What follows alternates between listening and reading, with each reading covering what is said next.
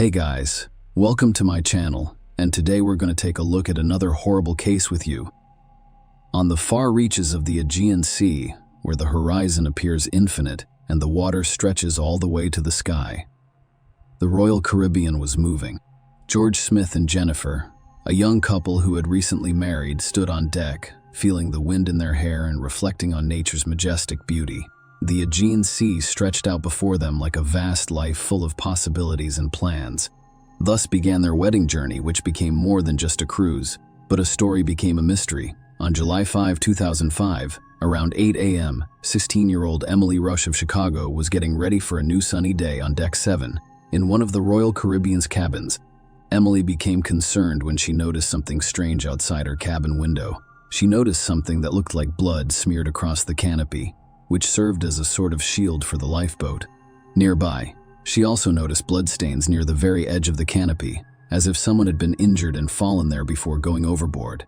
Emily couldn't help but notice the strange footprints and quickly reported them to the liner's staff. A slew of other passengers from neighboring cabins discovered the same frightening signs. On Deck 7, there was a lively and exciting discussion about what could have happened. Thus began a story that made front page news in numerous international publications. A happy young couple left for their honeymoon Mediterranean cruise a few days later. The happiness of young people was abruptly cut short by an inexplicable, terrible event that occurred in cabin 9062. The explanations for what happened were various and confusing, including an accident, a possible robbery, and even premeditated murder. The investigation became a puzzle for the police. Traces and evidence discovered on board pointed to several suspects, each with their own secrets. It appears that many were on the line or knew far more than they were willing to admit. What exactly happened that dark night on board? That is the question that detectives, journalists, and everyone else involved in this mysterious case are asking themselves. George Smith was a cheerful, inquisitive, and intelligent young man. He was born in Greenwich, a small town in Connecticut. His childhood was happy, filled with the joy and support of his family, which came first for George, and he remained close to his parents and sister Bray. His father, George Smith, sir, owned a liquor store and ran it himself. He saw the family business as more than a job. It was his true passion. George Smith, the younger, graduated from Babson College in Massachusetts in 2000 with a business degree. Following graduation, he spent several years in Boston as a computer data mining analyst. However, his heart has always been with the family business. George made an informed decision and returned home to help his parents run the store. Under his father's supervision, he would learn the ins and outs of the family business so that he could eventually take over the store and allow his parents to take a well-deserved vacation. In 2002, at one of his friend reunions, George Smith met a girl who later became his life partner. Jennifer, a Connecticut native, had recently received a job offer as an elementary school teacher. She was bright, beautiful, and ambitious, much like George. The young people were completely smitten with one another. George's parents were equally pleased with his chosen one. 3 years later, in 2005, George was 26 years old, and the couple decided to marry and begin a new chapter in their lives. They married at the Castle Hill Inn in Newport, Rhode Island, with the ceremony taking place on the ocean front. It was the ideal setting for such an important event in their lives. Following the ceremony, the newlyweds embarked on a wedding cruise aboard a luxury liner, one of Royal Caribbean's majestic ships. The 12-day tour involved sailing the beautiful waters of the Aegean Sea. Their journey began in Barcelona on June 29 and included stops on France's Côte d'Azur, then followed the coast of Italy. On the ship, George and Jennifer quickly made friends with another couple and a young man named Askin from California. Josh Askin, a 20-year-old man with a great sense of humor, quickly became George's friend, and the couple enjoyed spending time together. When the liner moored off the Italian coast on July 1, they decided to go on land and have some fun together. On July 1, young people spent the entire day traveling around the island, walking through the narrow streets of its old town, swimming in the cleanest gas, and sampling local cuisine and cozy taverns.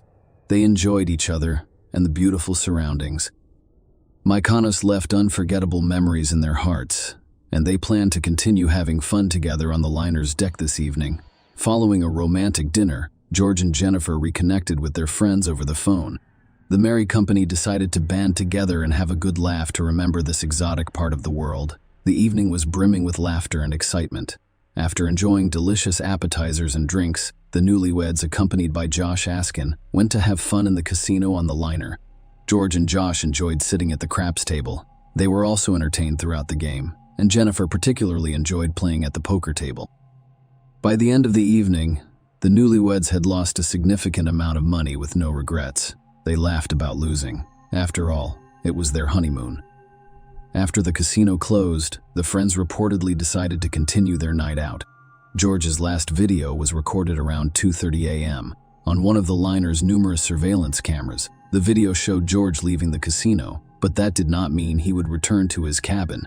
A mysterious plot began to unfold early on June 5, 2005, on the Greek island of Mykonos.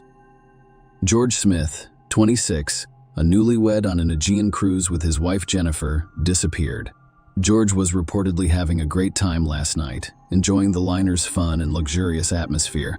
Everything seemed harmless that night, but the sequel was much darker. The captain of the ship investigated the cabin beneath the window where strange footprints had been discovered, as well as the location on deck.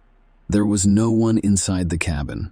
The available footprints and evidence suggested that something serious had occurred. The potential disappearance of the newlyweds was linked to violence. The news spread quickly among all of the liner visitors, and there was panic aboard the ship. Passengers were disturbed by the strange events, and December 7 was closed off. No one was allowed in or out of their cabins. The ship's crew thoroughly searched every establishment on the liner in the hopes of finding George and Jennifer. Following the discovery of blood, the newlyweds were thought to have mysteriously vanished. He took control of the situation. The senior officer went to their stateroom to investigate what was going on. Based on all available traces, it was speculated that George may have fallen overboard the ship. Meanwhile, on the other side of the ship, the search for the young couple was ongoing. By Tenham. Jennifer was discovered in the ship's spa, where she was enjoying a pre-arranged massage session. Her facial expression conveyed deep surprise and concern. She claimed to be unaware of her husband's whereabouts and hadn't seen him since the previous night. Jennifer revealed that when she awoke this morning, her husband was not present. At first, she didn't think it was unusual because he had spent the night with friends and woke up in another cabin. So she went to a spa instead of looking for her husband, unconcerned about his absence. At noon, Turkish authorities arrived on board to begin an investigation. The ship's captain reassured the concerned passengers, stating that the unusual events necessitated cooperation with local authorities. He emphasized that it was a necessary step to clarify the situation and expressed optimism that it would be resolved soon. The police officers began questioning the missing man's wife, Jennifer. Her agitated demeanor and apparent lack of knowledge about her husband made her the primary suspect. She stated that she had not seen George since the previous night and that men in white uniforms from the Royal Caribbean had arrived at her door, announcing that her husband may have fallen overboard. They also noticed blood on the boat's awning. After that, there was no room for doubt. Something terrible had occurred to George. Investigators examined cabin 9062 aboard the cruise ship. This cabin was a mess. Perhaps it was the result of a hasty search, or even a struggle. In the bathroom, fingerprints were found on the balcony railing, as well as small drops of blood on the carpet and towel. Turkish investigators also discovered 2 small bloodstains on the bedding, each measuring about 2 centimeters long. The samples were identified, and the blood belonged to George. All evidence suggested that George had been traumatized inside the cabin prior to his mysterious disappearance. The investigators' attention was drawn to a chair on the balcony that had been repositioned so that they could sit next to the railing. They discovered marks on the railing that appeared to be caused by someone sitting on it. Many, including the ship's captain, suspected George had fallen from the balcony. However, the high railing and the presence of blood on the boat's awning and inside the cabin raised suspicions that a murder had occurred. Investigators began reconstructing the events of that night, attempting to determine who George was spending time with and what may have caused the tragedy. The investigation had only just begun, but it was clear that they were dealing with a complex and dark story filled with mysteries and unexpected twists and turns. When Turkish authorities entered the ship to investigate George Smith's disappearance, they decided to begin by questioning the group of boys with whom the newlyweds had spent the previous night. The situation remained mysterious, and any detail could be crucial in solving it. Members of the company revealed that George and Jennifer had drank too much that tragic night. According to them, George was intoxicated, so they assisted him back to his cabin, where they put him to bed, removed his shoes, and left him alone. They also said they couldn't find Jennifer and assumed she'd returned to the cabin later. However, Josh Askin's testimony contains a number of discrepancies. He claimed that he witnessed Jennifer leave with a casino employee named Lloyd. Josh believed the two of them had a passionate connection, and they made no effort to hide their feelings in George's presence. However, video camera footage revealed that Jennifer stumbled away at 3:30 a.m., leaving George with her new friends, and Lloyd's keycard data indicated that he returned to his cabin at 3:25 a.m., as confirmed by his girlfriend, whom he woke up upon entering the cabin. These discrepancies raised additional questions for investigators, leading them to believe that Josh Askin may have had his own reasons for concealing some critical information. The investigation continued, and with each new detail, the story became increasingly mysterious. Greg Rosenberg, a 19-year-old man, was on a cruise with his family and friends with this company, which also employed his cousin Zach Rosenberg and a close friend Rostislav Kaufman, all of whom, despite their Russian roots, held American passports and lived in New York City. The excitement began in the casino, where Jennifer and Greg Rosenberg decided to try their hand at poker. The mutual gambling continued until late at night. When the casino closed at 2:30 a.m., the group of guys decided to continue having fun together. They went to the disco and continued to dance and consume alcohol. Lloyd, the casino manager, was also spotted at their workplace. He joined in the fun as the young man continued with their nightly entertainment. The events of the night, as described by the witnesses, then begin to diverge as the group's individual members dispersed to their cabins. Deep into the night, the boys were visibly drunk and rowdy. According to the ship's rules of order, delivery for people who are loud and behave inappropriately will be blocked. When the liner's staff refused to serve drunken passengers, the young people remembered that they had a bottle of absinthe purchased on a walk on the island of Mykonos. However, cruise passengers were not permitted to consume their own alcohol.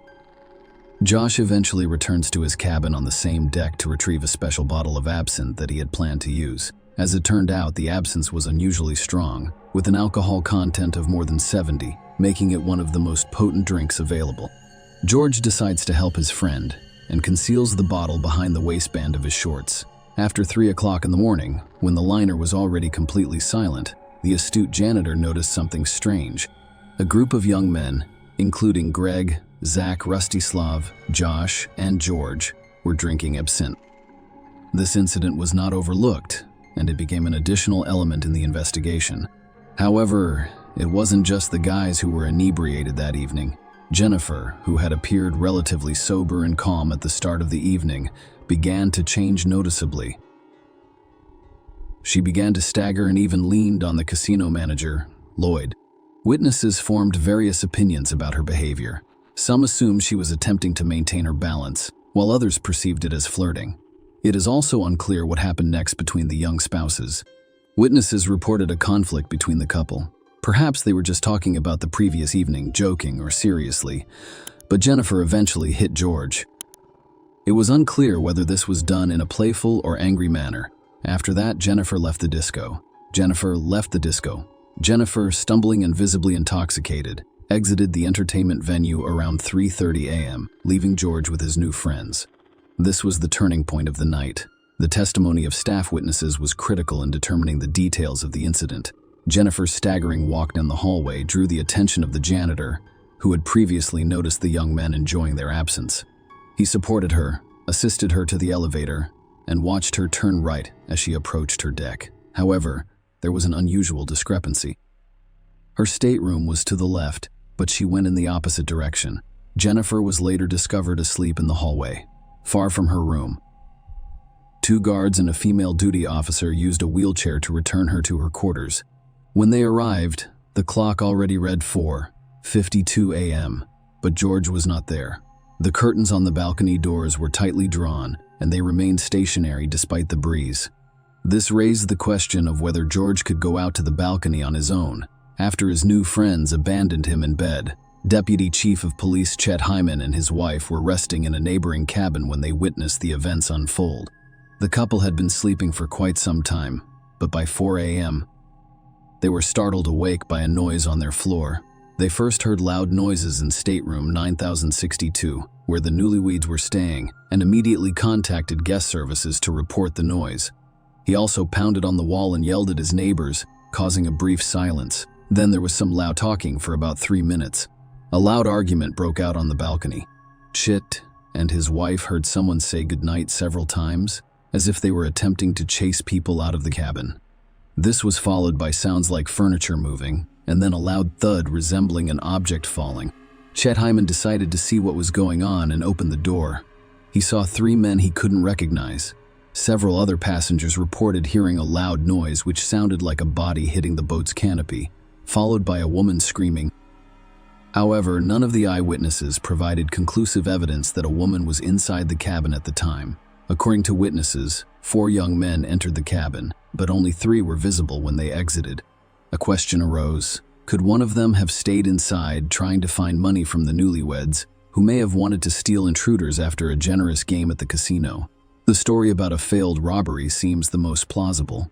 However, there are alibis for the 3 boys, Greg, Zach, and Rustislav, who were allegedly in another stateroom just minutes after Chet Hyman noticed the 3 unknown men.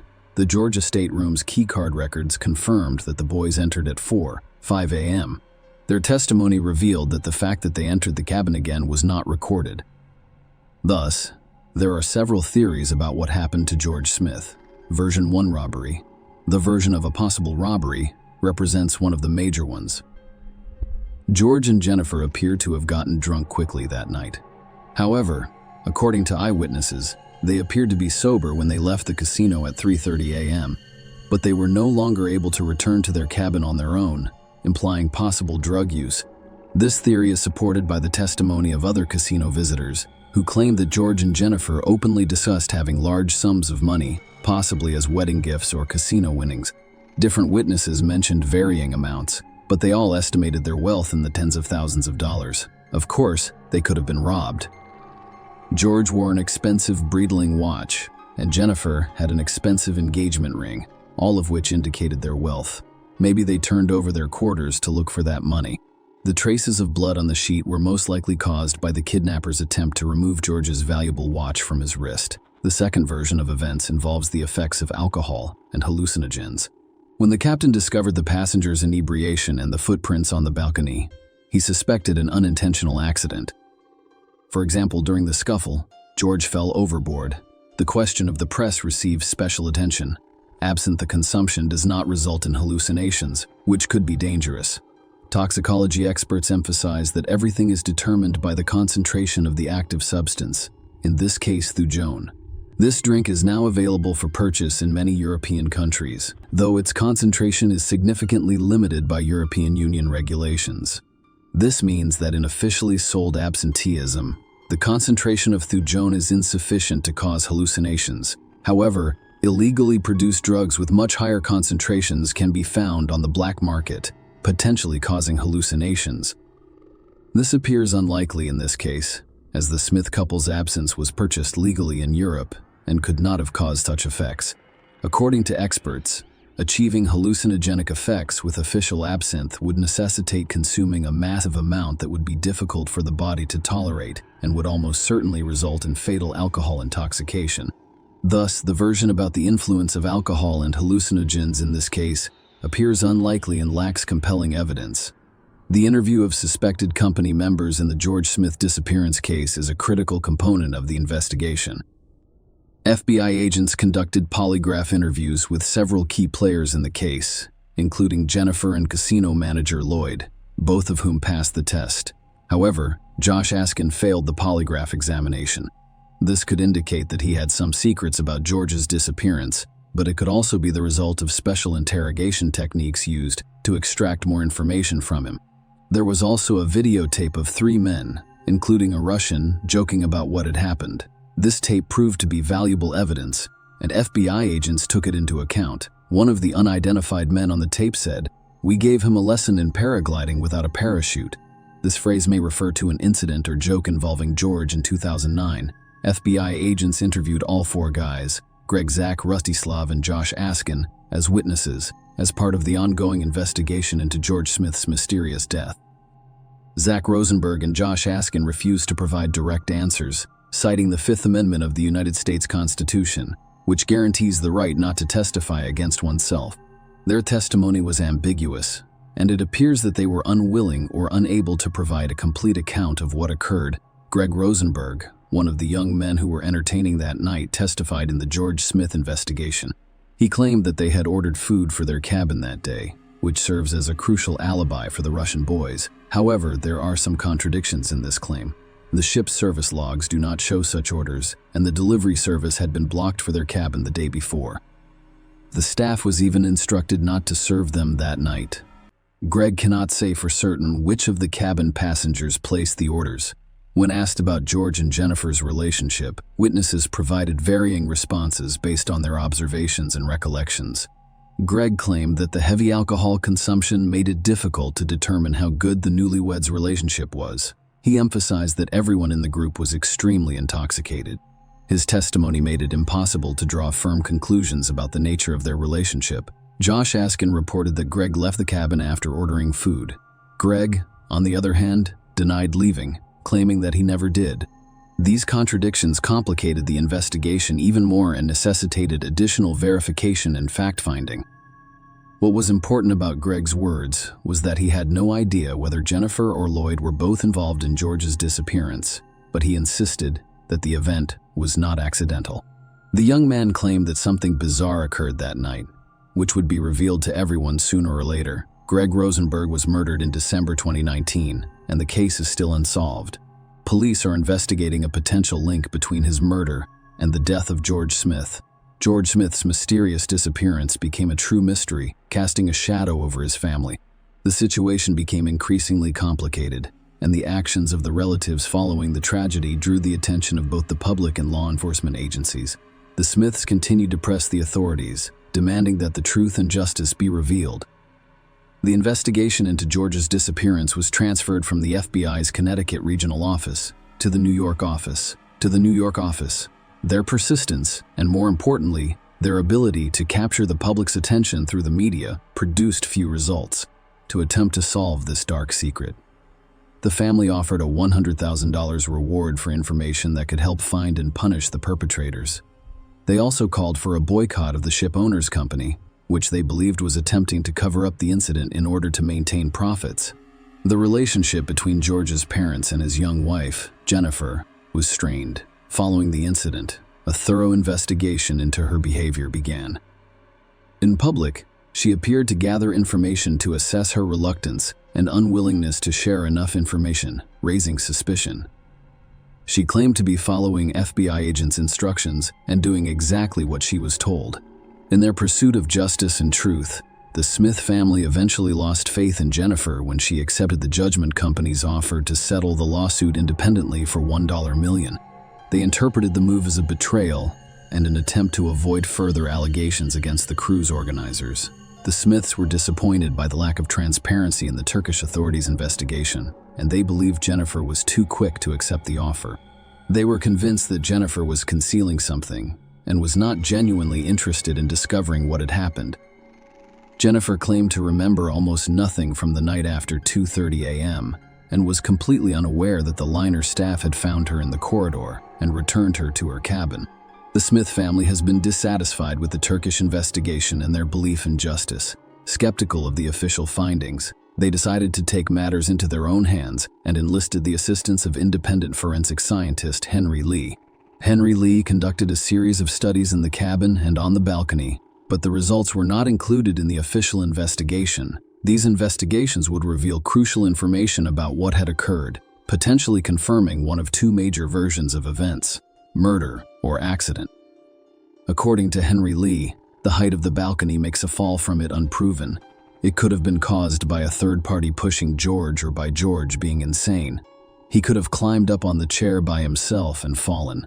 However, the latter version raised numerous questions and concerns. The expert planned to conduct an experiment using a dummy to simulate a fall from the balcony. However, the owner of the liner refused this request. George's relatives claimed that this decision was made to thwart their efforts to discover the truth. Henry Lee also conducted investigations in the cabin, on the balcony, and aboard the boat.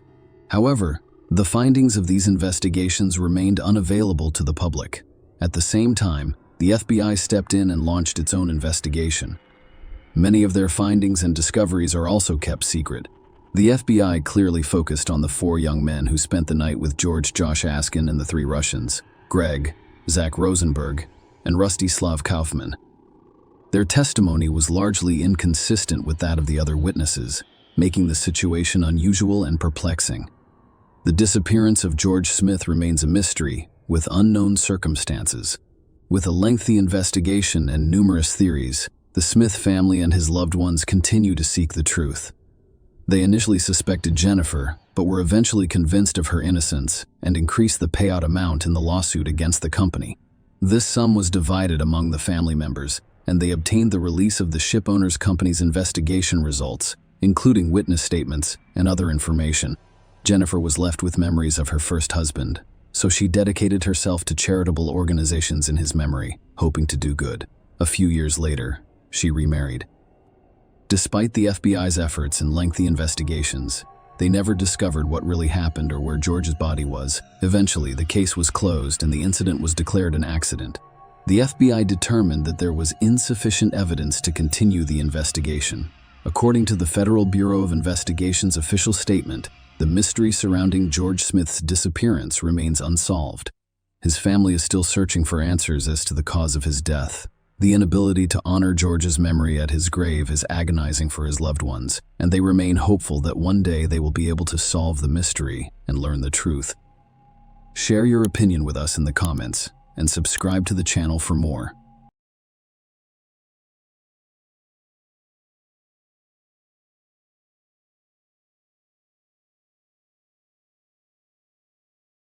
Hey guys, welcome to my channel, and today we're going to take a look at another horrible case with you.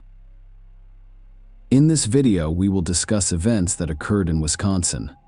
Shannon Manny, 21, was supposed to pick up her younger brother from school on April 13, 2018, but she didn't show up and her phone was off.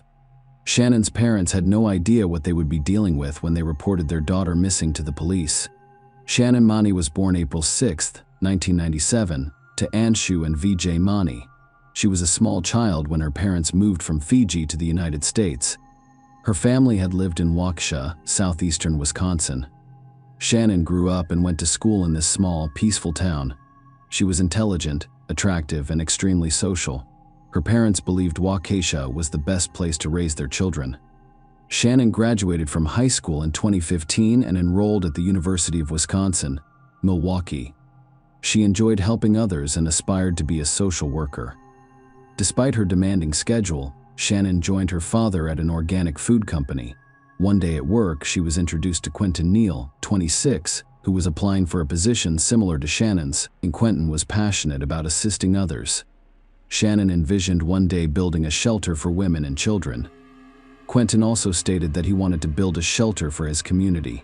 With similar interests and perspectives on life, Shannon and Quentin became close quickly. The friendship between the two turned into a romance. Shannon was overjoyed to have met Quentin, and before long they were living together. Quentin cared for Shannon, and she ensured that their relationship was happy. They were planning their future until Shannon vanished. Shannon did not pick up her younger brother from school or show up for work on April 13, 2018. Her phone was turned off, and she had not informed anyone that she would be missing her work shift. On the same day, her parents went to the police station because they couldn't figure out where their daughter was. Detectives initially suspected Shannon had simply escaped or gone somewhere with friends due to her young age. However, her parents rejected the suggestion because such behavior was unusual for their daughter. She simply wasn't the type of person who would turn off her phone and spend time with her friends while her family was worried. Shannon's mother provided details that prompted investigators to take the case much more seriously. At the time she vanished, Shannon was 4 months pregnant. Women who are pregnant rarely disappear unless something bad happens to them. Shannon still had some money. documents, and other valuables in her room. That was another concerning factor. Shannon's parents told investigators that the child's father was 27-year-old Quentin Neal. However, when they called Quentin, he said he had no idea where their daughter was. Shannon had recently moved in with her parents, and Quentin claimed he had not seen her that day. The investigators called Quentin and asked him to come to the police station because they had questions they wanted answered. Quentin appeared anxious and stated that he would rush to the police station. When he arrived, Shannon's parents were still present. Quentin informed the investigators that the last time he saw Shannon was over 24 hours ago, when she was leaving his house to pick up her younger brother from school. They had only exchanged a few text messages and had not communicated again since. When investigators asked Quentin where he thought Shannon might be, he couldn't answer because Shannon's life revolved around school and work. Until that day, she had always communicated with her loved ones. However, Quentin remembered that another guy expressed interest in her despite knowing she was in a relationship and expecting a child. According to Quentin, this guy never stopped pursuing Shannon's affection, even after she asked him to leave her alone. Because jealousy frequently leads to reckless behavior, the investigators immediately labeled this man as a potential threat. The next day, police began interviewing Shannon's friends in an effort to find new leads. Information about the search for the young pregnant woman was distributed to all Wisconsin police stations. The first unsettling revelation came that same day Shannon's car was discovered in Milwaukee, about 20 minutes from her home. Forensic investigators thoroughly examined the vehicle inside and out, but discovered nothing suspicious. There were no signs of a carjacking, a struggle, or any other evidence of a crime. Shannon's cell phone was not in the car. However, fingerprints belonging to 3 different people were discovered. One belonged to Shannon, the other to Quentin, but the identity of the other fingerprints was unknown, and the police had to find out who left them. That same afternoon, the man mentioned by Quentin was detained for questioning. While he stated that he was extremely upset to learn that Shannon was missing, he denied what Quentin said, claiming that he and Shannon were just friends, and that he had never attempted to have a romantic relationship with her. When questioned by investigators, he admitted that he once confessed his feelings for Shannon, but she told him that they could only be friends. Since then, he hasn't attempted to gain Shannon's affection. The guy's fingerprints were compared to those in Shannon's car, and they matched. However, he justified this by claiming that Shannon frequently drove him to university, so it was no surprise that his fingerprints were discovered in her car. He also stated that Shannon went missing while he was 100 miles away from Waukesha, attending a baseball game. The investigators checked his alibi and, once confirmed, ruled him out as a possible suspect. The investigator quickly received a surprising and extremely important lead. In this case, Anshu Mani discovered her daughter's Apple Watch and viewed some of Shannon's text messages before returning to the police station. She handed over the watch to the investigators for examination. The investigators began reviewing Shannon's most recent text messages. They discovered some extremely interesting information. Quentin claimed that he did not meet Shannon on the day of her disappearance, but the text messages proved otherwise. On the day Shannon went missing, the two of them texted each other and agreed to meet. This means Quentin lied to both the investigators and her parents. And with this new piece of information, Quentin became the primary suspect in the case. While still looking through the messages and Shannon's watch, the investigators discovered that not everything was perfect in her relationship with Quentin. There were messages proving Quentin had been abusive to the mother of their unborn child. Shannon was taken aback by how her lover treated her. Quentin apologized for his behavior and pleaded with her not to abandon him. Shannon suggested that they take a break from the relationship. All of this information, combined with the fact that Quentin had a criminal record, led investigators to believe that he was not a good guy. Quentin was on parole after serving time in prison for robbery. Shannon's parents say he has been arrested multiple times for assault and misdemeanor offenses. They had recently grown distrustful of Quentin because their daughter was almost always depressed. Quentin was emotionally unstable about Shannon's pregnancy. Shannon informed her parents that she was pregnant. They met with Quentin, and he promised to look after Shannon and the baby, claiming that he had always wanted to have his own children and such. However, according to Anshu Mani, a few days after that conversation, Quentin texted her some strange messages in which he stated that he was wrong and did not want the baby. He wrote that Shannon should have an abortion. Police attempted to locate Shannon's cell phone and discovered it was last active on the afternoon of April 13th. In the area where Quentin lives, Shannon's mother asked how the severe bruising on her arms had occurred. Shannon began crying and explained that she had been beaten by Quentin, who had entered her vehicle and began punching her with his fists. Shannon eventually forgave Quentin and resumed her relationship with him, despite her parents' requests that she end the relationship. With all of this information at their disposal, investigators became concerned that Shannon might not be alive. They promptly requested a search warrant and proceeded to Clinton's home. At first glance, there appeared to be no evidence of a crime scene. It was clean, with no evidence of a fight or broken furniture or objects. Forensics sprayed the first floor with luminol, but discovered nothing. However, when they went down to the basement and sprayed luminol, the walls and floor glowed. There were marks all over the place, indicating that Shannon had most likely died. Quentin Neal was arrested and taken to the police station before being interrogated. The investigators examined the contents of his phone and discovered that he had been looking for lies online. He appears to have intended to use this chemical to conceal evidence of the crime. Throughout the questioning, Quentin repeatedly claimed that he had no idea where Shannon was and had no connection to her disappearance. However, this time the investigators had solid evidence, so Quentin began to change his testimony. He eventually admitted he was willing to confess to everything. He admitted that he had killed Shannon. But what really surprised the investigators was that he claimed he was acting in self-defense. He stated that Shannon came to his house that day to talk about their future and their child. They began to argue, and Shannon, according to Quentin, walked into the kitchen and took a knife and a gun that had been stored there for emergencies. Shannon began to threaten him, and he felt compelled to act quickly. They got into a fight, and Shannon died as a result. Quentin proceeded to tell the investigators that he was acting in self-defense. The investigators didn't believe his story because he had no defensive wounds on his body, but they continued to listen to him. According to Quentin, when he realized he had done something irreversible, he panicked in the basement of his house, where everything had occurred. He kept a large suitcase in an attempt to conceal the crime's evidence. Quentin Neal led the police to a storage unit about 6 miles from his home. That's where he'd hidden the suitcase. Shannon's lifeless body was discovered there, with her wrists and ankles tied with duct tape, making Quentin's claim of self-defense even more absurd. Shannon died as the result of 2 bullet wounds to the head, according to forensic experts. In addition, she had wounds on her body from knives. Shannon's parents' worst nightmare came true when detectives informed them of their daughter's death.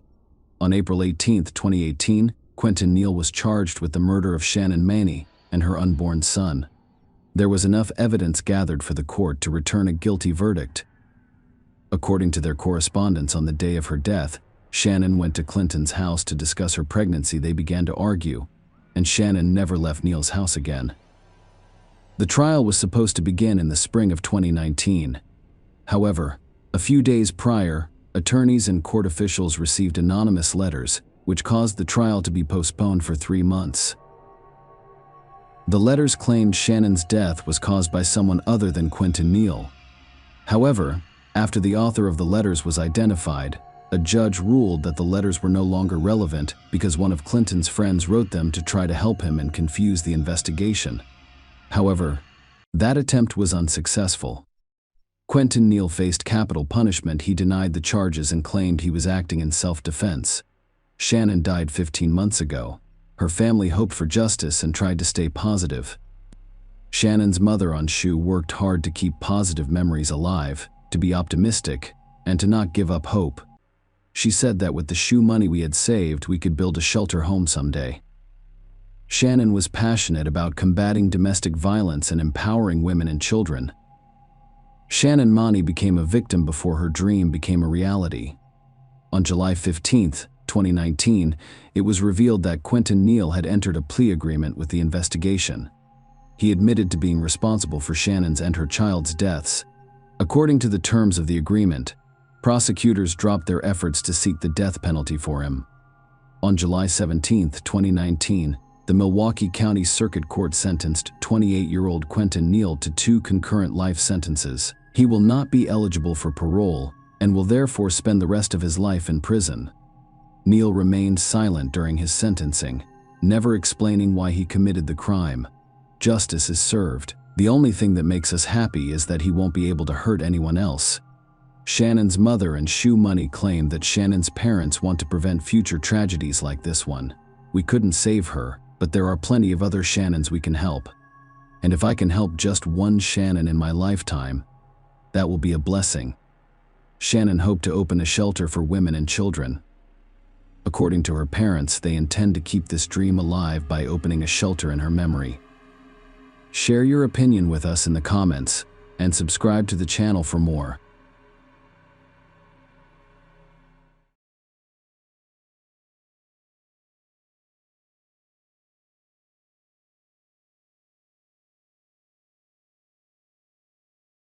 Hey guys, welcome to my channel, and today we're going to take a look at another horrible case with you. In this video, we look at a story from 2021 that involved 2 countries far apart.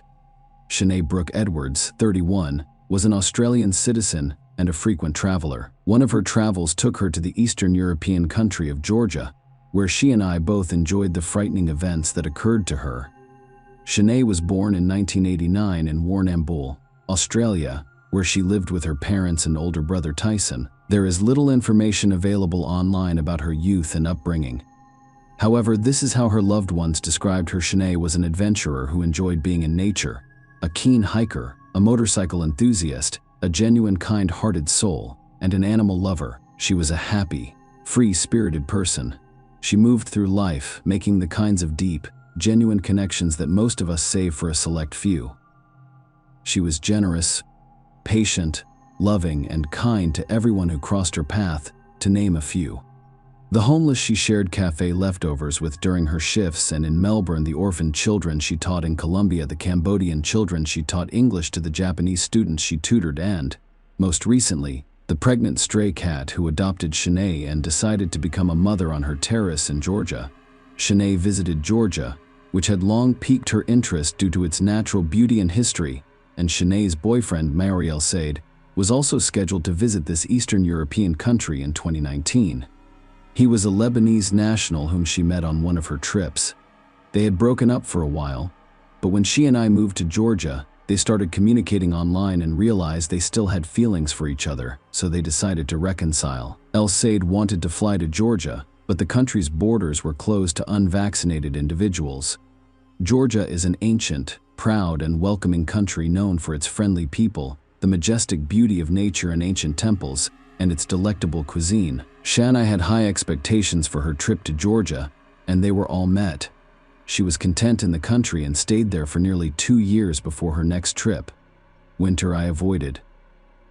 I lived in Tbilisi, Georgia's capital, and taught English, which helped her earn a living while also allowing her to travel around the country and discover new and interesting places. She eventually made friends who shared her passion for travel. On July 29, 2021, she shared this photo on her social media account, captioned with the word joy. The photograph was taken during a scenic motorcycle ride. Shanae was a big fan of motorcycles. The next day, July 30th, 2021, was sunny, so should I go hiking up Mtatsminda? Please don't be too harsh on me if I mispronounce the name of this place. Mtatsminda, which means Holy Mountain, is a major attraction in Georgia's capital. The Temple of Saint David Mtatsminda, located on the mountain's slope and surrounded by dense evergreen vegetation, is a popular tourist and city resident destination. On the 730-meter-high mountain, there are observation decks that overlook Tbilisi, an amusement park, a Ferris wheel, and a restaurant.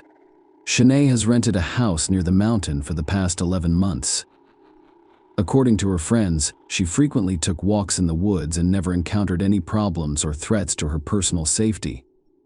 On July 30th, 2021, She left the house around 3:30 p.m. Surveillance cameras caught her walking leisurely through the city streets toward the hiking trail.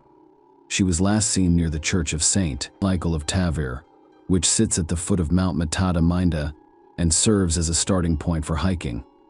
In the evening, she was supposed to meet some friends at a cafe in the capital, but she never arrived. Attempts to contact her by phone failed. She then denies that friends decided to file a missing persons report with the police. Around the same time, Shanae's friend in California sounded the alarm at 4:32 p.m. Shanai called her, and when she answered, she could hear her screaming, "Please let me go. Okay, just let me go." You could tell Chennai was being attacked and wanted to be left alone. The call was disconnected. When her friend attempted to call back, no one answered. Different sources describe it differently. Shanae, a friend from California, did the following. Some news is out. Let's write that she posted to a Facebook group with members from various countries who are currently living in Georgia, asking someone to contact the police to report the disturbing call. Other sources claim she denies that her friend contacted the Georgian police and told them everything. Whatever the case, it is certain that within hours of Shanae's terrifying phone call, Georgian police became aware of it and immediately began to investigate the information they had obtained. Several hundred police officers and volunteers participated in the search. The search area was large, so numerous groups combed the slopes of Mount Antatsmanda. Police used search dogs and drones. Shanae could not be located before sunset. She hadn't returned home, her phone was turned off, and she hadn't gone to any of the nearby hospitals for assistance. This was not a good sign, as was confirmed the following day. Unfortunately, Shanae Brooke Edwards, 31, was discovered dead near a hiking trail on July 31st, following an extensive search. The perpetrator attempted to conceal the evidence of the crime, so he hid the body under tree branches while leaving the crime weapon. A knife was discovered not far from the body. Shanae's phone was eventually discovered on the mountainside. Upon further examination of the crime scene, police discovered an old, rusted shovel, a fireplace, used needles, and numerous empty bottles. Georgia's interior minister told local media that the police had some information that needed to be kept private in order to conduct the investigation. The ministry and police officers are doing everything possible to find the perpetrator. He stated that during the forensic examination of Shanae's body, 13 stab wounds were discovered, 5 of which were in the neck area, which indicated only one thing to the police. The perpetrator clearly intended to kill the young woman. Her neck showed signs of strangulation. Following her denial, authorities officially confirmed her death. The media reported that the crime was motivated by lust. The Georgian police, however, denied this information, stating that the forensic medical examiner found no evidence of a crime against the woman's integrity. Shanae's enraged boyfriend, Maoriel Said, has vowed to find the perpetrator and exact revenge, no matter how long it takes. "Right now, I only have one mission in life: vengeance." He stated, "I don't care if I spend the rest of my life behind bars, justice will be served, and the criminal will suffer as much as Shanae did." Shanae's death devastated her friends and was especially difficult for her family, who lived on another continent. The relatives had to deal with the issue of transporting the body home, while the police had to find the perpetrator. There is no doubt that the police are directly responsible for crime prevention and criminal investigation. However, in this case, there was another significant factor.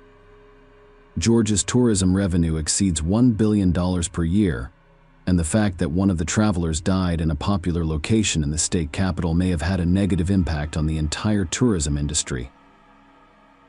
The police interviewed over 200 people, including friends, co-workers, Shanae's neighbors, and park employees, and they investigated visitor routes as well as video footage of her movements that day.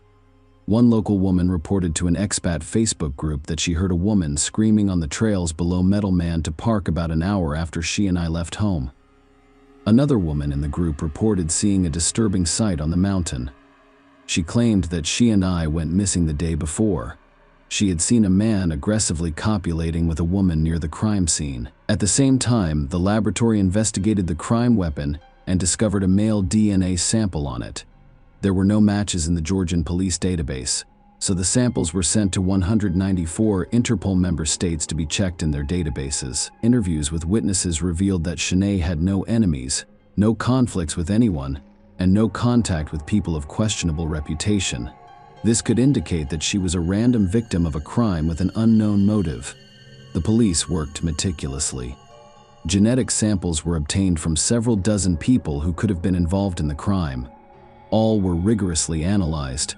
As a result of extensive and multifaceted investigation efforts, the list of alleged perpetrators was narrowed until a DNA match was discovered. 40 days after Sinead's death, Brooke Edwards, Georgia, police released the following statement based on evidence gathered during the investigation, which included testimony, surveillance tapes, genetic tests, and other evidence. According to the court's decision, the defendant, a man born in 1988, was arrested on September 8th of this year. Rafael Mursakulov, a Georgian citizen, was detained. His lawyer told reporters that Miraculous denies all of the charges against him, including robbery and taking Sinead's life. Brooke Edwards. He pleads not guilty. He had no involvement with the case. I have already seen him. We talked and decided on a position. He is exercising his right to remain silent. According to the lawyer, when information about the suspect's identity leaked to the press, Mursakulov's image was broadcast on television.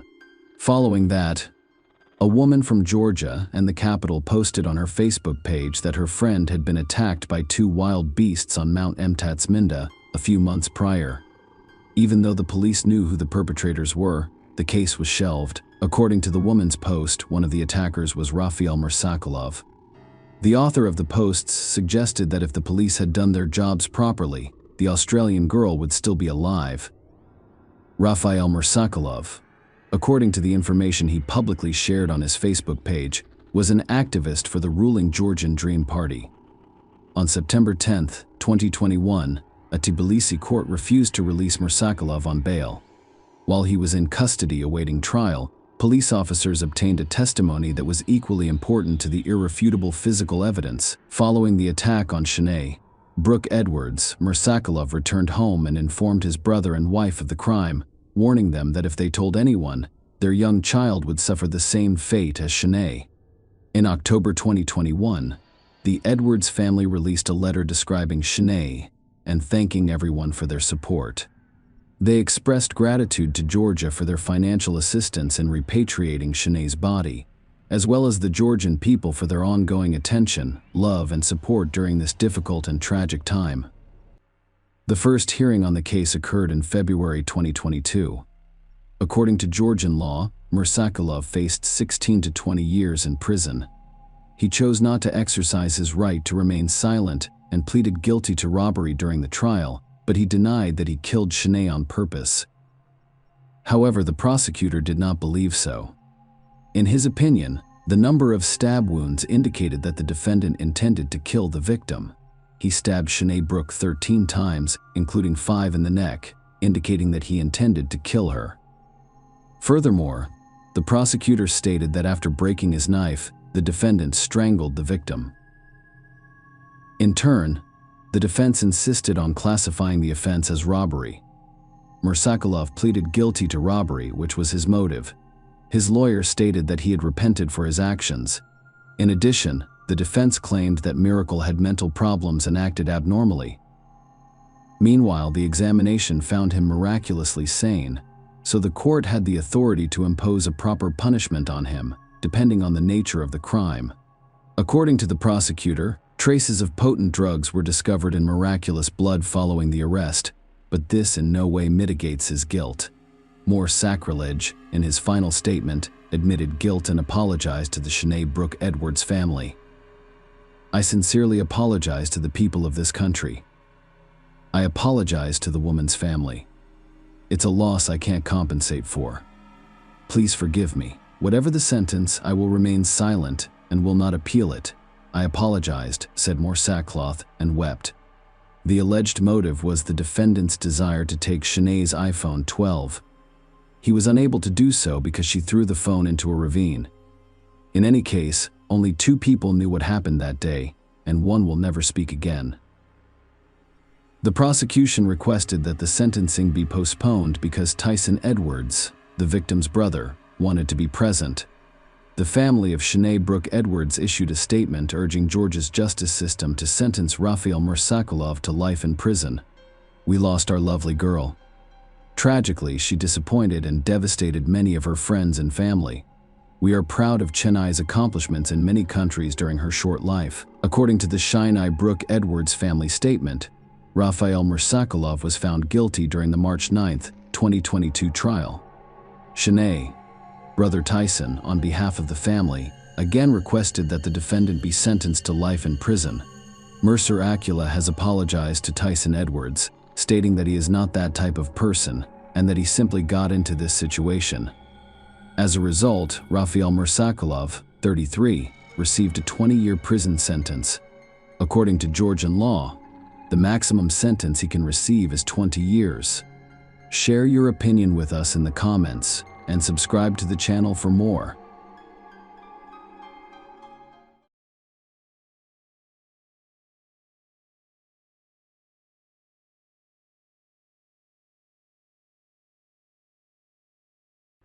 Hey guys, welcome to my channel, and today we're going to take a look at another horrible case with you. This video discusses events that occurred on October 2nd, 2009, in the Canadian city of Laval. Natasha Cournoyer, 37, did not come to see her mother. She didn't answer the phone and wasn't home. It quickly became clear that none of Natasha's friends or co-workers saw her that day. Around 5 p.m., her relatives filed a missing persons report, and the police began their investigation. Natasha was a public relations specialist for the Correctional Service of Canada. First, the detectives decided to go to her workplace and interview her co-workers. When they arrived, Natasha's car was still parked in a nearby lot. At that point, a man was standing near her car. He was nervous and acted strangely. In his conversation with the police, he stated that he and Natasha were in a relationship and that he was there to figure out where she could have gone. The man's name was Michel Trottier. Natasha's car had scratches on its back door. However, it was unclear whether this was related to her disappearance or if the scratches had appeared earlier. There was no reason to suspect Michel Trottier of involvement in Natasha's disappearance, so the detectives continued their investigation. After speaking with Natasha's co-workers, they discovered she was at work on October 1st, 2009.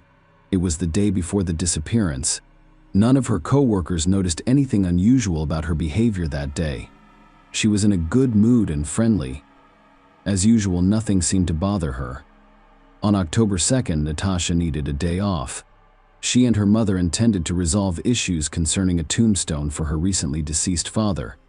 As a result, on October 1st, she worked longer hours than usual and left the building around 8 p.m.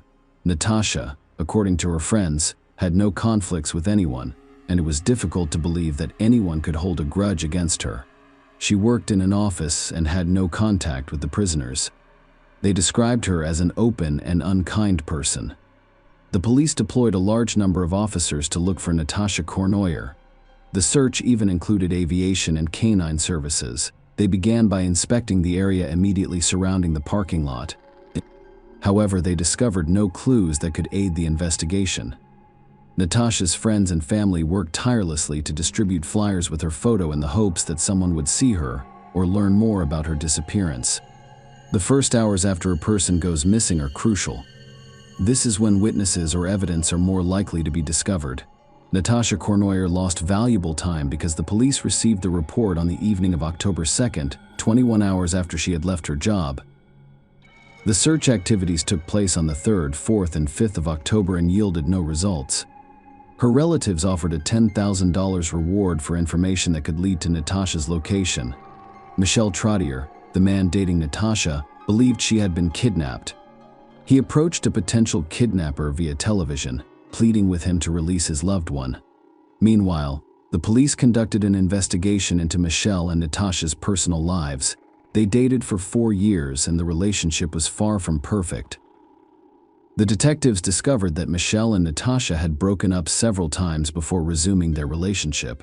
The police investigated all possible explanations for the woman's disappearance, reconstructing the events of Natasha's last day at work. The detectives gained access to CCTV cameras both inside and outside the building in which she worked. She entered the building at 9:04 a.m. Natasha drove to work and parked in an open lot. There were a few free parking spaces that morning, so she parked on the opposite side of the street. After reviewing the recordings, they discovered that Natasha left the building at 8:07 p.m. Another video confirmed that she went to the location where she parked her car, but the parking lot had poor lighting. Natasha eventually vanished into the darkness. After a few minutes, you could see the car's headlights turn on. The car began to move to the opposite side of the parking lot, rather than towards the exit. This location also had poor lighting. The car's headlights turned off when it came to a stop. After about 20 minutes, the vehicle began to move toward the exit, and it wasn't Natasha's car because she drove a Mazda, as evidenced by other Ford Windstar minivan records in the video. It also turned out that this car entered the parking lot at 6:35 p.m. and parked next to Natasha's car. Based on what they saw in the video, the police concluded that Natasha's disappearance was most likely a kidnapping on the 5th day of the search, October 6, 2009. That was no longer about a missing person, but about the loss of a person's life. They discovered Natasha's body in a vacant lot in the Point-Au-Trumbull neighborhood, about 20 miles from where she worked. The body lay next to a dirt road leading to the riverbank. Natasha's family and friends were devastated to learn of her death. They felt even worse after hearing the medical examiner's report. Natasha died due to strangulation. Before she died, someone hit her 9 times in the face, breaking her nose. Marks on her wrists and ankles indicated that she had been tied up at some point in her life. They discovered seminal fluid inside the body. It served as a source of DNA. While awaiting the results of the DNA analysis, the detectives attempted to identify the owner of the minivan seen on the day Natasha vanished in 2009. There were 2 motels near where she worked 10 days after the body was discovered on October 16, 2009. The police went to both of them and checked the cards that guests fill out at check-in. The police discovered that a man who identified his vehicle as a Ford Windstar was staying at the Lido Motel on the day Natasha Cournoyer went missing. The man was identified as 48-year-old Claude LaRouche, a registered sex offender who had served 2 prison sentences in 1993. The court sentenced him to 1 year in prison and 2 years probation for forcing a 19-year-old acquaintance to engage in sexual intercourse. In 2005, the court sentenced LaRouche to 40 months in prison for attempting to kidnap a 7-year-old girl who miraculously managed to escape his grasp and run into a neighbor's home. Consider this: for attempting to kidnap a 7-year-old child, he was sentenced to 40 months in prison. Please leave a comment below with your thoughts on this punishment. Is it not too soft? LaRouche regained his freedom in November 2008. He began working as a carpenter and married a woman with 2 sons in 2009. They all live in the same house, which is about a 10-minute drive from the parking lot where Natasha Cournoyer went missing. So, as I previously stated, the detectives discovered that Claude LaRouche stayed at a motel the night Natasha disappeared. They summoned forensic experts to the room where he was staying. They discovered badly rubbed dark red stains on the carpet and sent samples for analysis. On the same day, the detectives went to the address where LaRouche lived to speak with him. Because of the nature of the previous cases for which he had been imprisoned, the police already had his DNA. However, they needed time to compare it to the DNA discovered on Natasha's body. The man denied knowing Natasha Cournoyer, but admitted to frequenting the Lido Motel because it was cheap. According to his story, he was dissatisfied with his intimate relationship with his wife and frequently rented a room in a motel where he called women offering sexual services for money. When asked where he was and what he was doing on October 1st, the day Natasha went missing, LaRouche said he had no memory of anything, including his stay at the Lido Motel. LaRouche attributed this memory lapse to an excessive use of illegal substances. However, the memory returned to him quickly, albeit incompletely. On November 5, 2009, a month after the body was discovered, the detectives returned to his house, but this time they did not speak. The DNA analysis determined that the seminal fluid in Natasha Corner's body belonged to Claude LaRouche. Natasha's DNA was discovered in the motel room he rented and on the inside of his car. According to Montreal police, the victim did not know the suspect, and there was no link between the crime and the coordinator's work as a communications officer for the Correctional Service of Canada. "I believe that with the arrest of this suspect, citizens will feel safer on the streets," said Montreal Police Inspector Daniel Rousseau. The arrest caught LaRouche and his neighbors off guard. They described him as friendly and polite. The following day was November 6, 2009. Claude LaRouche became a suspect in the Natasha Cournoyer case. He initially denied his guilt, but after realizing there was sufficient evidence against him, he admitted to killing Natasha. However, he insisted that he did not want to do this and that her death was an accident. The trial took place in 2011.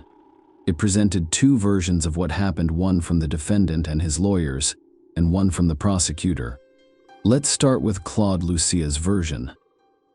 His testimony revealed that evening, he was waiting in the parking lot for an illegal substance vendor. LaRouche was sitting in his car when he noticed a woman appear beside him. It was Natasha. He attacked her, pushed her into the interior of his car, and then shut the door. He then talked to her, and Natasha agreed to accompany him to the motel. Memory lapses prevented Claude LaRouche from recalling why he stood on the other side of the parking lot for 20 minutes, and he miraculously remembered only the moments that could not be used against him. According to LaRouche, while they were in the motel room, Natasha offered to satisfy him in exchange for letting her go. He agreed after Natasha completed the task LaRouche had assigned her. They argued during this quarrel. LaRouche lost control, attacked her, and then strangled her. Then he cleaned the room, placed Natasha's body in his car, drove home, and went to bed. When the substances he had used stopped working in the morning, he realized he had done something irreversible and decided to dispose of the body. He cut up Natasha's documents and bank cards and threw them out the car window as he drove the body to the location where they discovered it. Once again, I emphasize that this is Claude LaRouche's version. The more he spoke, the more questions his story prompted. According to his words, the day after he removed the body, he returned to it and covered it with a blanket, fearing Natasha would freeze. Another day passed, and he returned to the body to get the blanket. LaRouche was concerned that the blanket would obscure Natasha's location. If we summarize everything he said, we can conclude that he did not remember something due to his clouded consciousness, and that some of his actions were irrational. Most importantly, he did not want to end Natasha's life. LaRouche attempted to persuade the trial participants of this. The prosecution's version was based on material evidence, but they also had a witness who claimed to have been walking his dog near the parking lot on the day Natasha Cournoyer vanished. He saw Claude LaRouche try to attack a girl who was jogging. However, when LaRouche noticed a man with a dog, he quickly left. Around 7 p.m., he attacked Natasha Cournoyer. An hour later, the prosecutor suspected that LaRouche had tied Natasha up and driven her to a motel against her will she never made it out alive. In June 2011, Claude LaRouche was found guilty and sentenced to life in prison with the possibility of parole after 25 years. During the trial, it was discovered that 2 weeks after his attack on Natasha Cournoyer, LaRouche attempted to strangle another woman, Dominique Martel, who bit his finger and fought back. Claude LaRouche was declared a dangerous criminal during the trial in this case, which means his sentence is indefinite under Canadian law, and he has little hope of being released soon. Natasha led a quiet and happy life. She had dreams and goals. This life was stolen from her by a man who had previously committed serious crimes, but his heir set him free. This man had a criminal record and lived among the people. How does a man who attempted to kidnap a 7-year-old girl end up in society? Why wasn't anyone keeping him under control? Natasha's family and friends are not spared from these questions. After all, if the system had worked differently and LaRouche had been where he belonged, Natasha would still be alive. Share your opinion with us in the comments, and subscribe to the channel for more.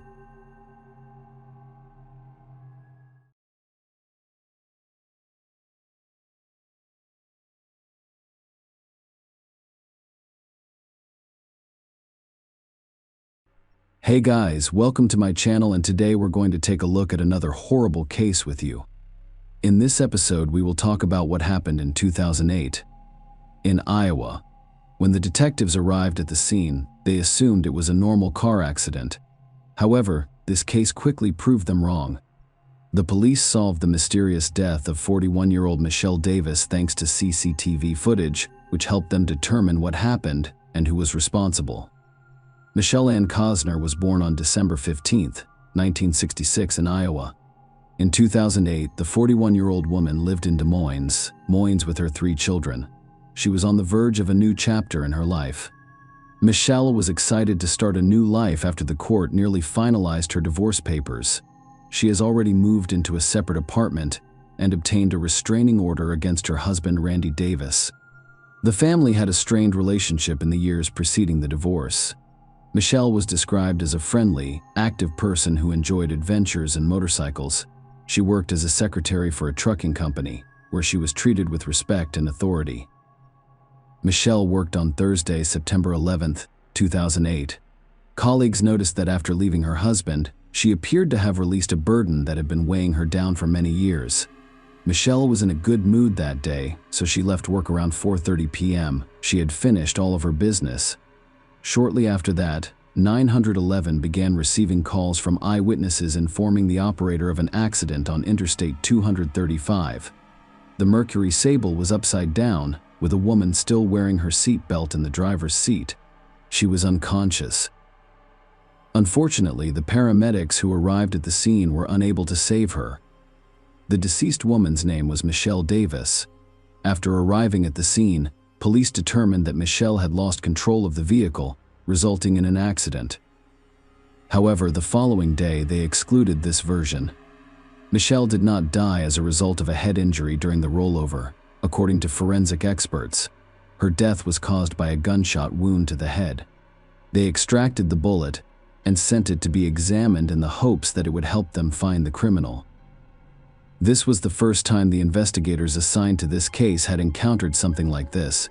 While awaiting the results of the ballistic examination, the local authorities decided to ensure the safety of those on the street. After all, what if Michelle was a random victim, not predetermined? What if the shooter didn't stop with one victim? There are many cars on this interstate, and each one could be a target for the distraught shooter. It was critical to resolve this case as quickly as possible. As a result, the police increased their patrols throughout the city. When it became clear that Michelle's death was not an accident, detectives went to the crime scene to determine where the shooter was and whether he left any traces. However, it yielded no results.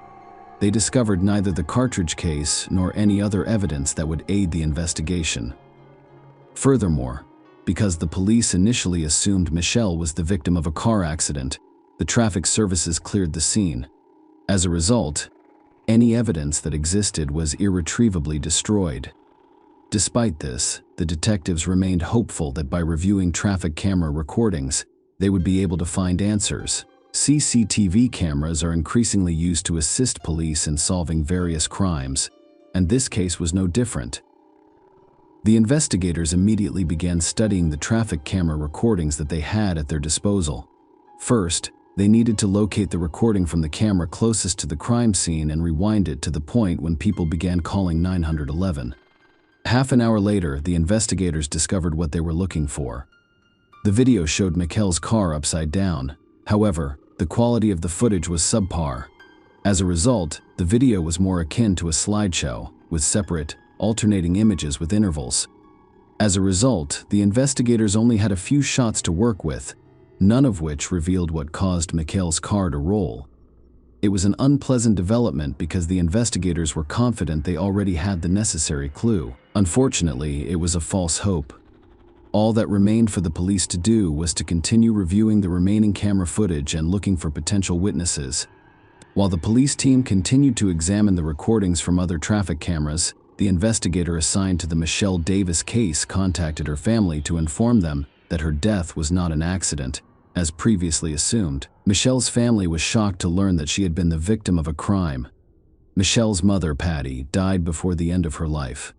Michael Lee Cosner, Michelle's father, sued over the deaths of his second daughter, his first daughter, and Michelle's older sister, Cheryl. Michael Cosner's first child died in 1965 when she was about a year old, and 43 years later, he has lost another. Outliving their children is the worst thing a parent can go through. Michelle's family informed the investigator that her life was gradually changing, and she had no financial problems. However, the family believed that Michelle's husband, Randy Davis, was the only person capable of causing her harm. After all, the court almost finalized their divorce, and she sought a restraining order against him. At the same time, another detective went to the company where Michelle worked to speak with her coworkers. That's how the investigators discovered Michelle had a close relationship with another man after splitting up with her husband. His name was Matt Jorgensen, and he was her colleague. According to Michelle's friend, the couple's feelings were mutual. However, because Michelle was in the process of divorcing Randy Davis, they decided to keep their relationship private, so only a few colleagues and close friends knew about it. As a result, the police had two potential suspects, Randy Davis and Matt Jorgensen. All attempts to contact Randy were unsuccessful. All calls went directly to voicemail. The investigators met with Matt to ask him about his whereabouts on the day Michelle died. He didn't hide anything, admitting that he and Michelle were romantically involved. As he stated, they never argued or fought. The man was stunned by Michelle's death, so he described in detail what he was doing on the day she died.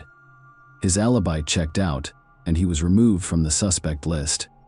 The ballistic examination revealed that the crime was committed with a .22 caliber rifle. Experts concluded that it was a close-range shot. Furthermore, because everything happened while Michelle was driving on the interstate, the police assumed the shooter was in another car driving next to her. Simultaneously, this case had a new suspect. The police received a call from the insurance company informing them that Michelle's brother Todd was claiming payment on her life insurance. Crimes committed with the intention of receiving money through life insurance are not uncommon. Was this case one of them? Could Todd have killed his sister to get this payout? The detective went to his house to ask some questions. When he began questioning Todd about where he was when Michelle died, the latter realized the police considered him a suspect. He told Todd everything he did on the day his sister died. Todd stated that their family was in a difficult financial situation and could not arrange a proper funeral for Michelle. He turned to the insurance company because he needed money for Michelle's funeral. Todd's alibi was checked by police, and they discovered that he was in another part of the city at the time Michelle died. Todd was not the one who shot her. Todd did, however, provide the police with information that enabled them to locate another suspect, Michelle's stepson Josh. When Michelle married Randy, he already had a son from his previous marriage. Josh had already reached adulthood when Michelle died. He was a Marine who had returned home from the Army shortly before Michelle was fatally injured on the road. Josh knew how to use weapons, which made him one of the suspects. The police began investigating whether Josh had a motive for committing this crime. Meanwhile, the police got another clue. A woman said she was driving on Interstate 235 on the same day. At the same time, Michelle's vehicle rolled over. She saw a red pickup truck, most likely a Ford F-150, whose driver swerved from one lane to another. It appeared that he was chasing someone. The woman described the driver as an adult white man wearing a baseball cap, and that is all she could see. This new information seemed significant, so the investigators started looking into it. They looked at traffic camera footage again, but this time they were looking for a red pickup truck, and the woman was correct. The video showed a red pickup truck following Michelle directly from her workplace. However, the police were unable to see the driver's face or the red pickup truck's license plates due to the poor video quality. After reviewing the footage from other cameras, the investigators concluded that the red pickup truck was driving along the same route as Michelle, following her every move. It wasn't a coincidence. Furthermore, as Michelle approached the scene of her death, the pickup truck was close behind her. This information suggests that the criminal fired the decisive shot while driving, with a few suspects in mind. Detectives quickly discovered Michelle's husband, Randy Davis, had a red pickup truck. Detectives immediately went to his home. Randy was not at home, but his son Josh was present. He was a Marine who knew how to use weapons professionally and had access to his father's car. Josh told detectives that on the day Michelle died, he went shopping with his sister before returning home and spending the evening watching TV. He described Michelle's divorce from his father as arduous because, among other things, she wanted half of the house's value. Josh also stated that his father came home around 5:30 p.m. Josh's story did not seem convincing on that particular day. Furthermore, this conversation revealed that he may have a motive for committing the crime. Josh was very upset when his stepmother decided to take a portion of his estate during his divorce from his father. However, these were only assumptions without any physical evidence, and no evidence means no arrest or charges. While Michelle's family prepared for the funeral, police looked for new leads. The police began searching all of the shops and gas stations along the route from her workplace to where she died, hoping to find more surveillance footage a few miles from the trucking company where she worked. The police discovered another crucial piece of footage for the investigation in a store. While the surveillance camera was inside the store, it was still recording in the parking lot. On September 11, 2008, at around 4 p.m. On the day Michelle died, a red pickup truck drove up to the store and parked near the entrance. The police were aware that Randy Davis owned the pickup truck, but since his son Josh also had access to it, they needed to figure out who was driving it that day. The footage captured the driver exiting the car and entering the store. However, due to the poor video quality, investigators were unable to determine whether it was Josh Davis or his father, Randy. The man eventually disappeared from the camera's field of view. But after a while, he reappeared, bought something, and left the store. Then he got in his car and drove off. I'd like to remind you that all of this occurred at 4 p.m. Michelle departed work at 4:30 p.m. The police investigated the footage further and discovered that the pickup truck returned to the store several times within the next 30 minutes. However, the driver did not exit the vehicle, instead turning around and driving away. The pickup truck last appeared near the store when Michelle left work. I wasn't able to identify the suspect. The police made another attempt to contact Michelle's husband, Randy Davis. The latter eventually got in touch and arrived at the police station. The investigators explained his rights and clarified that he was not being arrested. Randy agreed to answer a few questions. They inquired about what he was doing on September 11th. Randy mentioned going through the arduous divorce process with Michelle. After all, they had been married for 17 years. He also stated that he worked as a carpenter and was at work that day. Randy hesitated when asked when he got home, but eventually stated that he arrived at 3:45 p.m. It contradicted the surveillance footage and Josh's testimony, which stated that his father arrived home around 5:30 p.m. Randy stated that he did not leave home after 3:45 p.m. He said he was home alone, but then his son Josh arrived and they cooked dinner together. This information contradicted Josh's testimony, which stated that he was already home when his father arrived, implying that the father and son were dependent on one another. And after speaking with Randy, the investigators discovered that one of them was lying. To see Randy's reaction, investigators informed him that Michelle died as a result of a bullet rather than injuries sustained in a car crash. Michelle's family were the only ones who knew about it because the police did not reveal this information. Randy barely reacted to the news, pretending to be surprised and lowering his eyes. Randy demanded a lawyer after the police asked him when he last saw Michelle. Thus, the conversation had come to an end. The investigation lacked the weapon used to murder Michelle, as well as any other significant evidence that could have led to his arrest, so he was released on September 5, 2008. 4 days after Michelle died, her family and friends gathered for a funeral service. Randy Davis was also one of those who came to say goodbye to Michelle. With his entire appearance, he attempted to convey that what had occurred was a significant loss for him. He even burst into tears at one point, but who was responsible for Michelle Davis' death? The investigators did everything they could to get a quick answer to this question. Help came from unexpected places. Josh Davis entered the police station with his lawyer and requested to make a statement. According to his statement, His father's car was parked in the driveway when he returned home from seeing his sister. He entered the house and saw his father holding a gun. Randy told his son that it would be best if he did not come now. Josh said he understood what his father was up to. He tried to stop him, begging him not to do anything he would later regret, but Randy got in his car and drove away. He returned and drove the car into the garage. Josh went to the garage, where his father admitted that he had shot Michelle. Randy Davis was upset when his wife filed for divorce and decided to sue him for a portion of the property. He couldn't accept it and decided to take drastic measures. Randy waited for Michelle to leave work on September 11, 2008, by parking his red pickup truck outside the store. He drove past the location where Michelle worked several times. "I'm afraid of missing out on the moment." It explained why Randy was seen on the store's CCTV footage several times. After Michelle left work, he followed. When the time came, he rolled down the passenger side window and fired.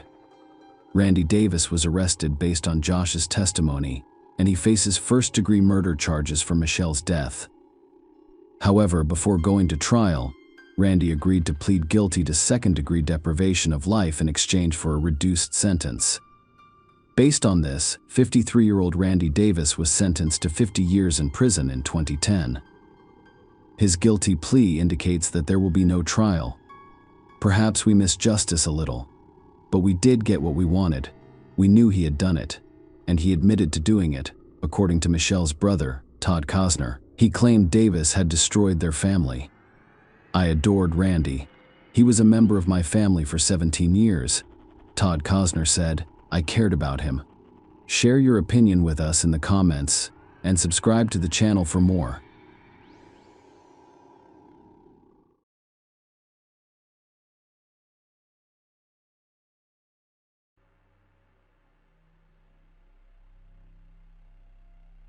Hey guys, welcome to my channel, and today we're going to take a look at another horrible case with you. Life in an orphanage is not ideal. You do not have your own corner. You do not have your own time. And if you can't fight back, you'll be beaten up by those who've been around for a while. Amanda and Anna Marie McClure are a little luckier than the rest. When there are two of you, the chances of fighting back rise.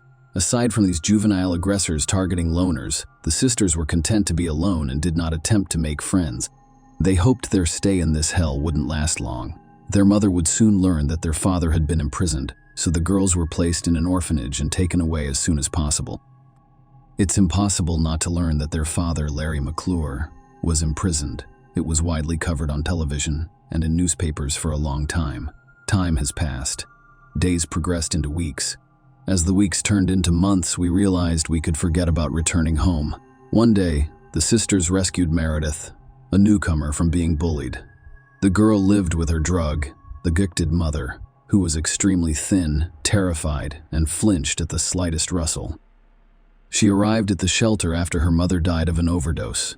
Meredith was also afraid to call the emergency services, so she stayed with her body for a few days. When a friend came to visit her mother one day, she called emergency services from a payphone to avoid getting involved. Meredith became friends with the McClure sisters, and the three of them started having more fun and feeling safer. Amanda and Anne-Marie had never told anyone why they were here. Meredith had asked about it once, but Anne-Marie dismissed it and blurted out something about a police officer's father who had attempted to apprehend a dangerous criminal but was killed on the job. Amanda listened to the story with wide eyes, but her sister gave her a look that told her not to get involved. Meredith, enthralled by their father's posthumous deed, told the other students at the orphanage about the sisters' fate, and the sisters became instant celebrities. They were respected. They were envied because the majority of those present had parents who died from illegal drugs or went to prison. Eventually, all of the children wanted to be friends with the sisters, and their isolated existence came to an end. Unfortunately, this beautiful life, albeit in an orphanage, came to an abrupt end.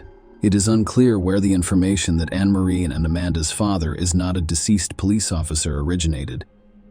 On the contrary, a living criminal was imprisoned for sexually violent acts against a young girl, and the sisters' fate was transformed into hell.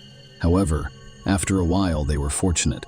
Fortunately, two different families decided to adopt the girls nearly simultaneously, giving them the opportunity to begin a new life. However, the connection between them had already broken and been lost. There is no information about the sisters' life or foster homes. Amanda and Anna Marie could have remained in this story as the rapist's only children, but their adult lives led to the most high-profile case in Virginia. Amanda is married to John McGuire, who is 38 years old. They met when she was 29 years old. Amanda's adoptive parents began to worry that she would be a loner for the rest of her life. Her psyche suffered as a result of her lack of biological family, as well as her mother's betrayal. The foster parents breathed a sigh of relief when Amanda revealed to them that she had a young man with whom she planned to marry. It was John's second wedding, and he already had 2 sons from his first marriage. And Marie had never been able to establish a family. One could feel happy for Amanda. She could have a strong, loving family. John was a very positive person.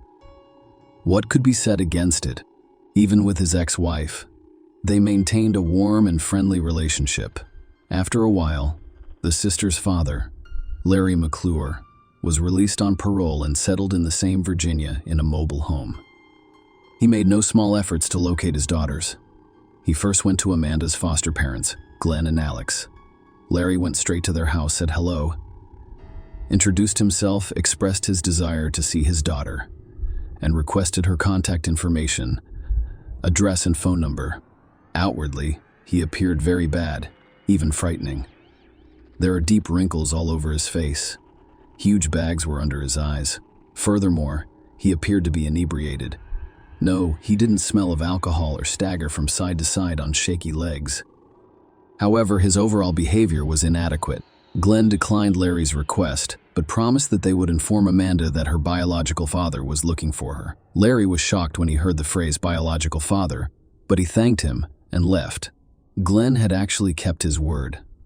He informed Amanda that her father was free and looking for her. Amanda was haunted by a demon who denied everything and advised her to damn her father, and an angel who advised her to give her father, despite his criminal record, another chance, though it was unclear who she should listen to.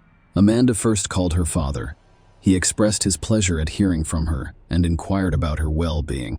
She told him she was doing well in her marriage and was happy. Larry was pleased for his daughter and invited her to a joint dinner with her husband. Amanda had no idea if she'd live to see her father, but he seemed to know exactly what to push. Come on. Forget old grudges. All these years, I've had one thought. To see you and Anne-Marie. Anna, unlike you, I believe you missed me. You have already seen her, Amanda wondered. Of course I did. We went on a nature trip with her and had a great time, just like a real family, father and daughter. It was as if those years of separation never occurred. She also asked many questions about you. If Amanda didn't know how to deal with her father, she wanted to see her sister, who had been separated from her in the orphanage nearly 2 decades ago. And she agreed. The case file contains no description of their first meeting, but 2 facts are known. Larry lied about Anne-Marie. At the time, she lived in North Carolina, which is 186 miles from Virginia. Larry had never seen or spoken with her. Matt, like his father and daughter, Larry's meetings resulted in Amanda and John becoming addicted to illegal substances he brewed in his camper. Larry literally used his daughter and son-in-law before meeting the father. The couple's financial situation was stable, but Larry took money from them for the production of illegal substances. When Amanda and John lost their jobs as a result of their addictions, Larry persuaded John to register because drug addicts received $180 in state assistance, which was insufficient to purchase substances and ingredients. This is when Anna Marie appears in the story. Larry treats her the same way. He gets her addicted to drugs and extorts money from her. Amanda and John have reached an impasse. They have no jobs due to massive debts. They have lost their home, and the only way to stay afloat is to move into Larry's camper. At this point, John's parents still didn't know. He called his parents. His mother was seriously ill at the time, and John told them he and Amanda were going on a trip together. That was the last time John's parents heard him alive. In fact, no trip was scheduled. Amanda and John moved in with Larry and formed a small group of people who used illegal drugs and drank alcohol. The whole tragedy happened on Valentine's Day. John, who rarely recovered from the effects of illegal drugs, remained madly in love with Amanda and planned a surprise for her on a festive evening in the family circle. He bought meat and alcohol and prepared a fancy dinner for Larry and Anne-Marie, as well as his wife. Under the prolonged influence of drugs, a terrible madness struck the family. Amanda and Larry grew much closer than father and daughter. Unfortunately, John didn't see it coming. Yes, you all had correct thoughts. The father and daughter considered themselves a couple. As a result, John has become redundant. Throughout the meal, John spoke very warmly to Amanda. Larry was extremely nervous about it, and the tension increased. Larry eventually interrupted his son-in-law's speech, asking him if he could be completely honest with his wife. The man agreed. Larry then proposed a game in which John's legs were tied, and he was asked to honestly answer all of the questions about his previous life. Yes, at first the questions were quite innocent. Childhood, school, university, and so on. However, Larry, under the influence of drugs, began accusing John of being an undercover FBI agent. When John denied it, they began beating him up. It came to an end when John, begging for mercy and hiding behind his children, attempted to untie his legs and was smashed over the head with a bottle of wine. Yes, it was the same wine he had purchased for the family dinner. Larry, Amanda, and Anne-Marie tortured John for 2 days while simultaneously using illegal substances. When they had had enough, Amanda pulled a black bag over her husband's head, squeezed it around his neck, causing him to stop breathing. John was buried in the backyard, and the crazy family celebrated Larry and Amanda's, father and daughter, engagement with a new batch of psychotropic substances and alcohol. On the 3rd day, their minds went haywire. They began to see John's ghost police sirens, and the ground where they buried him appeared to be on Earth, as if John had managed to escape and report everything to the police. It sounds insane, but the crazy father and daughters decided to back up. They dug up John's body and examined his pulse and pupil responses to the flashlight light. Even though the body was already in the decomposition stage, they didn't think that was enough. To keep John from resurfacing and fleeing, they used a wood axe to cut his body into pieces and drove an aspen stake through each one. The remains were buried in various locations and covered with lime to hasten the decomposition process. Larry and Amanda got married 3 weeks later. Larry changed his name so no one would realize they were related. The new family decided to begin a new life. To accomplish this, they relocated to Kentucky and agreed to quit using illegal substances once and for all. To avoid suspicion, they hid in their rented house. They even hung a U.S. flag over the door, as their neighbors did. By this point, John's ex-wife and parents were concerned about his lack of communication. In 2019, John's mother filed a police report regarding his disappearance. Larry failed to notify the police of his move from one state to another, and that violated the terms of his probation, so he was returned to jail. Larry's psyche eventually failed while he was in prison. It's difficult to expect anything positive when you've been using illegal substances for a long time, mixing them with alcohol, and then suddenly find yourself in a situation where you can't get them. Withdrawal syndrome works. Increased nervousness and blurred lines between reality and fantasy. It is pretty obvious if you marry your own daughter. Larry was fairly certain that the parole violation was just an excuse to dig up the backyard and discover John's remains. He needed to contact Amanda or Anna-Marie immediately and tell them to have his daughters dig up the body parts and rebury them somewhere far away from home. All prisoner calls are always monitored.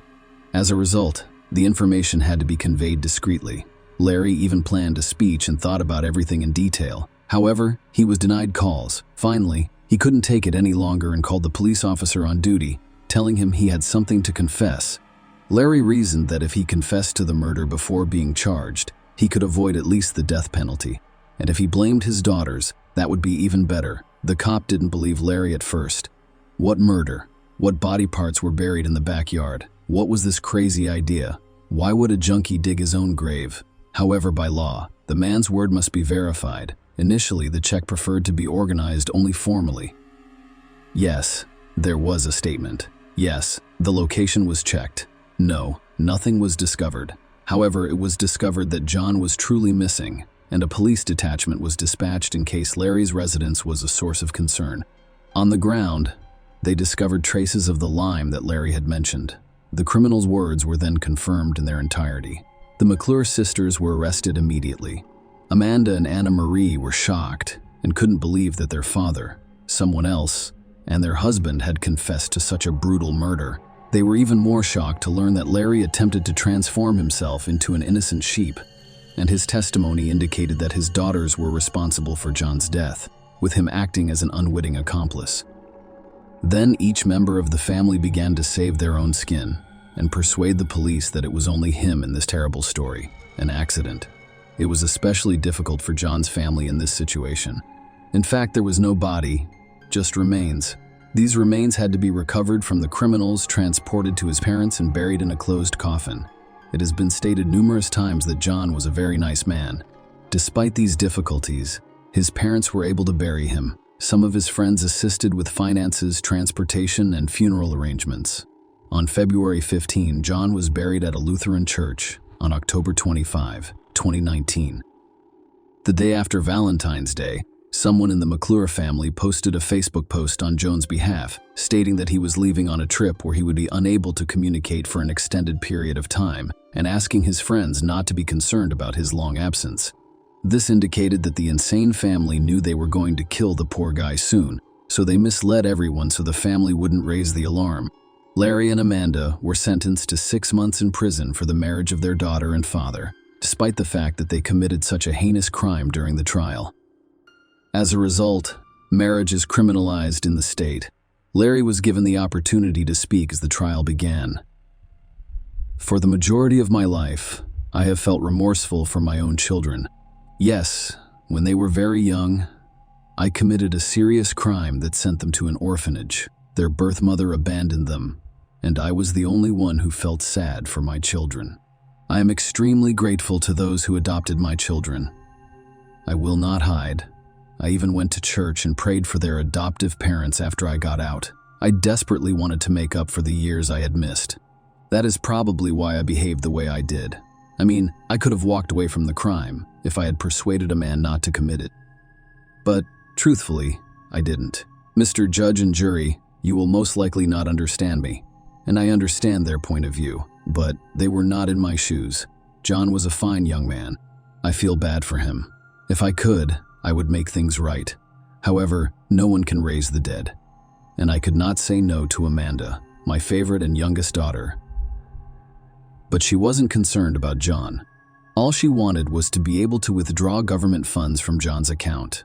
Have you ever been willing to kill someone for $180? No. Then, if you don't understand me as a father, you should understand her personality. She is a monster, not a person. Me, Amanda, and Marie, we are excessively addicted to illegal drugs. So we deserve to be punished. I'd like to address the jury. Whatever sentence you choose is for me. I'm honest about my health and estimate that I won't live more than 10 years. I am deeply sorry for this situation. I also apologize to all of John's loved ones. Again, he was a fantastic guy. The trial lasted a long time because the defendants kept changing their minds about whether or not to kill John. Amanda, who couldn't stand such a long trial, even made a deal with the investigators, promising to be charged with involuntary manslaughter. Larry's next trial speech was very different. When it all began, the four of us purchased the ingredients for illegal substances and returned to my trailer, where I began making them. Amanda approached me and said she wanted to get back at John. The truth is that John, under the influence of drugs, raped Anna Marie, and she became pregnant. And, as for me, I had to earn my daughter's trust after so many years apart. I couldn't refuse. I blame myself for that. Every day, I think about hanging myself, but why should it be my fault if the crime is theirs? After Larry's speech, John's family took the floor. His mother sobbed so hard that she was unable to speak. Even if I can't forgive the McClure family, I'll never forget what happened. I also know that I wish I could live to see one of them die before I do. Then John's children spoke up, literally cursing the killers and vowing never to forgive them. The judge issued the final verdict, sentencing Larry McClure to life in prison without the possibility of parole. When Amanda's punishment was announced, her adoptive parents expressed regret that they had told their daughter that she was wanted by her father. They had always raised her with the freedom to make her own decisions, but they had no idea that this freedom would have such an impact on her future. Amanda, for her part, stated during the verdict announcement that it was all the fault of her father, who was unable to overcome his jealousy. Amanda's poor parents asked the judge to consider that if it hadn't been for her father's negative influence, their adopted daughter would never have committed such a heinous crime. However, prosecutors saw the murder as a conspiracy to keep Amanda and Larry together.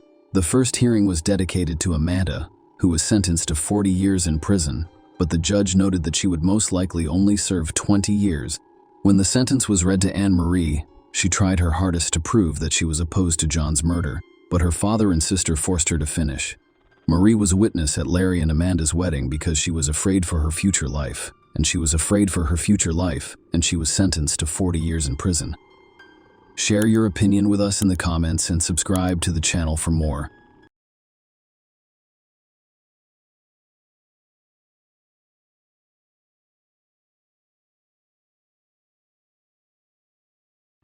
Hey guys, welcome to my channel, and today we're going to take a look at another horrible case with you. In this video, we'll look at a story from 2016. Michelle Lang, 25, had always wanted to study in Australia, and one day she realized her dream. Unfortunately, her story did not have a happy conclusion. Meng Mei Lang, also known by her middle name Michelle, was born on January 29, 1991, in Chengdu, Sichuan Province, China. Michelle grew up to be a kind, responsible, and respectful young lady. Michelle had a very close relationship with her parents, so it was devastating for her when her father died in an earthquake in 2008. She excelled in school and aspired to live in Australia. Her mother, Mei Zhong Leong, remained supportive throughout and believed that if her daughter received an education in Australia, she would have a bright future. Michelle began attending the University of Technology, Sydney in 2011. This enabled her to travel to Australia and realize her long-held dream. Michelle's aunt, her mother's sister, lives in Australia and has offered her a room in her apartment. She also had a daughter who was 2 years younger than Michelle. Michelle's aunt, who was 44 at the time, married Derek Barrett, a man 20 years her junior. Derek was a temporary unemployed professional who was only 3 years older than Michelle. Michelle, her aunt, cousin, and Derek have since lived together in suburban Campsie, New South Wales.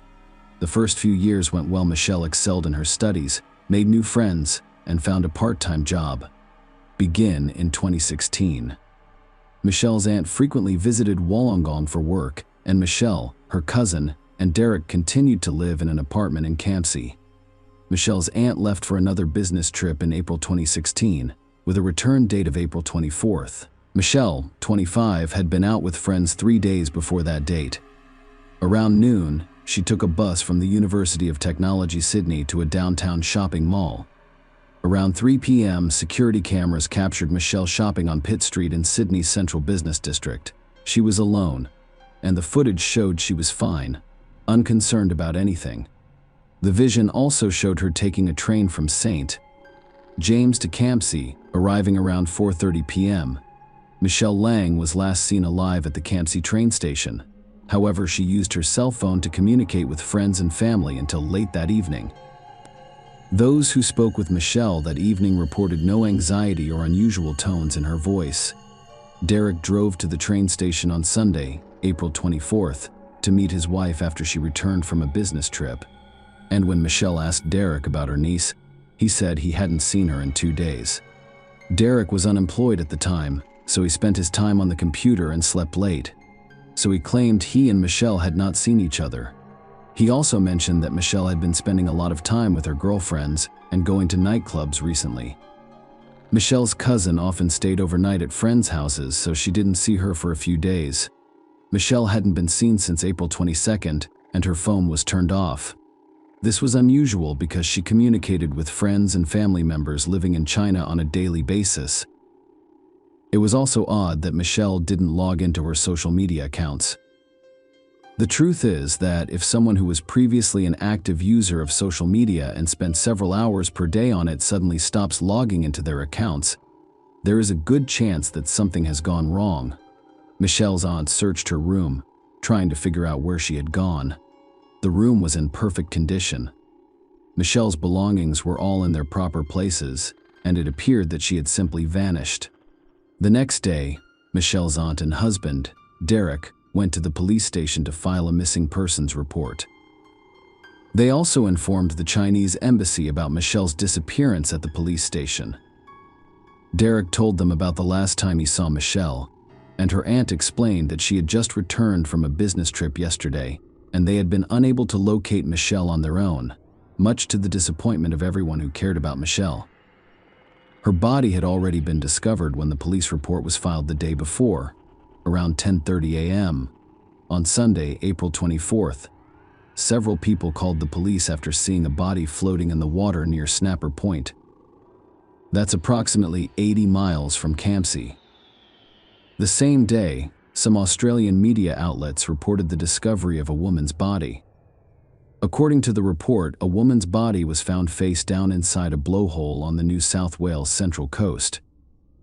Police said the death was suspicious, and a crime scene was set up yesterday at Snapper Point in the Munmora State Recreation Area. The unidentified woman was found near Mooney Beach between Gosford and Newcastle. She is described as Asian in appearance, between the ages of 20 and 35, and stands about 170 centimeters tall. A post-mortem examination will be performed to determine the cause of death. A rescue helicopter spokesman said it was unclear how long the woman had been there or how she ended up in the water.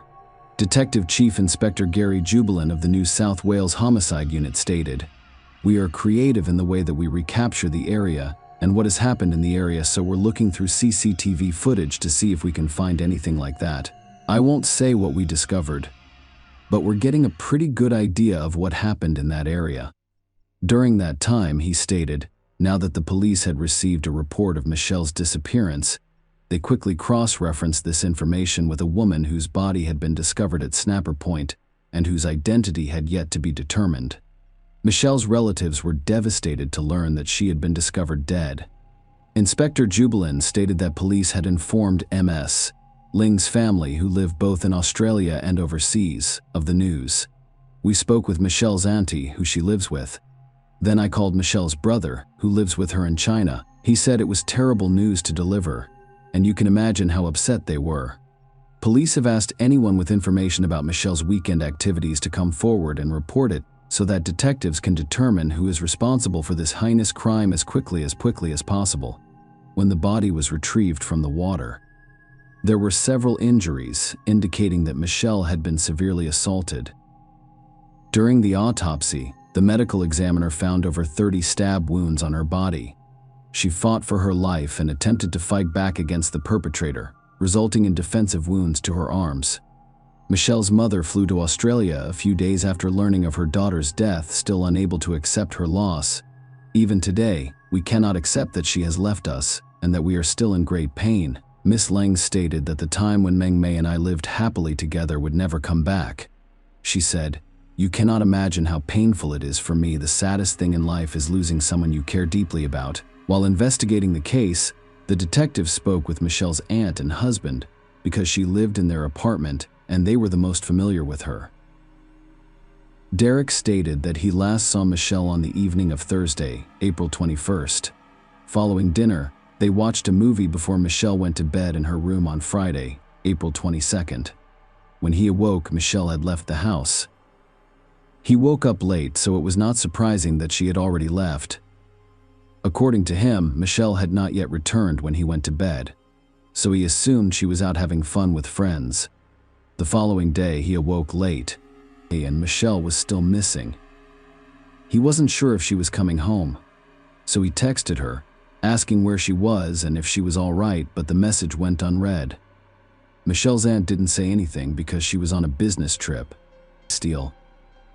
According to some Australian media, Michelle's aunt told the detective that she checked Michelle's Facebook correspondence on her laptop and discovered that her niece had recently dated an Australian guy whom she described as having golden hair, pale skin, and fierce eyes. As a result, the police assumed Michelle had gone on a date with a man she met online. However, that version was quickly pushed aside. In fact, investigators had already identified a suspect in Michelle Lung's death. Derek Barrett was the last person who saw her alive. The police were skeptical of his claims about waking up late and not seeing Michelle. They called him in for questioning and began asking him about his relationship with Michelle, when he last saw her, and so on. Derek then refused to answer the questions and requested a lawyer, after which he was informed that he had been arrested as a suspect. The truth is that investigators checked his cell phone signal and discovered that he had been in the same area where Michelle's body was found on April 24th. This information contradicted the man's claim that he had not visited Snapper Point that day. A police officer also obtained camera footage of a car matching Barrett's description in the early hours of April 24th. Near Snapper Point, however, the image was blurry, and Barrett began to claim it wasn't his car, which the police denied. Detectives discovered video footage of Derek Barrett paying for gas and purchasing beverages at a gas station on his way to Snapper Point. The image is of good quality and clearly shows Barrett. When told that he was lying about what he was doing on April 24th, he began to claim that he had memory problems and couldn't recall specific periods of time because he frequently used illegal substances. Barrett's phone was seized and handed over to experts for analysis and recovery of previously deleted data. What was discovered on the phone proved beyond doubt that Derek Barrett was not only involved in Michelle's death, but also had an unhealthy interest in her. His own stepdaughter was also the focus of his desire. A 15-minute video from September 2014 shows his wife's daughter, his stepdaughter, taking a shower. Derek installed a hidden camera in the shared bathroom, concealing it behind toiletries. In another video, investigators saw Derek enter his stepdaughter's room while she slept, stand next to her bed, and express his satisfaction. After some time, Derek Barrett's attention shifted from his stepdaughter to his niece. Experts recovered a half-hour video of Michelle taking a shower from his phone. In another video, Derek satisfied himself by standing next to Michelle's bed while she slept. The phone also contained images taken shortly before Michelle died. We now know that Michelle returned home around 5 p.m. On April 21st, she sent her last text message around midnight, and no one has heard from or seen her since. Derek Barrett began carrying out his insidious plan shortly after midnight. He attacked, so Michelle tied her up and taped her mouth shut. In pictures on his phone, investigators saw Michelle, bound and naked, lying on a bed, terrified. Michelle had not yet sustained the injuries that caused her death, according to the 17 photos. Derek's last picture was taken around 8 a.m. Michelle was still alive around 4 p.m. On April 22nd, that same day, when Derek's stepdaughter returned home, she had no idea her cousin was tied up in the next room. When questioned by investigators about that day, she stated that she had been home for approximately 3 hours before leaving again. She didn't hear Michelle's call for help. Experts were unable to determine the precise time of death, so it's unclear whether Michelle was alive at the time, but she was definitely present in the apartment. She spent the entire 3 hours at home. Derek was in the bathroom with the shower the following day, April 23rd. Derek left the apartment 4 times to remove trash bags. This was captured on surveillance cameras. Michelle was reportedly dead by this point, and Derek was cleaning the house. Michelle's aunt, Derek's wife, told investigators that when she returned home from a business trip, it was spotless, but she didn't think much about it at the time. At 3:19 a.m. On April 24th, Derek drove to Snapper Point. On the way, he stopped at a gas station to buy drinks and fill up his car with gas. When he arrived at Snapper Point, he disposed of Michelle's body and took some photos around 9 a.m. An hour and a half later, police received information from eyewitnesses who saw the body in the water. Derek visited his parents in the meantime, who did not notice anything unusual about his behavior, and then returned home to Campsie. Derek Barrett was indicted on 27 counts, including unlawful imprisonment, secret videotaping, and murdering Michelle Lang. It is worth noting, in particular, that he was not accused of soliciting for lustful purposes. Derek, like many criminals, began to complain about his difficult childhood, including being bullied at school. Some people believe that a difficult childhood is an excuse for their abusive behavior. The trial started in October 2017. The psychiatrist who examined Derek concluded that he could be held fully accountable for his actions. A psychiatrist testified that Barrett told him, "I lost everything because of a stupid weekend." Derek wrote a letter of apology to his wife and Michelle's family, stating stating, "No words can begin to describe the emotional pain I have caused you and your family. I can only imagine what you're going through after your loss. Every single moment of my life. I wish I could go back in time and undo that terrible day. My own problems spilled over into the family home, and they paid the price. In some small way, all I can do is dedicate my life to making amends for what I have done." Tam Mei Jiang, in her mother's translated victim impact statement, requested that the judge sentence this vicious rapist, malicious torturer, and cold-hearted murderer to life in prison. In April 2016, the death of Humong may have caused great pain to my entire family, and as a single mother attempting to support her daughter, who was an international student in Sydney, she stated that my healthy mother was in such grief that she also died. Not long after learning of Meng Mei's death, my family was dealt such devastating blows that we are still suffering irreversibly. Derek Barrett pleaded guilty after being charged with multiple counts. In December 2017, he was sentenced to 46 years in prison, with the possibility of parole at 34 years and 6 months. Barrett sat with his head down during his sentencing, barely reacting. He was supposed to become eligible for parole in 2050. But circumstances changed. Detective Gary Jubilin spoke to the media outside court, welcoming the lengthy sentence. The courts recognized the gravity of the offense with the sentence imposed on Mr. Barrett. He stated, "From an investigative standpoint, it is satisfying that we have justice, but there is no joy in a situation like this. It's just a very sad case."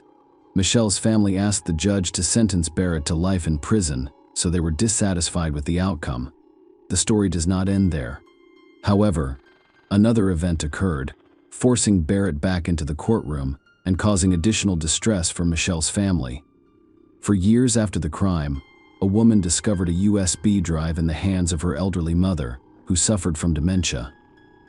The elderly woman was not related to Derek Barrett and lived about 6 miles from where he lived before being arrested in 2016. Because of her memory issues, she couldn't recall where she obtained the USB drive. It's still a mystery. Her daughter decided to view the contents of the flash drive on her computer. The video she saw shocked her, so she immediately called the cops.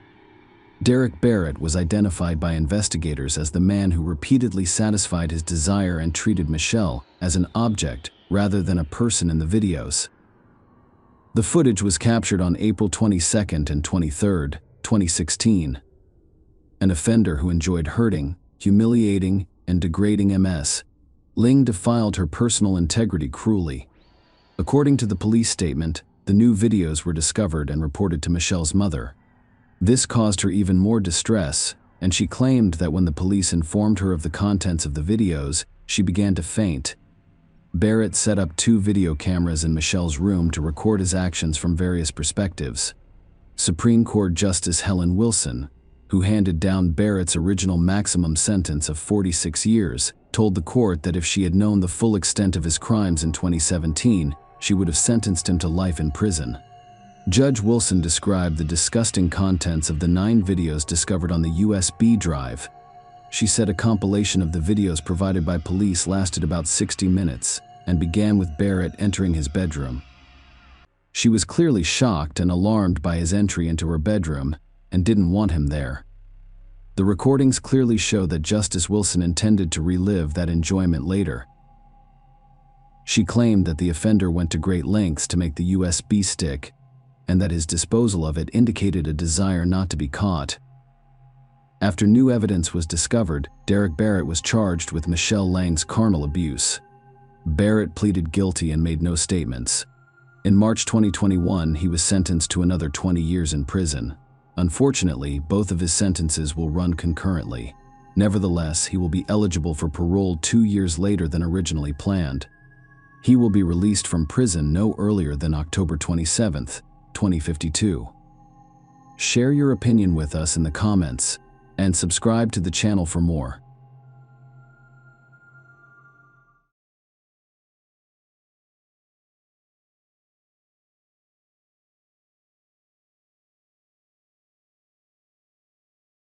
Hey guys, welcome to my channel, and today we're going to take a look at another horrible case with you.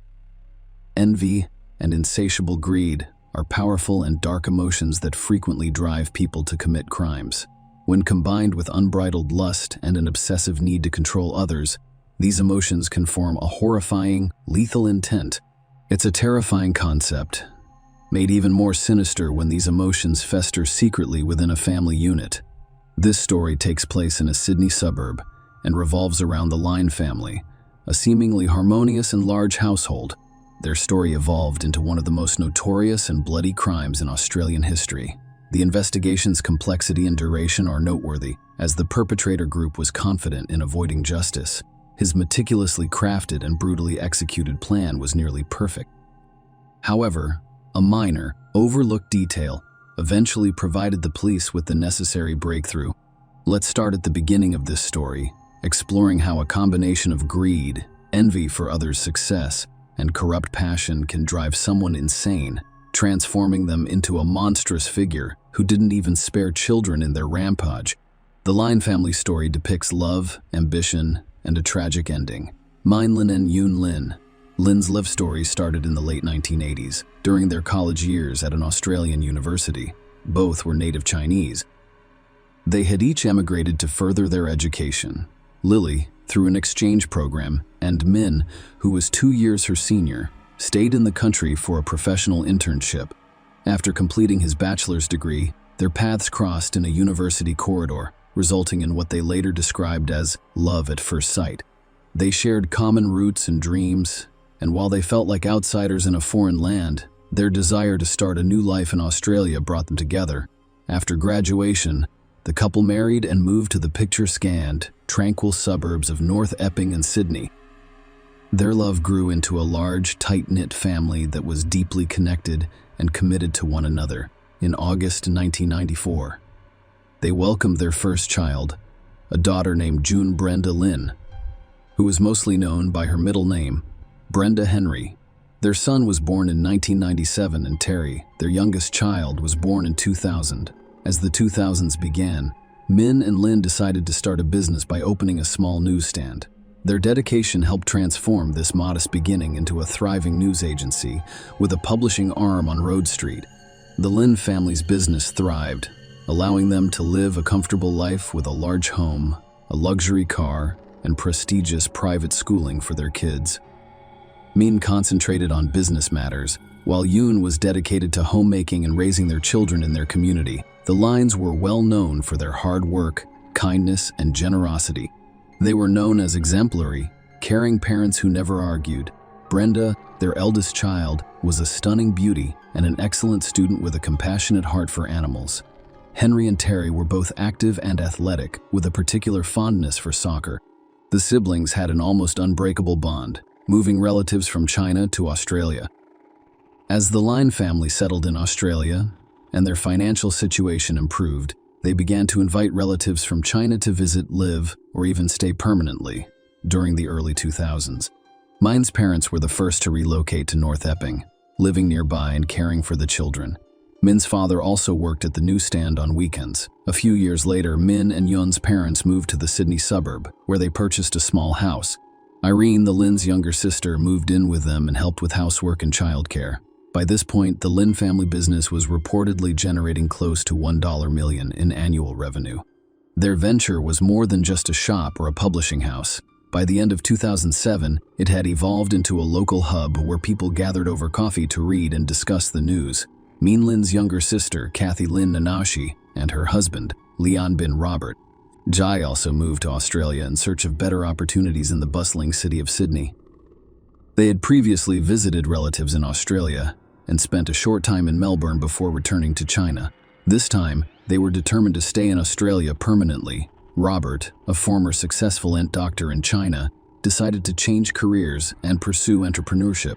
The Exies opened their own restaurant in Sydney, investing all of their savings, but the business struggled and eventually closed. Subsequent attempts to open a cafe or snack bar were also unsuccessful. Robert struggled with his new ventures due to a lack of business acumen and financial management skills. Robert and Kathy eventually moved to North Epping to be closer to their family. Kathy found work, but Robert remained in a state of self-discovery, unsure of his next steps. The Lin and Xi families were linked not only by kinship, but also by a deep friendship. They saw each other almost every day, remained in constant contact, and frequently gathered for family meals. Their most recent gathering took place on the evening of Friday, July 17, 2009, at Kathy and Min's parents' home. Unbeknownst to them, this would be their last reunion. The Lin family home was the scene of a horrific massacre. On the morning of July 18, the Lin family's shop was unexpectedly closed, surprising their regular customers. The shop, which had been open 7 days a week for years, showed no signs of opening and no notice or warning on the doors. Customers and neighboring shop owners were concerned about this unusual occurrence. Following several unsuccessful attempts to contact Min, one of them called his sister Kathy to inquire about the situation. Kathy was surprised and alarmed because her brother had never closed the shop without prior notice, frequently having their father or father-in-law cover for him. She tried calling Min and then his wife, Yun, but was unsuccessful. Her calls to their home phone were also unanswered. Kathy and her husband Robert, who were worried, decided to pay a visit to Min's house to ensure everything was fine. Arriving around 9 a.m., they noticed the family car in the driveway and discovered the front door unlocked, but there was no sign of the owners. Inside, the house was strangely quiet, and calls for family members went unanswered. The house appeared to be undisturbed with no signs of forced entry. Kathy ascended to the second floor, calling out for her brother. She screamed in shock and horror as she opened Min and Yunlin's bedroom door, staggering back to face the gruesome scene in front her. The room was covered in blood, including the floor, walls, ceiling, furniture, and curtains. The lifeless body of Lin Lane, 43, was found near the bed, mutilated beyond recognition. Irene, 39, slept in the adjacent room with her young sister. The scene was equally horrific. Irene lay lifeless in her bed, her face a bloody pulp in the children's bedrooms. Henry, 12, and Terry, 9, had also been brutally beaten to death, with their bodies found in different corners of the room. Brenda, the 15-year-old daughter, had fortunately been away on a school trip the day before and was not present during the tragic night. The body of the household head, Min Lin, could not be found, raising the possibility that he was still alive, possibly injured, taken hostage, or escaped. Kathy called 911 right away, but she was so shocked that she couldn't explain what had happened. She screamed and cried into the phone, pleading with medics to arrive quickly and save anyone they could. However, first responders could only confirm that all of the victims had died at the scene of the massacre. The morning following a chilling discovery, following Kathy's frantic call to emergency services, Robert left to pick up the Lin parents, who lived about 10 kilometers away from the crime scene. The police and paramedics arrived in minutes, and what they found was one of the most horrific crime scenes they had ever seen. Unfortunately, it was too late for any member of the Lin family. Each had been killed with multiple blows to the head from a heavy, blunt object resembling a hammer. However, the lethal weapon was nowhere to be found, leading investigators to believe that the perpetrator took it with them. Mainland's body was eventually discovered in his own bedroom, wrapped in a blood-soaked blanket, like his family. He had been beaten to death in a similar way. It appeared that he was the first victim, followed by his wife, her sister, and then the two boys. An initial inspection of the crime scene revealed no significant clues or leads. The lack of a lethal weapon, combined with the fact that valuables and money were left undisturbed, indicated that the primary goal was to eliminate the Lin family rather than robbery. Additionally, multiple assailants were suspected, as it appeared unlikely that one person could single-handedly defeat so many. However, evidence suggested that the children were awake and desperately attempted to flee during the attack, as evidenced by bloodstains and splatters throughout the home. Interestingly, in addition to head injuries, all adult victims displayed signs of strangulation, possibly to reduce resistance during the assault. Each room contained identical bloody shoe prints with a distinct tread pattern, but the shoe brand could not be identified solely based on its size. No foreign fingerprints were found, implying that the killer or killers used gloves. Initially, there were no leads or theories about the identity of the perpetrator. Family, friends, and neighbors all agreed that the Lins had no known enemies. The motivation for such a heinous massacre of 5 people was unclear. The attack occurred between midnight and 3 a.m. on July 18. Brenda Lin, the eldest and now sole survivor of the extensive Lin family, was on a school trip to New Caledonia when the tragedy occurred. She learned about the horrific incident on social media and initially refused to believe it involved her own family, hoping for a mistake. Her Aunt Kathy quickly called, confirming the terrible news with tearful sobs. Brenda was quickly flown back to Sydney, where her new guardians, Kathy and Robert, greeted her at the airport. Brenda moved in with them after the Line family's home was sealed as a crime scene. Brenda, who was distraught, was taken to the police station the next day to be questioned. However, she was unable to provide any new information, claiming that her family had no enemies or ill wishes and had noticed nothing unusual prior to her trip. Brenda inherited a large fortune, including property and the family business, after her parents died. However, because she was a minor and still in school, her legal guardians, Kathy and her husband Robert, were in charge of the estate. Brenda's grandparents also offered support, but Kathy and Robert insisted on being her primary caregivers. Robert even threatened legal action if the elderly relative requested custody, claiming they were too old to care for a teen. Eventually, the dispute was resolved amicably, and Brenda stayed with her aunt and uncle. Lynn's shop and publishing business, which had been temporarily closed, reopened shortly after disease control measures were implemented. Brenda hadn't yet taken over the business operations. Robert began actively reviewing the family's bank accounts, savings, real estate, and other assets, as well as conducting investigations and developing theories. Experts examined the crime scene multiple times, meticulously documenting every detail. Despite their efforts, no solid leads emerged. They concluded that the killer acted alone and entered the house quietly, implying that either the door was unlocked or the perpetrator had a key. Tiller wore size 9.5 shoes with a distinctive ornate tread pattern. The lethal weapon, believed to be a hammer, was never discovered in or near the house because the killer used gloves. No fingerprints or foreign DNA were left behind. Only traces from the 5 victims were discovered. A strange and significant detail was that bloodstains were found on the doorknobs of each bedroom where the perpetrators occurred, indicating that the killer's bloodied gloves had touched them. However, there were no bloodstains on Brenda's doorknob, indicating that the killer was aware she was not present. As one of Australia's most high-profile cases, the tragic incident received extensive media coverage. With no substantial evidence or suspects, a variety of unlikely theories emerged. Rumors spread about Lynn's alleged vast fortune, resulting in their demise. There were theories about a botched robbery and the involvement of local Chinese mafia clans. Given the area's history of burglary gangs, such theories were not entirely dismissed. The Lynn shop had been attacked months prior to the tragedy, and men had witnessed an armored car robbery a week before the fatalities. Though the criminals wore masks and Mine was unable to identify them, it was speculated that he had been eliminated as a potential witness. Months passed with the investigation at a standstill. No theories were substantiated, and no suspects were identified. The robbery theory was eventually dismissed because money and valuables were unharmed, and the killer appeared to have a single goal: to eliminate the household members. Furthermore, the power was turned off in the house on the night of the fatal incidents, indicating that the killer knew where the electrical panel was. The assailants' familiarity with the house in complete darkness indicated that they had been there before and knew the layout, possibly even obtaining a key in advance. While reviewing the perplexing case, an investigator listened to Kathy's emergency call for the 100th time, looking for any overlooked clues. Surprisingly, a significant hint was discovered in the recording. The recording captured Kathy's hysterical attempts to explain the situation. Her words were jumbled, punctuated by cries and sobs. When the operator confirmed that emergency services were on their way, Kathy unexpectedly mentioned her husband's name, adding something in Cantonese and addressing him directly. This detail piqued the investigators' interest, so they translated her words. Kathy had pleaded with her husband not to leave her alone in the house.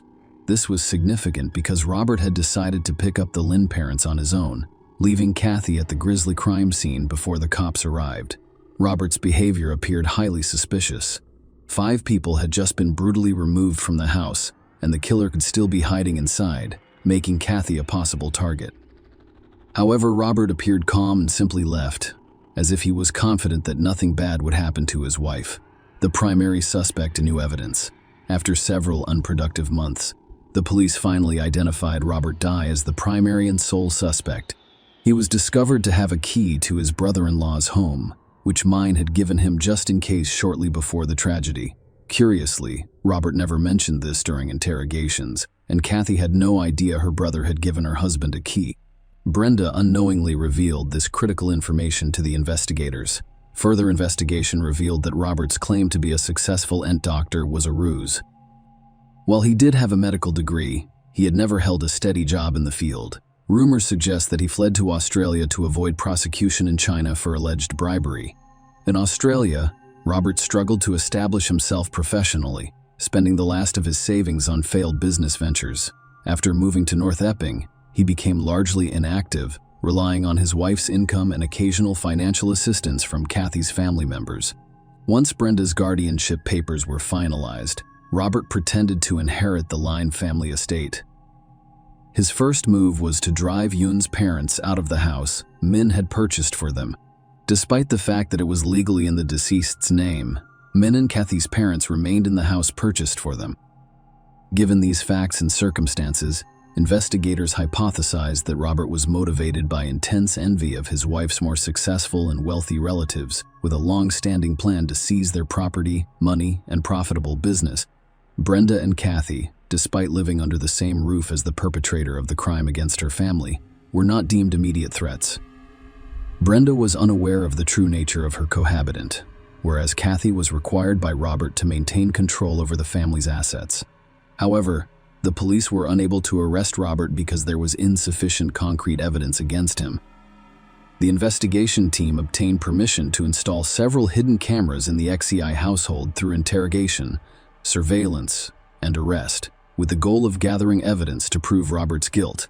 The breakthrough happened sooner than expected. Kathy made an unexpected revelation during an interrogation, mentioning her husband's preference for a specific brand of shoes. A few years ago, Robert bought 2 pairs of sneakers from a limited edition series that he really liked. He had worn out and discarded one pair, but the other was still neatly stored in its box at home. Notably, Robert wore size 9.5 shoes, which were the same size as the killer's. The key evidence was captured on one of the hidden cameras as Robert meticulously destroyed the box containing the aforementioned shoes. This footage prompted a warrant to search the suspect's home, where a new pair of size 9.5 sneakers was discovered. The tread pattern of the shoes matched the prints discovered at the crime scene. In addition, a small smeared trace of blood was found in his garage. Forensic analysis confirmed that the blood stain contained the DNA of all 5 Lin family victims, linking it to the crime scene. This evidence led to Robert's arrest, which provided the police with the concrete proof they needed to take action. An arrest, a trial, and shocking revelations in May 2011, 2 years after the tragic events, evidence led to Robert Xe's arrest. He vehemently denied any involvement, claiming that the blood in his garage appeared after they returned from the Lint house. He also dismissed the significance of the sneakers with matching tread patterns discovered in his possession, claiming they were brand new and that he had discarded the previous pair. While awaiting trial in prison for 3 years, Robert unknowingly shared cells with several informants. During one of these conversations, he confessed to meticulously planning the crime and carefully covering his tracks. He described purchasing the lethal weapon from a remote store without surveillance cameras and drugging his wife with sedatives and tea to keep her from waking up and discovering his absence. He disposed of the hammer, sneakers, gloves, and clothing in a way that ensured they would never be discovered. Robert denied everything during the trial, and the only evidence against him was the statements of his cellmates and the previously mentioned indirect evidence. As a result, the jury failed to reach a unanimous decision, and Robert was released on bail in December 2015. The trial resumed in June 2016 with testimony from another informant who claimed Robert admitted to having an obsession with Brenda since she was 13. This prompted a re-examination of Brenda, who tearfully admitted that Robert had coerced her into a sexual relationship shortly after moving in with them. She had remained silent about the abuse for years, fearing retaliation. Robert Xe was found guilty of all charges and sentenced to 5 life sentences, 1 for each fatal crime, with no possibility of parole. His subsequent appeals were denied. Share your opinion with us in the comments and subscribe to the channel for more.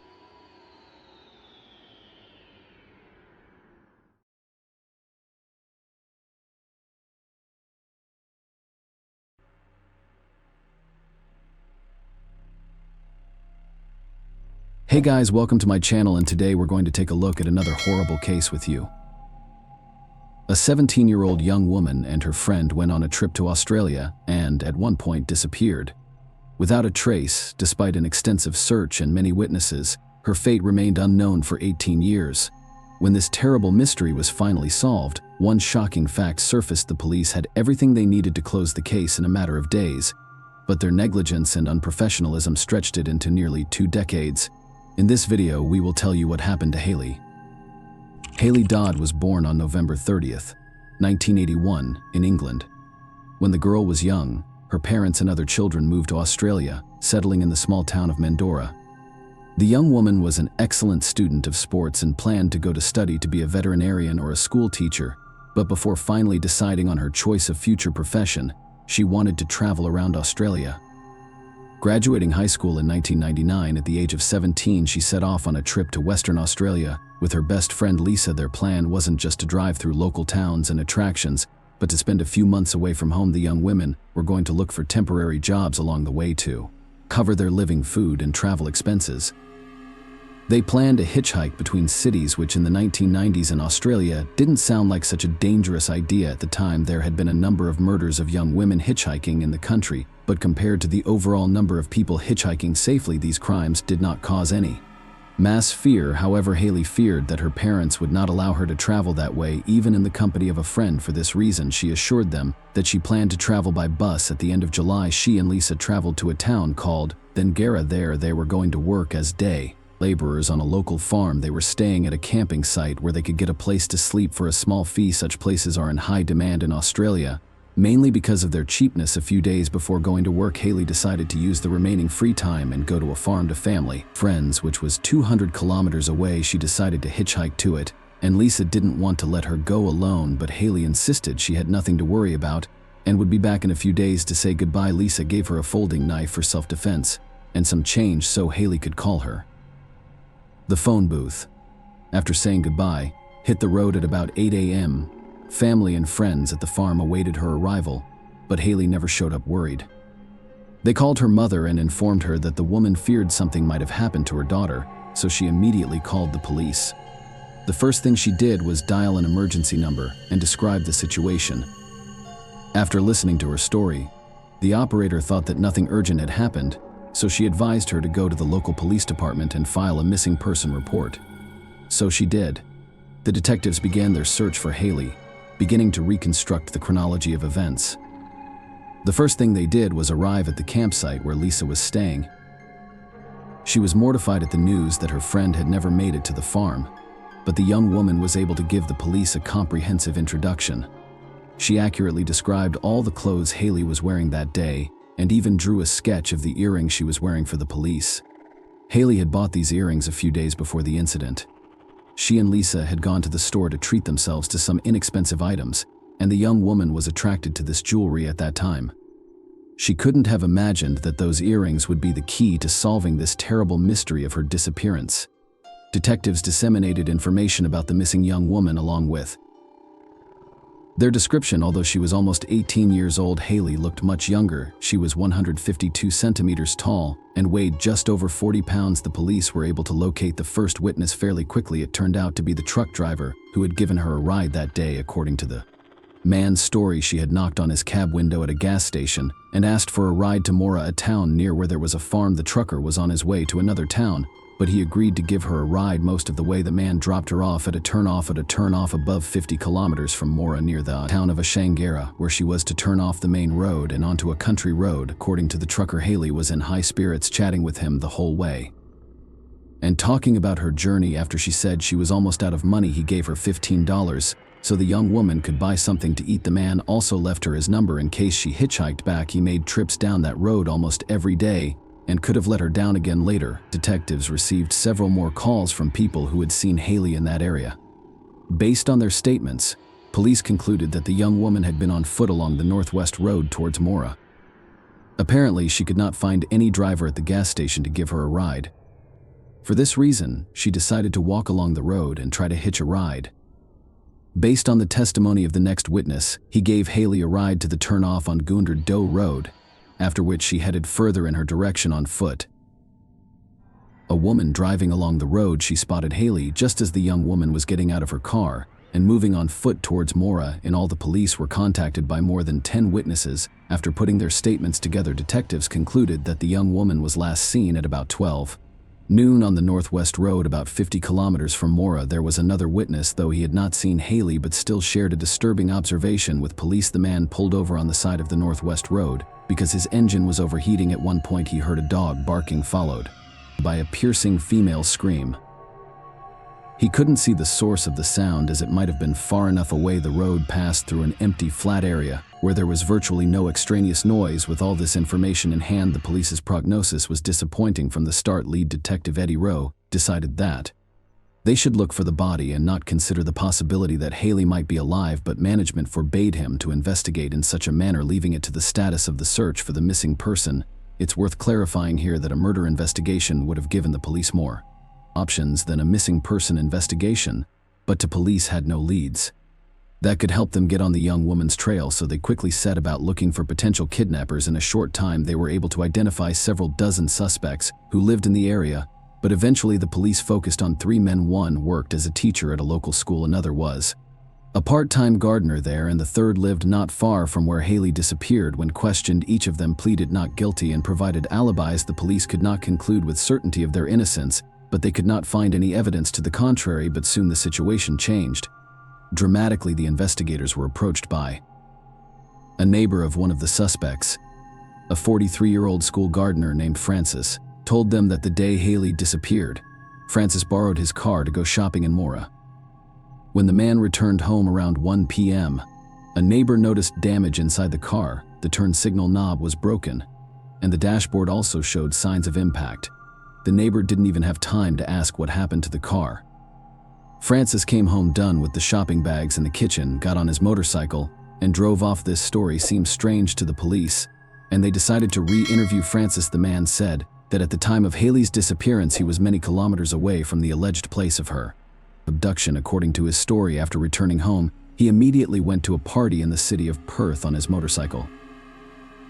But he was not supposed to get there that day. On the way there, he exceeded the speed limit and had a serious accident that took him to the hospital. The information available was enough for the detectives to ask the perfectly logical question: where was he going in such a hurry? His own testimony seemed very strange, and investigators decided to apply for a search warrant of his home. The officers searched his residence, but they were unable to find any potential evidence. They also searched the car and removed the seat covers so that experts could examine them in the lab. Unfortunately, none of this yielded any results, and Francis was left alone. Almost immediately after that, he moved to the other side of the country, to Queensland, and the detectives were left empty-handed, and the case went into a long drawer. They tried to find new witnesses and evidence to move the investigation forward, but to no avail. This went on for 8 whole years until Francis came back on the police radar in 2007. At the time, he was living in a remote outback in a small settlement. One morning, an elderly couple who lived next door to him were sitting on the porch of their house. At some point, they noticed with horror that a young woman with absolutely no clothes was running in their direction, and her head was covered with blood. She asked for help, and the residents of the house called the police. The victim said that she had tried to catch a ride the night before. A man stopped in front of her and offered her a ride. At one point, he told her he needed to go to a place to get gas and fill up his car. They drove up to a house in the middle of nowhere, and he called the woman inside and offered her some tea. Unfortunately for her, she said yes. Almost immediately thereafter, he attacked her, and after a brief struggle, tied her up. For the next few hours, the victim was subject to indescribable torture and violence. Her assailant also tore off one of her earrings and took it for himself. As you may have guessed, this man was Francis. By morning, the woman realized that she could get the rope off her hands and then free her legs and run. She loosened the rope, waited for the right moment for Francis to move as far away as possible,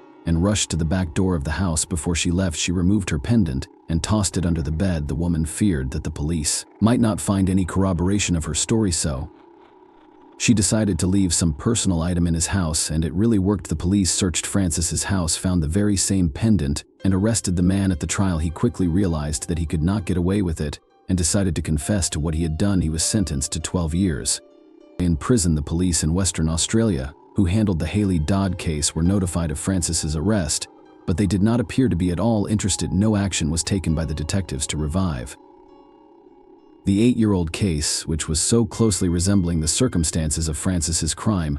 Only through the insistence of Haley's mother did the detectives agree to reopen the case, but they quickly concluded that there was still no evidence against Frances, which meant there was nothing they could do about it. All these years, Haley's family tried to get the police to investigate thoroughly, but they assured them that they had done everything in their power. Desperate to wait for help from law enforcement, the relatives spent tens of thousands of dollars on private investigators, but all to no avail. The case did not take a new turn until 6 long years later in 2013, when an extremely outrageous fact came to light. It turned out that the police had simply forgotten about the evidence that ended up being the key to the case. The medical examiner Tracy Horn filed a request to reopen the investigation. The reason was that the very same car seat covers from Frances's neighbor's car in 1999 were found in evidence storage. Suddenly it turned out that for 14 years they had never been tested for blood, DNA, and other evidence. When experts did retrieve them, they were immediately able to find a woman's earring that had snagged on the fabric of the covers, taking a drawing of Lisa's, which she drew for the police just after her friend's disappearance. Detectives were horrified to see it was the same earring that Haley was wearing the morning of her disappearance. But that wasn't all. A human hair was found in one of the car mats that had also been removed from the car. The hair was very likely Haley's own, but that probability was not 100%, which made it very difficult to prosecute Frances in the shortest possible time. As soon as the news leaked to the media, a wave of criticism poured in against the police. For 14 years, as evidence lay literally under the noses of the investigators, but in all that time they never remembered it.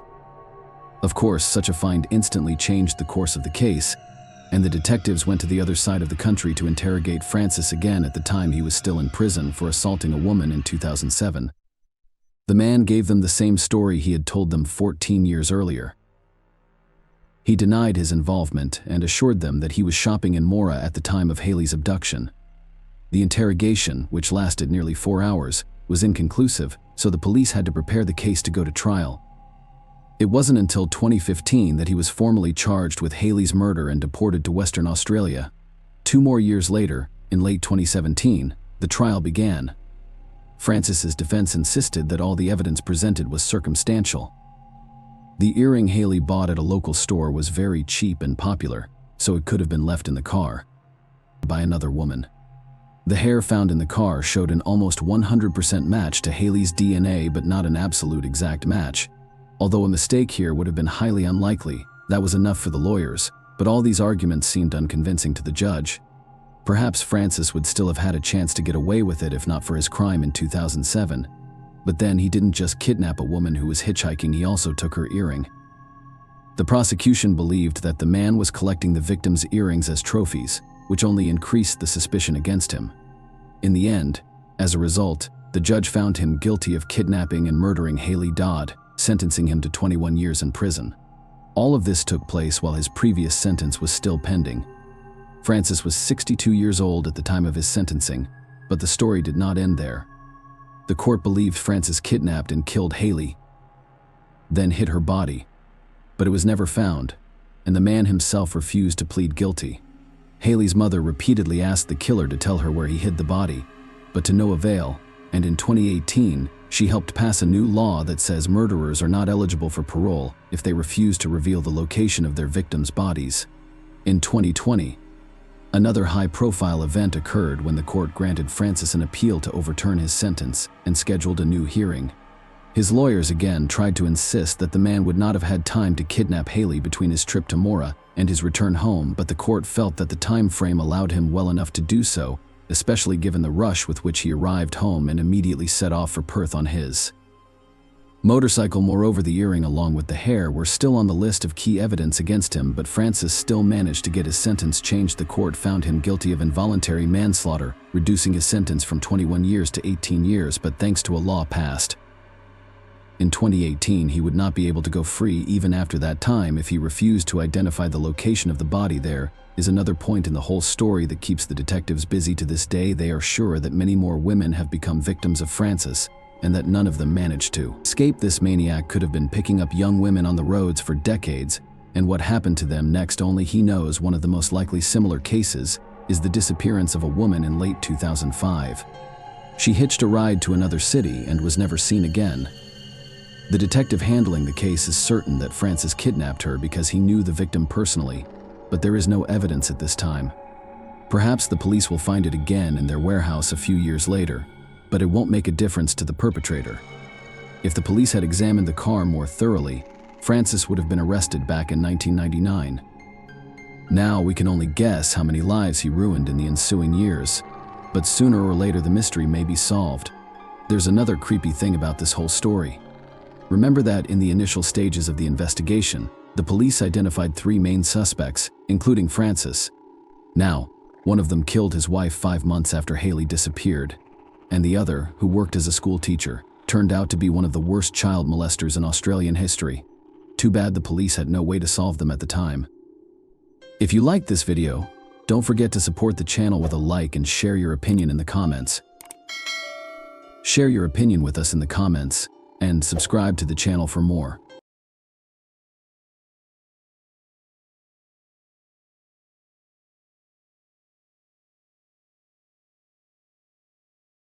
Hey guys, welcome to my channel, and today we're going to take a look at another horrible case with you.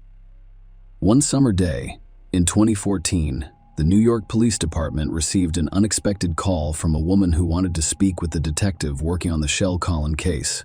Deborah Holmes called and urgently requested a meeting with the investigators after learning such shocking news.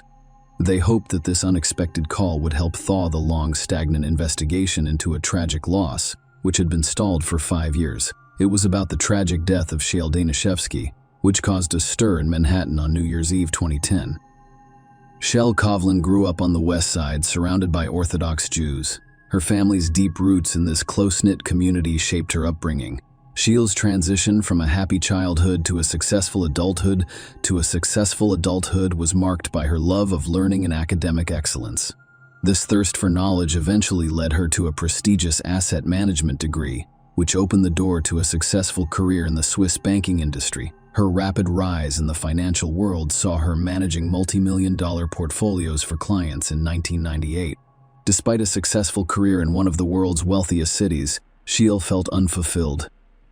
She had a stable financial situation and a loving family. However, her dream of starting her own family and becoming a mother remained unfulfilled. In February 1998, you were determined to change your fate. Shel attended a Jewish singles event aimed at assisting those looking for a significant other. There, she met 26-year-old Rod Kovlin, a fellow banking professional.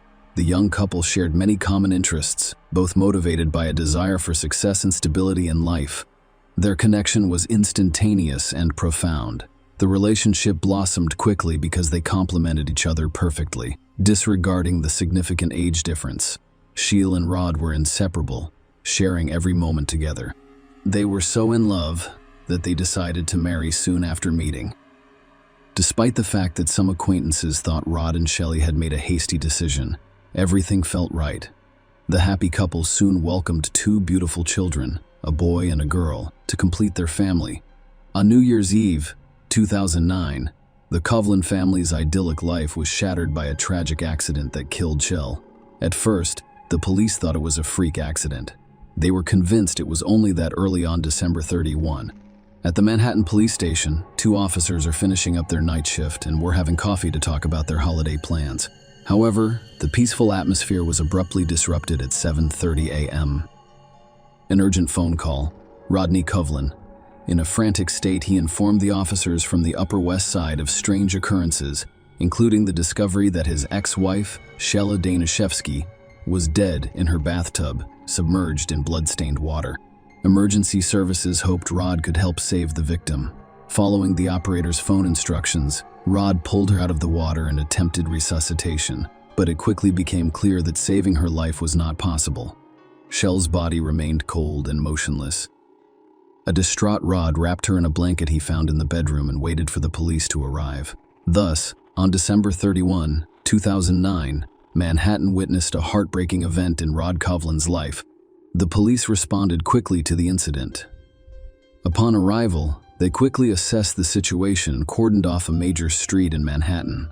They were greeted by a luxurious home just a few steps from the city park.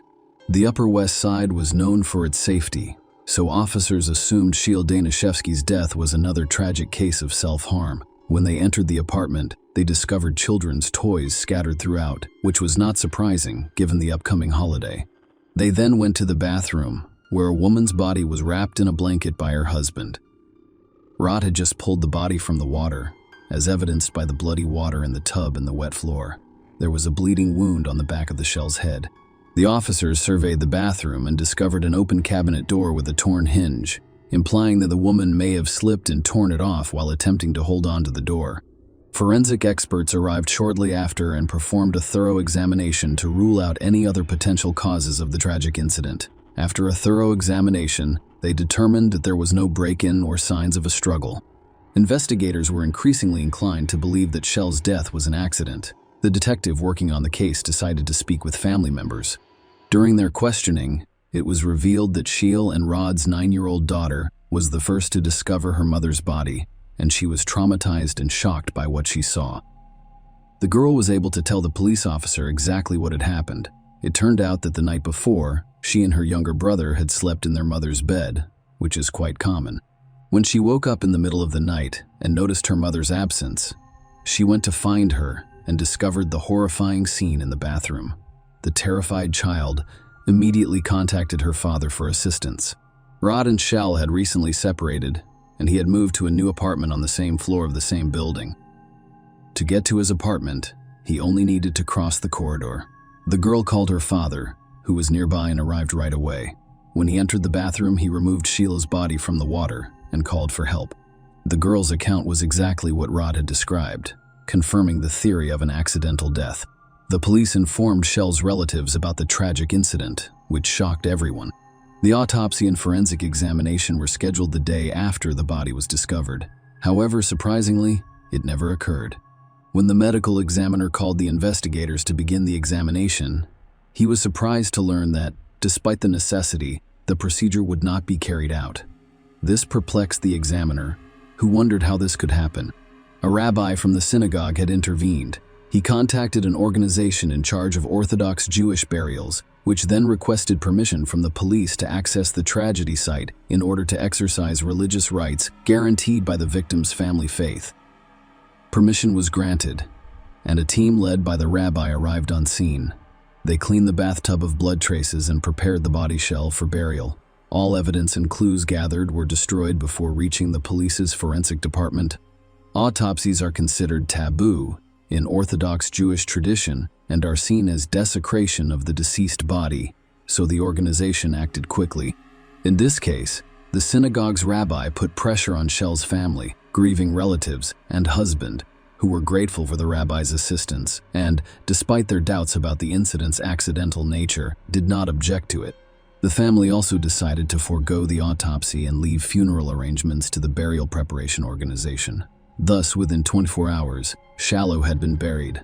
Hundreds of people came to pay their final respects and condolences to the family.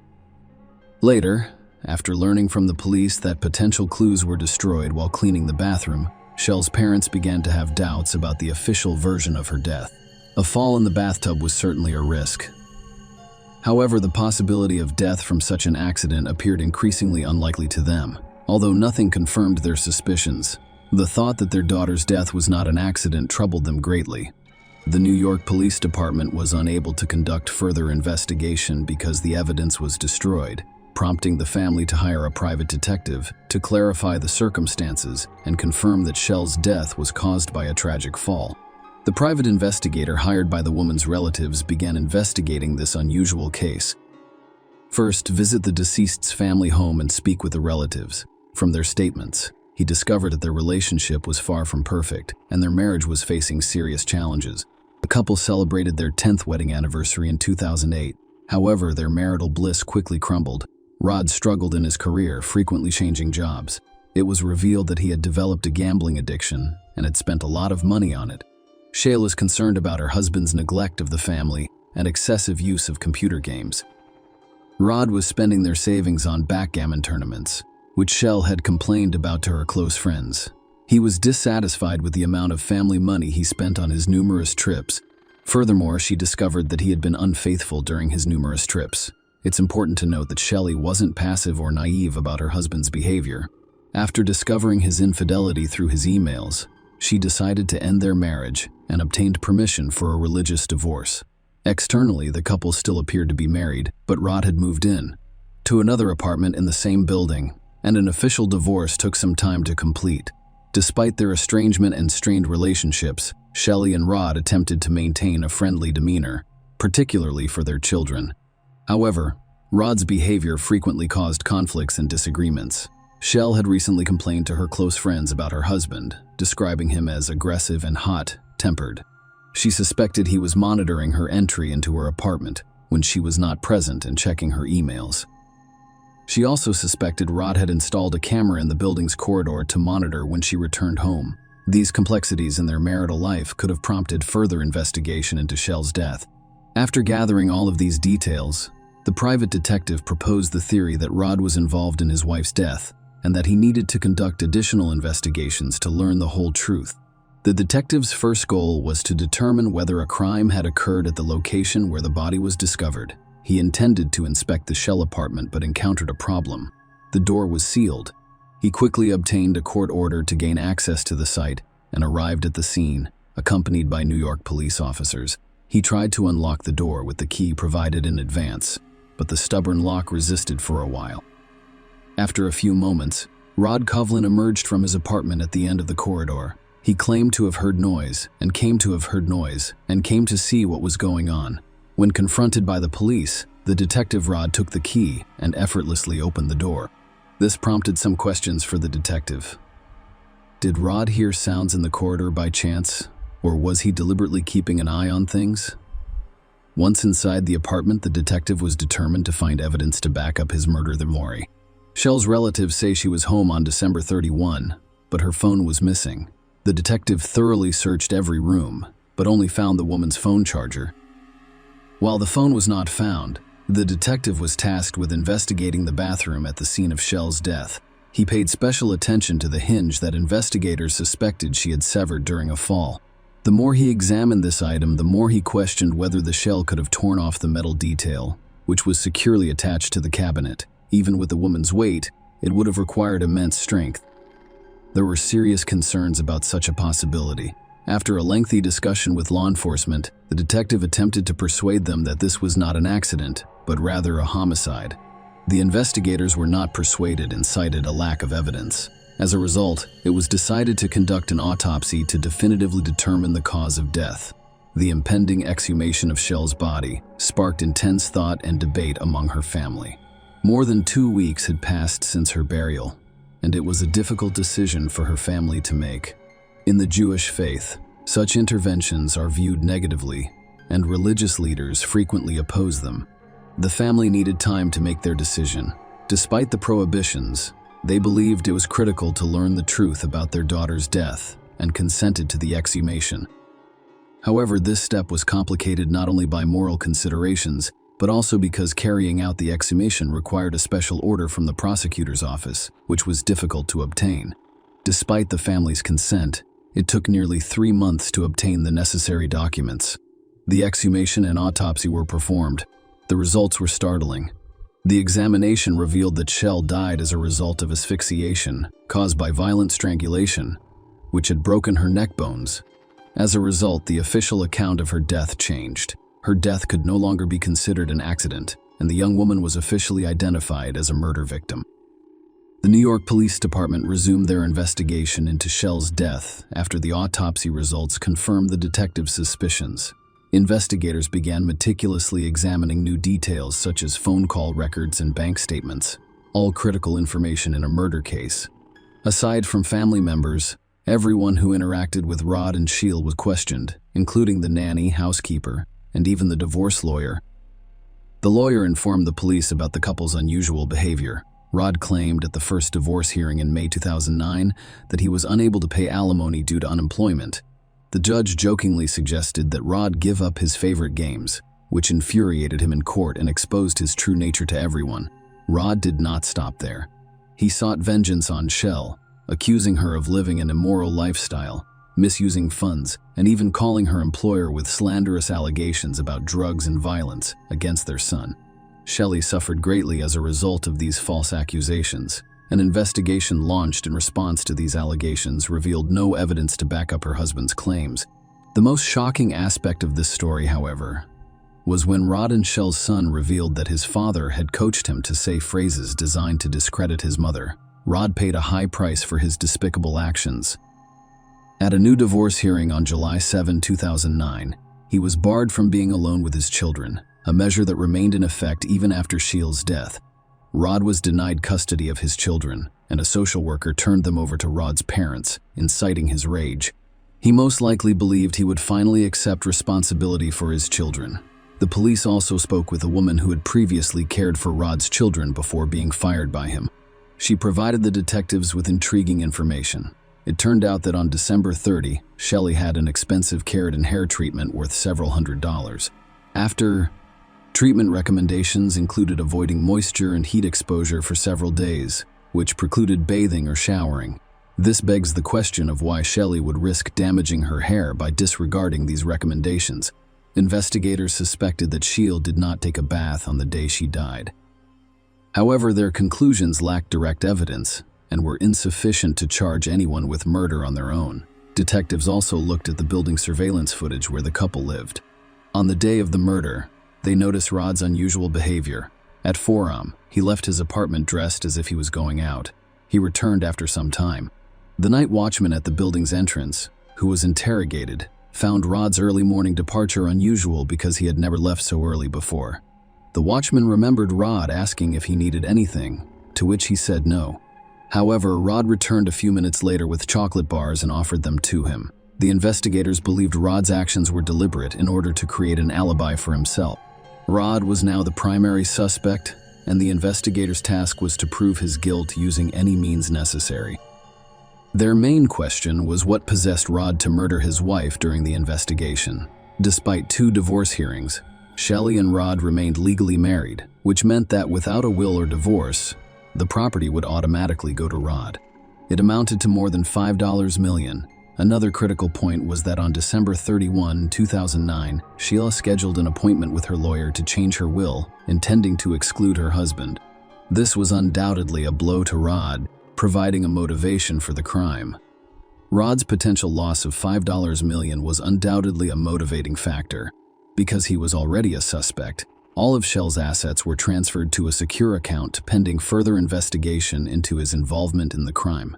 It was obvious that if Rod had been monitoring his wife, he would have known about her meeting with the lawyer to remove him from the will. Investigators suspected Rod of installing spyware to track his wife. Shell was also seen returning home around 8 p.m. on surveillance footage. The night before, they were talking on the phone, which was never found after the crime. Now that they had confirmed that the phone was in the apartment, they decided to conduct another search of the crime scene. When the investigators returned to the apartment, they didn't have to search long. They couldn't believe their eyes when they saw Shell's phone calmly lying on her bedside table, plugged into the charger. No one noticed the device in this location during the initial search by the New York police or the examination by private detectives. Furthermore, during previous searches, investigators photographed the room, but the phone was not on the bedside table. There was only one explanation. Rod had returned the mobile phone to the Shell-sealed apartment. It was unclear whether this was a foolish mistake or a deliberate taunt to the investigation. Rod was called in for questioning, but he had already retained a lawyer who advised him to remain silent. The investigators had to look for more evidence of his involvement. When police examined Rod's phone records, they discovered frequent calls to a number registered in Jacksonville, North Carolina.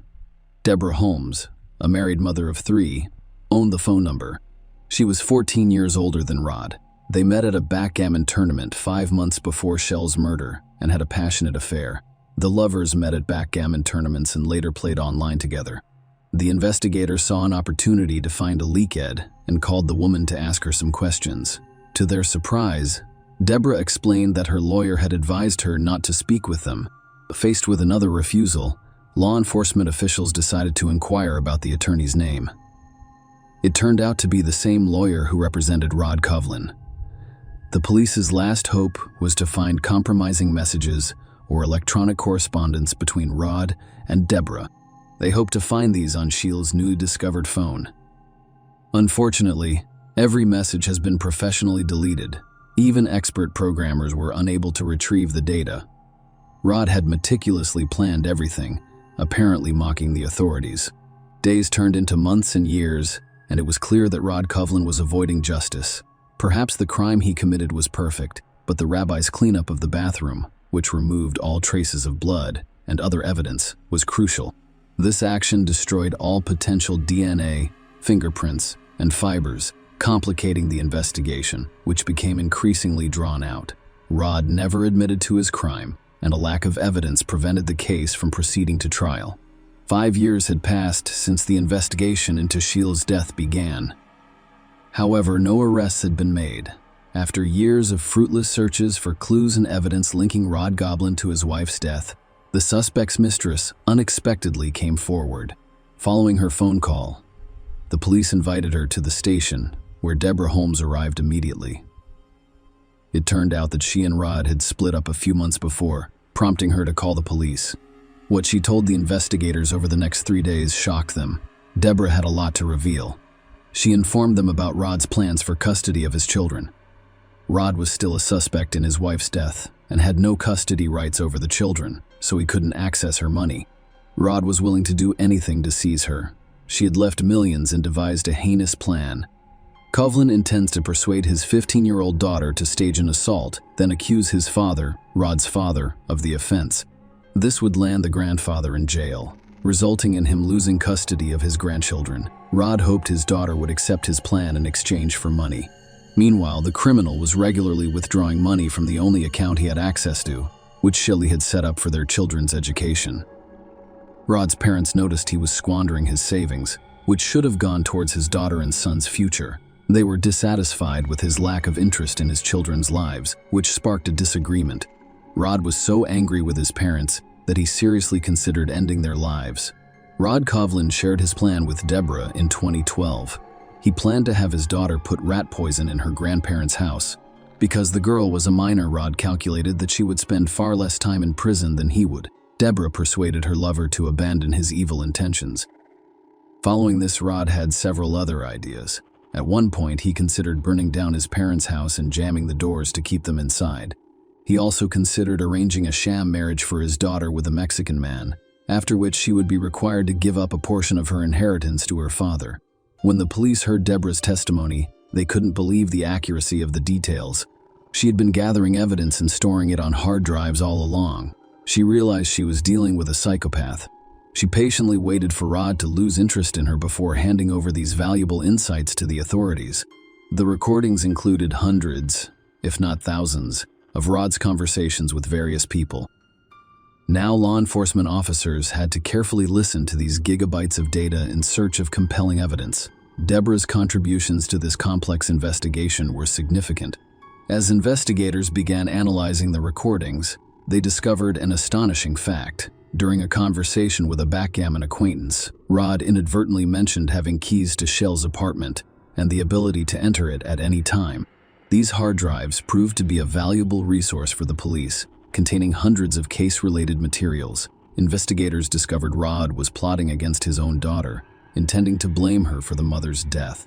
In an email address used by the father to send a forged email, it was claimed that the daughter admitted to lying and that her mother did not simply fall. According to the fabricated story, they had an argument in the evening, and she pushed her mother into the bathroom. Thanks to all of the information gathered, the police finally had enough evidence to charge Rod Kovlin with his wife's death. On November 1, 2015, Rod Kovlin was arrested. Sheil's family awaited the trial of their daughter's assailant, but victory was not guaranteed. The charges were circumstantial, and a skilled attorney could raise doubts in the jurors' minds. The detectives continued their investigation, gathering new information and meticulously verifying all evidence. Soon, irrefutable proof came from an unexpected source.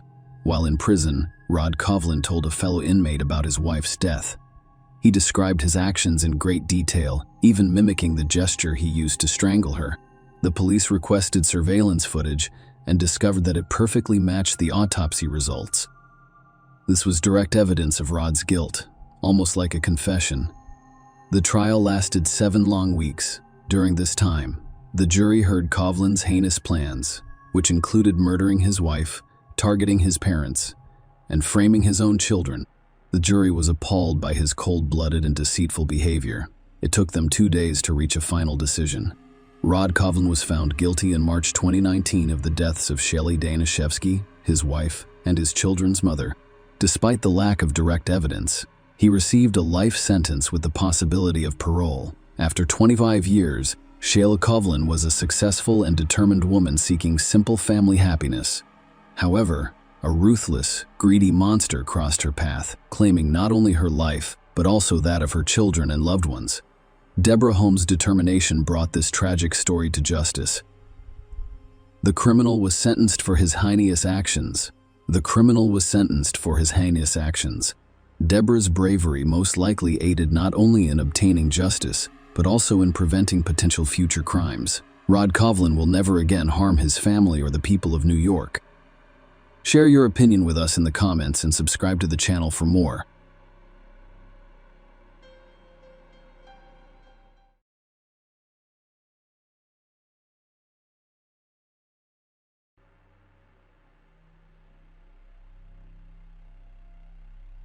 Hey guys, welcome to my channel, and today we're going to take a look at another horrible case with you.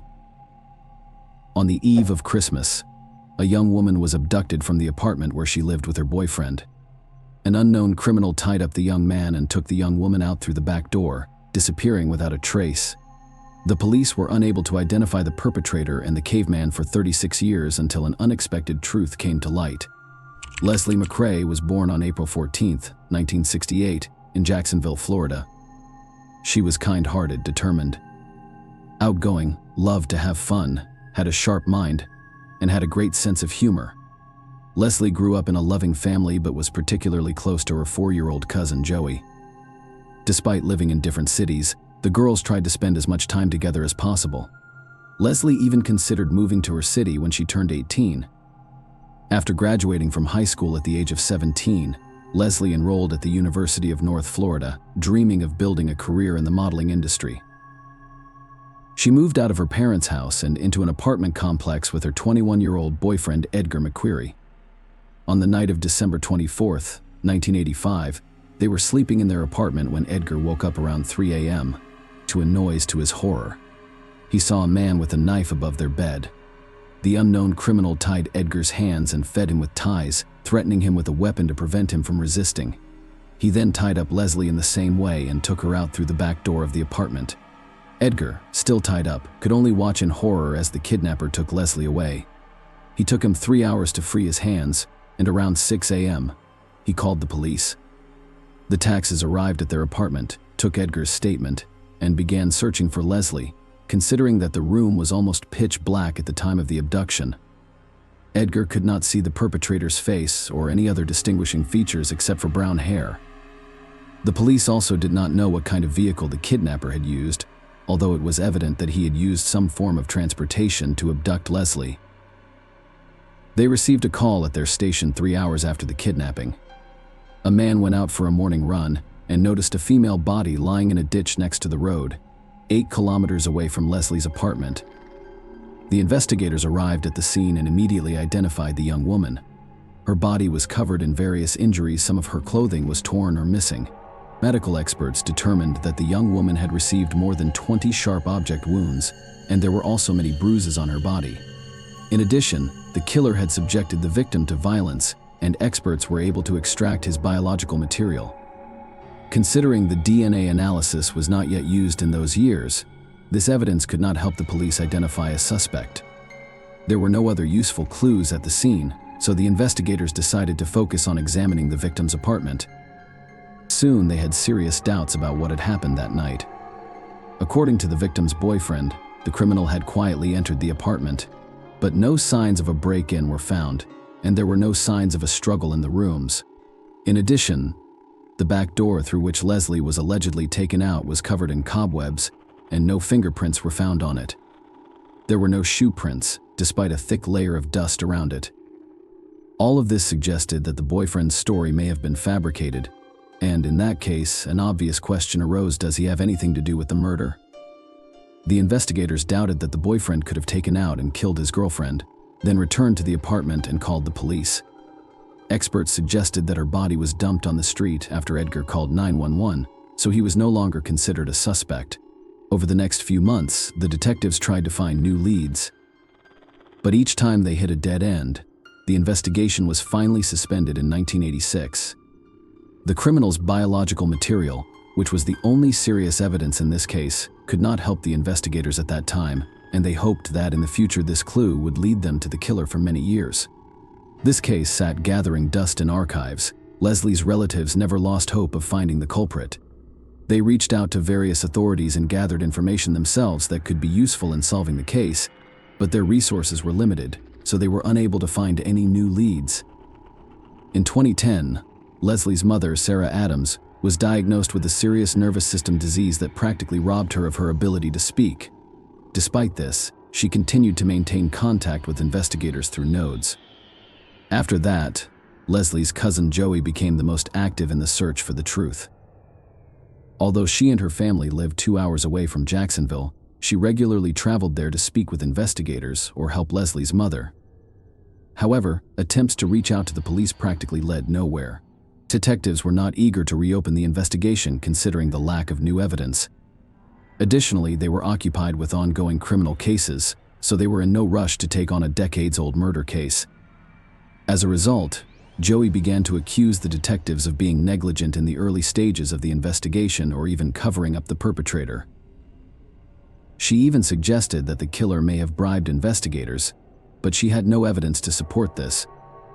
Theory Joey also regularly gave interviews to local news channels trying to draw public attention to the case. She recalled the time spent with her older sister and described Leslie as a cheerful and positive person. She also regretted that her 2 children never got to know what a wonderful aunt Leslie could have been to them. In late 2018, her relatives' persistent efforts produced the first results. They contacted representatives of the Cold Case Files Project, and they became interested in Leslie's case. This non-profit organization, which began in 2015, focuses on unsolved murders in which police have been unable to find the perpetrators. The organization collects and disseminates information, engages in dialogue with investigators and the media. In addition, they provide support to the victims' relatives, advising them on communication with the police and journalists. The organization's employees posted information about Leslie's murder on various resources, trying to attract as much attention as possible to the case.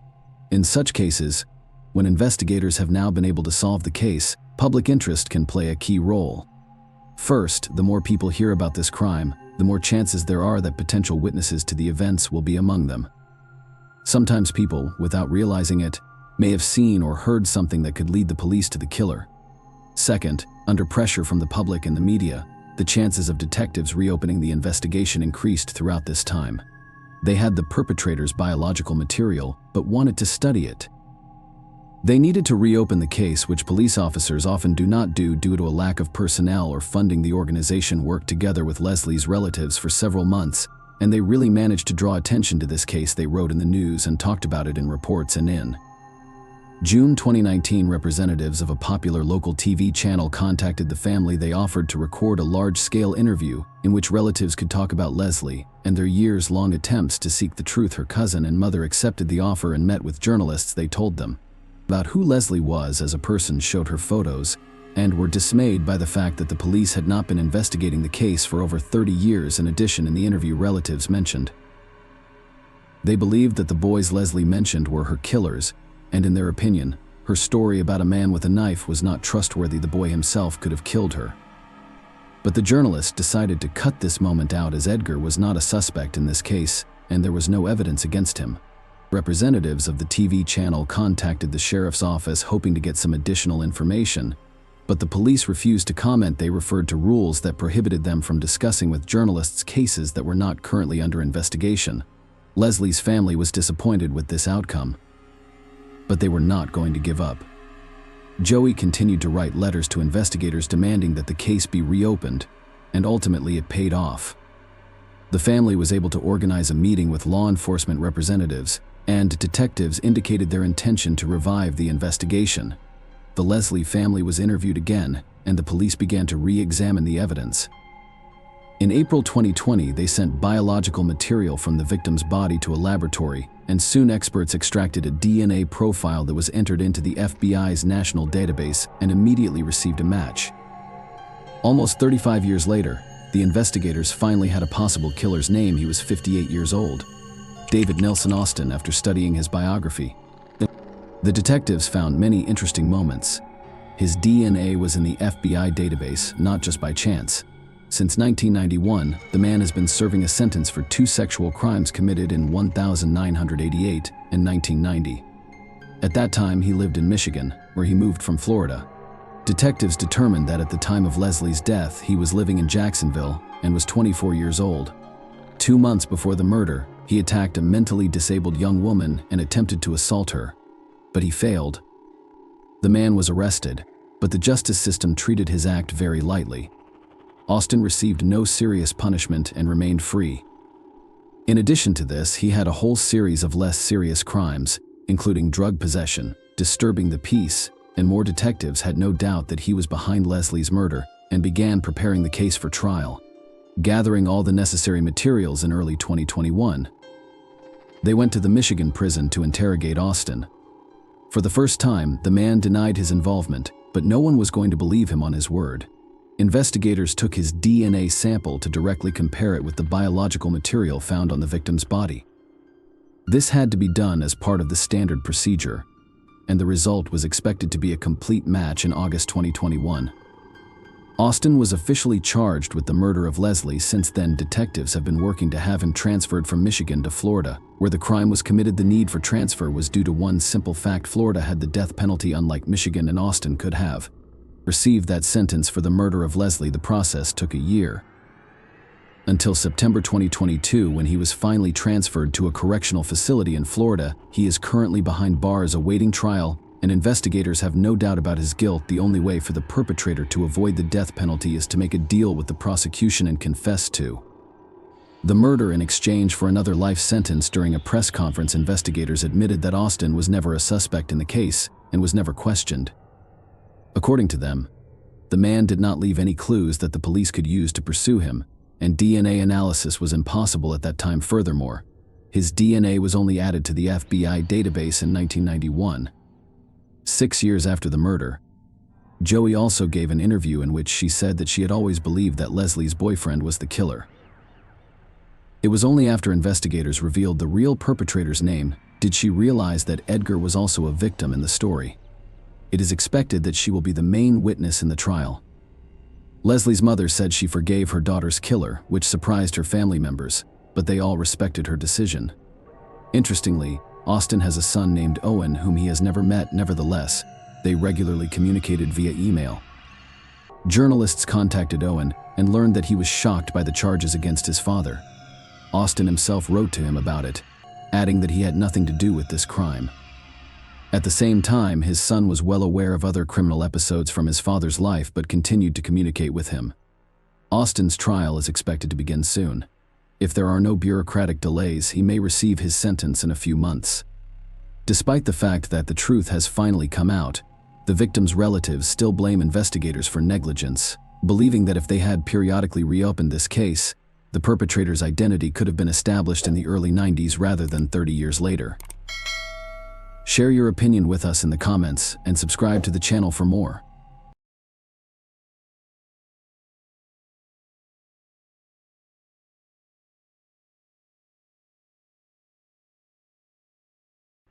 Hey guys, welcome to my channel, and today we're going to take a look at another horrible case with you.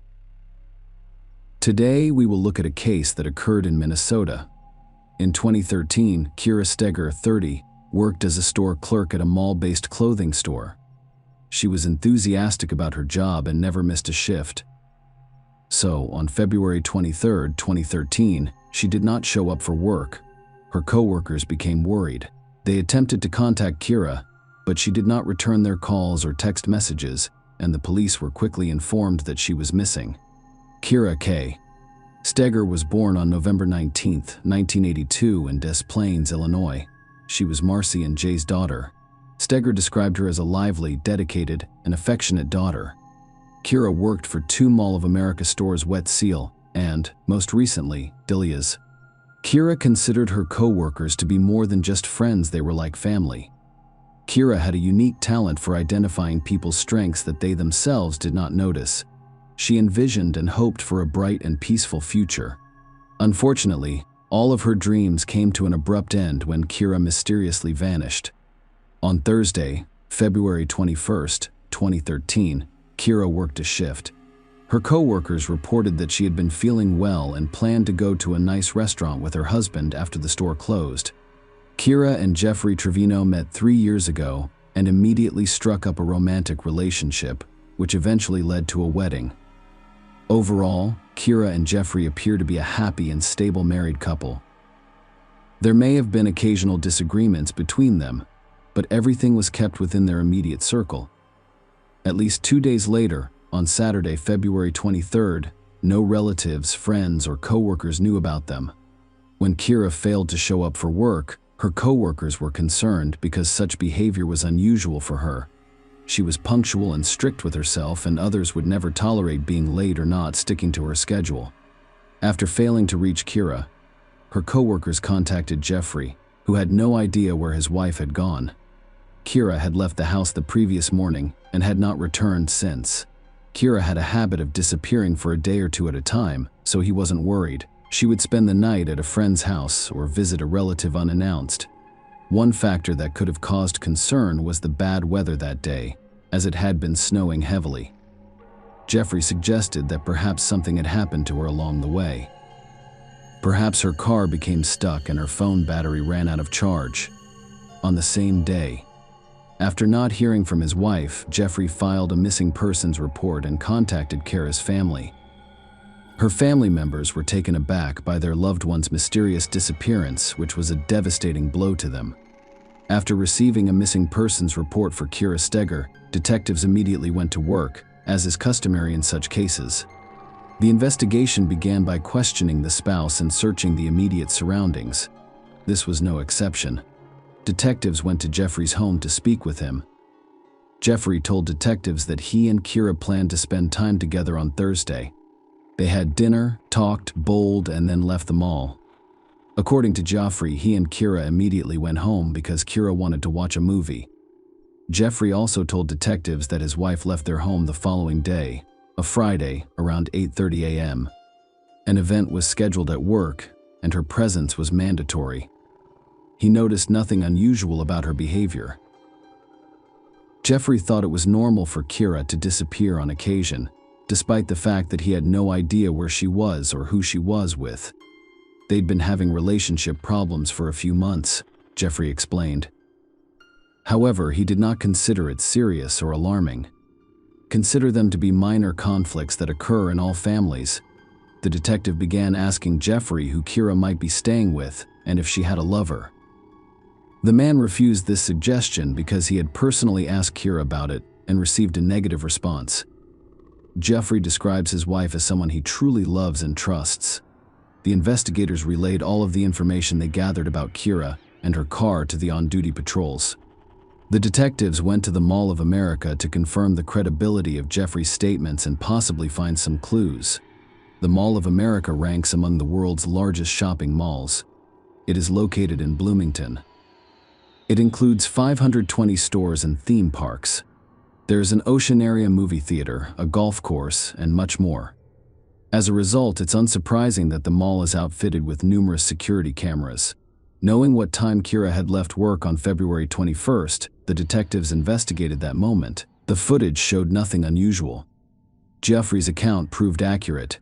He met Kira after work, and they spent some time at the mall before heading to the parking lot and driving away. There were no arguments between them, and the evening appeared to have gone well. Nothing is worse than waiting without knowing what is going on. And with each passing day, Kira's anxiety about her life grew worse. After not hearing from her and growing tired of waiting for a cure, his family traveled to Bloomington to assist with the investigation. They printed flyers with her pictures on them, posted them on poles, and handed them out to passers-by on the street. Their goal was to draw as much attention as possible to the search for Kira. They realized they couldn't just stand by and had to do everything they could to find their loved one. The wild, curious family was handing out leaflets, and the investigators continued their investigation. When officers interviewed the couple's neighbors, they discovered a surveillance camera installed on one of their homes. The camera rotated sideways, and one of its angles captured Kira and Jeffrey's house. Thus, the investigators requested that the homeowner copy the camera footage for them in the hopes of uncovering some clues. Meanwhile, investigators received records from a cell phone company, which provided them with a new lead.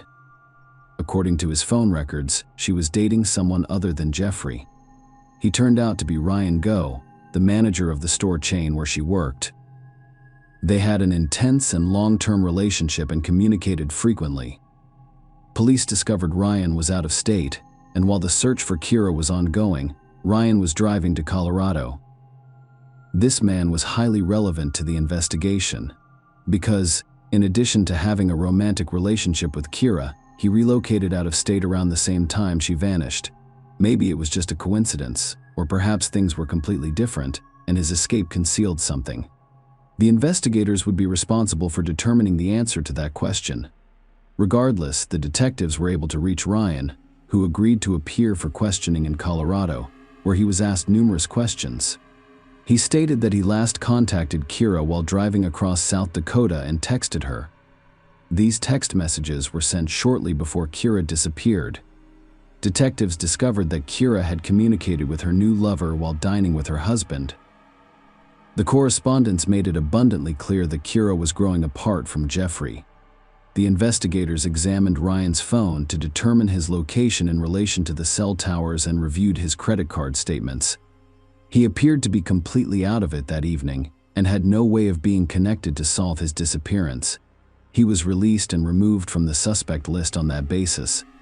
The message's timestamps revealed that Kira was still texting Ryan when she arrived home with her husband. However, their conversation ended at 11:44 p.m., and their curious phone has since been inactive.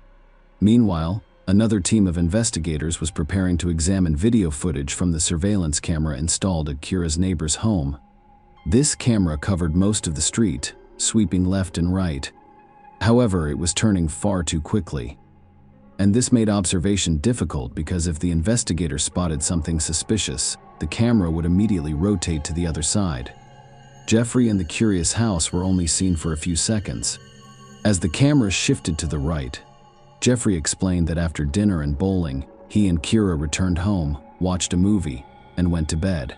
However, when investigators reviewed the video footage, they discovered that Kira's car reversed into the yard shortly after 2 a.m. Because of the poor quality of the footage and the camera's constant movement from side to side, it was difficult to tell exactly what was happening on screen at the time, but the car soon drove away from their house. Jeffrey attributed the night drive to Kira's request that he pump gas in her car before her commute tomorrow, so he headed to the gas station. Interestingly enough, his story was true. He was actually seen at the gas station around 3:30 a.m. However, the detectives discovered that after leaving the gas station, he did not return home but instead proceeded to the highway for unknown reasons. It's unclear where he's going next.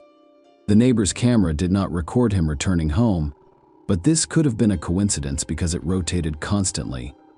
Thus, it is theoretically possible that Jeffrey returned home later in the day, when the camera was facing the opposite direction. When investigators examined the footage further, they discovered that the curious Chevrolet drove away at 9:21 a.m., but there was no way to tell who was behind the wheel. On Saturday, February 23rd, police received a missing person report, and the police department received a call on Monday, February 25th. Two multi-story parking lots near the shopping center where Kira worked are available for reporting the discovery of a suspicious vehicle. Security guards noticed that a specific car had been parked there for several days and requested a tow truck. The tow truck driver examined the car before picking it up and discovered suspicious-looking red smudges on the trunk lid. He then called the police. It turned out to be a white Chevrolet. There wasn't much blood, just a few minor stains, but it was present. That was an extremely bad sign. Kira's purse, which was recovered from her abandoned car, contained divorce court forms that appeared to have been downloaded from the internet. In addition, the investigators noticed a small, dark item lying in the snow behind the car. When they got closer, they noticed a rolled-up trunk mat with dark stains on the reverse side. DNA testing revealed that it was Curious Digger's blood. With regret, the investigators realized Kira was most likely no longer alive. Her family and friends were devastated by this horrific discovery. Their last hope of seeing Kira again was dashed. But this sparked a slew of questions in their minds. How did she die? Did she suffer? Who could have resented her enough to take her life? The absence of care in his body exacerbated the situation, as it was much more difficult to bear the grief that had befallen them without it. The detective's top priority was now to identify the person who had abandoned the vehicle in the parking lot. The car left the house at 9:21 a.m. About 20 minutes later, the mall's cameras caught it. There were no cameras in the lot where the car was found, but there was a camera pointed at the path leading to the car. The camera was near Kira's car. After reviewing the camera footage, the detectives noticed that a few minutes later, the white Chevrolet drove into the parking lot. The footage showed a man with a hood covering his head. It was fairly cold, and the man's hoodie didn't seem unusual, but the detectives wanted to know where he was going. The hooded man was seen crossing the street and walking to a taxi stand, where he spoke briefly with one of the drivers before getting into the car and driving away. Based on the time the hooded man interacted with the driver, the police were able to determine which company owned the cabs parked in the shopping center's parking lot. The police were able to easily identify the license plate number of that particular vehicle. All of the cabs were outfitted with GPS tracking devices, revealing that the hooded man finished his trip a block away from Kira and Jeffrey's house and then exited the vehicle after paying cash as it left the neighborhood.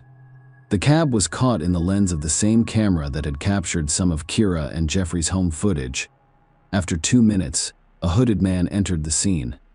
The low resolution of the video made it difficult to see his face, but what stood out was the white logo on his hoodie. As the investigators continued to watch the footage, they noticed the hooded man walk into the house where Kira and Jeffrey lived. Kira had gone missing, making it almost certain that the hooded man was Jeffrey. After obtaining a search warrant, law enforcement officers proceeded to the house. At first glance, it appeared to be an ordinary, unremarkable house, but this was only the first impression. Under closer examination, the criminalists discovered dark red stains in the spouse's bedrooms. There were a few stains on the wall beside the bed, and approximately 100 on the mattress. It was clear that the bedroom had recently been rearranged and cleaned. When the forensics team sprayed luminol, the floor carpet practically glowed. It had many bloodstains that could not be seen with the naked eye. Those stains originated in the bedroom and spread to the other side of the house. Forensics confirmed that the blood was unusual, which convinced investigators that she was no longer alive. Aside from searching the inside of the house, police examined Jeffrey's car. Despite the fact that there was no blood in the car and no evidence of a struggle, they were able to discover something interesting. Jeffrey's car contained a gas station receipt from an hour and 40 minutes before Kira's car was left in the mall parking lot. The receipt indicates that the purchase was made with Jeffrey's card. Detectives went to the gas station to review the security footage. The video shows Jeffrey filling up his car, then going inside and withdrawing money from an ATM. This footage provided a glimpse of Jeffrey's face and revealed that he wore a logo on his jacket in the chest area that resembled the logo on the man seen earlier. Jeffrey Trevino, 39, was arrested based on this recording and other evidence discovered in the house. He was brought to the station for questioning and became the primary suspect. Directly from the interrogation room, Jeffrey contacted his attorney, who advised him to exercise his right to remain silent. The police had enough evidence to charge him, but the body provided the most compelling evidence of his guilt. Nobody had any doubts that Kira had died. In late March, as the snowdrift began to clear, the police, Kira, his family, and some volunteers searched for her for months. Volunteers discovered a strange bag by the roadside at Keller Lake, a few miles from Trevino's home, and contacted the police. The bag held a bloodied pillow, a shirt, and a bra. The forensics team linked the discovery to Kira because her DNA was found on the items. The lake was still encrusted with ice, which hampered the search, but divers continued to survey it. They still found no remains in it. The area surrounding the lake was searched several times with search dogs trained to locate bodies, but this, too, proved fruitless. 2.5 months after Kira's disappearance, on May 8th, 2013, the St. Paul Police Department received a disturbing call. The male caller informed the operator that he saw what appeared to be a dead body in the Mississippi River. What police recovered from the water turned out to be a body. There was no clothing on it. Kira Steger's body was identified through dental records. She sustained severe blunt force trauma to her forehead and a fractured index finger on her left hand. Due to the level of decomposition, the medical examiners were unable to determine an exact cause of death. Using the new evidence, investigators attempted to reconstruct the timeline of events leading up to his death and what happened afterward. They speculated that when Kira and Jeffrey returned home, he became aware or noticed that she was texting someone else. Kira refused to show her husband the correspondence, so he violently snatched her phone and broke her finger. After seeing the romantic correspondence, Jeffrey became even angrier and, in a fit of rage, took his own life before attempting to conceal evidence of the crime. He drove her car to the house, put the body in the trunk, and then went to a gas station before disposing of it in the river. He then drove back home, dumping the bag with the pillow and clothes along the way. The next morning, he went to a gas station and took out cash from an ATM because he knew he'd have to pay for a cab after leaving his car in the mall's parking lot, and he'd rather do so in cash. After disposing of the curious car, Jeffrey returned home and spent the rest of the day cleaning the house. Jeffrey's trickery was intended to give the impression that Kira had driven away in her car by herself that morning and was fine. However, due to surveillance cameras, his plan failed. In October 2013, a jury convicted 39-year-old Jeffrey Trevino, agreeing with the defense that his actions were not premeditated and that the crime was the result of a heated and unexpected argument after discovering his wife's infidelity. Before the judge announced the sentence, curious family members made statements. Carrie Ann Steger, a curious sister, described the monster as a calculated criminal who deserves no mercy. Marcy stated that Trevino showed no mercy to her daughter and dumped her like trash into the nation's most polluted body of water. She said. But her father Jay insisted that no punishment would ever compensate for the pain Trevino had caused their family. No amount of time spent with Mr. Trevino will suffice. Never enough, he said. In November 2013, Jeffrey Trevino received a 27.5-year prison sentence. He will be eligible for parole in 2031. Share your opinion with us in the comments and subscribe to the channel for more.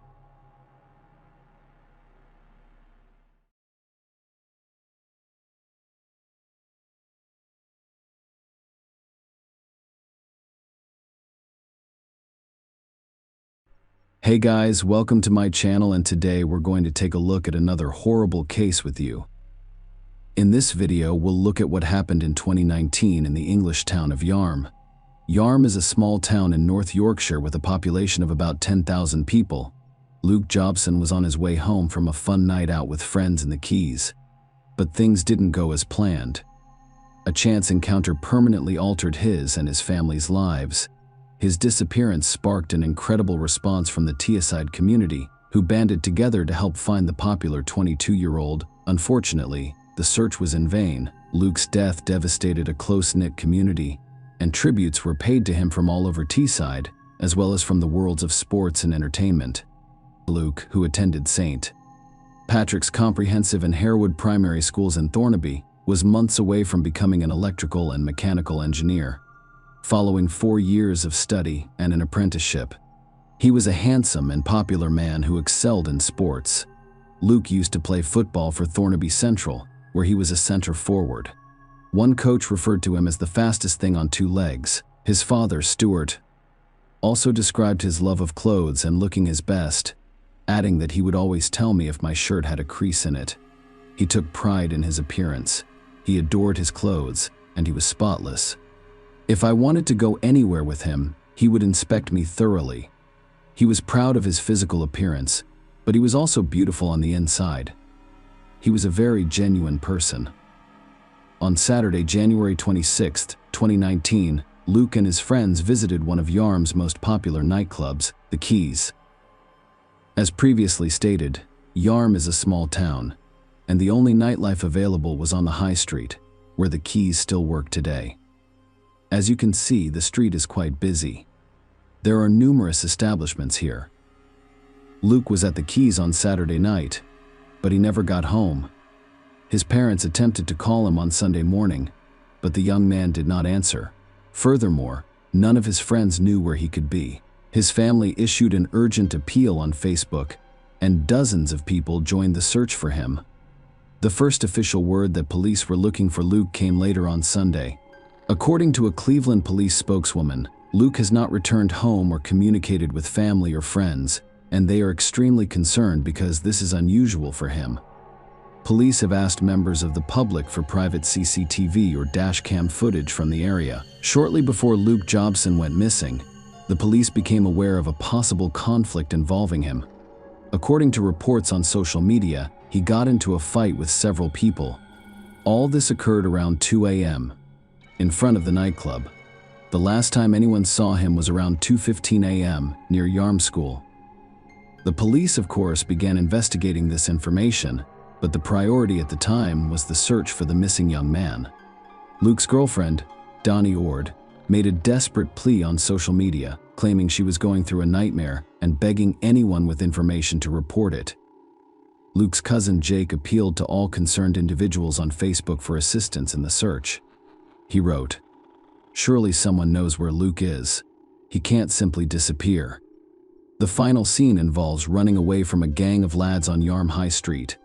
On Sunday, friends and family began looking for Luke near the river in Yarm, a search that quickly grew into a large-scale operation. On a bitterly cold Monday morning, hundreds of people gathered in the Yarm School parking lot to help with the search.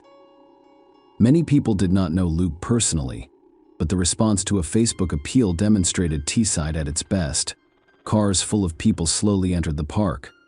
Many others arrived on foot, dressed warmly for winter, ready to do whatever it took. In the end, over 300 people came to help. In total, 18 large groups searched areas as far away as Preston Park, Stokesley, Cotham and Early Nick and Hilton. Specialist police search teams also scoured the banks of the Tees near Yarm School, but at 1 p.m., everyone involved in the search learned the devastating news that everyone feared. Despite the heroic efforts of emergency personnel and Luke's family and friends, the search ended tragically. They canceled the search after police discovered a body in the river. OT's Cleveland police said a body discovered in the river at Yarm by officers searching for missing Luke Jobson has been confirmed as that of the 22-year-old. Our thoughts are with Luke's family and friends during this difficult time, and specially trained officers will continue to support them. Following Luke's death, his parents, Lisa Jobson and Stuart Banks, paid a moving tribute to their son. They described him as a popular and ambitious young man who adored the gym. Lisa, his heartbroken mother, said, "Me and his father are very proud we created someone like him. I could not have asked for a better son. We want to celebrate everything he has accomplished and who he is. We want everyone to remember him for good."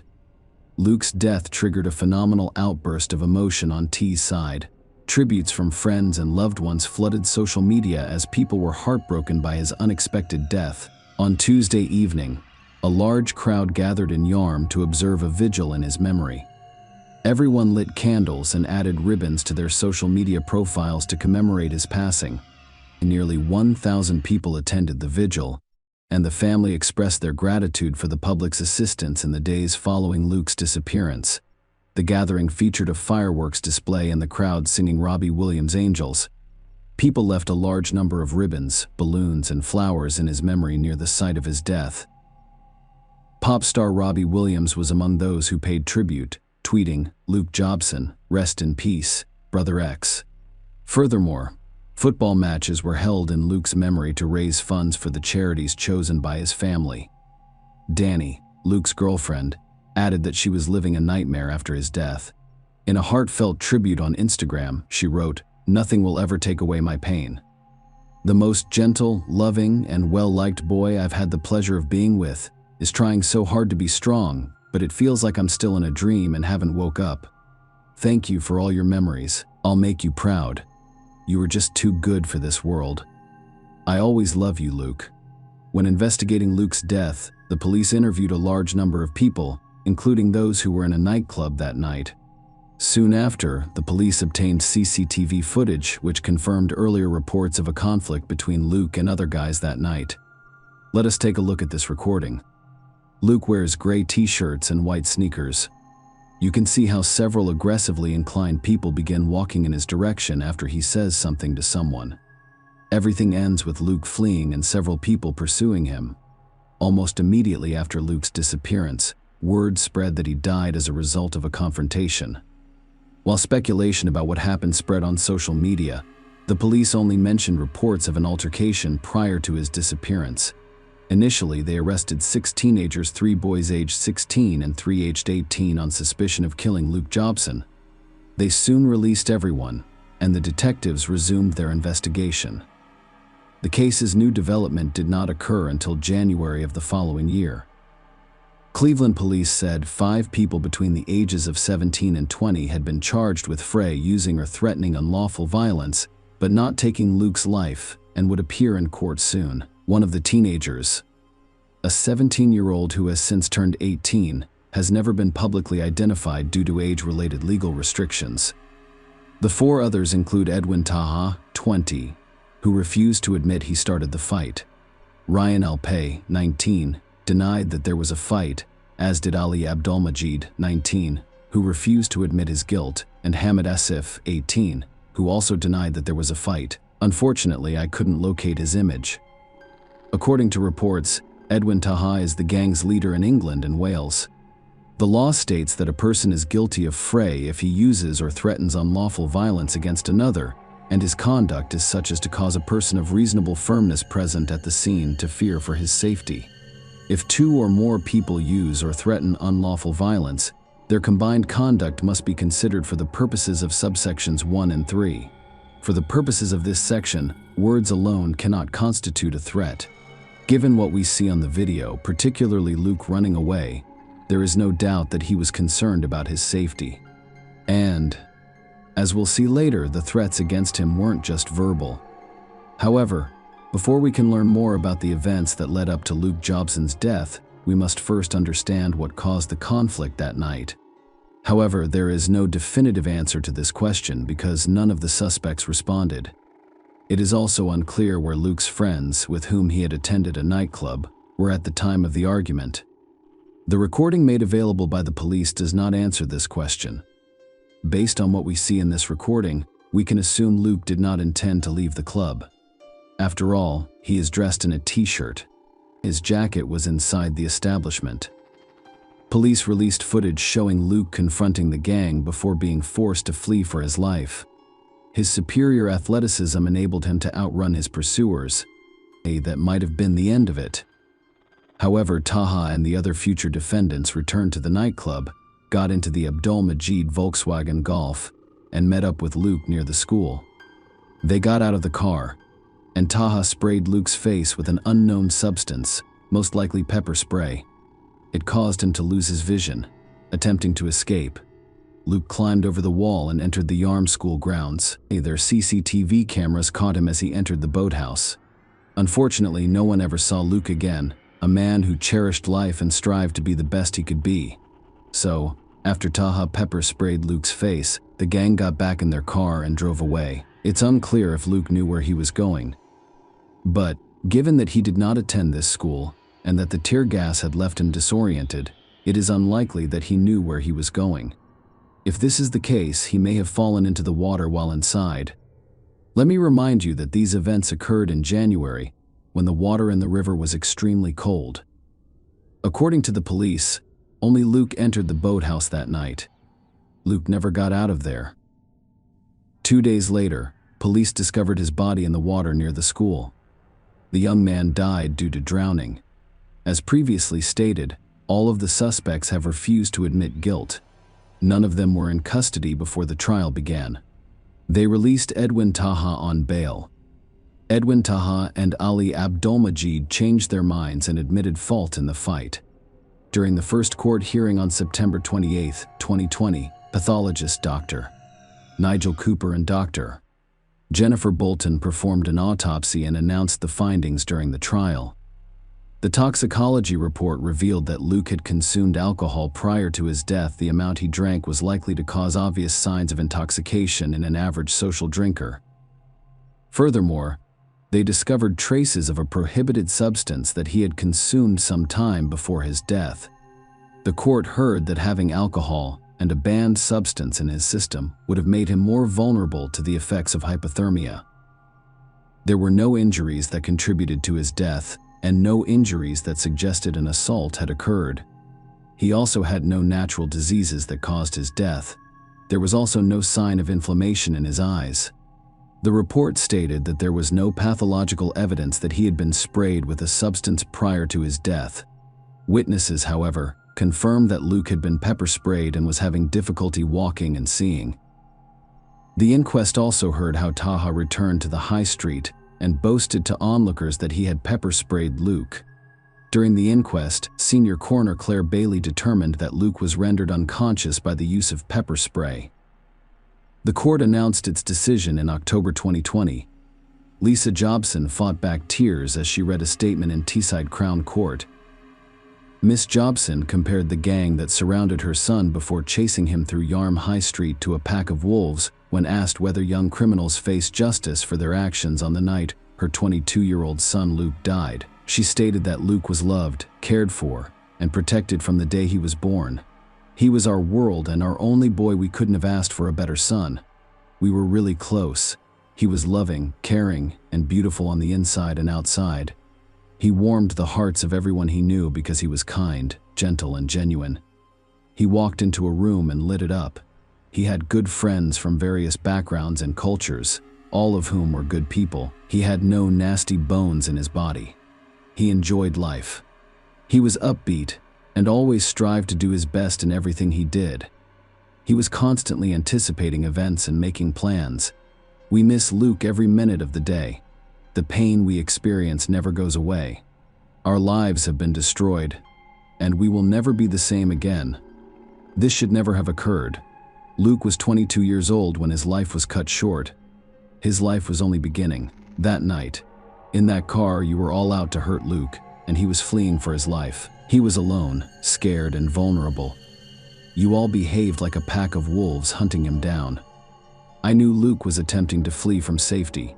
He was heading to his aunt's house, and you all prevented that from happening by getting to him in that car. You understand exactly what you did. When you sprayed our boy's eyes and face, causing Luke pain and suffering, you were completely evil. We'll never forget what Luke had to go through that night. None of you have had the courage to admit what you have done to our son. Knowing your faces, or the last faces of terror our son had to see on this earth, is a living hell, and the fact that he could not flee safely is torture. We wish someone could take away all of our pain and bring Luke back, but no one can. We're angry, sad, and bitter. You've transformed us into something completely different from what Luke stood for. Whatever happens to each one of you will never be enough.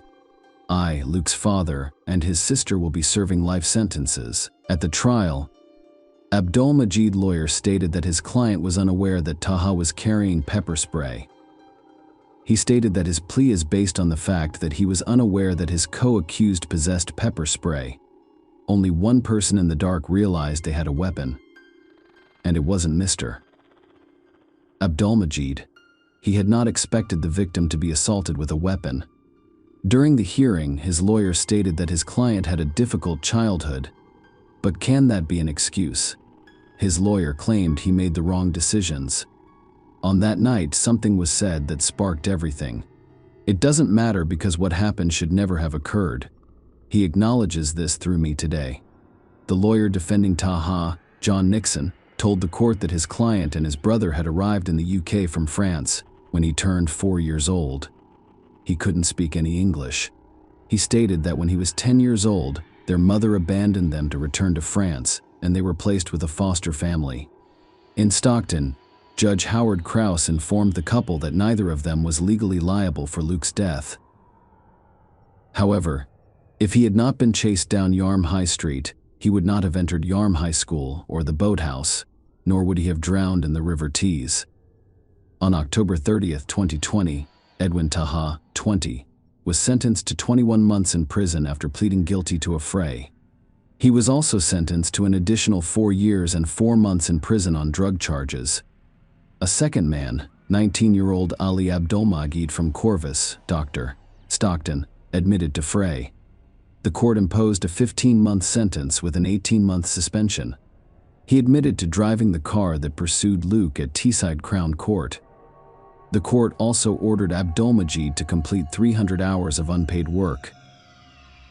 Following the hearing at Teesside Crown Court, the senior investigating officer, Temporary Detective Chief Inspector Sarah Robinson, stated that a police investigation revealed that an altercation occurred on Yarm High Street before Luke was pursued by a group of males in a vehicle.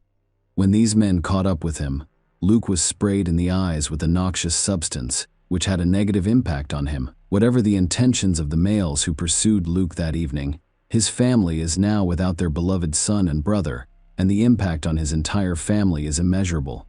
Nothing can ever bring Luke back. However, now that the criminal case has been concluded, we hope that this brings some sort of closure for his family and that they can now look forward to moving on with their lives. The prosecution dropped charges against 19-year-old Ryan Alpay. Hamada Asif is 18 years old.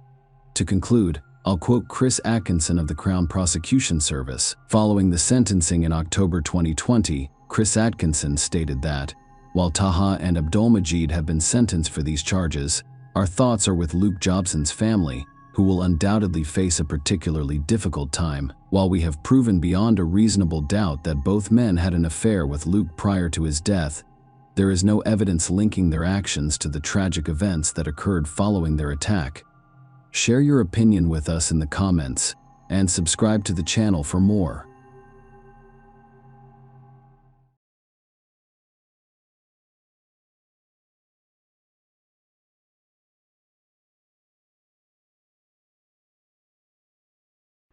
Hey guys, welcome to my channel, and today we're going to take a look at another horrible case with you.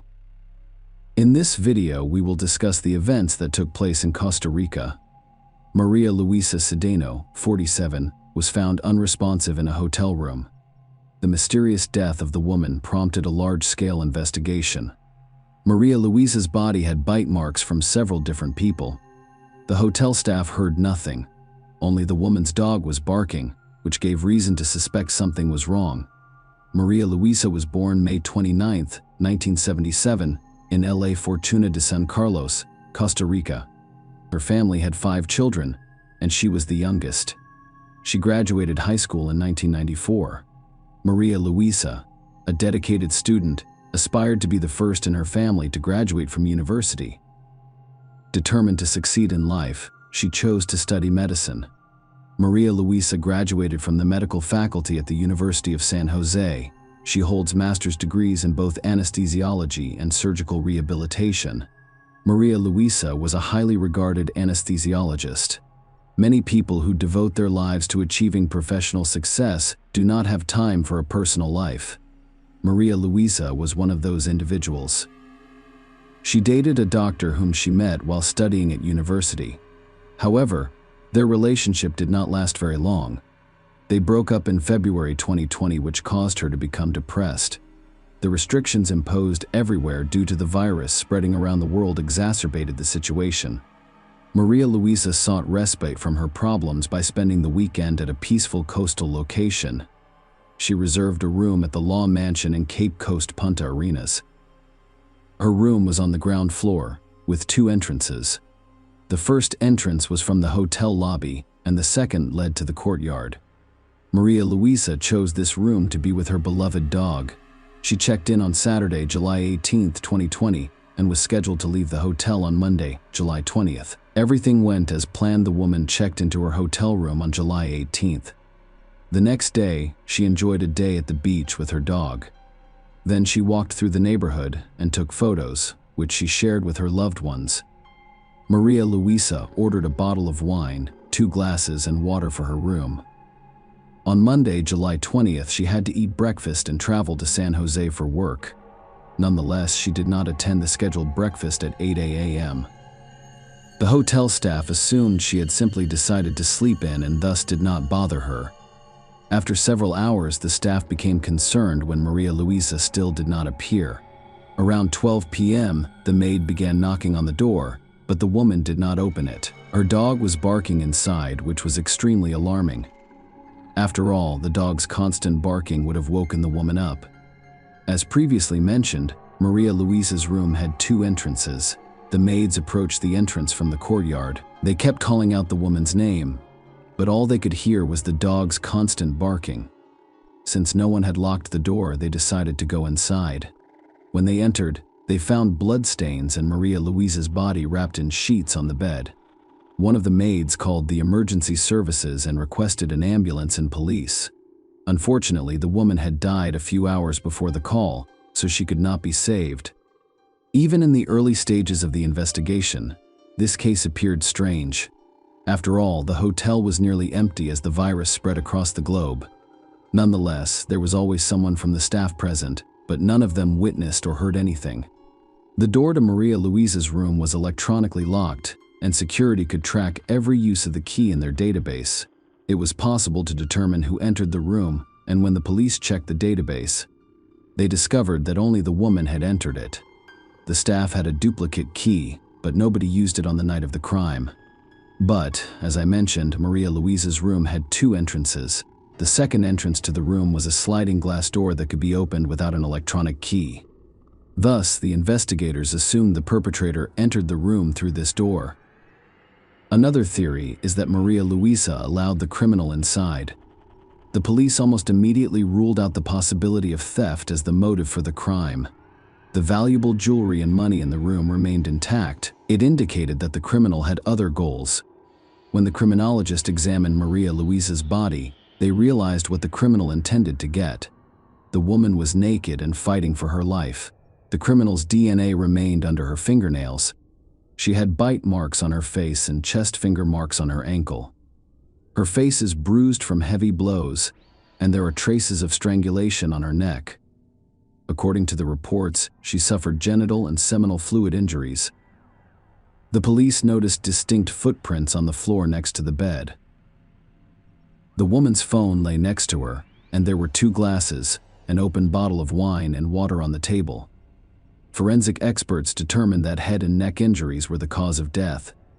Experts expected DNA samples from bites on Maria Luisa's body. Even the most experienced people were surprised by the exam results. The bites on the woman's chest and cheek contained saliva. However, a person cannot bite their own cheek. It meant that the perpetrator used the woman's saliva to contaminate the bites on her body, masking their DNA. Surprisingly, the perpetrator washed Maria Luisa's body before wrapping it in a sheet and placing it on the bed. Perhaps this is how the person who killed the woman intended to destroy the evidence left on her body. To some extent, this individual succeeded. Maria Luisa's death presented an unimaginable challenge for her family, particularly her parents, who were over 80. It wasn't only death. Maria Luisa's torture prior to her death exacerbated her family's grief. None of his friends, colleagues, or relatives could believe that this kind, cheerful and sympathetic soul had left them. News of the brutal crime that claimed the life of a well-known anesthesiologist spread quickly throughout Costa Rica. The police wanted to find the person responsible for Maria Luisa's death as soon as possible. The police began their investigation by checking everyone who worked and lived at the hotel during Maria Luisa's time there. Although there were CCTV cameras at the hotel, the police were unable to obtain recordings because the cameras were not working. Due to the global situation, the hotel was almost completely empty. The lack of customers had an impact on the number of employees as well. Maria Luisa mentioned to a friend that the person who served coffee also had other responsibilities at the hotel.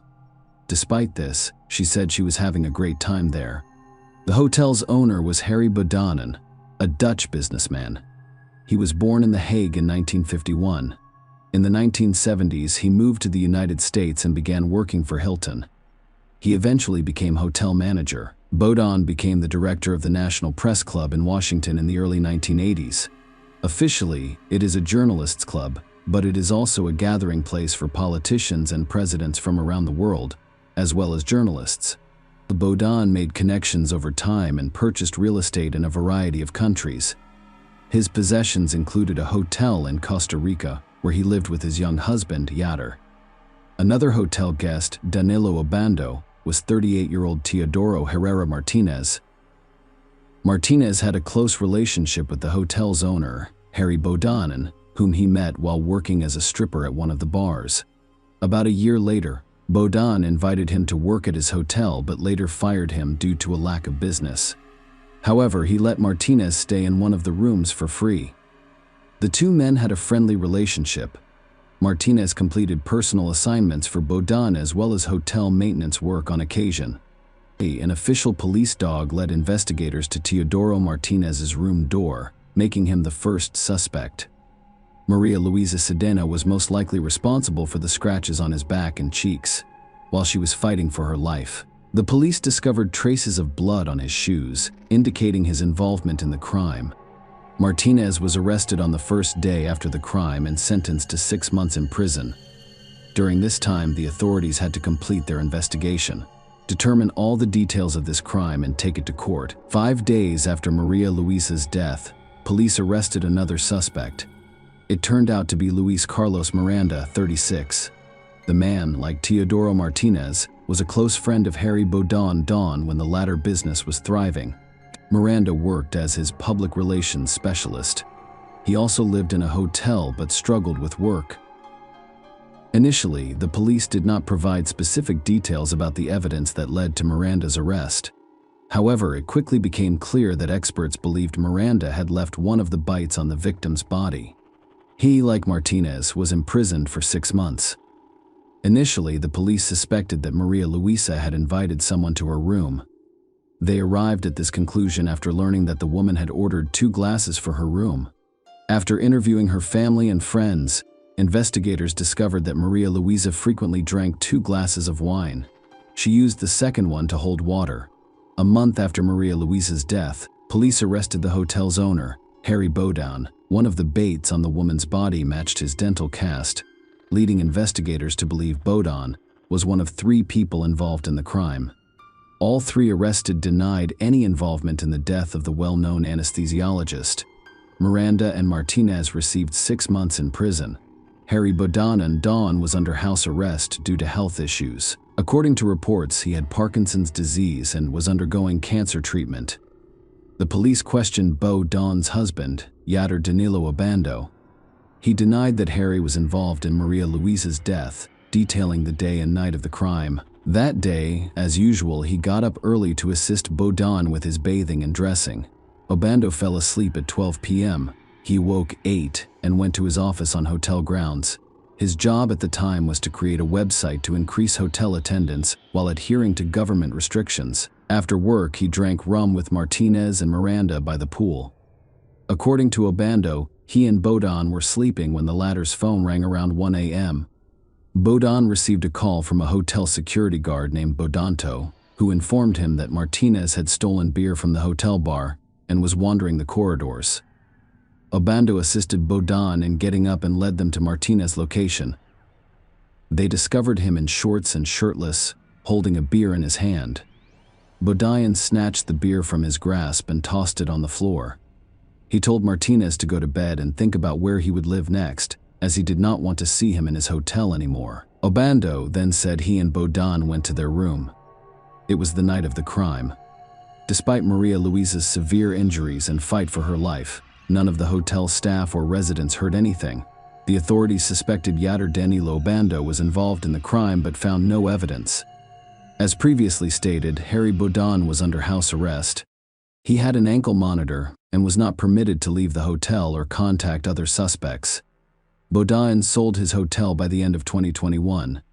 His health was deteriorating, and he needed to pay for the services of an attorney. The new hotel owners refused to let him stay, so he had to move. He gave the prosecutor's office his new address, but they identified him as a suspect who could flee the country.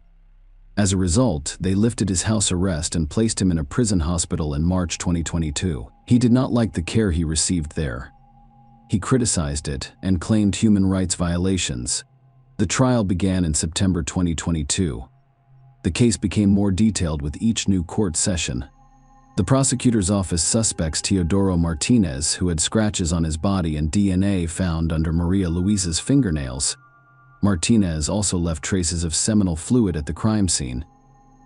The trial was postponed several times due to the large number of people who wanted to attend and the large number of journalists who covered it.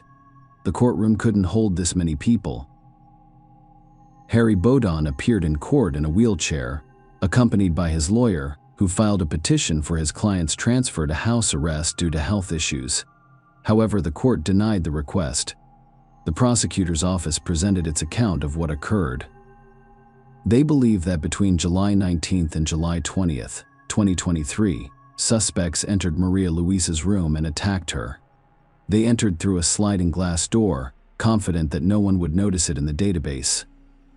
Furthermore, there were almost no people in the hotel, as no one heard the woman's screams. Prosecutors determined that she was sleeping when the three of them attacked her. They probably covered her mouth with something so no one could hear her. Harry Baudin, Dawn, and Miranda left teeth marks on her body. These two likely held Maria Luisa, while Martinez fulfilled his sadistic fantasy. The exhausted woman fought for her life, but the forces were unbalanced. They severely beat her before strangling her, eventually breaking her cervical vertebrae. All three men realized they had enough time to cover their tracks. They washed her body, placed it on the bed, and covered it with a sheet. The bite marks on Maria Luisa's body were smeared with her saliva, preventing experts from finding foreign DNA. However, each defendant's lawyer devised a unique strategy. Baudin's defense claimed he had knee surgery prior to Maria Luisa's death and struggled to walk, making it difficult for him to commit the crime. The trial was postponed again because the expert witness who was supposed to testify about the teeth marks on the victim's body had left the country. Miranda's lawyer invited a Spanish orthodontist from Madrid, but the woman claimed the teeth marks on the skin were insufficient evidence. Her testimony was supposed to last 2 days, but she left for Spain a day later because she felt intimidated by the prosecutor's office. The latter questioned her competence and sought to bring her to justice because she was not accredited by a Costa Rican professional association and thus illegally posed as an expert. The Ministry of Justice and Peace concluded that the crime could not have been committed by a single person. As a result, they insisted that all three men were involved in the incident. Miranda's defense challenged the idea that more than one person was involved in the crime. The lawyers criticized the judicial authorities' examination and pointed out inconsistencies that should have resulted in Miranda's acquittal. During one of the trials, the court heard the lead investigator's statement on the case. He stated that it took them over 5 hours to thoroughly inspect the crime scene. They deduced that the criminals washed Maria Luisa's body before moving it to the bed by applying luminol in the bathroom because there were no marks on the hotel floor. However, there were finger marks on the victim's ankles. Experts believed that at least 2 people had carried Maria Luisa's body onto the bed. Teodoro Martinez faced additional evidence that proved his guilt. During the trial, it was revealed that Maria Luisa had blood on both the inside and outside of his shoes. It's possible he was barefoot at the time of the crime and stained his feet with blood before putting on his shoes. They also discovered blood on his phone and watch. Furthermore, his DNA and seminal fluid were found on the victim's body. Martinez, unlike the other 2 defendants, could not deny his involvement in the crime. Martinez admitted they had intimate contact, but denied doing anything else. During the investigation, it was discovered that Harry Baudin underwent knee surgery at the same clinic where Maria Luisa worked. However, she was not the only anesthesiologist at the clinic, and there was no evidence that she and Baudin had ever met. During his testimony, the man denied knowing Maria Luisa. According to him, he discovered she was staying at his hotel after receiving a call about a dead woman in one of the rooms. During one of the interrogations, they asked Baudin why the hotel's security cameras were not working. There were cameras, but they did not function due to funding issues. We had 5 or 6 low-quality cameras that gradually failed, Baudin explained. He also stated that the hotel's electricity was not working properly. However, the maintenance staff dealt with these issues. The only evidence of Harry Baudin and Luis Carlos Miranda's involvement in the crime was bite marks on the victim's body. As a result, the final question was whether dental prints could be considered irrefutable evidence. While hearing Miranda's case, the judge clarified several points, including highlighting the dental evidence. That is, the match between the teeth pattern and the bite marks on the victim's body could not be considered because no one read the accused man's rights before collecting a sample. Although there was some evidence against Baudin, the judge stated that it was impossible to tell whether his dental cast matched the bite mark. Forensic experts said the analysis of the teeth allowed them to rule out everyone who was in the hotel on the night of Maria Luisa's death, except Miranda and Baudin, but there was still a chance that someone else had left the marks on the victim's body. It meant that the judge did not find the evidence convincing on April 20th. Teodoro Martinez was found guilty of murdering Maria Luisa Dino and sentenced to 50 years in prison. The court also acquitted Harry Baudin and Luis Carlos Miranda, citing doubts about their guilt. However, the story did not conclude there. In October 2023, the Costa Rican Court of Appeal ruled that the case against Baudin and his two co-defendants would be reviewed by new judges. The Costa Rican prosecutor's office used the victim's teeth marks, allegedly left by Don and Miranda, as evidence. The prosecutor's office sought to persuade other judges of the teeth marks' authenticity as evidence. Given the failure of the prosecutor's office investigation and the numerous inconsistencies in this case, Baudin was not surprised by the Court of Appeal's decision. "I'm not surprised," he replied. He also accused the female prosecutor of bias, claiming she was using the case to advance her career. Baudin, who had already left Costa Rica, currently resides in the Netherlands. Even if the court in Costa Rica decides to detain him, he has nothing to fear because the two countries do not have an extradition treaty, and he's not returning to Costa Rica. Given my negative experience with the Costa Rican legal system, and the fact that I paid a high price in the form of nearly 3 years in prison, here is what he said in an interview with Dutch journalists. "It is not in my interest to return. There are too many policies, and they are driven by public opinion. The country has an out-of-date legal system, corruption, and a banana republic-style mass media. I cannot take any more risks at my age and with my illnesses." As a result, the case is still ongoing. Share your opinion with us in the comments, and subscribe to the channel for more.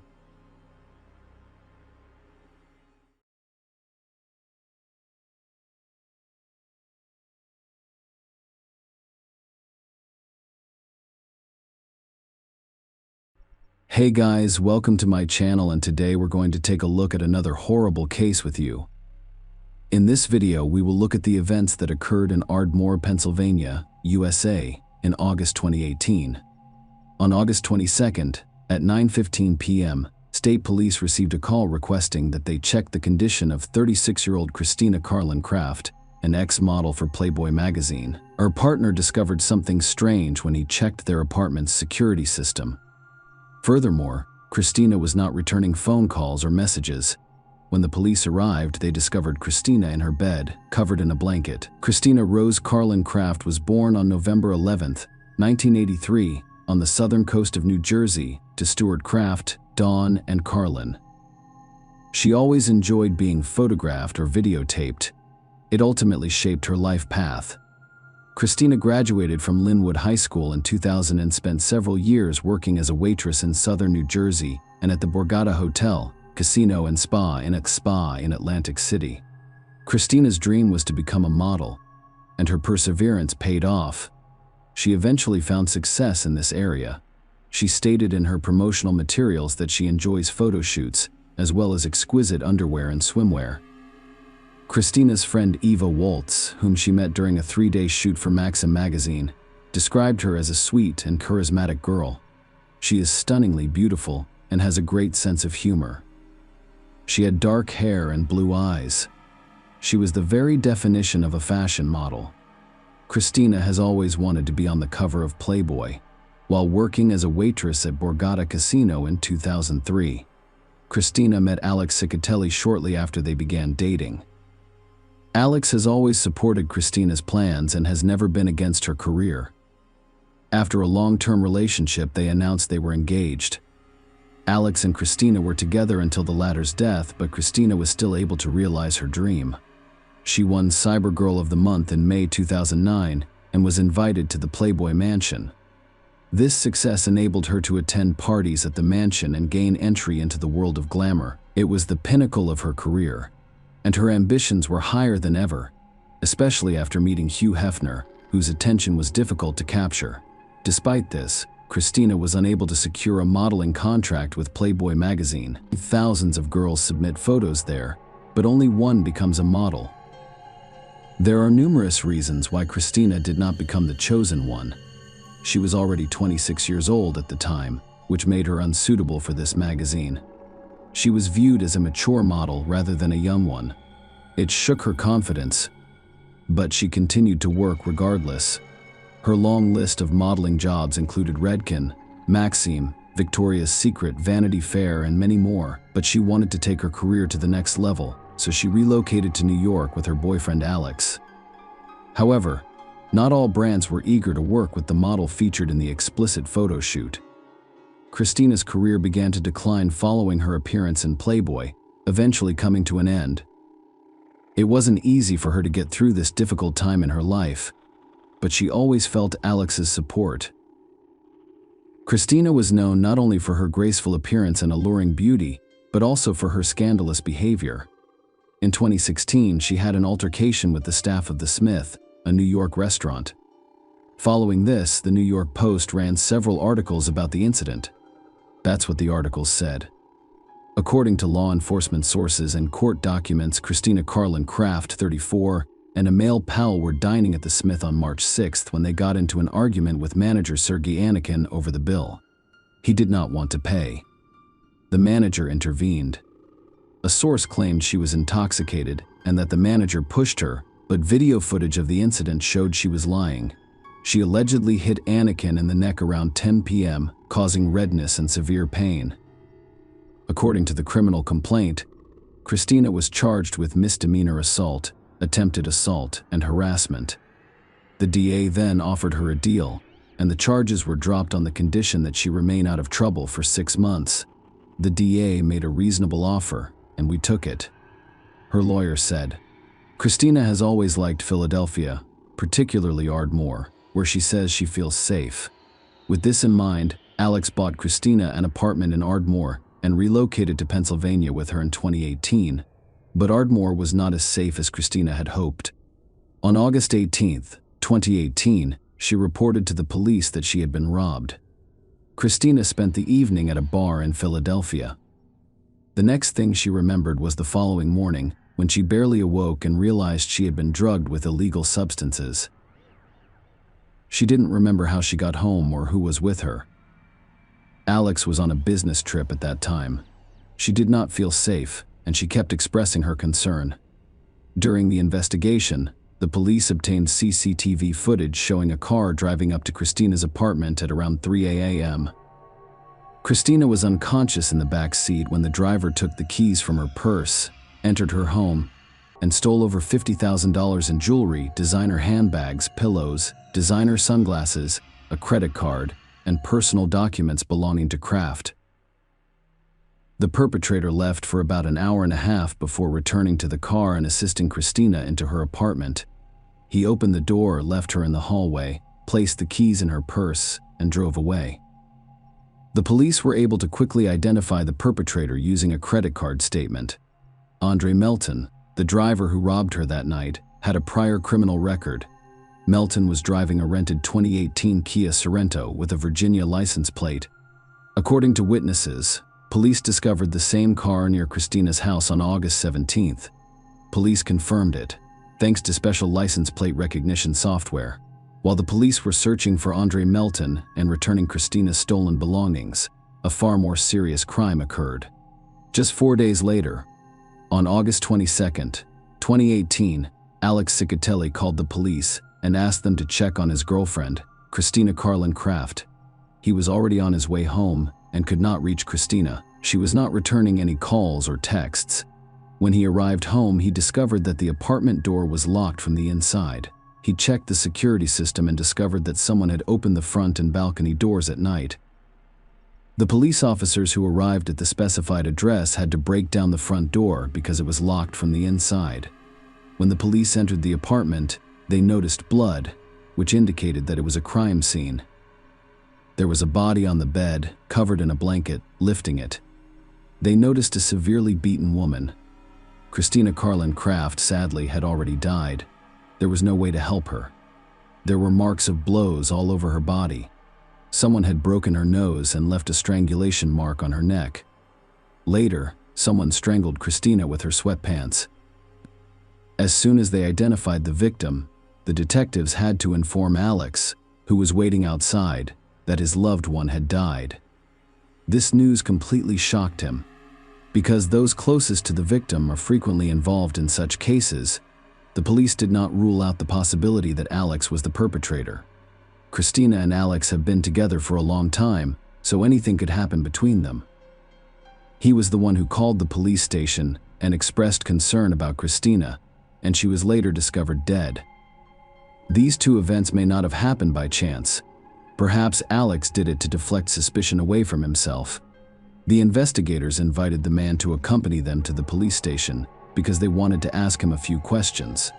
Alex consented without much hesitation. Alex informed the investigators that he needed to return to New York for work on August 21st. It was an urgent matter. And on August 22nd, at 2:30 a.m., he called Christina to wish her a good night, but she didn't answer. He knew Christina never slept at this time, so he became concerned. Alex called several more times but received no response. He checked the security system and found suspicious activity in the apartment at night. As a result, he decided to postpone all business and return to Ardmore. After hearing his story, the police assumed Alex was not the one who killed Christina. After all, he could not be in two places at the same time. The police checked his alibi and removed him from the suspect list. But who was responsible for Christina's death? Who could wish her harm? Christina reported the robbery to police 4 days before her death. Investigators assumed that the two crimes were somehow linked. Thus, the primary suspect in this case was Andre Melton, the man who stole valuables from Christina's apartment. Maybe he returned to the apartment to steal something else, but his plan failed when Christina saw him. Perhaps he discovered that she had reported him to the police and decided to exact revenge on her for it.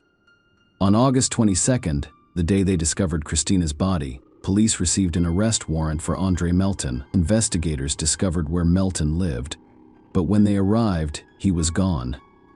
However, some of Christina's belongings were still present. The police obtained surveillance video from the night of the crime. It showed Christina exiting her apartment. After a few hours, she returned with an unknown man. It was 3:08 a.m. The police were surprised to learn that it was not Andre Melton. Further examination of the recordings revealed that the man with whom Christina returned to her apartment did not emerge. The police will eventually discover an explanation for this. Police officers used CCTV cameras on Ardmore streets to discover that Christina went to one of Philadelphia's bars after leaving the apartment. Investigators visited the bar, and she was asked to review the CCTV footage. It showed her meeting a man, who later hugged her. It was the same man who had accompanied her back to her apartment. Christina and her new friend left the bar and got into a taxi. For the next few days, detectives collected data on all of Christina's movements on the day of her death. It was crucial to restore the chronology of events preceding the crime. The police immediately excluded Melton from the list of suspects since he was not with Christina that day. But what remained unknown was whether Christina's death was related to that robbery or whether it was just a coincidence. On August 25th, the police received another lead. Andrew Sanford, the taxi driver who drove Christina and the suspect that night, said that Christina and the man who accompanied her approached him. They didn't use the taxi app. After hearing the driver's price, they got into a taxi. According to Sanford, they were affectionate and sweet to each other, so they did not arouse any suspicions in him. Besides, the driver said that Christina took the initiative herself. When they arrived at the right place, it turned out that Christina had no cash with her. She offered to leave her credit card, but the taxi driver refused. Then, Christina's new friend offered him $100 on the condition that he would stay for 1,015 minutes near the house while the couple went to the apartment. Sanford left 20 minutes later, as neither Christina nor the man accompanying her returned. The couple entered the apartment around 3 a.m. An hour later at 4 a.m., Christina called her cousin. She didn't say a word, but her cousin heard a man in the background telling Christina not to contact the police. The call ended before Christina's cousin could find out what happened.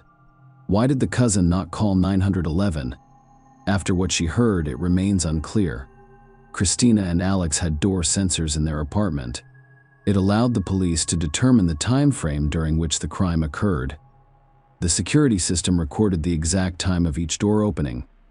As already mentioned, the first time someone opened the door was at 3:08 a.m. The next time was already at 5:10 a.m. The apartment was on the second floor.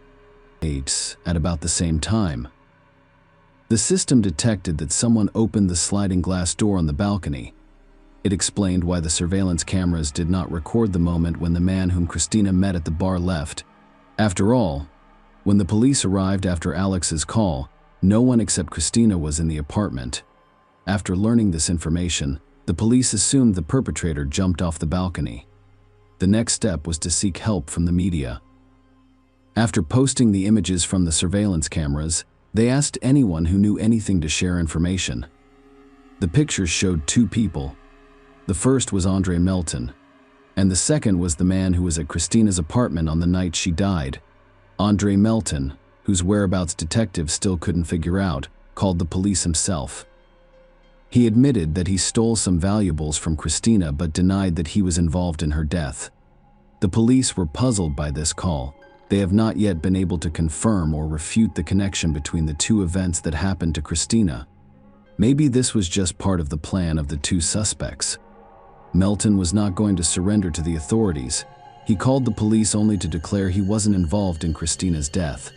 Soon after, on August 26th, the police station received an anonymous call. The man who called said he knew one of the suspects depicted in the pictures released by the police. "We shared a room in a psychiatric clinic in Philadelphia," he said. As it turned out, not so long ago, the suspect chased a woman in Loveland Park, Philadelphia. He followed her into the building of the local family court and started molesting her. Then he began to behave aggressively, shouting and destroying everything around him. The man had to spend 72 hours in a psychiatric hospital. The only problem was that he was admitted to the hospital without a name because no one wanted to deal with a not particularly dangerous person. The identity of the man remained a mystery to the police. But then the police heard even more crucial information. According to the caller, the suspect was proud that he had recently strangled a woman, and he felt great satisfaction and pleasure because of this. After hearing this, the investigators believed that it was most certainly the man who took the life of Christina Carlin Kraft. Later, the police station received another call. The man turned out to be a relative of the suspect from Philadelphia. He said that the name of the man in the photo was Jonathan Wesley Harris. He had previously served a prison sentence for robbery. Jonathan became a free man on July 15th, 5 weeks before Christina's death. After studying the entire biography of the man, it became clear that Andre Melton and Jonathan Harris had never crossed paths and were not familiar with each other. Therefore, the police ruled out the possibility of a connection between the two crimes. In addition, the police now had access to the messages Harris sent from his phone. On August 22nd, he texted a friend that he had met an attractive woman and was going to her apartment with her. On August 28th, when the police received an arrest warrant for Jonathan Harris, it was crucial to detain him as soon as possible. No one knew what else he could do. It wasn't an easy task since Harris left no trace. However, when investigators contacted Jonathan Harris's sister on August 29th, 2018, she said he had recently bought a bus ticket to Pittsburgh. As it turned out, Jonathan was already on the bus when the conversation occurred. The Ardmore police couldn't do anything. The officers wouldn't be able to catch up with him. The Pittsburgh police were their last hope. It was crucial to be in the right place at the right time. The police investigating Christina's death contacted the Pittsburgh Law Enforcement Agency and asked for help. They told them the exact time of the bus's arrival in Pittsburgh and sent a photo of Harris. The fugitive task force set up an ambush, blocking all escape routes, and was ready to arrest the suspect at any moment. Soon, one of the employees noticed the bus approaching. They gave Harris time to calmly get off the bus so that he would not panic and take no action. About 10 minutes later, a policeman blocked his way. I saw his eyes darting. He was looking for an escape route, but it was too late. A Pittsburgh police officer later recalled when the officer asked Harris to introduce himself. The latter gave it a different name. He was arrested and taken to the police station. Detectives from Philadelphia came to Pittsburgh to interrogate him. They asked Harris to tell them everything that happened the night he met Christina. He said he had seen her several times in bars and nightclubs in Philadelphia. Christina Carlin Craft misses the New York life. Such an abrupt change in life, rhythm, and environment influenced her. She often went to bars, cafes, and nightclubs. But she was always alone since Alex was constantly working, and she had not yet managed to make new friends. And of course, men at those bars and nightclubs often approached her because they saw she was alone. Harris was no exception. He said he was under the influence of illegal substances and alcohol that night. He met Christina. They chatted a little, had a drink, and she offered to go to her place. Harris claimed that Christina wanted to buy a banned substance from him. When they arrived, he asked the taxi driver to wait until he returned. He wasn't going to stay there. He stated they drank several bottles of wine together, entered into an intimate relationship by mutual consent, and used a prohibited substance, after which he told her to pay him $1,200. Christina refused to pay. It made him angry because he needed the money. They started quarreling about it.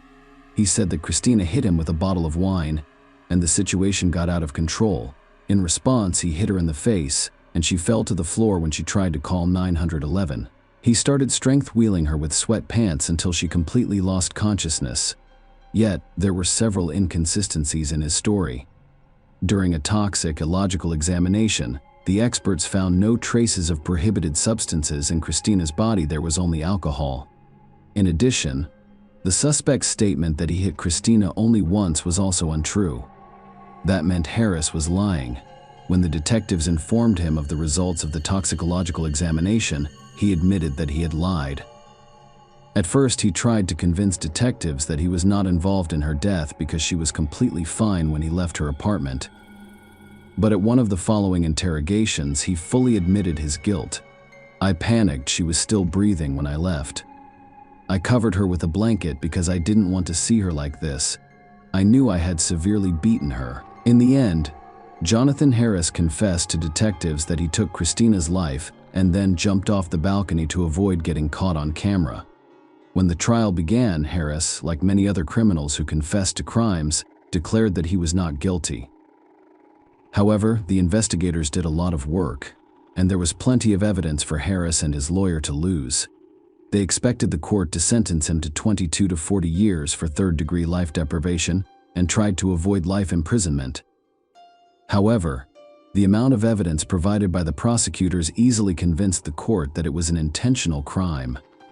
During the trial, the court heard the testimony of the man who shared a room in a psychiatric clinic with Harris. It was the same man who called the police earlier.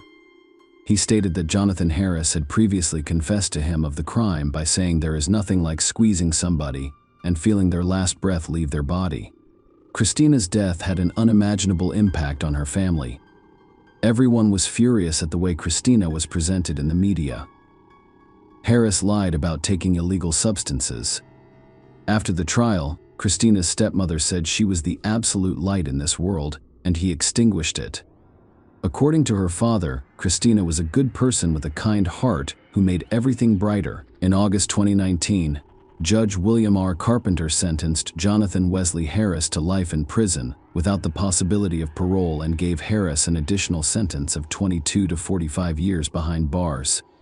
The judge tacked on the additional decades to send a message to future governors or pardon boards who might consider freeing him. When the judge announced the verdict, Alex Ciccatelli turned to Harris and said, "You're a coward. You strangled a petite woman weaker than you. Not only did you take my fiancé's life, but you muddied her name. You lied and said that she was using illegal substances." In December 2018, the police arrested Andre Melton in Philadelphia and charged him with the robbery of Christina Carlin Craft's apartment in March 2020. The court sentenced him to 1 to 4 years. The judge also ordered Melton to complete 3 years of consecutive probation, meaning he will be under court supervision for a total of 7 years. I would like to apologize to the family for any grief or pain that I caused. I am not the bad person like the district attorney is trying to make me out to be, Melton said before learning his fate. Share your opinion with us in the comments and subscribe to the channel for more.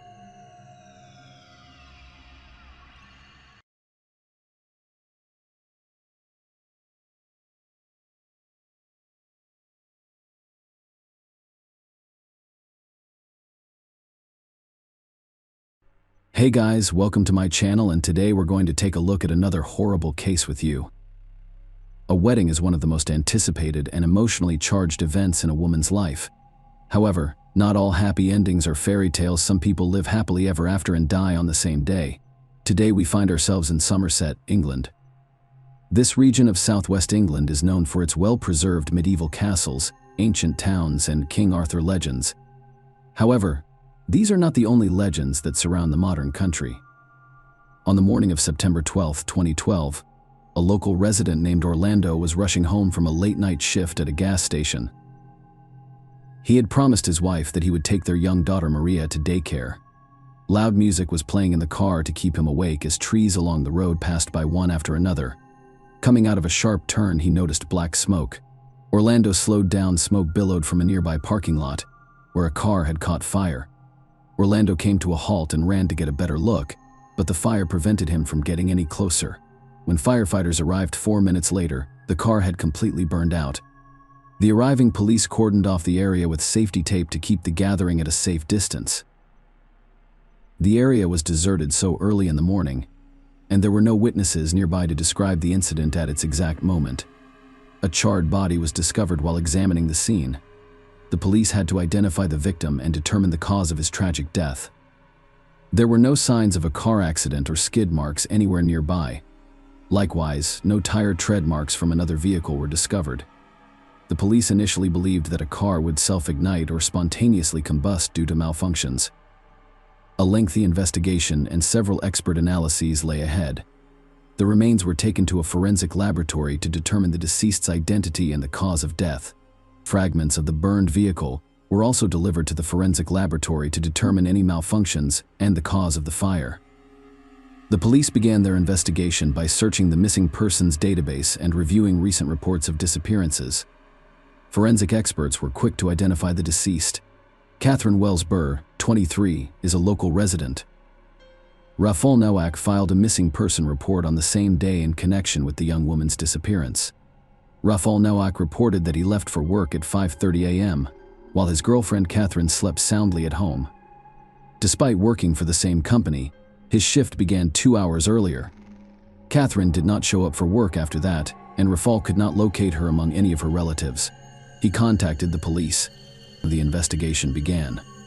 The police questioned the victim's parents and sister, as well as Rafal Nowak, who reported her missing, and all of her co-workers and friends. They were able to reconstruct a sequence of events that led to the young woman's tragic death by gradually piecing together information about her final days and, eventually, years of life. Phil and Jane Wells gave birth to Catherine Wells Burr in the United Kingdom in 1989. In the summer of 2010, she was the second child in her family, following an older sister named Lynn. During a university break, Catherine met one of the employees, Rafal Nowak, 31, on a new vacuum cleaner production line. Catherine was immediately drawn to the tall, ruggedly handsome blonde. He was a Polish immigrant who had a former wife and son back home. He had moved to England 4 years ago in search of a better life. Catherine and Rafal soon began dating. They began by meeting for lunch at the production site cafe, but these lunches quickly evolved into romantic dinners. Rafal courted Catherine admirably, giving her lovely bouquets, taking her to the movies, and going on walks. Rafal opened up to Catherine about his past and reasons for moving to the UK. Catherine's trusting heart, the blonde man's relationship progressed so quickly that within a few months, Catherine introduced Raphael to her parents, who were overjoyed with their daughter's choice and hopeful for the couple's future happiness. Soon, the lovers were planning their wedding for 2011. Catherine graduated with honors from Bath Spa University and secured a promising position as a business analyst at Pneumatic International, the manufacturer of Henry vacuum cleaners. She quickly advanced in her career, creating job opportunities for her parents and sister. Catherine was intelligent and well-educated. She always knew how to approach people, was concerned about her colleagues' problems, and was very aware of those around her. Her kind gaze and radiant smile won over those who admired the young leader. Catherine Wells Burr's career was rapidly progressing. Her substantial earnings, combined with those of her partner Rafael Nowak, enabled them to buy a large home with a terrace in Willow Way. Regardless of their financial situation, the house was purchased with a mortgage, for which the young couple obtained insurance coverage in accordance with their agreement with the bank, demonstrating their youth, successful careers, and love. It appeared that they had everything necessary for happiness. However, the fateful day of September 12, 2012, marked a turning point in their lives, transforming everything from before to after. The investigation continued, revealing new and previously unknown details about Catherine and Rafael's lives. Over time, the veil of deception that had hung over their relationship from the beginning began to lift. Rafael Nowak, 29, left behind his wife and child in Poland, fleeing to avoid large debts. He moved to the UK, where he met Anna Lagwinowicz. They have been close since 2008. Then Catherine entered the picture for a while. Rafael considered both women, but ultimately chose Catherine Wells Burr because she was a better fit for a family and financial stability. While Catherine genuinely desired a happy marriage with the man she loved and the start of a family, Nowak was plotting a scheme to end her life, intending to leave the life insurance payout and the large house to himself and his mistress, Anna Lagwinowicz, for which Catherine had contributed a sizable portion. The plot for this crime was meticulously planned and carried out with even more cruelty and cold-bloodedness. After a few hours, Rafael approached Catherine's boss to inquire about her whereabouts. In front of Catherine's colleagues and relatives, he pretended to be terrified and devastated. Catherine was not found at either her parents' or her own home, and her car was also missing. Rafael recalled receiving threatening letters from a mentally unstable admirer for quite some time. Following this, her family called the police. The family was in the living room of the young couple's home, waiting for her return, when they learned that a burning car with a body inside had been discovered. Rafael stated that the evening before her disappearance was completely normal. The couple had gone for a walk after work, stopped at a store for groceries, ate dinner, and then went to bed together after watching TV. Catherine didn't seem scared or disturbed. However, a more thorough investigation reveals that her death happened earlier. Catherine was strangled around 2 a.m., most likely in her own bed, while sleeping. Her lifeless body was then placed in a car, driven a short distance from the house, and set on fire in an attempt to destroy evidence. However, Rafael Nowak had a solid alibi. He was at work since 5:30 a.m., and Catherine was asleep in bed when he left. The burning car was found between 6 and 7 a.m., however. Rafael was still at home at 1:30 a.m., which significantly shifted the case's trajectory. Rafael Nowak became the primary suspect in Catherine Wells Burr's murder. Evidence allowed Nowak to be detained pending further investigation. Rafael claimed Catherine was being stalked by someone who had repeatedly written to her, driving her insane. During the investigation, it was discovered that Catherine did have accounts on several adult websites, indicating a hidden side of her life that her close friends were unaware of.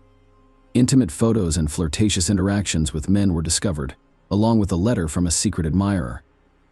However, no matter how long you try to hide the truth, it eventually comes to light. In an attempt to mislead the investigation and lead it down a false trail, Rafael forgot to destroy the evidence that showed his direct involvement in Catherine's death. Importantly, this provided the prosecution with a motive.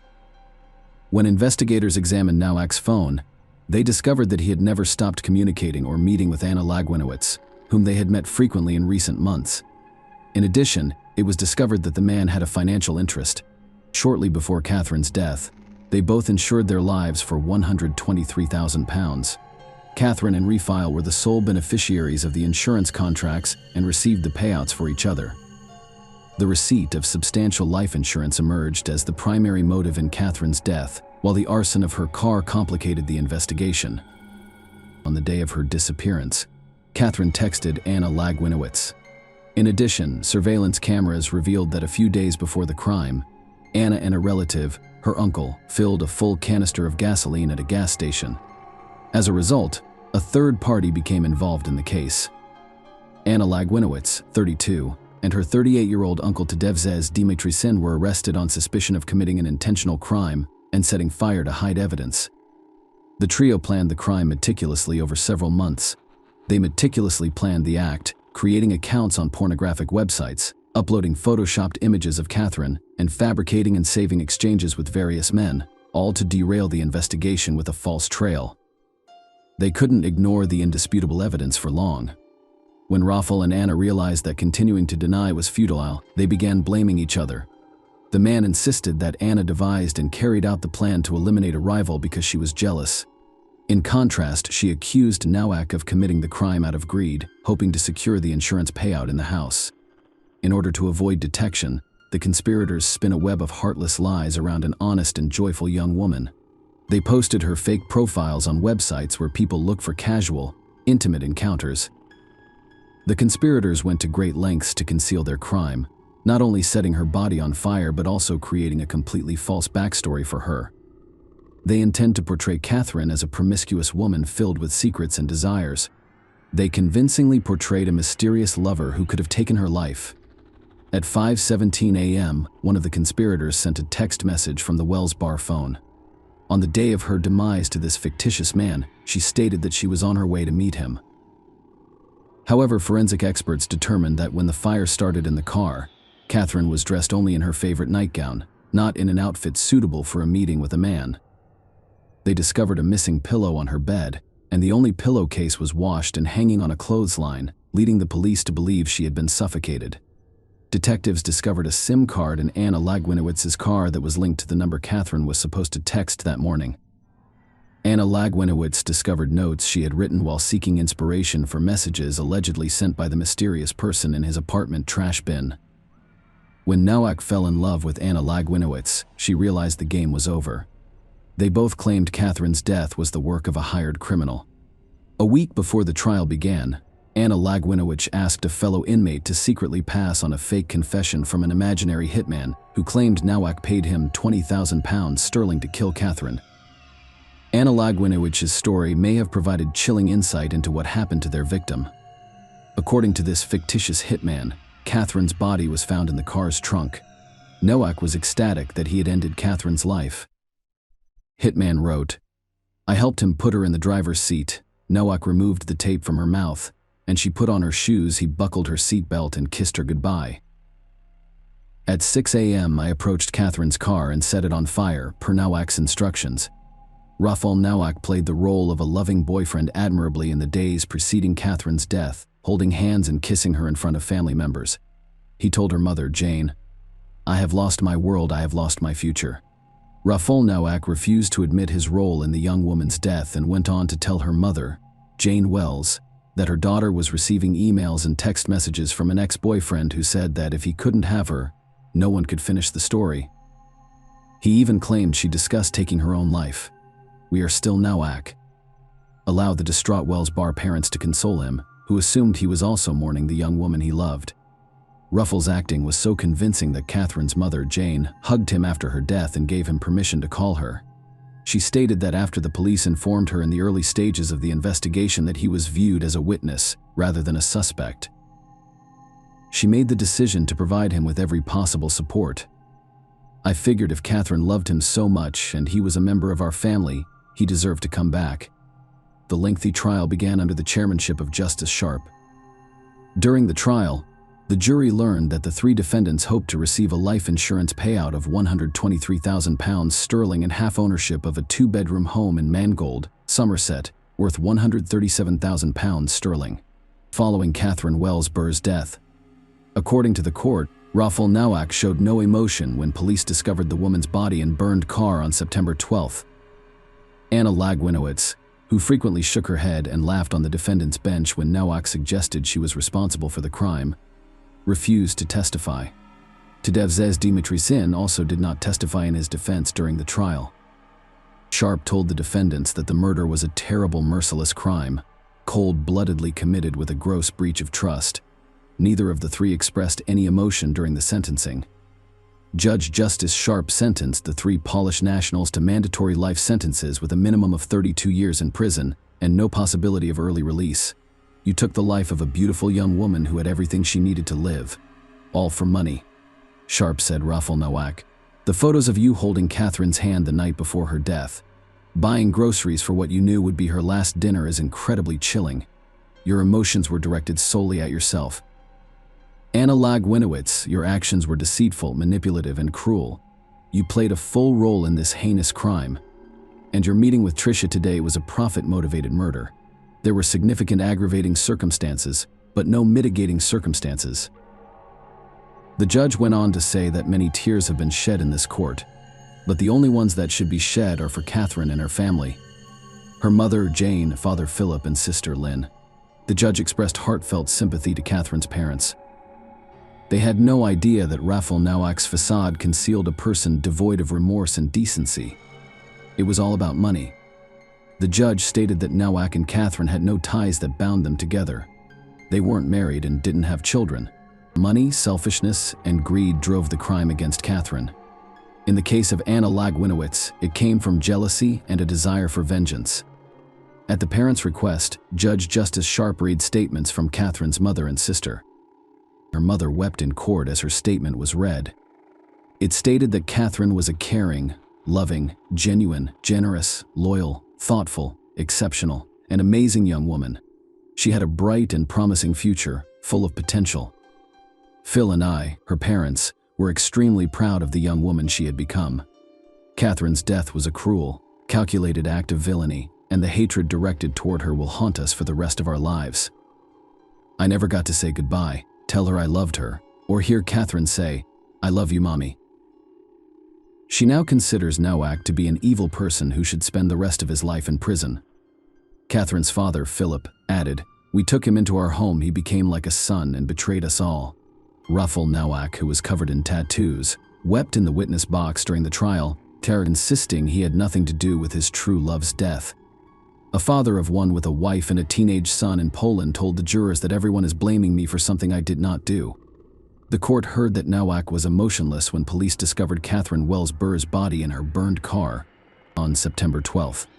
Last year, her mother, Jane Wells Barr, told jurors that after his initial release from police custody, he did not mention Catherine and instead requested a steak dinner.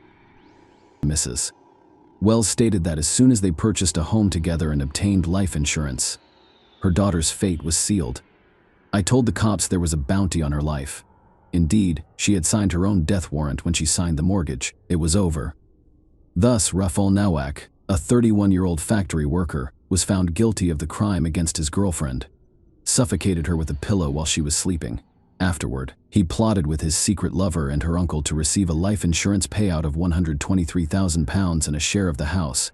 His secret lover, Anna Lagwinowicz, 32, and her uncle, 38-year-old Ty Devotion Nutrition, drove Wells Burr's body to a remote location and set it on fire. It is believed that, like Anna Lagwinowicz and her uncle, 38-year-old Tadeusz Dimitriszyn, who also lived in Taunton, Wells' body was transported in her Ford Focus to a remote location 7 miles from the city.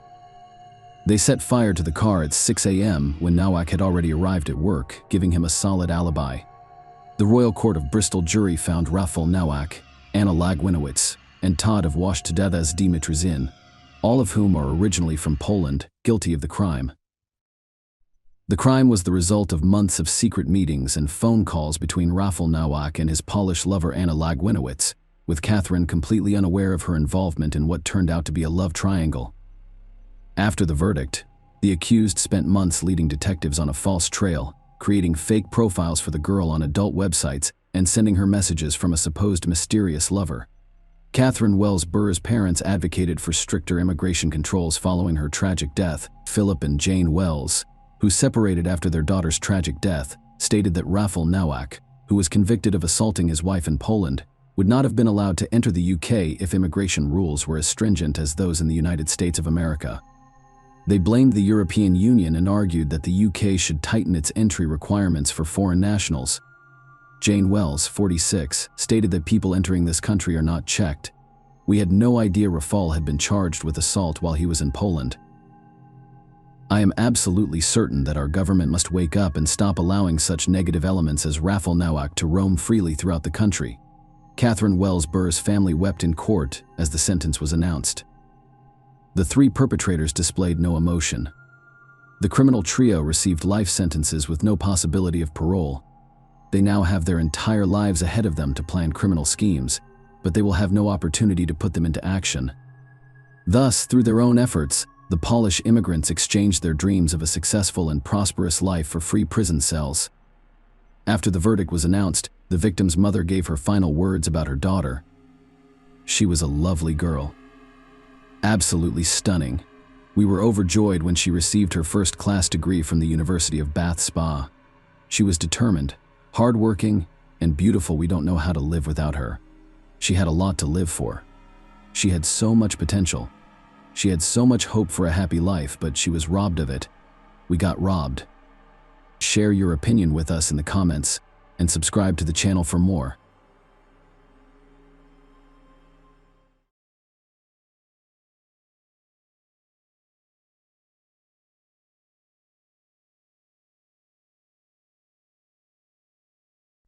Hey guys, welcome to my channel, and today we're going to take a look at another horrible case with you.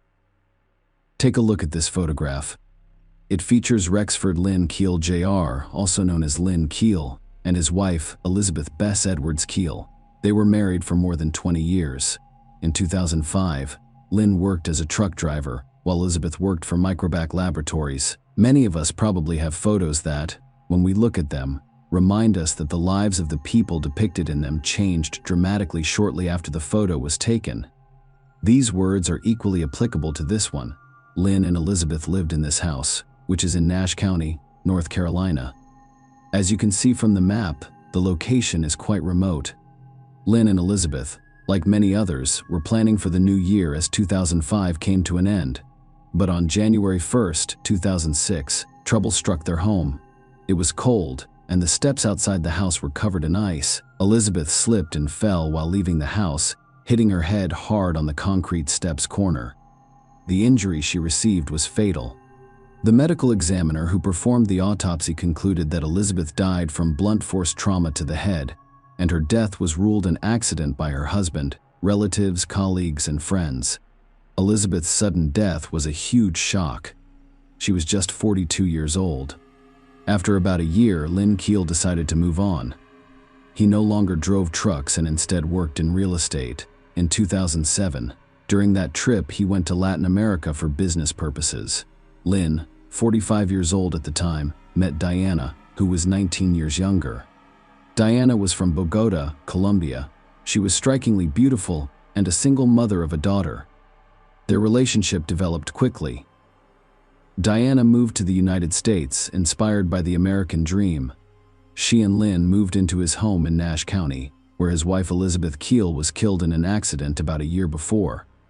Diana and Lynn married relatively quickly. A short time later, the couple welcomed a son named Max in 2017. Diana graduated from Nash Community College. The same year, she started working as an emergency room nurse at Wilson Medical Center. Their first few years together were nothing special, but their relationship gradually deteriorated. Diana told a close friend that Lynn was an overbearing man who spoke sharply to her and frequently verbally abused her. The atmosphere inside the house was almost always tense. Lynn would not let Diana be alone with anyone for extended periods of time. She started to consider divorce, but she was afraid of her husband because he threatened her. He manipulated her using the baby. He threatened her, saying that if she left him, he would deport her and she would never see her son again. Diana put up with it all because her children were her top priority. However, everyone's patience eventually runs out. Diana's daughter Laura was 18, a graduate of Southern Nash High School, and a freshman at the University of North Carolina at Wilmington, while 10-year-old Max lived with his parents. As previously stated, Diana worked as a nurse at Wilson Medical Center. She was loved and respected by both patients and colleagues. On March 7, 2019, Diana's mother, Esperanza Prada, who lived in Colombia, received a message from Diana that read, "Mom, I love you very much." The message arrived completely unexpectedly. Esperanza knew her daughter's marriage was unhappy, and she wanted to divorce her husband but was afraid of him. It was only 3 days later that Diana's daughter Laura raised the alarm. On March 10th, she tweeted a plea for help in finding her mother. The message stated, "This is insane. You see what happens to everyone else and don't believe it will ever happen to you. My mother is missing. If you see or hear anything, please notify me. And please, retweet. This helped me spread the word. Thank you."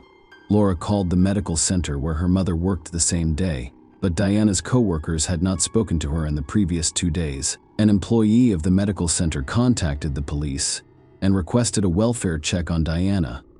A co-worker informed the dispatcher that Diana had not been heard from in 2 days. She was scheduled to work tonight. She's on schedule. The Wilson Medical Center nurse stated that she is the type of co-worker who is always 30 minutes early and who responds reasonably to text messages. She has not completed any of them. The woman said Diana's behavior was out of character and requested that the sheriff's office conduct a welfare check. Diana was a devoted mother who communicated with her family every day. She checked her social media frequently, but her messages were now unread. Her FaceTime calls went unanswered. Lynn was present when a police officer arrived at the Kiel home. It was surprising that his wife's disappearance was reported to the police by her co-workers rather than him. Lynn informed the police officer that he had last seen Diana 2 days before, on March 8th, when she left the house. Her car was still parked outside the house, which raised suspicions. Lynn was called in for questioning. When questioned, Kiel 57 stated that his wife had gone out to run some errands but had not returned. He explained that she would leave from time to time and would not return for several days. The statement did not ring true. Free of charge, the man was released.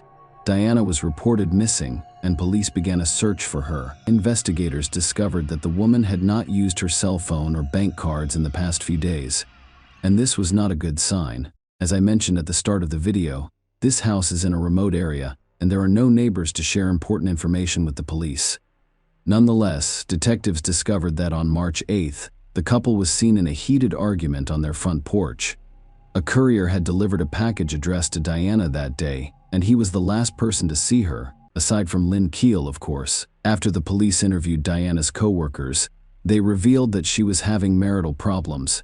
There was no doubt that she would not abandon her son and flee.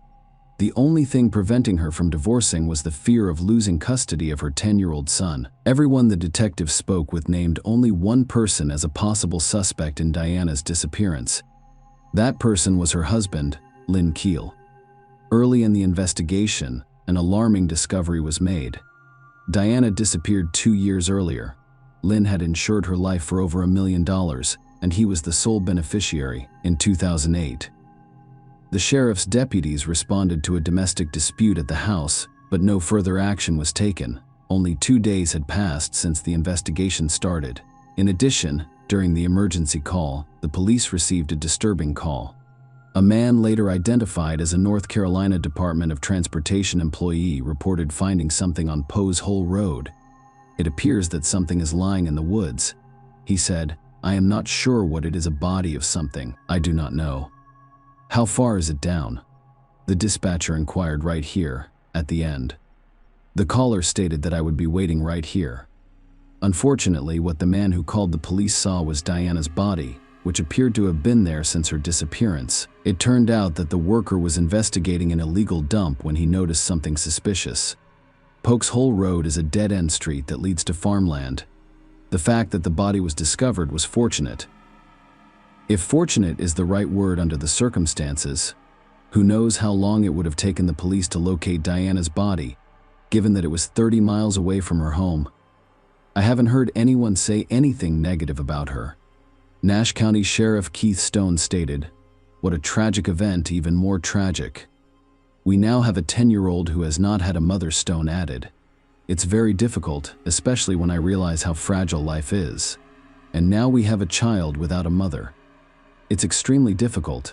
We have many unanswered questions. That is why we, at the Nash County Sheriff's Office, operate with compassion, honor, and diligence. Although it is unclear how the woman died, there is clear evidence of foul play. When the police discovered his wife's body, they only had one suspect, Lynn Keel. He was very surprised. He was brought to the station for questioning, and he answered the investigators. He claimed, as before, that Diana had frequently disappeared for several days but had always returned. These words contradicted what Diana's colleagues, relatives, and friends had said. Everyone knew Lynn Keel had complete control over his wife's movements. He even forbade her from seeing her friends following the interrogation. The man was released because the autopsy results had yet to be obtained. 2 days after the body was discovered, authorities confirmed that it was Diana Alejandra Keel's. Her death devastated her children, family, and friends. Diana's daughter Laura set up a GoFundMe page to help cover the funeral expenses. My current priorities are to ensure that my mother is laid to rest in a manner more fitting than her death, and to ensure that my brother continues to feel the love that our mother shared with us on a daily basis, she wrote. By doing so, I hope to honor my mother's legacy. Diana's cousin in Colombia told reporters that the mother of two came to North Carolina to pursue the American dream, but it turned out to be a nightmare. Javier Guevara said, "I can't believe it, I can't believe this. It's very sad." After the medical examiner's report was obtained, the terrifying details of Diana's death were revealed. She suffered extensive skull fractures as well as numerous sharp injuries to the left side of her face and neck. Some of the injuries were discovered after Diana had died, which could indicate that the perpetrator harbored a personal grudge against her. When police arrived to arrest Lynn Keel and search his home, he had fled. He was placed on a national wanted list, and a report stated that he may be driving a gold-colored pickup truck and that he could be dangerous. It was discovered that after being questioned at the police station, Lynn Keel drove his 10-year-old son to his parents' home, stole his father's car, and fled. According to the search warrant, Diana and Lynn Keel shared authority and seized a number of firearms including rifles, pistols, and revolvers. Swords, machetes, and knives were also seized. Warrants show that authorities discovered 2 pages from Diana Keel's 18-year-old daughter's diary inside a Dodge Ram owned by Lynn Keel. When asked about the contents, the sheriff stated that he did not feel comfortable disclosing what was written on those pages. Meanwhile, the search for Lynn Keel continued. It was determined that he had left the state, but his current location was unknown. Stone stated that the sheriff's office had received calls from Texas and Florida regarding Keel's truck, but no additional information about his capture was confirmed. He asked the public to drive by local motels and hotels and look for a pickup truck with the license plate number listed on the information sheet that had been distributed. We have no idea where he could be. He stated that this is an opportunity for the public to assist because this individual is dangerous. On March 17, 2019, 5 days after Diana's body was discovered, Lynn Keel was apprehended by Arizona State Police 34 miles from the U.S.-Mexico border. He had a large sum of cash and a large supply of canned goods. He allegedly intended to cross the border and flee into Mexican territory. Lynn Keel was airlifted to Nash County following his arrest and charged in connection with the death of his wife, Diana. Experts believed she was still alive when she was loaded into her own SUV, driven into the woods, and abandoned for dead. Lynn Keel was also charged with kidnapping. When forensic investigators searched the house, they discovered overwhelming evidence that Diana was attacked in her bedroom. According to the prosecutor, after taking Diana to a remote location, Keel went to a nearby Walmart and purchased cleaning supplies with which he attempted to conceal evidence of the crime. After he was arrested, Diana's daughter, Laura, posted the following on her Facebook page: "I know everyone has an opinion about what my stepfather did to my family. However, I beg you all not to spread hatred. My brother's heart is so pure that he doesn't need to see hatred. We all need to remember how wonderful my mother was in healing us as best we can." The brutality of the crime, as well as Keel's subsequent flight from justice, drew the attention of local, state, and national media outlets. The media attention prompted the public defender at the time to request a change of venue so that a jury pool could be selected outside of Nash County. Despite the widespread media coverage of the crime, the motion for a change of venue focused on perceptions in Nash County. The Nash County Sheriff's press conferences were among those covered by the media. There have been numerous written articles in local newspapers, online articles, television coverage, and social media discussions. The defendant's previous wife died, prompting media speculation. The motion stated that the state objected to the motion, but also expressed concerns about efficiency and a waste of resources and time if a trial began in Nash County and then had to be transferred to another venue after the trial process began in Nash County. According to the motion, Nash County Superior Court Judge Quinton Sumner ultimately decided to move the venue to Pitt County. Sumner stated in the document outlining his decision that there is prejudice against this defendant in Nash County, which prevents him from receiving a fair and impartial trial. Rexford Lynn Keel, 59, pleaded no contest to the charges against him in October 2021, avoiding a lengthy trial. A no contest plea, like a guilty plea, indicates that the defendant accepts responsibility for the killing charge and has pled to second-degree murder and first-degree kidnapping kills. Defense attorneys asked the judge to consider the fact that he has kidney failure and has been incarcerated for the past 2 years. However, at the sentencing, Diana's mother reminded the court of the reason her daughter had died. She said she wanted to tell women that if their partner was abusive, they should leave. Do not stay there. She begged the judge to impose a severe sentence. I want you to feel the same compassion for Keel as he did when he killed her. Diana's cousin issued the following statement from all of Diana Alejandra Keel's family. We want to express our heartfelt gratitude to all law enforcement involved in apprehending and bringing Lynn Keel, the suspect in Diana's murder, to justice. I'd like to express our heartfelt gratitude to the Nash County Sheriff's Office, as well as the genuine empathy they showed, along with so many heartfelt messages of support and love since this nightmare began. We know Diana Alejandra has been viewed by the public as an incredible mother, daughter, sister, cousin, friend, and co-worker. She adored her 2 children more than I could ever express. All she did was for them. She brought joy to the world with her contagious laugh, bright smile, and big heart for others, including animals, to everyone who knew her and would have liked to know her. Please think of her and her children with love and positivity. Thank you very much for your continued support. Lynn Keel did not reveal the motive for the crime. Perhaps he learned Diana was meeting with a lawyer and intended to start divorce proceedings. We should also remember the insurance policy worth more than $1 million.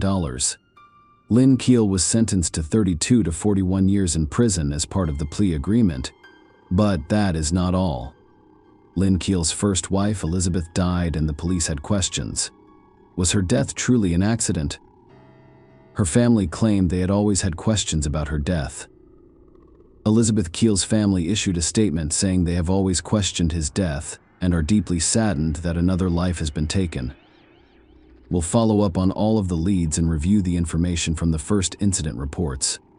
Stone stated, "We'll speak with the district attorney's office. It's something we should consider."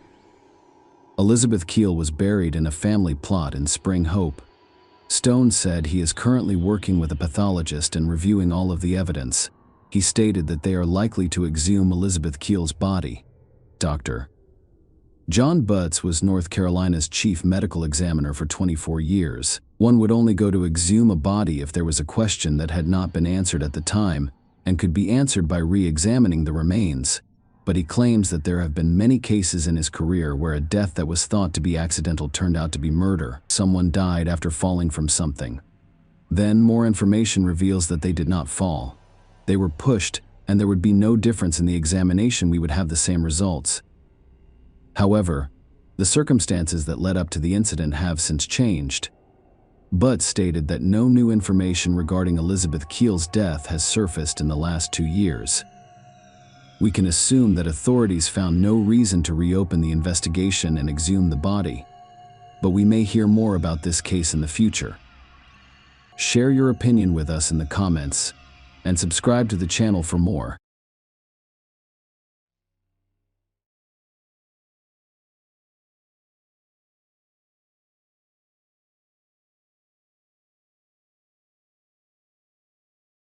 Hey guys, welcome to my channel, and today we're going to take a look at another horrible case with you. The summer of 1985 in London was sunny and warm, with a strong sense of nature and tranquility. However, at 3:30 a.m. on August 7, Jeremy Bomber, heir to the White House farm, received a sudden phone call at his home. The young man, barely awake, answered the phone, wondering who could have called him so early. On the other end of the line was his foster father, whose voice was unusual. He was clearly in panic, and Jeremy couldn't understand his father's words. He tried to concentrate and figure out what had happened. However, his son's efforts proved futile.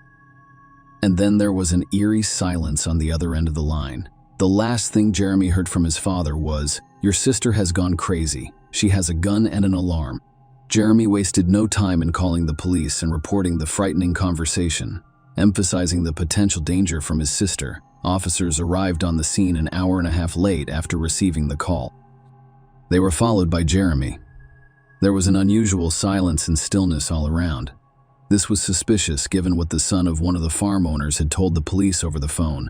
Because it was suspected that weapons were involved, the English police chose not to rush inside, as was their professional practice.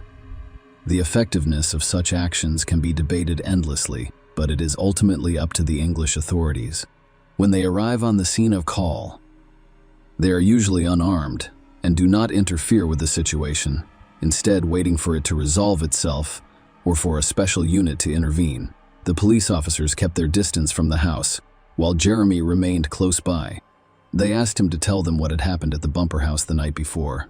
According to Jeremy, they had sat around the dinner table as a family the previous evening. There was a minor misunderstanding at the end of dinner, but nothing major that could have resulted in such a tragedy. He also stated that he had left his weapons, a pistol and a .22 caliber carbine, with his parents. Both weapons were serviceable and loaded. A special team arrived on the scene and discovered that all doors and windows in the house were locked, with the exception of the window in the master bedroom on the first floor. They spent 2 hours using a loudspeaker to communicate with someone inside the house, but all they heard was a dog barking. It had been nearly 3 hours since the first police officers arrived on scene. At 8 a.m., the SWAT team finally entered the house where an eerie silence reigned. The group carefully moved around the first floor, inspecting each room. As they approached the kitchen, they saw chaos, including an overturned chair on the floor. A dead man lay in a pool of blood. It was Neville Bamber, Jeremy's father. Neville's body appeared disfigured, with bruises and abrasions on his arms and face, as well as a broken nose and jaw, indicating that he had fought hard. There was no way to help him. His chances of survival were completely eliminated after 8 bullet wounds, 6 of which were to the head. On one of the kitchen surfaces, there is a telephone with its receiver removed, as well as several rounds of .point caliber ammunition. The image shocked the police officers, but they had to proceed to thoroughly investigate the entire house. It was decided to inspect the first floor first, and then proceed to the second floor if no other family members were present. Every step had to be carefully controlled to avoid creating unnecessary noise. However, the creaky floor of the old house made this a difficult task. There was nobody else on the first floor. However, on the second floor, there are 2 bedrooms. 4 more bodies were discovered. June, Sheila, and 2 young boys, Daniel and Nicholas, were all killed by gunshots. June had been shot 7 times, while Daniel and Nicholas had 5 and 3 shots, respectively. Sheila lay on the doorstep of her parents' bedroom with 2 bullet wounds under her chin and a gun in her hands. A total of 25 bullets were used to kill 5 family members. The number of bullet points prompted questions. Was it possible that someone had deliberately removed the bummers? And what was the motivation? Could it be that the real culprit was attempting to mislead the police? Answers to all of these questions were required, so authorities immediately began investigating and researching the history of all deceased family members, the history of the Bamber family. The county of Essex, with its natural beauty, is close to the noise in crowded London, where there is always an endless stream of tourists flowing. However, it retains its value in the eyes of the locals, providing a respite from the hectic capital. The county invites you to unwind in both your body and soul. Enjoy the fresh air, walk through endless green meadows, taste crystal, clear lake water, explore medieval castles, and immerse yourself in fascinating stories. These benefits most likely drew the Bamber family to Essex, where they chose to settle. June and Neville realized their dream when they purchased White House Farm. June married Neville in 1949 when she was 25 years old, and the couple moved to their farm with the goal of raising a strong, prosperous family. Neville, a Royal Air Force veteran who had completed his service, was appointed magistrate of the local court. However, fate dealt the couple several unexpected twists and turns. June's lengthy attempts to conceive proved futile. They did not give up, however, and instead chose to place their 2 children in an orphanage. So Sheila, at 3 months old, and later Jeremy, at 6 months old, joined their family. June and Neville were exemplary parents, filling their children's days with love and care. Their children received an excellent education from them in prestigious private schools. The Bummers' financial situation was extremely prosperous, allowing them to give their children every opportunity. Despite his brilliant education, Jeremy had a withdrawn personality and preferred solitude since childhood. His tendency to rebelliousness was evident in elementary school, where he performed poorly, prompting his parents to send him to boarding school in 1970. When Jeremy was 9 years old, English boarding schools were rigid, and he quickly realized that he would face strict discipline. The years at boarding school were difficult, but they may have helped shape Jeremy's character for the better. After excelling at university, he became more relaxed, and his parents were proud of him. After graduating from university, Jeremy's father, Neville, offered him a job on a farm in England. The young man accepted the offer right away, and in 1982, he returned from his journey that began after completing his studies. His parents provided him with comfortable living conditions, including a cottage, a car, and a decent salary. They also expected him to help them in their old age.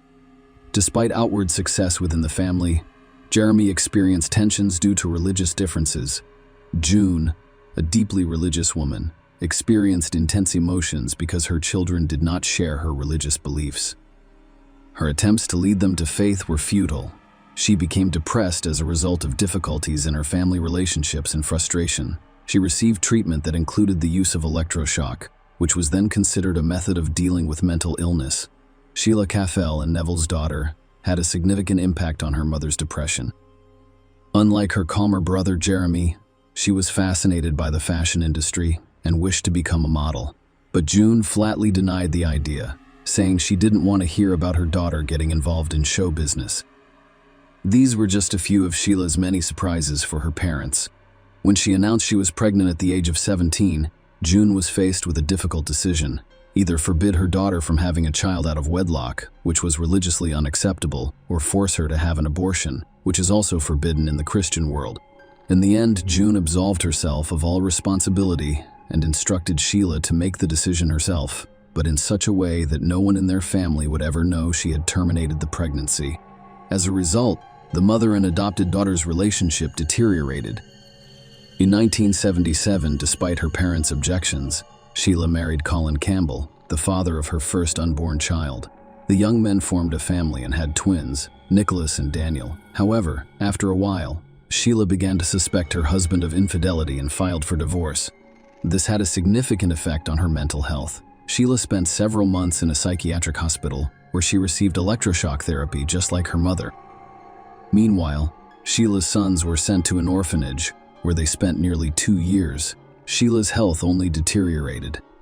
She became anxious, frequently expressing a desire to end her and her children's lives, claiming that they were under the influence of Satan. She had paranoid schizophrenia, and Jeremy used to cause a lot of problems for his parents. He settled down and was content with his life on the farm. Sheila reunited with her ex-husband Colin in 1985, and the two took their sons from the orphanage. In August, Sheila and her children were invited to meet her parents at the bamboo house. They planned to stay for a week, after which Colin and the boys would travel to Norway. He brought Sheila and the kids to the farm, and on Tuesday, August 6, 1985, everyone congregated at the lovely White House farmhouse. It ended up being the Bamber family's last dinner. The Bummers' funeral took place a few days after the tragedy, and Jeremy, of course, attended. It was a difficult and bitter situation for him. He cried a lot and was stunned by what had happened. But it was on this day that the investigation took a new direction. Jeremy's strange behavior was noticed, and relatives of the Bamber family reported it to authorities. During breaks between bouts of grief and tears, he would say ridiculous phrases about himself as the boss. Those around him noticed a smile on his face, an unusual smile, but one typical of a contented winner. All of these observations and remarks were reported to the authorities, who decided to conduct a more thorough investigation. On this ill-fated evening, everything seemed perfect. A family dinner, a cheerful atmosphere, and a delicious meal. However, one comment made by Neville in June changed everything. The parents suggested that Sheila return the children to the orphanage, emphasizing her inability to provide them with a proper upbringing. This provocative suggestion irritated Sheila, who reacted angrily, stating that she was already thinking about it and would make her own decision. The warm atmosphere of the evening was disrupted. At 9:30 p.m., Jeremy went home. At the same time, Barbara Wilson, the Bamboo Farm secretary, called about a work-related issue. When Neville answered the phone, Barbara noticed he was irritable. There were several loud voices in the background. People appeared to be arguing excitedly. Barbara was taken aback by the atmosphere, as such occurrences were uncommon among bummers. She was unable to determine the cause of the conflict. However, Neville abruptly terminated the conversation and hung up the phone. The next morning, all of the family members in the house had been shot. Jeremy was the only surviving member of the family, and he couldn't hold back his tears. The investigators were sensitive to Jeremy's emotions and gave him time to recover before beginning interviews. Before leaving the house, Jeremy shared all of the available information, including his sister's life difficulties and the dinner conflict on the evening of August 6. Given her mental state, Sheila's crime appears to be a desperate and most likely unconscious act. Under the influence of a parental remark, she couldn't take the new invasion of her privacy and lost her mind, so she turned to gun violence, shooting the bummers, her children, and herself. Investigators were certain that was what occurred. During an inspection of the house, it was discovered that the crime that destroyed almost the entire family was committed by the Bambers' mentally unstable adopted daughter, Sheila. This was demonstrated by the weapon discovered lying on her body, pointing upwards toward her chin. The detective's subsequent actions appear absurd. The police decided to clean up the house and organized an unusual process of burning the bloody bedding and carpets on which the bodies were lying. The police wanted to rid Jeremy of the horrible memories of what had happened, and the weapon found at the scene, which could be used as evidence, was picked up by the officer with his bare hands. To avoid jumping to conclusions when reopening the investigation, the scene needed to be thoroughly examined. The first step was for detectives to inspect the weapon. Several people's fingerprints were found on the barrel, including the investigator, who appeared to pick up an important piece of evidence without gloves. The presence of Sheila and Jeremy's prints raised no questions. Jeremy confirmed that it was his hunting gun. He'd bought it legally. Sheila's fingerprints as a suspect in this crime were quite expected. However, it is important to note that the alleged perpetrator was shot twice in different parts of her body. How did she come to take her own life? And that's when things became clear. Julie, Jeremy's girlfriend, began to question his innocence. She contacted the investigators and provided them with some interesting information. On the night of August 7, Jeremy called her to report problems at the farm. However, when Julie attempted to learn more, Jeremy abruptly hung up. She also recalled Ames complaining to her several times before the tragedy about his family's fatigue with his in-laws. However, the most shocking aspect of her testimony concerned the bombers' will. It turns out that the bombers had left a will stating that all of their property would go to their children after their deaths, and that their mother would rewrite their share in favor of the twins, Sheila. This fact turned Jeremy against his sister. He did not like this prospect, and he openly discussed it with his friend. Furthermore, Neville's will stated that Jeremy would have to work on the farm to receive his share of the inheritance. But the worst part was when Julie overheard him say that Jeremy fantasized about murdering his family and blaming it on the mentally ill Sheila. He showed some acting talent by portraying himself as a witness to the tragic drama in front of the police officers. According to Julie, she told the police about it not only to assist with the investigation, but also out of a desire for revenge. After learning about Jeremy's mistress, Jeremy gave the police the name of a possible suspect in an attempt to cover his tracks and divert the detectives' attention away from him. He went after a plumber he allegedly hired to work on the property. However, this cunning plan proved ineffective. The plumber was discovered and interrogated, but his alibi was strong. The plumber not only did not understand why he was being questioned about the crime, but he also provided clear evidence that he was not present at the time of the incident. As a result, the suspect list was reduced to just one: Jeremy Bamber. Despite his temporary detention, the lack of concrete evidence resulted in his release. Furthermore, the police did not limit his travel abroad. Although it was known that following the inheritance, Jeremy's financial situation had improved significantly. Soon, he had left England for a vacation in central France, and a few days later, he easily sold his father's car. Jeremy's cousins demanded that the theory that Sheila murdered her family be reconsidered. They went to the police and the media, and the deputy director of the CID once ordered the Bamber cousins to leave his office when they asked him to consider that James Bamber had orchestrated the entire thing. After that, one of the brothers decided to investigate the scene in secret from the others. His strong doubts about Sheila's involvement in the murder prompted him to seek additional evidence. By then, Jeremy had gotten the keys to his parents' house and was living there alone. His cousin made it through the door and around every corner of the house, hoping to find new evidence, and his search was fruitful. In one of the closets, he discovered an unexpected item: a silencer for a .2 carbine with bloodstains. It was something that prompted him to draw new conclusions. The weapon's length, including the installed silencer, indicated that the assailant would be unable to turn it on himself and shoot himself. This implied that Sheila could not have been involved in the crime. After being shot twice and bleeding, she would not have been able to remove the silencer and hide it deep in the closet. But, assuming she fired without this additional device, a new question arises: why were there bloodstains on the end of the silencer? Thus, it only confirmed that it had been installed on the carbine at the time of the crime. On September 29, Jeremy returned home and was immediately arrested and charged with the Bamber family's murder. The trial, which lasted 18 days, started on October 3, 1986. At Chelmsford Crown Court, Jeremy Bamber appeared arrogant as he took his seat in the darkness. Throughout the trial, prosecutors charged him with lying. The station's telephone technicians confirmed that Bamber's home phone line was busy that night.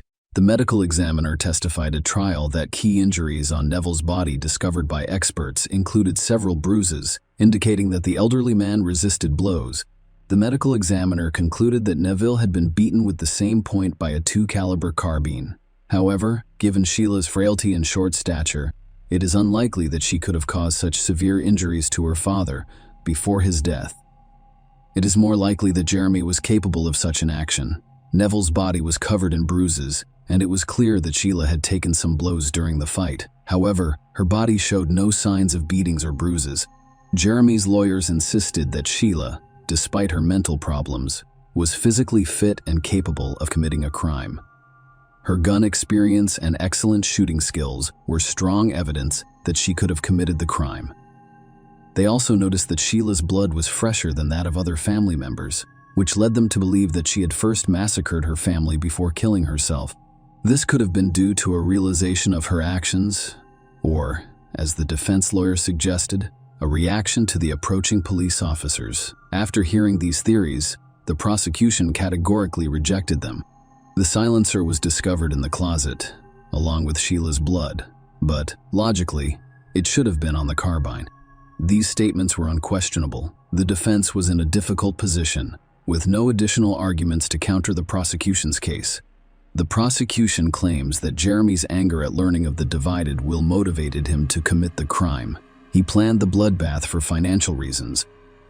On the day of the incident, the housekeeper saw Sheila and noticed nothing unusual about her behavior the day before. 2 employees had seen her with the children and reported that she was happy and adequate. Barbara Wilson, the farm clerk, testified that she called Neville around 9:30 p.m. and believed she had ended an argument. Barbara reported that Neville was upset and appeared to hang up in frustration, which he had never done before. In her opinion, he was a calm man. Between 10:30 and 10 o'clock, Jeremy left his in-laws and went home. Late at night, he returned on the bicycle he had borrowed from his mother a few days before the events, steering clear of the main road to avoid being seen. Making use of an open window in a first-floor room, when Jeremy got inside, he discovered a pre-prepared and loaded gun. When he entered his parents' bedroom, he fired 2 shots that killed Jane. Then he pointed the gun at Neville But his father awoke and attempted to defend himself. A struggle ensued, and the father and son went downstairs. Jeremy was able to kill his father in the kitchen. He then returned to the bedroom and killed Sheila and her children to make it appear that his sister was responsible for the crime. Jeremy placed the carbine in the dead Sheila's hands. He then returned to his bike and rode home. He first called his friend Julie, almost gave himself away with excitement, and then called the police to report his father allegedly calling. This call also prompted questions about the investigation. If Neville was in danger, he would have probably called the police rather than his son. And the phone in the bamboo house was not covered in blood. Even though, according to Jeremy's testimony, the father was most likely injured at the time of the call. This indicated that the telephone receiver in the house had been removed for staging. Jeremy's own actions also raised suspicions. Why didn't he rush to the scene after his father called him? After all, this was his family. Based on all of the known facts and assumptions, the jury retired to deliberate on its decision. Before doing so, the judge asked the jury 3 main questions. Who should be believed, Julie Mugford or Jeremy Bamber? It was also important to determine whether they were convinced that Sheila had not committed the crime. The judge emphasized that this issue was related to another critical question. Was the second fatal shot fired at Sheila with a silencer? If the answer is yes, it eliminates the possibility that she committed the shooting. Finally, Neville Bamber called his son in the middle of the night. The lack of such a call undermined Jason's entire version of events. On October 28, after more than 9 hours of deliberation, the jury unanimously found Jason Bamber guilty by a majority vote that was close to the minimum required for conviction. He received 5 life sentences in prison without the possibility of parole.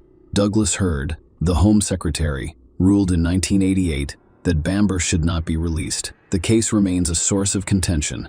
Despite the lack of direct evidence proving Jeremy Bamber's guilt, he is serving his sentence, and there is speculation that a miscarriage of justice occurred, with his sister Sheila Bamber insisting on his innocence through appeals. His lawyer claims that the judgment was skewed due to Jeremy's aggressive behavior in court. Jeremy Bamber believes there is no evidence of his guilt, and there are numerous unexplained points in the case. Tests on Sheila's hands were not performed. There was police misconduct at the scene, and Jeremy's ex-girlfriend may have retaliated. Bamber requested a trial, which was held in 1991, but much of the physical evidence was destroyed by a police officer in 1996. Jeremy's defense team described it as a disgrace. In 1997, a DNA test revealed the presence of Sheila and June's blood in the silencer, but the results were complicated and ambiguous. In 2012, gun experts from the US and UK argued that the injuries on the bodies were inconsistent with the use of a silencer.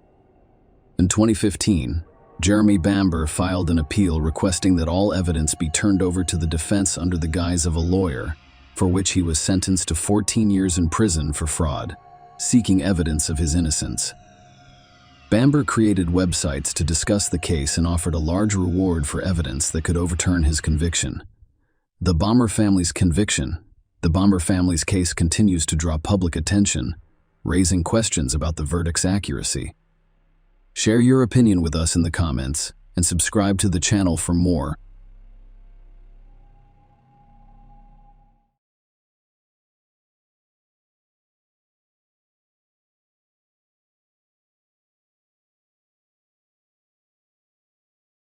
Hey guys, welcome to my channel, and today we're going to take a look at another horrible case with you. Rachel O'Reilly's case is one of Ireland's most violent crimes. When a person goes missing or dies in mysterious circumstances, the other half is usually one of the primary suspects. Unfortunately, in approximately 80 of cases, suspicions are valid. There is rarely a clear motive in such crimes, and the crime itself is often classified as domestic as if it were ordinary.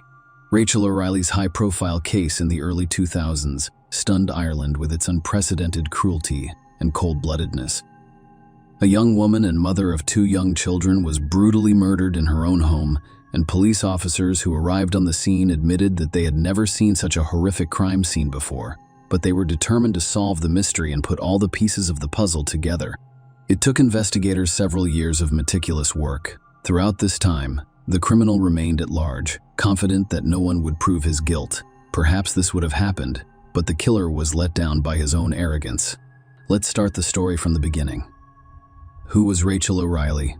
Rachel O'Reilly. Rachel O'Reilly, real name Callie, was born in 1974 on the northern outskirts of County Dublin, Ireland. His biological parents were not aware. Rose and Jim Calloway, her spouses, adopted her when she was very young.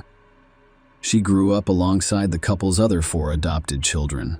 Rose and Jim, their own heirs, were unable to have children, so all of their parental love was directed toward foster children.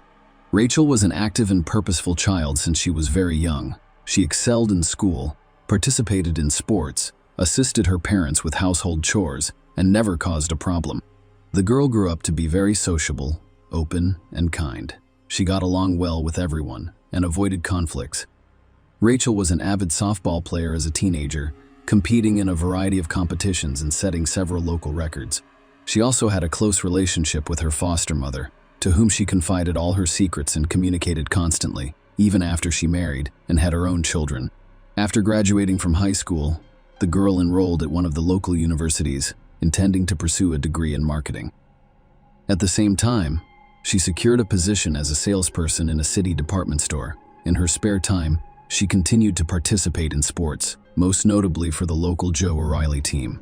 In fact, public sources contain very little information about Joe O'Reilly's early life. He was notorious for his inhumanity and extreme cruelty to his own wife and the mother of his 2 children. However, the type of person he was as a young man is rarely discussed or remembered. Joe is also known to be a County Dublin native, having been born there in 1972. In a simple family, he was the second common child and was raised alongside his older sister. The O'Reilly's children were not spoiled, and their parents taught them that in life, they should achieve everything on their own through hard work and effort. The boy was tall, athletic, and enjoyed playing softball. After graduating from high school, he decided to pursue a career in advertising through correspondence studies. He got a job as a manager at a department store, the same one where Rachel worked a few months later. Joe was 19 years old when they first met, and Rachel was barely 17. The young man noticed the new employee right away and took the initiative to be the first to meet her miniature smiling blonde, dizzy the guy's head, but only to go on a date with him. For whatever reason, she flatly refused.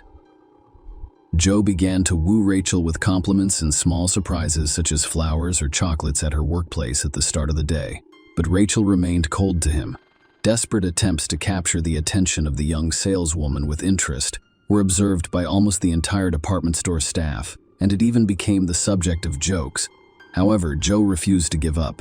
He read Rachel's favorite book to give them something in common to talk about, but things didn't really take off until Joe discovered Rachel was a serious softball player. That is when he met her at the stadium, walked onto the field during practice, and joined the game. Riley was long and familiar with softball, so he demonstrated all of his abilities and led the team to victory. This time, the young man impressed Rachel, and she agreed to go on a date with him. Their relationship progressed rapidly, and Joe, by all means and available means, demonstrates that he is prepared for the beloved to literally roll mountains. He unexpectedly organized a trip to Paris, the most romantic city in the world, and proposed to her on top of the Eiffel Tower. Of course, Rachel couldn't resist and agreed with him.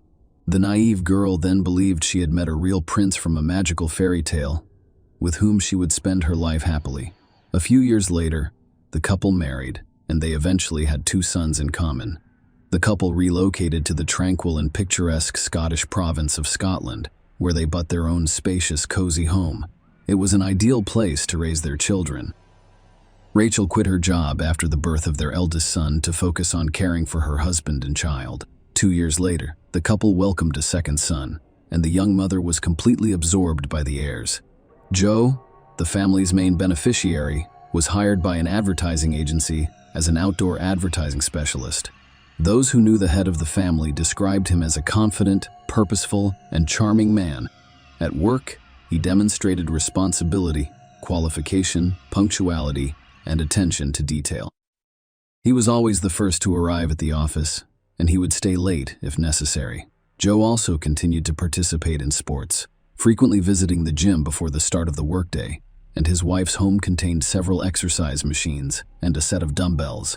As the boys grew older and started kindergarten, Rachel became a distributor for one of the popular cosmetics companies and also sold household goods to supplement their income.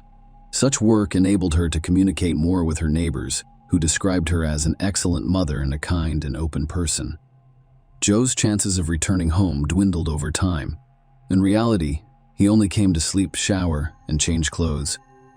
With this behavior, he wrote off his entire employment at work, as well as the upcoming promotion that he had been looking forward to. His wife did her best to support him, but they grew apart over time, and family relations deteriorated significantly. In the summer of 2004, an anonymous person sent a letter to Child Protective Services alleging that Rachel is a bad mother who mistreats her 2- and 4-year-old sons. In this regard, a special commission visited the couple's home and responded to the disturbing report, but nothing suspicious was discovered, and all relatives and neighbors described Mrs. Riley as a loving and caring mother, casting doubt on her reputation. What has happened to Rachel O'Reilly? The morning of Monday, October 4, 2004 began normally. The head of the family left the house at dawn, while his wife and sons were still sleeping, to go to work. Throughout the day, he texted and called his wife several times but received no response. When he called his home phone, the answering machine went off. Joe stated in a shaky voice that he was extremely concerned and asked his wife to call him back as soon as possible. In the afternoon, Joe received a call from the kindergarten teacher informing him that Rachel had not arrived to pick up the boys, which had never happened before. Joe then called his mother-in-law and asked if she knew where Rachel was. When she said no, he asked Rose to go to their house and see if everything was okay. Meanwhile, he went to kindergarten to pick up the children. When Rose arrived at her daughter's house, she noticed her car in the yard and realized Rachel was home. However, the room was dark and quiet, and no one responded to her call. The first thing I noticed was the clutter, as if the house had been searched for something. Cabinets and drawers were open, their contents strewn across the floor. The whole scene resembled a robbery. The landlord was nowhere to be found. However, when her mother entered the bedroom, a terrifying image appeared before her eyes. Rachel was lying on the floor, in a large pool of her own blood. There was blood everywhere, on the walls, furniture, and even the ceiling, as well as in Rachel's bloody tangled hair. In some places, the bare bones of her skull were visible. Rose rushed to her daughter, hoping she was still alive and could be helped. But when she touched her arm, she noticed that it was cold and stiff. Rachel had been dead for hours, and there was no way to save her. Rose, unable to remember herself, began screaming and calling for help before rushing to the phone to call the police. The neighbors, including a doctor, came running in response to her screams. When Joe arrived out of the house, he was the first to examine the body and confirm that Rachel could not be saved. There was already a crowd. When he found out that his spouse had died, he screamed and ran inside, claiming he didn't believe it. He burst into tears in the bedroom next to his wife's body. O'Reilly cried and screamed, vowing to kill whoever had done this to his beloved wife. According to police officers who arrived on the scene, they have never seen a more brutal depiction of the murder of a defenseless woman in their careers. Clearly, the weapon of the crime was a heavy blunt object with which Rachel was beaten with incredible ferocity. There is literally nothing left on her body. It appears that the house's owner was attacked from behind because she did not attempt to resist or fight back. The overall picture resembled a robbery. But professional instinct told the investigators that such a beating would only occur if there were personal reasons or an acute dislike. But who would want to touch a petite young woman and mother of 2? The detectives began by interviewing the deceased's family members and neighbors. They all confidently stated that Rachel had no enemies or ill wishes and was on good terms with everyone.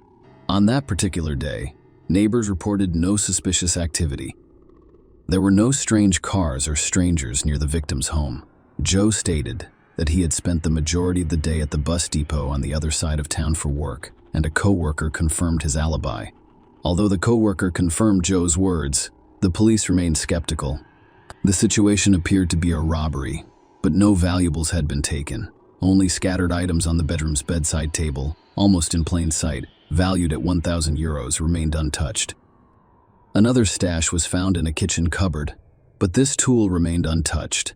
There was also a jewelry box on the dressing table, but only a pair of chains and earrings were missing, which were stored separately in a drawer. In addition, The homeowner reported that a digital camera, silverware, and one of his dumbbells, which was most likely the weapon of crime, had gone missing. Everything seemed strange. The house was turned upside down. The landlady was brutally murdered over a minor issue. Joe, while answering police questions, was crying, shaking, and feverish. However, one of the investigators later admitted that the guy appeared to be in a state of nervous excitement rather than grief or shock. When asked if his wife had an extramarital affair or really behaved even more strangely, Joe changed his expression, confidently stating that there was no such thing and then adding that he had never cheated on his wife. But this phrase sounded extremely unconvincing. 2 miles from the crime scene in the bushes was discovered a bag containing items from the house. Inside were a camera, silverware, and a few pieces of jewelry. Joe had compiled a list of stolen items. The robbery theory could now be completely dismissed, and the case reclassified as premeditated murder. Suspicious widower. Despite all of the widowed men's attempts to portray grief and pain, it appeared phony, and he was immediately named the main suspect.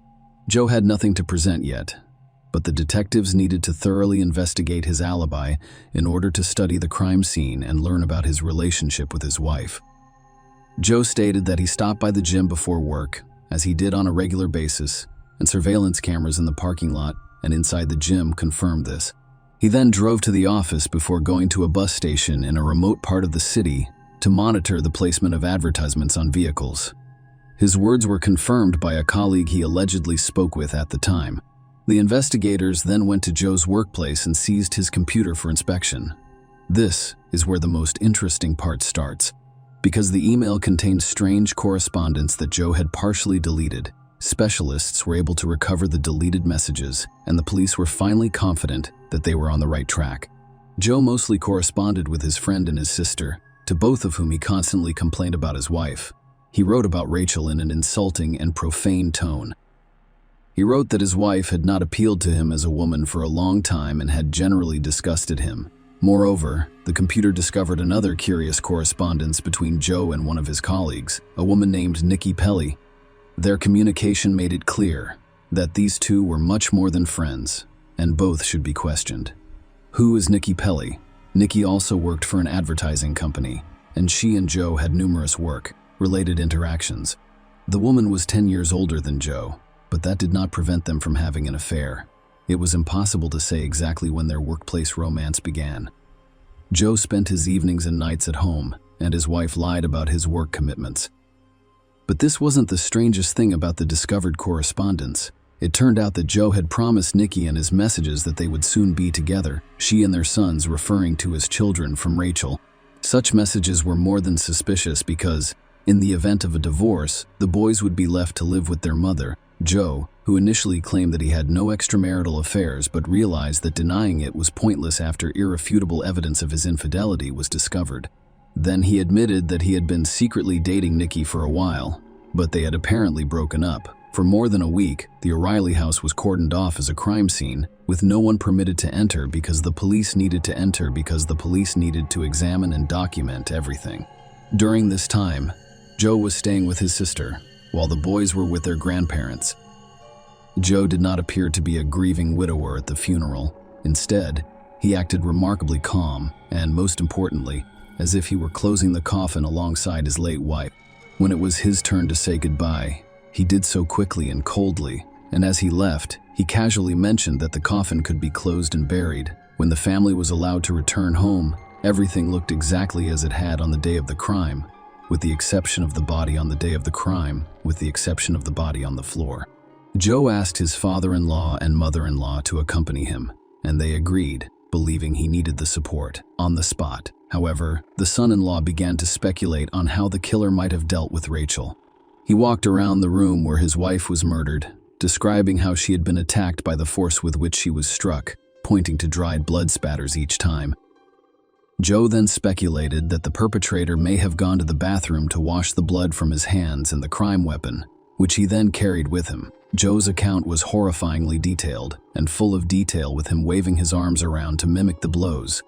However, his bereaved parents dismissed his behavior as an attempt to relieve stress and talk things out. Rose later admitted that she had not let go of the idea that the son-in-law had repeated his previous actions and that he was the one who massacred their daughter. Thirst for fame. Almost immediately after the funeral, O'Reilly began actively communicating with the media, giving interviews left and right. He eagerly welcomed reporters to his home, literally giving them tours of the crime scene and explaining how everything happened. At the same time, Joe addressed the criminal on camera, offering him a voluntary surrender to the police. 3 weeks after the tragedy, the deceased's loved ones agreed to participate in the filming of a television program about the crime. But if Rachel's parents were depressed and literally killed by grief, Joe on set acted like a star. He vividly communicated with the makeup artists, curious about how he would appear in the frame, and then eagerly nibbled on the proposed treats while drinking their coffee. The police, who were still looking for Joe, decided to follow him and discovered that he went straight from the set to his mistress Nikki, where he spent the night. By that point, all doubts about his guilt had been dispelled, leaving only the task of gathering irrefutable evidence for the court. Gathering evidence was a lengthy, complicated, and laborious process because the most important item, the instrument of the crime, was not discovered. Nevertheless, there was sufficient other evidence. They were both facing jail time for perjury, so they chose not to jeopardize their freedom. Nikki admitted that she and Joe had not broken up, as they had previously claimed, but instead continued their relationship. Furthermore, I learned about Rachel through their connection, which caused a major scandal on the eve of the tragedy. However, the colleague stated that he was unsure whether Joe was present when his wife was murdered at the bus station on the other side of the city. The guy simply confirmed his friend's words at his request, unaware that O'Reilly was a suspect in the crime. He discovered correspondence on Joe's computer in which he insulted his wife and planned his future with his mistress and children, which was also linked to the case. The police also investigated numerous interviews with Joe and TV program footage, concluding that he described the crime in detail that only a criminal could know. The widower's careless remarks helped reconstruct the full picture of the crime. He went to the gym in the morning and purposefully got into all of the camera's lenses. Then he informed his colleagues that he would be absent from the office because he was leaving for work in another part of the city and his phone might not be available. Then, instead of going to the bus station, he went home, armed himself with a dumbbell, and hid in the marital bedroom, waiting for his wife, who had left to take the children to kindergarten. He suddenly attacked her from behind, leaving no room for escape. After the massacre, Joe admitted to washing the blood from himself and the murder weapon in the bathroom next to the bedroom. The perpetrator then changed clothes, dispersed his belongings throughout the house to simulate a robbery, and went to work. On the way, he discarded the items and disposed of the soiled clothes and dumbbells so they would not be discovered. He also called his murdered wife's cell phone several times, sent her a few messages, and left voicemails on the answering machine, requesting that she call him back. In the office, he was acting strangely and appeared overly excited, with his hands slightly shaking. Some of his coworkers noticed this and inquired whether he was okay. But Joe was perplexed, so instead of responding, he dashed to his office, where he quickly received a call from the daycare center, informing him that the boys had not been picked up. He did not hurry home, instead sending his mother-in-law to be the first to discover his daughter's disfigured body. He believed he had considered all possibilities and that proving his guilt would be impossible, but his desire for fame and public attention worked against him. Joe was not arrested until 2 years after he committed the crime. Despite the fact that the majority of the evidence was circumstantial, Joe's guilt was established by reconstructing the entire route of his movements that day using the signal of a cell phone that he did not abandon. It is worth noting that at the time of Rachel's murder, Joe's cell phone signal came from the family home. This was later confirmed using billing data. In addition, at trial, it was revealed that Joe's mother wrote the anonymous letter to Child Protective Services at her son's request. Joe was aware that he would not have sole custody of the boys in the event of a divorce, so he tried to smear his wife by portraying her as a bad and abusive mother. However, social services officials found no evidence to support the anonymous message's claims. So O'Reilly decided to take decisive action. He had no remorse. He smiled in court, chatted animatedly with his defense attorneys, and even tried to joke, convinced that he would be released regardless. But in the summer of 2007, the court found Joe guilty and sentenced him to life in prison. The lawyers attempted to challenge the decision, but all of their complaints and appeals were rejected. It is worth noting that Joe and Nikki's relationship continued even after the man was imprisoned. His mistress paid him visits on a regular basis for many years before they stopped communicating in 2022, for unknown reasons. Joe Riley never pleaded guilty in prison. He has become a model inmate, never causing trouble, and hopes to be eligible for parole one day. Share your opinion with us in the comments and subscribe to the channel for more.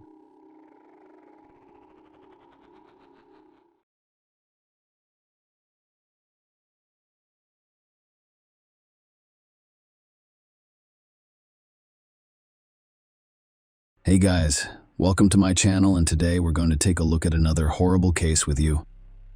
On an early August morning in 2015, Tom Martins called emergency services. The caller urgently reported a violent altercation between his daughter and son-in-law. Tom revealed with a shaken voice he is bloodied, and I fear I may have killed him. In response, the dispatcher quickly summoned medical personnel. The phone was then passed to Tom's distraught daughter, who was trained in CPR.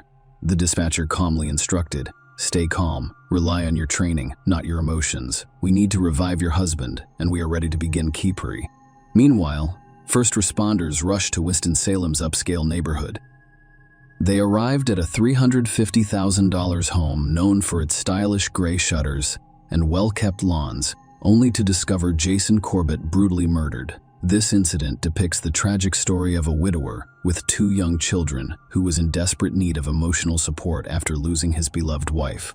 It also introduces a young woman who appears to be a beacon of hope and has stepped in to care for the children. Nonetheless, it serves as a stark reminder of the dangers of hurriedly integrating near strangers into close-knit family bonds. If Jason had been more aware of Molly's mental health history and had known her better, he might have reconsidered her close relationship with his children.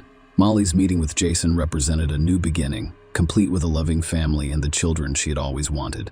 Unfortunately for Jason, this relationship became a one-way trip with no return. Molly Martin's life was the embodiment of the American dream. She was born into a wealthy and educated white family and grew up in Farragut, Tennessee. Her early years were spent in a lavish mansion where she was the beloved little princess. Her neighbors remember her as a reserved, somewhat introverted girl who excelled at swimming despite frequent absences from school due to illness. Molly continued her education at Farragut High School, where she was a member of the swim team after her family relocated to the more upscale Fox Run neighborhood. Molly felt like a champion in her own world, even though she lacked the skills of her peers. Molly's parents, Sharon, a math doctorate from Emory University in Georgia, and Tom, an FBI agent and experienced lawyer, instilled a family motto. Achievements, whether real or perceived, are the only criteria used to measure success. The Martins were regarded as societal pillars, a family striving for prestige, wealth, and ideal heirs capable of maintaining their lifestyle. The children were raised with a win-at-all-costs mentality since they were very young. The main issue was that Molly, the beloved daughter and little princess, failed to meet these high expectations, unlike her 2 brothers. To maintain their societal facade, Tom and Sharon went to great lengths to conceal why Molly was perceived to be frequently ill with a supposed problem in her left foot, causing her pain and necessitating numerous hospitalizations and surgeries.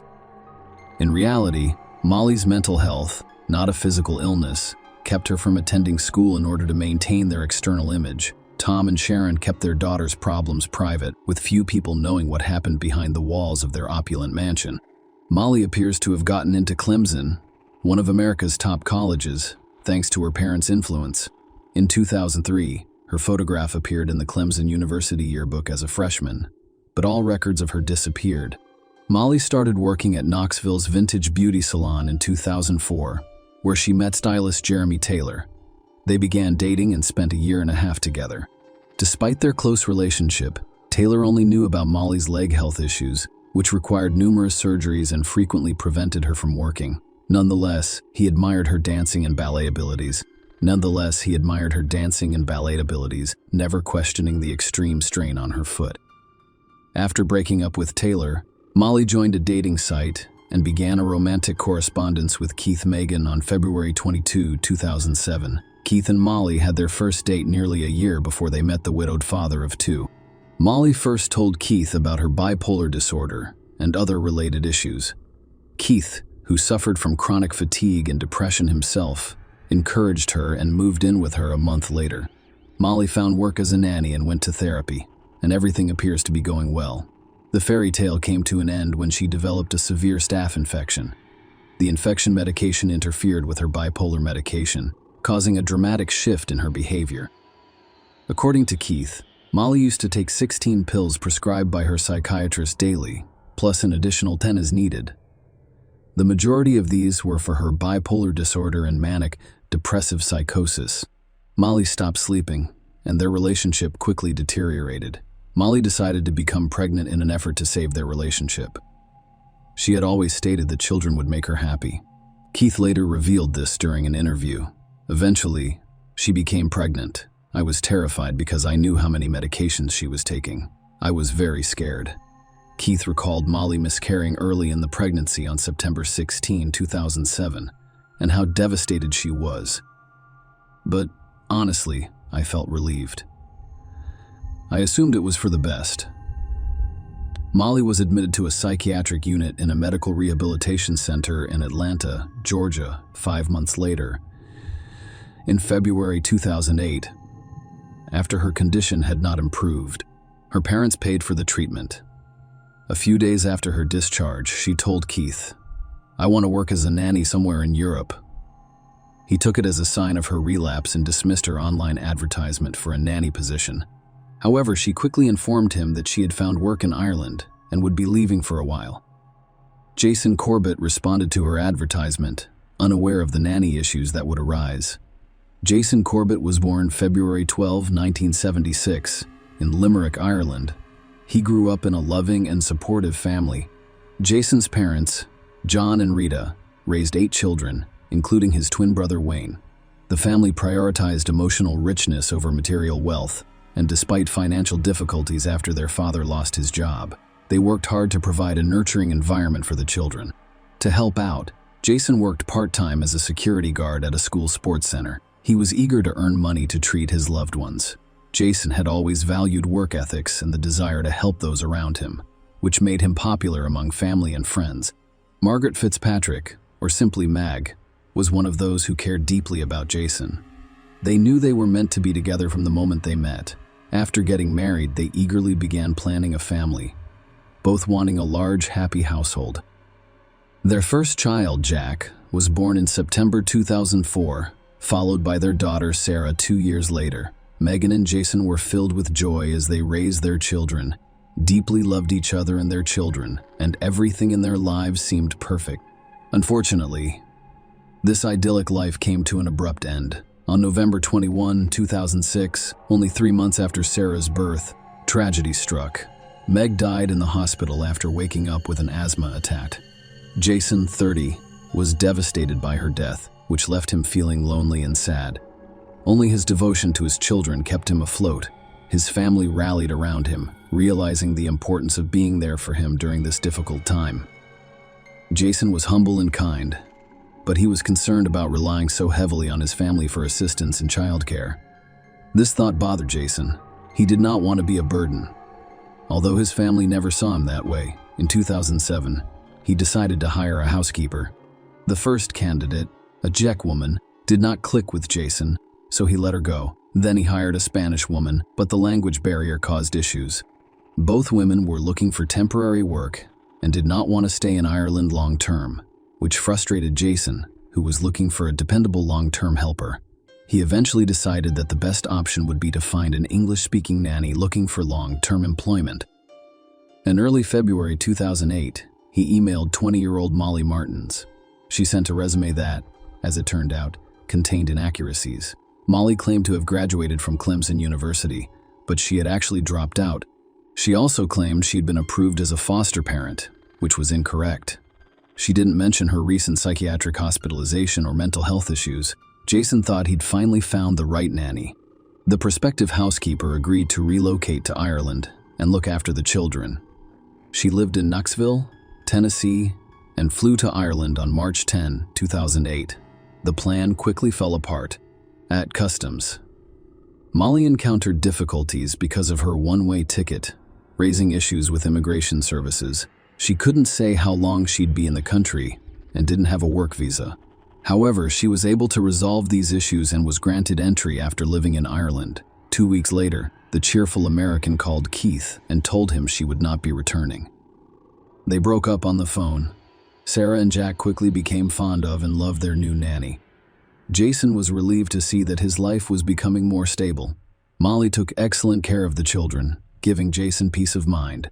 Their relationship developed over time, and Jason began inviting the nanny out on dates. Jason and Molly, who started their relationship under unusual circumstances, encountered difficulties. The initial honeymoon period quickly gave way to reality. Jason, recognizing the flaws in the situation, found comfort in Molly's skilled interaction with his children. The couple became engaged in 2010.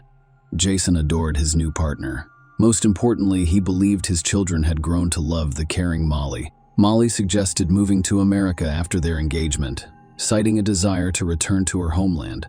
Jason agreed, knowing that the children would miss Molly. A year later, he moved to a factory in Lexington, North Carolina, and sold his home in Ireland.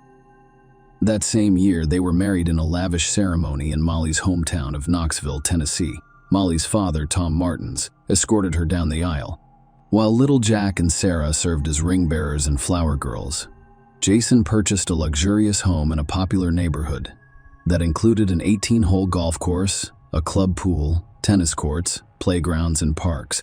He paid $58,350 cash for the house. The peculiarities began during the wedding ceremony itself. For some reason, Molly told her friends that she and Jason's first wife, Meg, were friends before Meg died of cancer.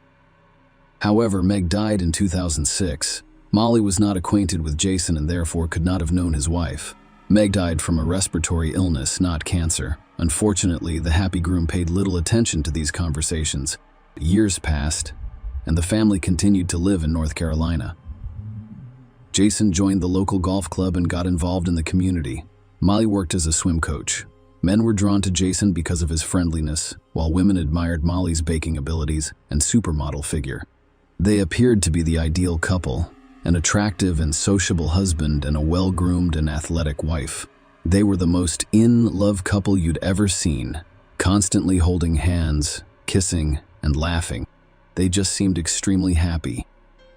A neighbor later claimed that Molly had been trained since childhood to present a prestigious image to the public, regardless of what was going on behind closed doors.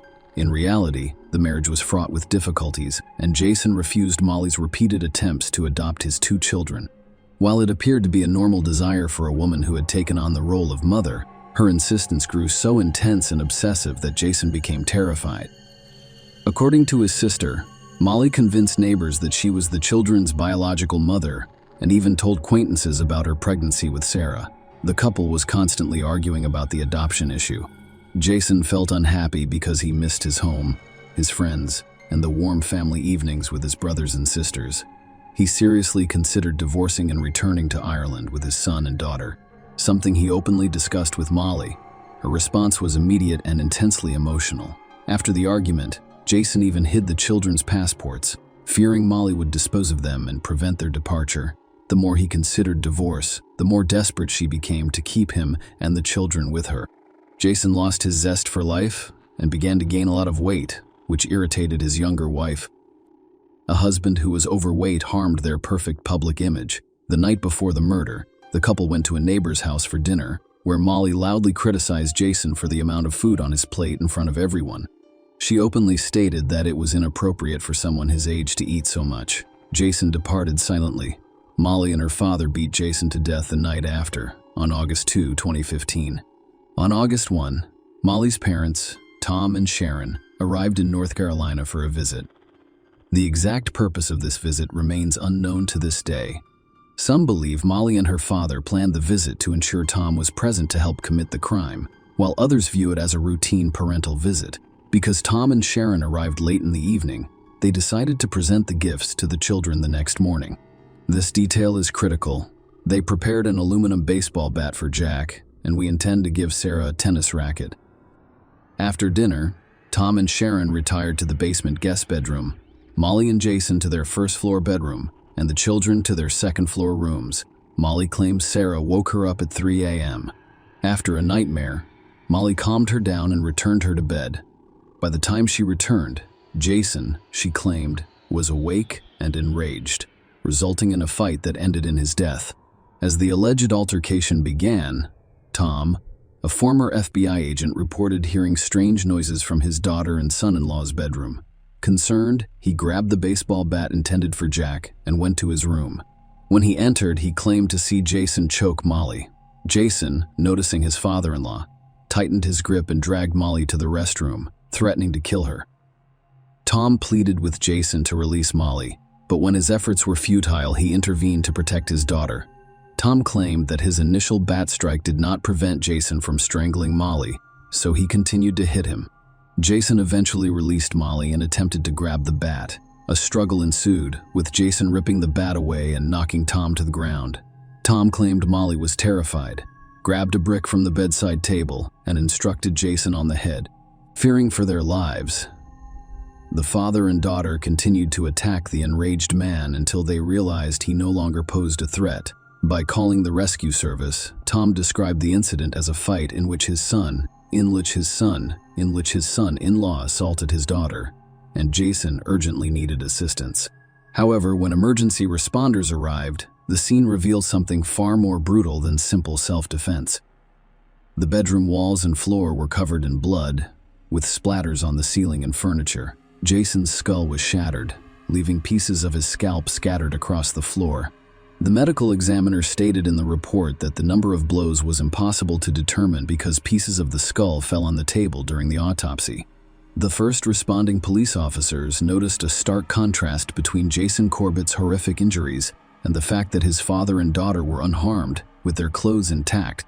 Despite Molly's claim of a life-or-death struggle, her thin bracelet remained intact.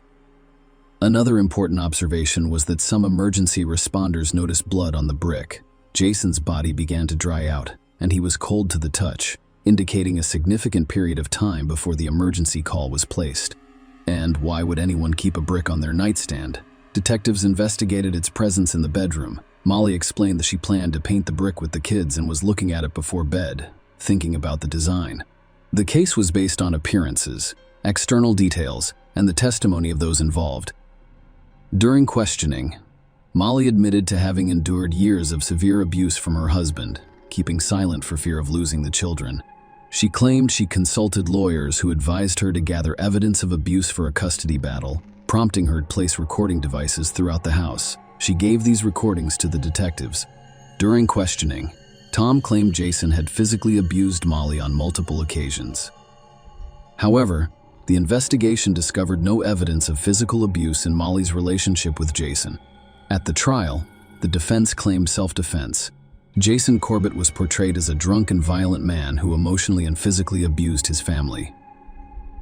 The defense even found evidence that he may have killed his first wife, Meg. The family doctor testified about Jason's mood swings. He felt he was becoming increasingly angry for no apparent reason. When social workers interviewed the children, Jack and Sarah stated that their father was constantly angry and even hurt their mother.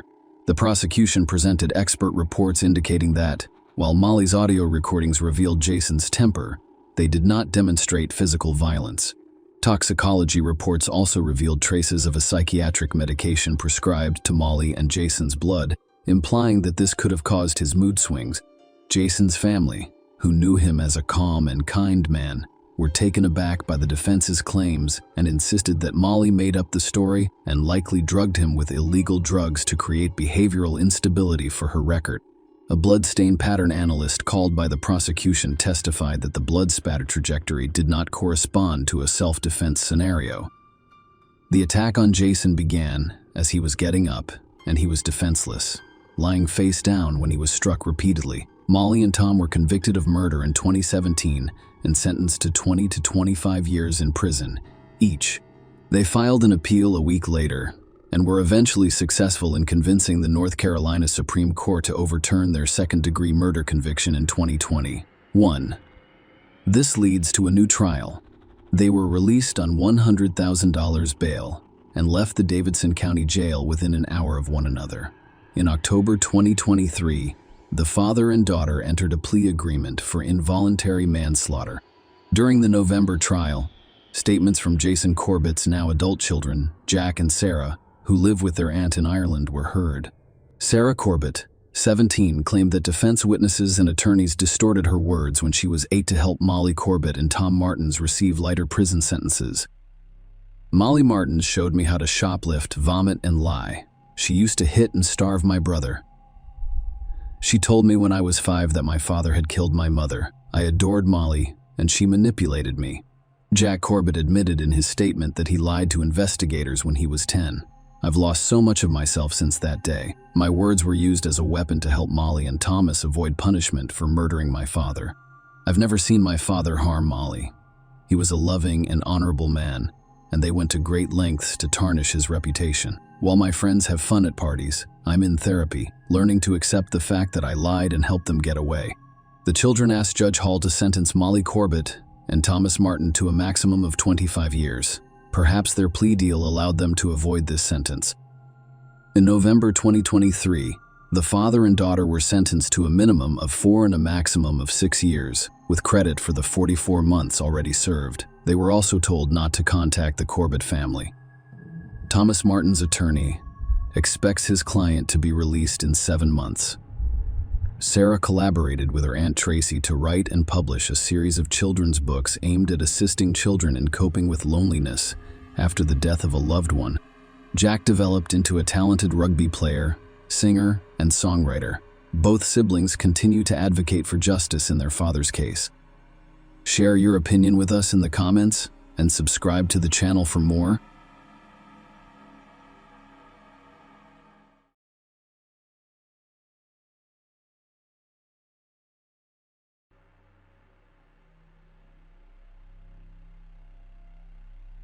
Hey guys, welcome to my channel, and today we're going to take a look at another horrible case with you. A young woman arrived in the parking lot of her school to go to a sporting event and disappeared.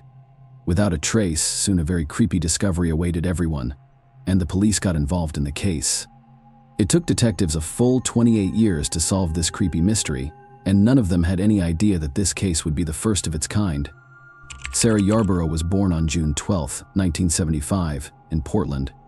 Her parents soon moved to another state, settling in the town of Federal Way. It is near Seattle and is essentially a suburb of it. Sarah also had 2 brothers, helped her parents take care of the younger one, and was very close to him from an early age. Sarah was involved in music and ballet. The girl always strived to do well in school so she could get into a good college because of her academic performance. She flew twice to New Zealand in the school program. Later, Sarah joined her school's cheerleading team. She also had a great many friends. She was a kind and non-confrontational person trying to help anyone in need. On Saturday morning, December 14, 1991, when she was 16, Sarah gathered for an event with her cheerleading team. They were together at the school building where the bus would pick them up. She took her dad's car and drove to school, only Sarah got the time wrong. She thought the bus would pick them up at 8 a.m. when in fact it wasn't supposed to arrive until 9. All her friends gradually started arriving at the place, but none of them saw Sarah. Some students saw her car in the parking lot, but there was no young woman inside. Not even when the bus arrived for the students. Her friends thought this was strange, but no one could contact Sarah because none of them had cell phones at that time. Around the same time, 2 12-year-old boys were walking around the school grounds, walking through the wooded area behind the school tennis courts.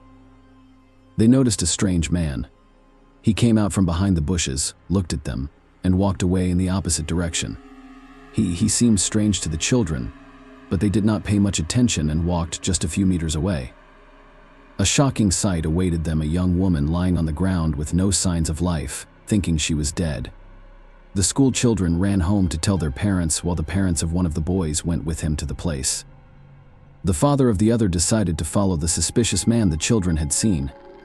His son told him that he saw a car that looked like a Chevrolet Nova pulling away from that spot. Given that he lived near the school, his father decided to go outside and try to track down that car. At one point, he managed to locate a similar car, but it quickly disappeared from his sight, and the man was unable to find it again. Meanwhile, the other boy's parents came to the school and realized that the young woman on the ground was probably dead. They immediately ran to the school building and called the police offices. They arrived on the scene and confirmed that the young woman was indeed dead. They were also quickly able to determine that the deceased was Sarah. From the marks on her neck, the officers concluded that the victim had most likely been strangled. Next, the body was some of her belongings, including a jacket, underwear, and socks, with no other items near her. The officers found her purse and car keys inside the car in the school parking lot, leading them to believe that the perpetrator may have attacked her directly next to the car and then dragged her behind the trees. The body was turned over to medical examiners, and the police set about looking for clues. The first thing they did was try to interview all the people who were on and near the school grounds. The two guys who found Sarah gave a rough description of the man who had come out from behind the bushes near her body. They said he was a tall man in his early 20s with shoulder-length blonde hair, a dark raincoat, and black pants. Soon the police found another witness, and here a very surprising story awaited them. A man out for a jog noticed a strange picture in the same wooded area. A young woman was lying next to the bushes with a man hovering over her. The young woman was not moving at all, and the witness thought that some couple had just decided to have some privacy. A few minutes later, he ran down the same road in the opposite direction, and the man and the young woman were still there. In both cases, it did not appear to him that he was watching a felony being committed. The witness himself explained to the police that he had only recently immigrated to the United States from another culture and was not sure what behavior was the norm in that country. But nevertheless, this witness gave the police a rough description of the killer, which matched the words of the children who discovered the body. Detectives interviewed several dozen other people who had been near the school, but no other useful leads were found. Meanwhile, medical experts examined Sarah's body and concluded this triangulation was the cause of her death. Apparently, the perpetrator used her own pantyhose. In addition, a serious injury was found on the young woman's head. The experts assumed that from this below the victim lost consciousness, which was consistent with the runner's story. He saw that the young woman on the ground did not move at all. Forensic investigators studied Sarah's clothing, and on almost every item, they found traces of male semen belonging to the same person. But in 1991, there was no common DNA database yet, so all the investigators could rely on was a direct comparison of DNA samples from specific suspects. There was another nuance that was brought to the detectives' attention. Even though forensic scientists found traces of male semen on Sarah's clothes, the medical examiner stated that there were no signs of sexual abuse on her body. With all this information in hand, investigators formed their own view of what happened. Sarah arrived at the school almost an hour early, and there was no one in the parking lot, but her attacker most likely spotted her there, waited for the young woman to get out of the car, hit her on the head with an object, and Sarah lost consciousness. He then dragged her from the parking lot behind the trees, where her body would later be found. The perpetrator removed some of her clothing and performed lewd acts on her before strangling the victim with her own stockings. When one of the children who found Sarah's body told police about the car in which the perpetrator allegedly fled, the scene detectives put out a search for a Chevrolet Nova, and soon they were able to find her, but here they were disappointed. It turned out that the driver of that car had just been delivering donuts that morning. He provided his DNA sample, which did not match that found on Sarah's clothes. Apparently, the kids just saw the car that drove down the road next to them and thought the perpetrator was behind the wheel. In fact, none of the boys could recall exactly whether they saw a man approaching any car from the bushes. Over the next few days, police continued to search for witnesses and new leads, but no significant progress was made on Monday. School classes resumed even though all the students were horrified by what had happened. In addition to the fact that the murder had taken place only a few meters from their school, the perpetrator was still at large and his identity remained unknown. The young women were afraid to walk the grounds alone, so the boys on the sports teams arranged to walk each student to her car or bus so they would not be left alone on the street. Detectives determined that there were about 70 potential witnesses in and around the school that morning, and they talked to each of them, but no new details could be learned. Based on the accounts of the two children and the jogger, a rough portrait of the killer was compiled and distributed to all local newspapers and television stations. The story received extensive media coverage, and over the following weeks, the police received hundreds of tips. Investigators checked every one of them, but in all cases, they hit a dead end. At one point, they received a tip about a man who matched the killer's description and had a criminal history. But here the detectives encountered a setback. His DNA did not match the perpetrator sample. Since then, the case has been stalled for many months. In total, the police received about 4,000 different leads, and the detectives encountered a setback: his DNA did not match the perpetrator sample. Since then, the case has been stalled for many months, and they tried to work with each of them, but the resources of the local police department were simply not enough to cope with so much information. Time also played against them, even as investigators continued to search for the perpetrator, and each month there were new cases to be investigated. When Sarah's family learned that the police didn't have enough resources to handle all the tips, her grandfather tried to help as much as he could.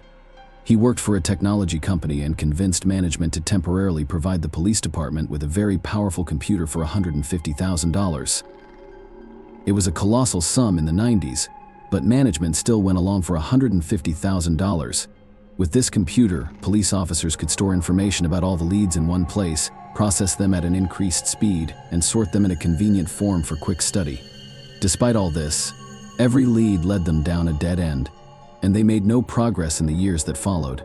2 years later, Sarah's classmates graduated, and before graduation, they decided to memorialize their friend. They raised an impressive sum of money and spent it to create a memorial.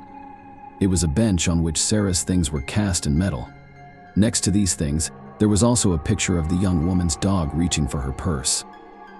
Over the years that followed, the case was periodically reopened, re-examining all the available evidence, but the result was the same: they were still unable to get any closer to catching the culprit.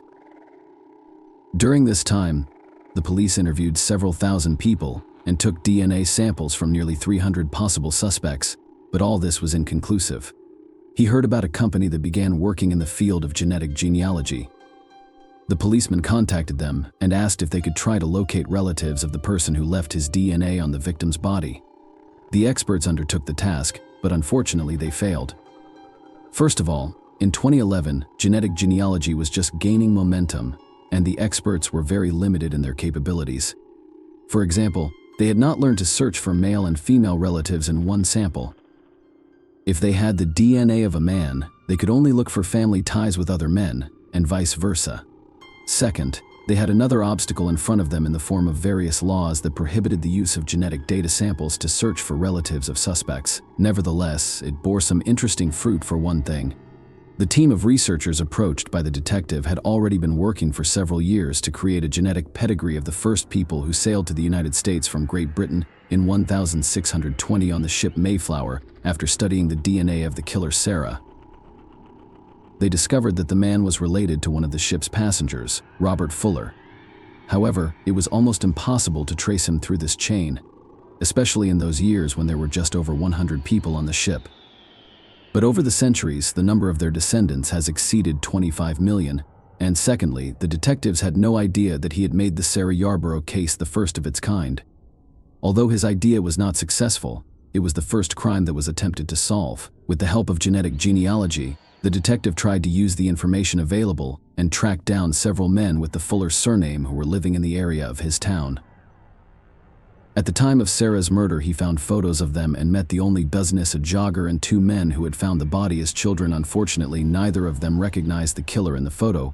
Finally, the investigators asked for DNA samples from all Fuller in the area and sent them to the laboratory. None of them matched the DNA of the killer, but something interesting happened here. The experts established that one of those men was indeed a distant descendant of Robert Fuller from that very ship. However, he was definitely not the killer, and also did not know that any distant relatives live near him. The perpetrator may have been so distantly related to him that their families simply never knew of the connection. The detective retired in 2017, and the case was turned over to a new team of investigators who revisited the company, which had taken on the killer's DNA sample in 2011. By that time, the ability to study genetic material had advanced a great deal, and experts agreed to try to trace the perpetrator's lineage. It took 2 whole years. The experts used public databases to find even the most distant relatives of the killer, then manually tried to trace their family ties and reach people who lived in Federal Way at the time of Sarah's death. In all, they had to weed out several thousand people before they finally got lucky. Experts determined that a DNA sample from Sarah's clothes was highly likely to belong to one of the 2 brothers at the time of the murder. The older one turned out to be a criminal with an impressive criminal record. He had been imprisoned for violent crimes, and his DNA sample was in the FBI database, which meant that he had nothing to do with Sarah's murder, because then his DNA would have shown a match back in the 90s. As for the younger brother named Patrick Nicholas, he too has been on the police's radar for violent crimes, including crimes against minors, but that was before the DNA samples of such criminals were added to the database. Detectives immediately organized a surveillance of the man who was 55 at the time, lived in a neighboring town called Wellington. The cops had been following his every move for 2 days, and soon the opportunity presented itself. Patrick went to the laundry, and while he was waiting for his clothes to be washed, he went out to smoke and threw a cigarette butt on the ground. One of the cops immediately took it into an evidence bag and returned to his car. Patrick went out to smoke a second time, and this time a rag handkerchief fell out of his pocket. The men didn't pick it up and went back to the laundry room, and the police were happy to take the second piece of evidence in case the experts were not able to get a DNA sample from the cigarette. However, the experts were easily able to extract samples from all these items, and the very next day they told the detective the long-awaited news: Patrick's DNA was a perfect match for the semen found on Sarah's clothes in 1991. The judge immediately issued a warrant for the man's arrest, and the police took him into custody. It all took 5 days from when investigators first learned his name to the formal murder charges. When his biography was leaked to the media, many began to ask the perfectly logical question: why was a man with such a criminal history not even considered a suspect for all those 28 years at age 19? Patrick Nicholas approached a young woman and got into her car, where he tried to abuse her. The victim managed to escape, but to do so she had to jump into the river and swim for a long time until she was a safe distance from the perpetrator. Patrick spent 4 years in prison, after which he was released. The next crime that the police caught him for was in 1994 when he tried to abuse an underage young woman. He was arrested again, but his DNA was not entered in any database. The reason for that is strange. The article he was prosecuted for was not hard enough to collect DNA, and the police never came across his name in 3 decades. He also didn't appear in any of the 4,000 leads obtained over the years. It also turned out why genetic genealogy experts could not trace them back to Robert Fuller. It turned out that Patrick's biological grandfather was adopted and grew up under the adopt-a-family name. One of the men who discovered Sarah's body as children in 1991 immediately stated that Patrick was without a doubt the killer. He admitted that the incident had had a profound effect on him. He was only 12 at the time the body was discovered, and the perpetrator had seen his face for years. The witness was constantly afraid that the killer would come after him, and it was only after Patrick's arrest that he finally felt safe. Patrick's trial did not begin until 2023. The man insisted on his innocence, and his lawyer tried to challenge the main evidence. In his opinion, the presence of Patrick's semen on the clothes of the murdered young woman did not prove his guilt, but this argument did not work. The lawyer also tried to challenge the accuracy of the DNA analysis itself, but the experts declared the absolute invalidity of such claims. Patrick was eventually found guilty of first-degree murder without prior intent. On May 25th, he was sentenced to 45 years and 8 months in prison, virtually eliminating the possibility of ever getting out during the pronouncement of that sentence. Patrick showed no emotion. Unlike Sarah's relatives, they also spoke before the judge, thanking everyone involved in the trial and the investigators for bringing the killer to justice, even though he had managed to evade justice for 28 years. Share your opinion with us in the comments, and subscribe to the channel for more.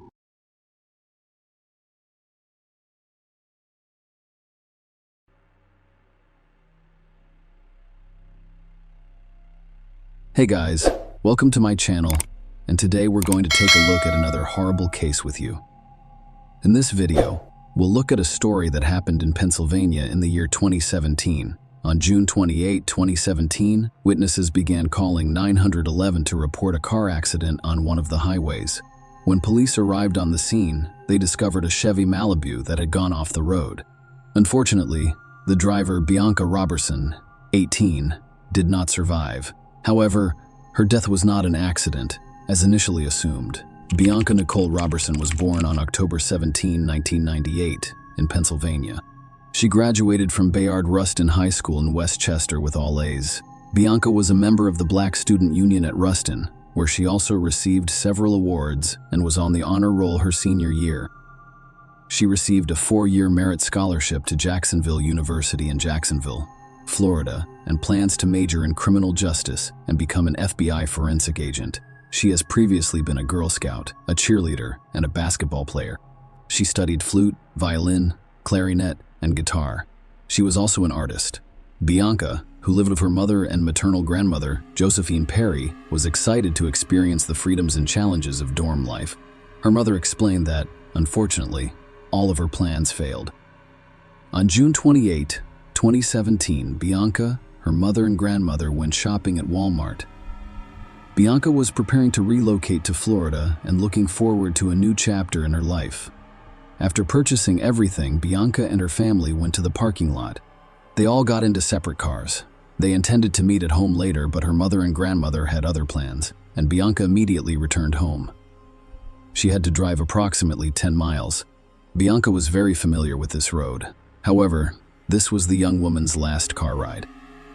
About 10 minutes after she left the Walmart parking lot, witnesses to the accident began calling 911. The first responders arrived at the scene right away. Bianca Robertson was the driver of the Chevrolet Malibu. The paramedics were unable to help her, and she was pronounced dead on the scene. At first glance, Bianca's head injuries appeared to be the result of a severe blow when the car veered off the road. Many people driving along the highway at the time of the accident came to a stop near the scene before the police and ambulance arrived. After interviewing eyewitnesses, the police discovered one crucial detail. One of the witnesses claimed Bianca went off the road after colliding with a red pickup truck, which then fled the scene without stopping. "I hope it isn't Bianca." That was what the grandmother told herself as she drove past the car crash scene, intended to meet her granddaughter at home. She had no idea that the traffic she was stuck in was caused by a crash involving her granddaughter. When Bianca's grandmother returned home, 2 police officers had already arrived to report the car accident that claimed her granddaughter's life. Bianca's mother, Michelle, could not believe what was happening to her. The death of a child is one of the most devastating events that parents can experience. Michelle, a nurse in Delaware County, said she never imagined anything like this would happen.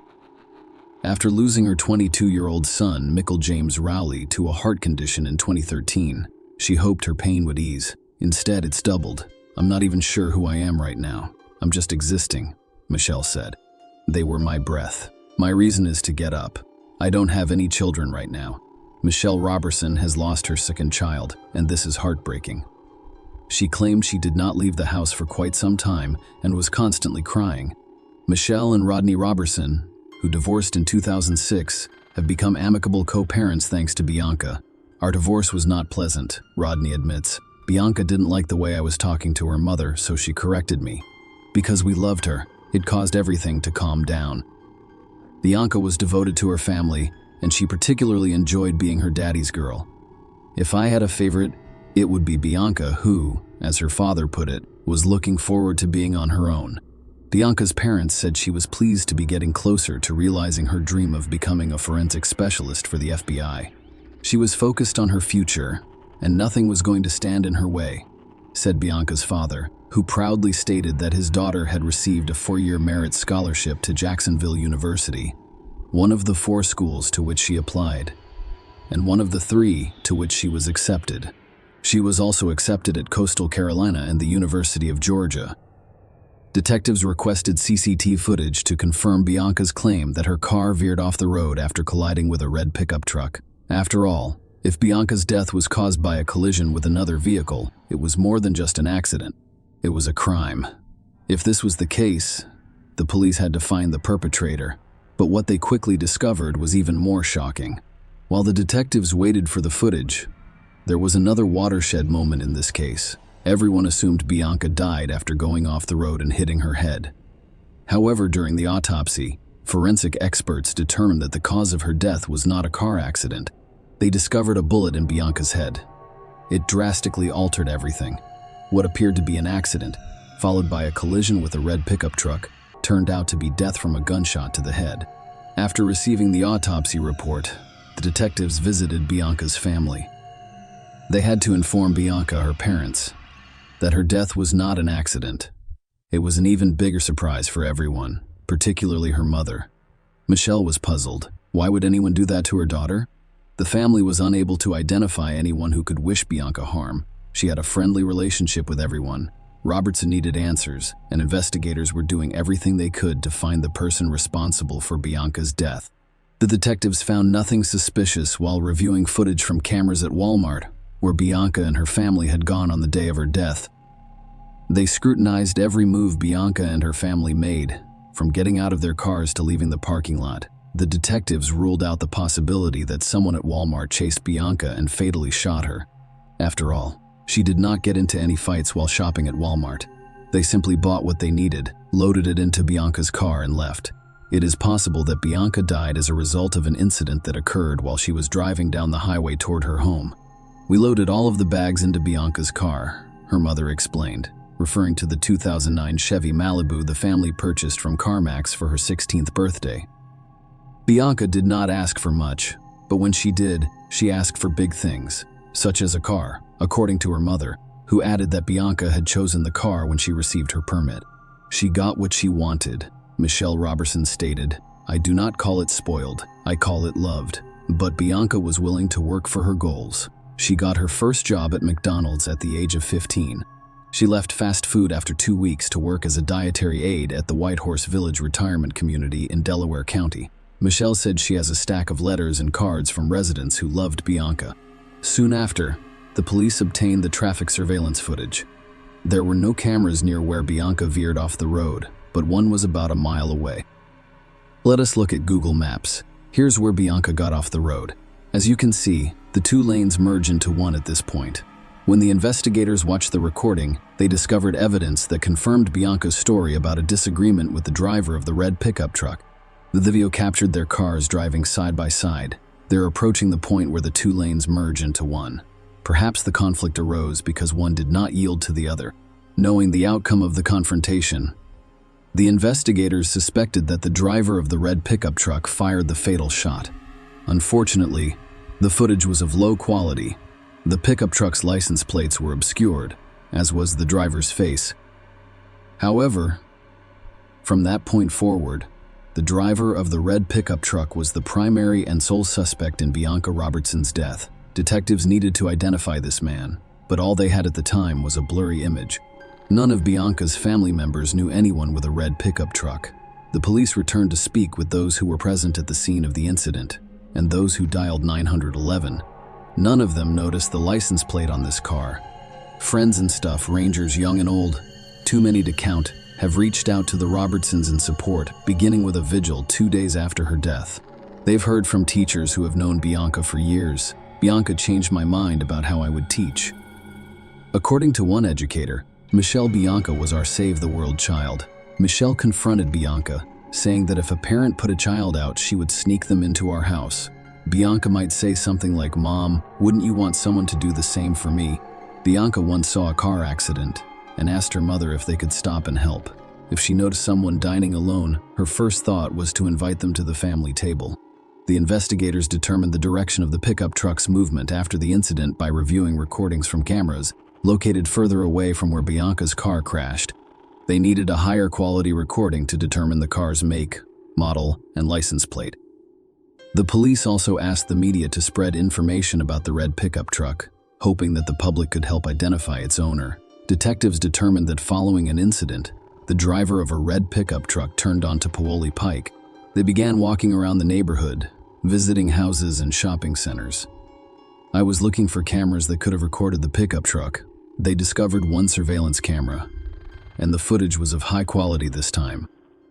While analyzing the recording, the detective noticed a red pickup truck driving down the road about 5 minutes after witnesses called 911 to report an accident involving Bianca Robertson's car, but the license plate could not be seen. Furthermore, it was unclear whether it was the same car or another that matched the description. While the investigators searched for additional recordings and moved from one door to the next, another breakthrough occurred in the case. 2 days after the incident, a woman called the police and said she had seen the car they were looking for. She also saw the face of the person sitting behind the wheel. This woman stated that her red pickup truck overtook her, came to a stop at the Paoli Pike intersection, and then turned left. This information was critical to the investigation because it limited the search area. Furthermore, it indicated that the pickup truck in this video was not the vehicle they were looking for. It was simply a similar-looking truck. The woman who contacted police assisted the forensic artist in creating the suspect's sketch. She described him as a white male between the ages of 25 and 35, with brown hair and a stubble beard. The police were hoping that someone would recognize this person and report it to them. They presented the suspect's sketch to Bianca's family. However, they didn't know anyone who resembled the sketch. The investigators also began to suspect that Bianca's death was a hate crime. Knowing that the red pickup truck had turned left at this intersection, the detectives went around the shops and houses on this street, hoping to find a high-quality recording that could answer some questions. Soon, they discovered what they were looking for. The owner of the house, which is less than half a mile from the intersection, provided the police with a recording from a surveillance camera pointed at his driveway. After calculating the approximate time it would take to get there from the crime scene, the police quickly located the required vehicle. Although the footage was of higher quality than the previous one, the angle of view prevented law enforcement officers from identifying the vehicle or the driver. The police worked hard to find another recording from the camera at a closer distance, and luck was on their side. Although they couldn't see the license plate, they did notice the car's distinguishing features. The vehicle had a sticker on the right side window, a vertical dent on the passenger door, and damage to the hood. These distinguishing characteristics could greatly simplify the search for this vehicle. The police wanted to expedite the process. As a result, they used the media to request assistance from the general public. They offered a $5,000 reward for information that could help them locate the truck or its driver. The investigators were confident that someone would recognize this particular vehicle. 3 days after Bianca Robertson died, a lawyer called the police station and said he had a client who wanted to turn himself in, mentioning the latter's involvement in the incident that resulted in the death of 18-year-old Bianca Robertson. This incident occurred on Wednesday, around 5:30 p.m. Bianca Robertson: I am 18 years old and recently graduated from Westchester Ruston High School. I am on my way to Jacksonville University. Her entire summer and life were spent in front of her loving family. She was driving on Route 100. Route 100 is a 2-lane highway that connects to Route 100 Spur just a few miles away before merging with Route 202. And where it merges, it reduces from 2 lanes to 1. That is the same merge that people in southeastern Pennsylvania perform thousands of times per day. People all over the world do this without issue. But last Wednesday, as Bianca was merging from 2 lanes to 1, a man in a red pickup truck joined her, and they were jockeying for position, which irritated him. So he pulled out his gun and shot Bianca in the head. The driver of the red pickup truck was identified as David Desper, 28, of Pennsylvania. He arrived at the police station with his lawyer. Desper refused to testify but consented to a search of his home. He also told them where his pickup truck was. Desper was arrested and charged with killing Bianca Robertson. The police found the pickup truck at the location indicated by Desper stickers on the side windows, and the rims made it clear that it was the vehicle they were looking for. During a search of Desper's home, investigators discovered the gun used to shoot Bianca Robertson in the head. The police were certain they had found the culprit. However, the motive for this crime was unknown. On July 7, over 800 heartbroken family, friends, and community supporters gathered at St. Paul's Baptist Church in the borough of Westchester, 25 miles west of Philadelphia, for her homegoing service. During the funeral service, a church banner read patience, kindness, goodness, gentleness, and self-control. Among those who paid tribute were her brothers, officials from Bayard Rustin High School, where she had recently graduated as chief admissions officer at Jacksonville University, where she was set to enroll in the fall, and friends.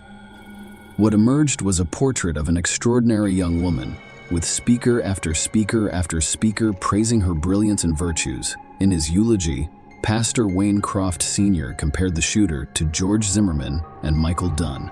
Zimmerman killed black teenager Trayvon Martin in Florida in 2012. Zimmerman was acquitted of murder in 2013. In 2012, Dunn fatally shot Jordan Davis, another black teenage male, in Florida. A verbal altercation over music in the teenager's car escalated when he fired shots into the vehicle while it was driving away. He was convicted and sentenced to life plus 90 years in prison. The black community is unconcerned about whether Bianca's murder was motivated by rage or racism. All we know is that we have lost another bright young black star. The pastor announced that another good sister had passed away. At the September 2018 trial, they asked David Desper to explain his motivation for committing the crime. Instead of responding to this question, he asked for forgiveness from the Roberson family. Bianca's parents were not looking forward to confronting her alleged killer. Rodney had ordered t-shirts featuring Bianca's face on the front for family and friends to wear as they gathered at the Chester County Government Services Center. They also had bracelets engraved with the words, "Bianca Roberson, a rose in God's garden," and a banner reading "Justice for Bianca Nicole Roberson, who was murdered on Wednesday, June 28, 2017. I'm not sure how I'll react when I see him. My daughter was shot by the man who held the gun. I know I won't do anything stupid. Rodney claimed Desper simply stole her dreams. He did not have that. Right, Michelle claimed I couldn't get her back. I need to get her back, and I can't. I need to comfort her, but I can't. I'm her mother, and I can't do that while he's still here. She shed more tears, and he was able to talk to his parents and hug them. He is 28. She's just a teen, a baby. The prosecutor suggested that the traffic jam was caused by Bianca's failure to yield to Desper when the two lanes merged. He then rolled down the passenger side window and pulled the trigger. Recognizing the consequences of his actions, Desper fled the scene, leaving his pickup truck with a friend in Pennsylvania and attempting to flee to Delaware. However, when his sketch and the distinctive features of his pickup truck made the news, he decided to hire a lawyer and turn himself in. The police investigated his social media accounts and interviewed his friends, but found no evidence of a bias-motivated crime. As a result, they did not charge the man with a hate crime. District Attorney Hogan added that there was no evidence that we were aware that this was a race or hate crime. Many people disagree with that assertion. Before the sentencing, the defense described Desper as a harmless, almost juvenile 28-year-old who enjoyed playing with cars in his spare time. They called him a big kid and claimed that Desper essentially gave the government the case by turning himself in. According to the defense, Desper was driving home when a car unexpectedly approached him. He took the gun and shot it. They claimed there was no monster or threat. If you're a 28-year-old man driving a car with a loaded firearm, you're not a big kid, argued prosecutor Chris Miller. It turned out that Desper's mother had shared a Facebook post about police searching for the man who killed Bianca Roberson. She later realized it was her own son.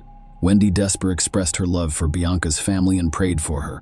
"I apologize for what my son did." She said this while her son sobbed. Rodney Roberson struggled to speak through tears as he confronted his daughter's murderer. "My questions to the defendant are simple. Why in God's name did you shoot my daughter because she was young and black? Because she was a girl? You wanted to be the first on the road because you had a bad day? All of my dreams for Bianca were coming true." He continued, "Until the day the defendant murdered my daughter, all I had of Bianca were my memories." David Desper admitted to third-degree deprivation of life.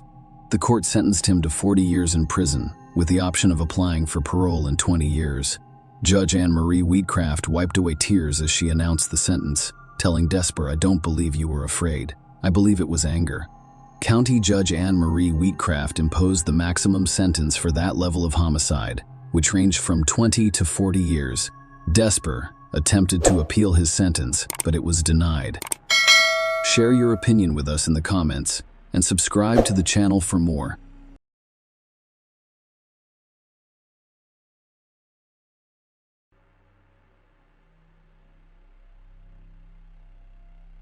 Hey guys, welcome to my channel, and today we're going to take a look at another horrible case with you. Today we'll look at a story from 2004 in New Jersey, USA. Brittany Gregory was born on April 1, 1988, in Brick Township, the youngest of 5 children in her family. Her parents divorced, and she was left to live with her father, but she remained close to all of her siblings, particularly her sister Brianna, who was 4 years older than her. Brittany excelled in school, and her teachers expected her to become a scholar. Her unusual dream, however, was to become a forensic scientist and investigate crime scene evidence. Brittany enjoyed being the baby of the family. Her mother described her as spoiled but not vain or arrogant. She celebrated her 16th birthday in April by keeping her mother's promise to let her get her belly button pierced. She adored pop star Britney Spears and had posters of her up in her bedroom. She enjoyed cartoons, particularly SpongeBob SquarePants. She also couldn't get enough of TV shows about forensic science, which she wanted to pursue. She and her mother used to watch the same shows and then call each other to discuss what they were watching. In 2004, Brittany, 16, and her older sister Brianna, 20, lived in a small house near their school with their father, Joe Don, and his new girlfriend, Lori Peterson. Brittany's father's house was the last one on the street, and it was near a wooded lot. Brittany had been dating 18-year-old John Fitzgerald for nearly 2 years. He was a nice guy who Brittany's family liked. They had a great relationship and were considered the ideal couple. At around 8:30 p.m. on Sunday, July 11, 2004, Brittany's mother Deborah and sister Brianna drove to the town of South Toms River, about 15 miles from Brittany's home, to visit her older brother and his wife, who had recently had a daughter. That evening, Brittany called her mother from her cell phone and requested a ride to her boyfriend John's house. The girl's voice was extremely upset, indicating potential trouble. Her mother explained that she was out of town and unable to drive Brittany, but that her sister Brianna could be there in about an hour. Brittany agreed, saying she'd wait for her. Brianna was free about 45 minutes after Brittany called, so she called her, but her sister did not answer. Brianna assumed Brittany was asleep or that someone else had brought her to John's. When Brianna returned home in the morning, she discovered Brittany was not there, but her belongings, including her phone, were still there. Brianna speculated that Brittany had spent the night at her boyfriend's house, but it seemed strange that she hadn't told anyone and had left her cell phone at home. It was not like her. Looking for answers, Brianna began calling all of Brittany's friends to see if they had seen her, but no one knew anything. Brianna decided to call John after unsuccessful attempts to contact her sister. He said he last spoke with Brittany on the phone Sunday morning, and they hadn't seen or spoken to each other since Brittany's father's friend Lori Peterson, who lived with them, said she returned home around 10 p.m. Brittany was not present on Sunday night. Brianna sensed something was wrong and went straight to the police station to report Brittany missing.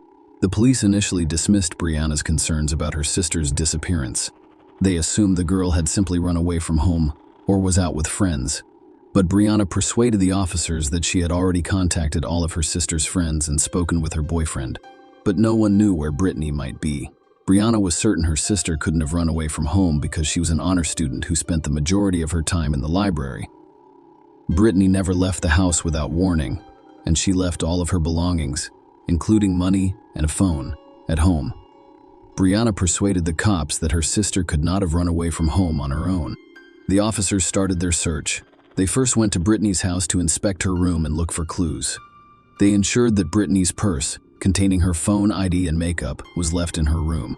The police found nothing suspicious in her room. They interviewed everyone who lived in the house and concluded that no one close to Brittany was involved in her disappearance. The police then began searching the area around the house. They inspected all of the houses in the area, walked around the property, and spoke with neighbors. They looked for witnesses who could have seen or heard something.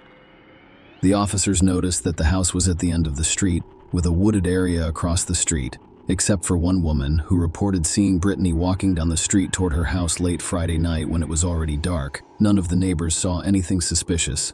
This occurred 2 days before Brittany's disappearance, and while the information appeared insignificant, investigators paid attention to it.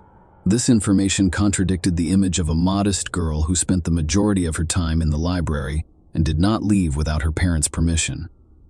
What made Brittany stay out so late? And was she allowed to go out at that time?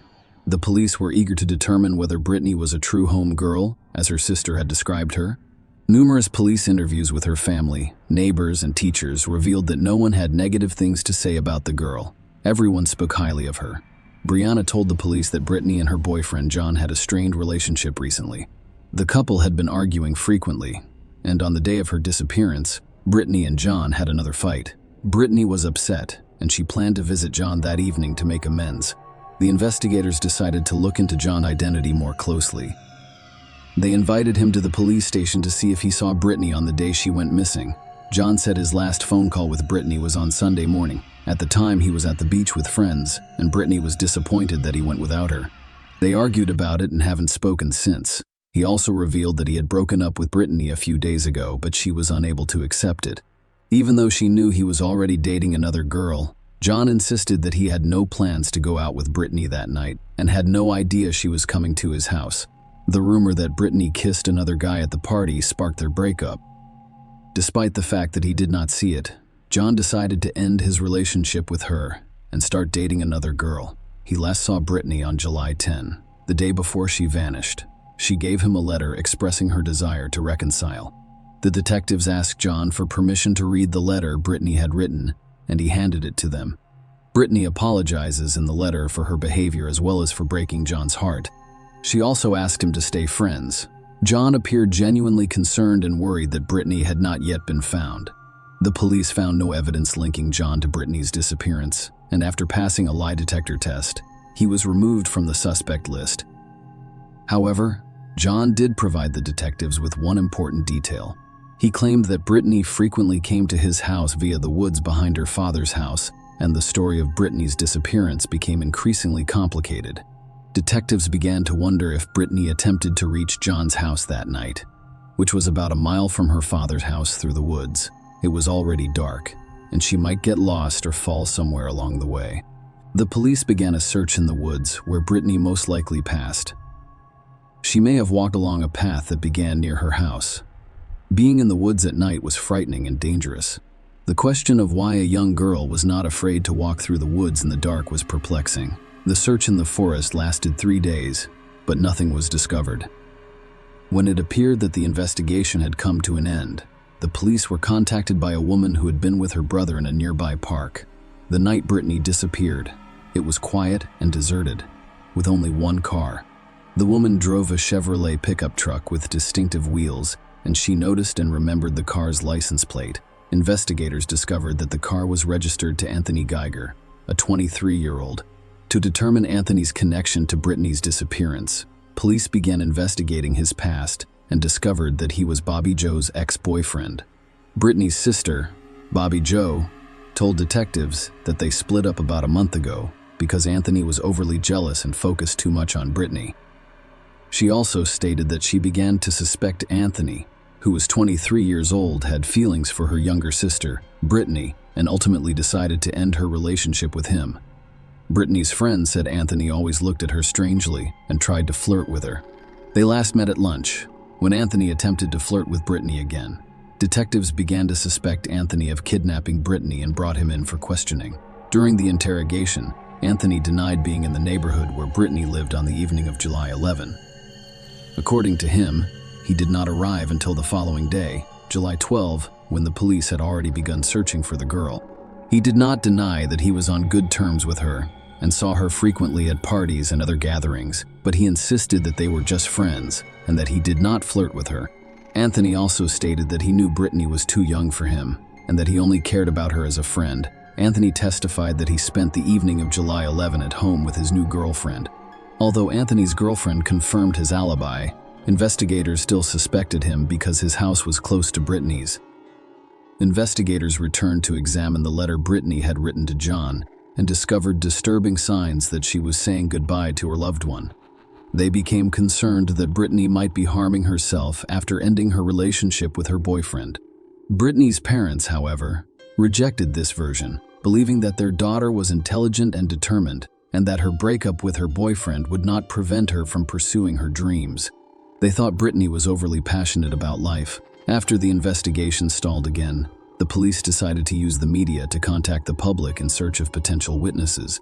In addition, police officers from other areas joined the investigation to help. Brittany's parents also decided to take an active role in the search because they were tired of doing nothing but waiting. They decided it was time to take action and began going door to door, asking people in the neighborhood. But it did not work. The police decided to return to where it all began, Brittany's home. Even if she had decided to walk through the woods to meet her boyfriend, it remained unclear why she had left her phone in her room. Could she have been kidnapped right outside the house? If so, did she know the person? Did she trust him? During a thorough search of the house, the police discovered something important in Brittany's room. Her personal diary, which contained a handwritten letter. The contents of this letter were extremely important to the police because they pierced the veil of secrecy surrounding family relationships. Brittany described her life, her relationships with her friends and boyfriend, her education, and how she prioritized her family. In particular, she wrote that she comes from a dysfunctional family, that she visits her older brother in jail every Sunday, that her mother is a drug addict who abandoned her when she was 9, and that she now lives with her father, with whom she is not particularly close, and his girlfriends. She also stated that she is not perfect and has done things she is not proud of. However, she does not want to be like her parents and wishes to succeed in life. She aspires to be a forensic scientist who helps solve crimes. After reading this letter, the police expanded their suspect pool and focused on Brittany's family, who had not previously been considered suspects. Detectives began checking on each member of Brittany's family and discovered that a male massage parlor was operating from her home. Lori Peterson, a friend of Brittany's father, serves various men every day, but everyone in the neighborhood knew she didn't give massages, but rather offered intimate services for a fee. It turned out that many people were aware of it, and Lori did not keep it a secret, handing out business cards throughout the area. Neighbors also reported that suspicious individuals frequently gathered at Brittany's father's home to use illegal substances for the police. This suggested that the atmosphere in Brittany's home was dysfunctional. Lori's services were sought by a number of men, the majority of whom she had never met. It was possible that one of her clients had taken Brittany from the house. More than 100 police officers began working to identify everyone who had visited Joe Dunn's house in the previous month. It was an extremely difficult task. However, a week after Brittany disappeared on July 18, police announced the arrest of a murder suspect. Brittany's family was shocked to hear the news because she had been reported missing and her body had yet to be found. When a picture of the suspect appeared on television, Brittany's mother, Deborah, recognized him. It turned out to be her longtime friend, 28-year-old Jack Fuller Jr., who had attended all of the family gatherings and had known them for 20 years. His daughter was engaged to Brittany's brother, who was incarcerated. Deborah was in shock. Why was Jack arrested and charged with murder when Brittany's body had never been found? The family couldn't believe Jack could have been involved in this case, given that his children were friends with Brittany. They hoped Brittany was still alive. Fuller, a hardened criminal, spent the majority of his adult life threatening his Howell neighbors. According to court documents and interviews, he broke into cars, houses, and garden sheds, used and sold drugs, threatened a man with a baseball bat, fought with police, and lied about his identity after being arrested for drunk driving. He has been arrested over a dozen times in the last decade alone. He has spent time in state prison for theft and parole violations. Neighbors claim that many of his crimes went unreported because people were afraid of him.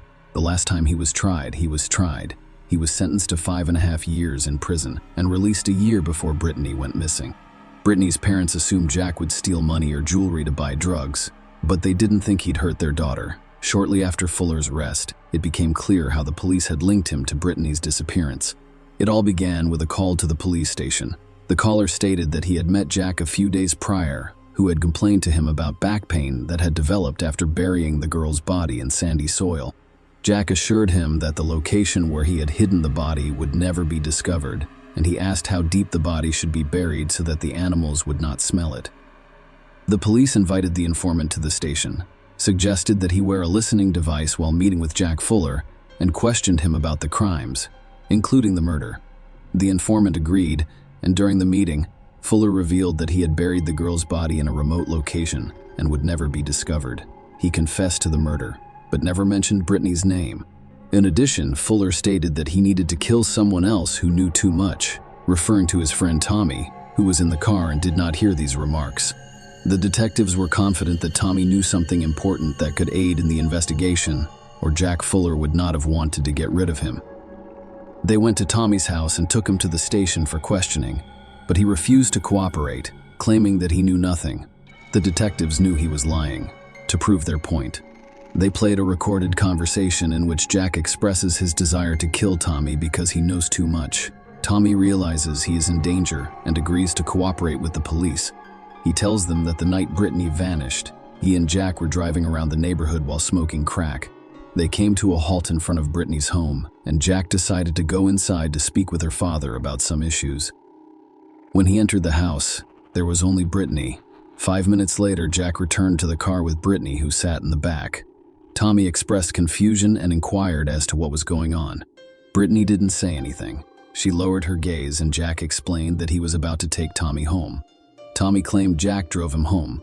When he got out of the car, Brittany, who was sitting in the back, also got out and took the front passenger seat, and then he and Jack drove away. When they met the next day, Jack said nothing about the previous day's events. They stopped at a car wash where Jack washed his car both inside and out. This was unusual because he had never attempted it before. The car wash attendant even made a joke about it. But Jack became enraged and told him to mind his own business, or he'd risk his life. Tommy explained that when he learned about Brittany's disappearance, he suspected Jack was involved and asked him directly what he was doing with her. Jack became enraged by the question and stated that he had taken her home and left rudely, instructing him not to ask again if he did not want trouble. Tommy assumed Jack had taken Brittany to the woods to rape her because he intended to use Lori's intimate services that evening. But she wasn't at home. The detectives realized Jack is just the man for them. When they arrived to arrest him, Jack was holding a can of gasoline and appeared to be preparing to burn his car. Was he planning to burn the car to destroy the evidence? Yes. It appeared that he was conducting the search. Blood was discovered in the car, and forensics determined that it was Brittany's. When the police discovered that Jack had visited a car wash after his trip with Brittany, they went there and confiscated the vacuum cleaner he was using. A criminologist discovered sand particles stuck together by blood inside a vacuum cleaner. Testing confirmed that it was Brittany's blood. Despite the evidence in front of the police, Jack refused to confess to Brittany's kidnapping and murder. Detectives interviewed all of Jack's acquaintances, and the majority of them were convinced that he was capable of murder. Many described him as a man who could handle anything. Despite the fact that Jack never worked, he was always financially secure. During the investigation, it was discovered that on the night of Brittany's disappearance, one of the patrol officers observed a car parked on the side of the road near the woods. That was Jack Fuller's car. Brittany had gone missing, but this was unknown at the time. When the officer approached Jack, he explained that he was looking for his dog, which had run off into the woods. Given this information, the search for the body concentrated on the area where the officer spotted Jack's car. The search, which involved police officers, canine units, helicopters, and volunteers, was ultimately unsuccessful. Investigators suspected Brittany was desperate for someone to drive her to her boyfriend's house that night. When Jack arrived at her house, she asked him to do it. Jack agreed to transport her wherever she needed to go. Instead, he took his friend Tommy home and decided to exploit the situation by raping and killing Brittany. To prove it, her body had to be discovered. While the police were attempting to question Jack and extract a confession, another witness came forward. A woman called the cops, claiming that if Jack Fuller really killed Brittany, she might know where he hid her remains. This woman was a former drug addict who Jack once held hostage for months before escaping. During that time, she had grown to know Jack Welch and knew all of his secrets, including where he went and what he did. He frequently visited the same places and accompanied her. One day, he showed her a location near a power line and told her it was an excellent place to bury her because no one would ever find a body there. The detectives didn't believe the woman at first and began questioning her. She stated that the site was in Lakewood and the soil was sandy. The police immediately remembered the words of an informant who told them how Jack had complained to him about how difficult it was to bury a body in sandy soil. The authorities decided to conduct a search in the area the woman had mentioned. It was only 3 miles from Brittany's home. After several days of searching, no results were found. However, the police continued their search after experts discovered a perfect match between the sand from Fuller's vacuum cleaner at the car wash and the soil in the area. Every day, more than 100 people combed the dense forest that borders Monmouth and Ocean counties. Brittany's grave was discovered on Tuesday morning, July 27, 2004, 15 days after she had been reported missing. She was discovered by 3 New Jersey canine officers who had brought their dogs on a weekend search to assist. The young girl's naked body was discovered in a hole, accompanied by a necklace bearing Brittany's name. The detectives knew right away that they had finally found her. The medical examiner who performed the autopsy confirmed that it was Brittany Gregory's body, but he was unable to determine the exact cause of death due to the girl's strangulation and head trauma. "I'm not going to deny that there was trauma to her head, but that was not the cause of death," said Ocean County Executive Assistant Prosecutor Robert Gasser. The body had decomposed for 2 weeks, and the medical examiner says he cannot rule out strangulation or suffocation. Gasser stated that Brittany's body showed no obvious signs of sexual assault. However, the medical examiner did not rule out the possibility of rape. After consulting with his attorney, Jack Fuller agreed to a plea bargain. Brittany's family also agreed to the settlement to avoid a lengthy and difficult trial. Brittany's mother stated that she opposed the death penalty for Jack because it would be too easy for him. She wanted him to spend the rest of his life in prison, suffering and regretting his actions. Jack stated that Brittany asked him to take her to her boyfriend's house, and he agreed. He took Tommy home first, then planned to take Brittany to see her boyfriend.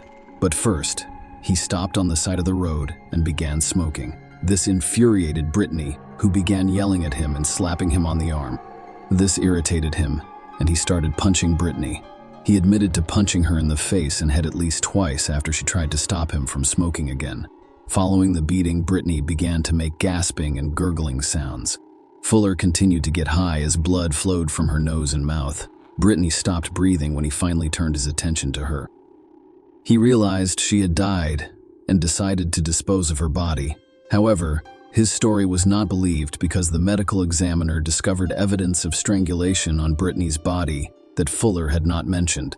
Furthermore, he did not explain why he had removed all of Brittany's clothing. The prosecution suspected that the crime was sexually motivated. On February 9, 2005, the Ocean County Grand Jury indicted Fuller on murder charges. On October 18, 2005, Fuller pleaded guilty to purposely and knowingly causing serious bodily injury that resulted in death. On January 13, 2006, he received a 30-year sentence without the possibility of parole. Share your opinion with us in the comments and subscribe to the channel for more.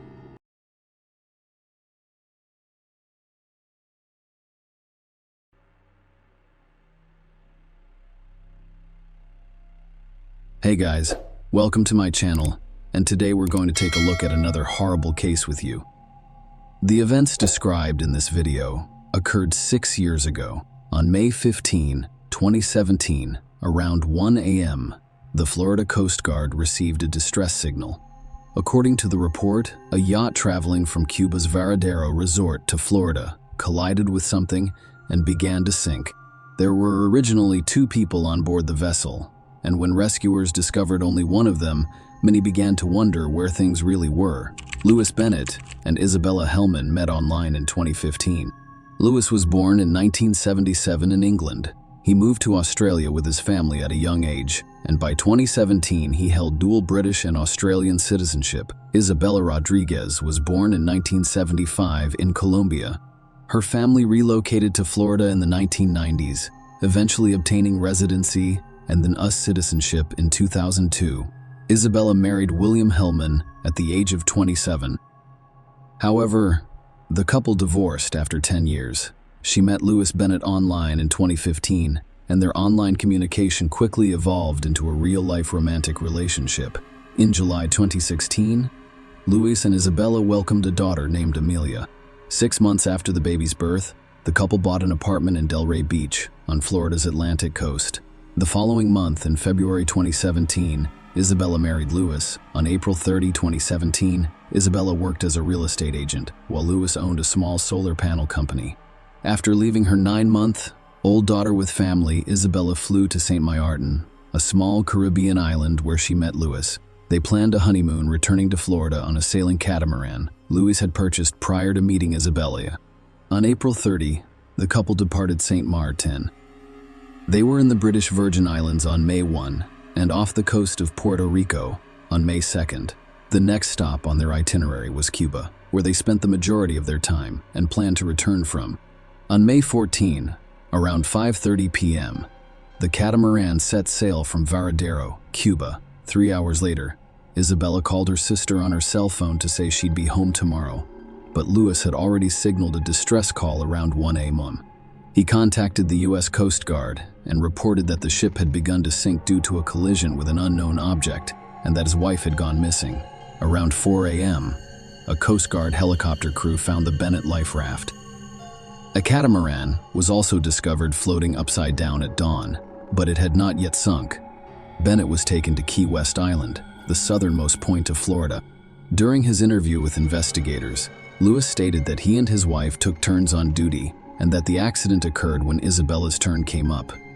He was sleeping in his stateroom when he awoke to find that the ship had collided with something on deck and that he had not seen his wife. He started calling her name but never received a response. According to him, the mast was loose and could have thrown Isabella overboard. He also mentioned that when he last saw his wife, she was wearing a life jacket. Bennett was rescued by the Coast Guard and a rescue swimmer reported that his backpack was unusually heavy.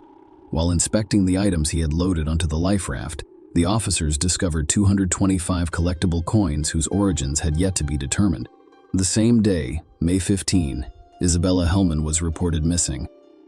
A search and rescue operation took place in both the water and the air. However, on May 18, after 4 days of searching and no sign of the missing woman, the Coast Guard officially ended the rescue operation. Authorities suspected something was wrong when, less than 24 hours after the search for Isabella concluded, Louis Bennett requested a letter from the Coast Guard stating that his wife was presumed dead. His request was denied because issuing such a certificate is not within the Coast Guard's jurisdiction. Bennett told a television station on May 24 that he was leaving for Cuba, where he planned to rent a boat and continue his search for his wife alone. 3 days later, on May 27, he met Isabella's sister and informed her that he had just returned from Cuba.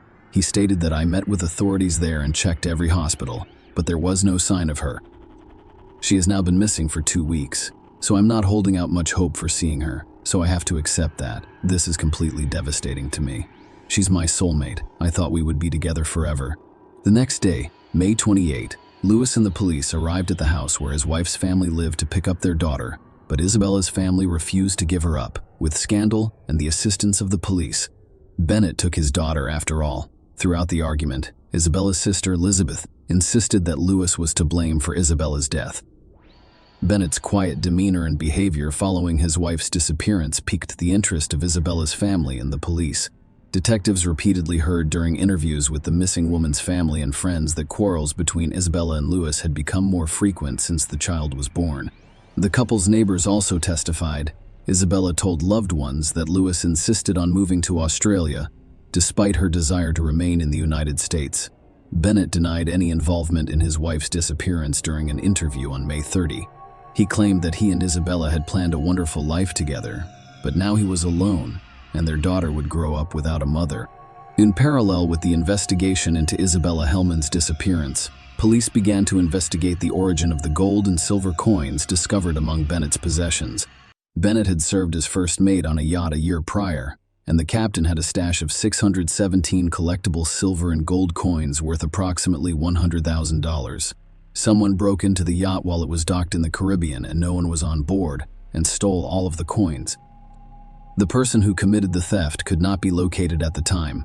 However, now that the FBI has begun to investigate the origins of the coins, the captain of the yacht has identified the coins discovered on Louis Bennett as part of those stolen from him. Based on this information, the FBI obtained a search warrant for Bennett's apartment. Remember that when the man was rescued, 225 coins were discovered in his belongings. On June 16, 2017, a search of the apartment revealed an additional 162 gold coins hidden in a closet. Bennett had successfully left our territory and relocated his daughter to England, where his parents lived.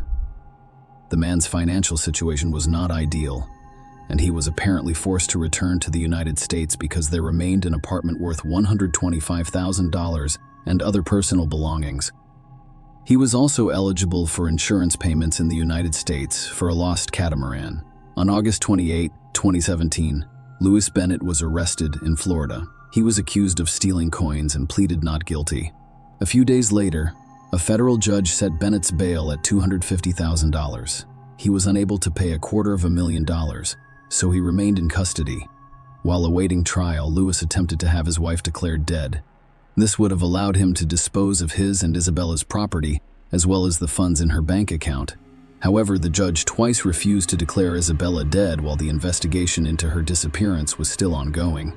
Bennett pleaded guilty in November 2017 to both stealing the coins and knowingly transporting them to the United States. Bennett's parents wrote a letter to the judge in the case, pleading for leniency and sentencing because his young daughter had already lost her mother. Bennett received a 7-month prison sentence on February 20, 2018, followed by 3 years of probation. On the same day, the verdict in the stolen coin case was announced. Bennett was charged with second-degree murder. Authorities claimed he intentionally caused the catamaran in which he and Isabella were traveling to crash. The prosecutor planned to base the charge on the staged wreck, claiming that Bennett orchestrated it to conceal evidence of the crime. Bennett, according to investigators, wanted to inherit his wife's fortune in order to pay off his own debts before moving to Australia with their young daughter, Amelia. Isabella confessed to being afraid of her husband via text message a few months before she died. Her text messages revealed that she felt Bennett no longer respected her, and when she returned home, she discovered an angry person. Isabella also stated that she was afraid to return home months before Miss Hellman disappeared. "If you no longer like or love me, please let us work it out as soon as possible, because the way you treat me all the time is pathetic." An inspection of the catamaran prior to its sinking revealed that the portholes below the waterline were open, and the damage to the twin hulls appeared to be caused from within. The waterline is the point of contact between the calm surface of the water and the hole in a floating vessel. An expert hired by the FBI to assist with the high seas mystery determined Bennett's story could not be true after reviewing photos and video taken by the U.S. Coast Guard of the catamaran before it sank. According to the analysis, it does not appear that the vessel sank due to accidental damage. According to court records, an associate professor of nautical architecture and ocean engineering at the U.S. Coast Guard Academy believes the vessel was intentionally scuttled. Coast Guard officers who discovered the sinking catamaran found no evidence of a collision with divers inspecting the vessel. They were hesitant to enter because it could have collapsed at any moment. Eventually it did. The catamaran sank at a depth of over 4,000 feet, and no thorough inspection was conducted. 2 years after her disappearance, Isabella Hellman was declared dead. In a series of orders, the judge confirmed what most people believe happened almost immediately after Isabella Hellman was reported missing at sea. According to Palm Beach County Circuit Judge Scott Scour, Hellman is presumed dead on May 14, 2017.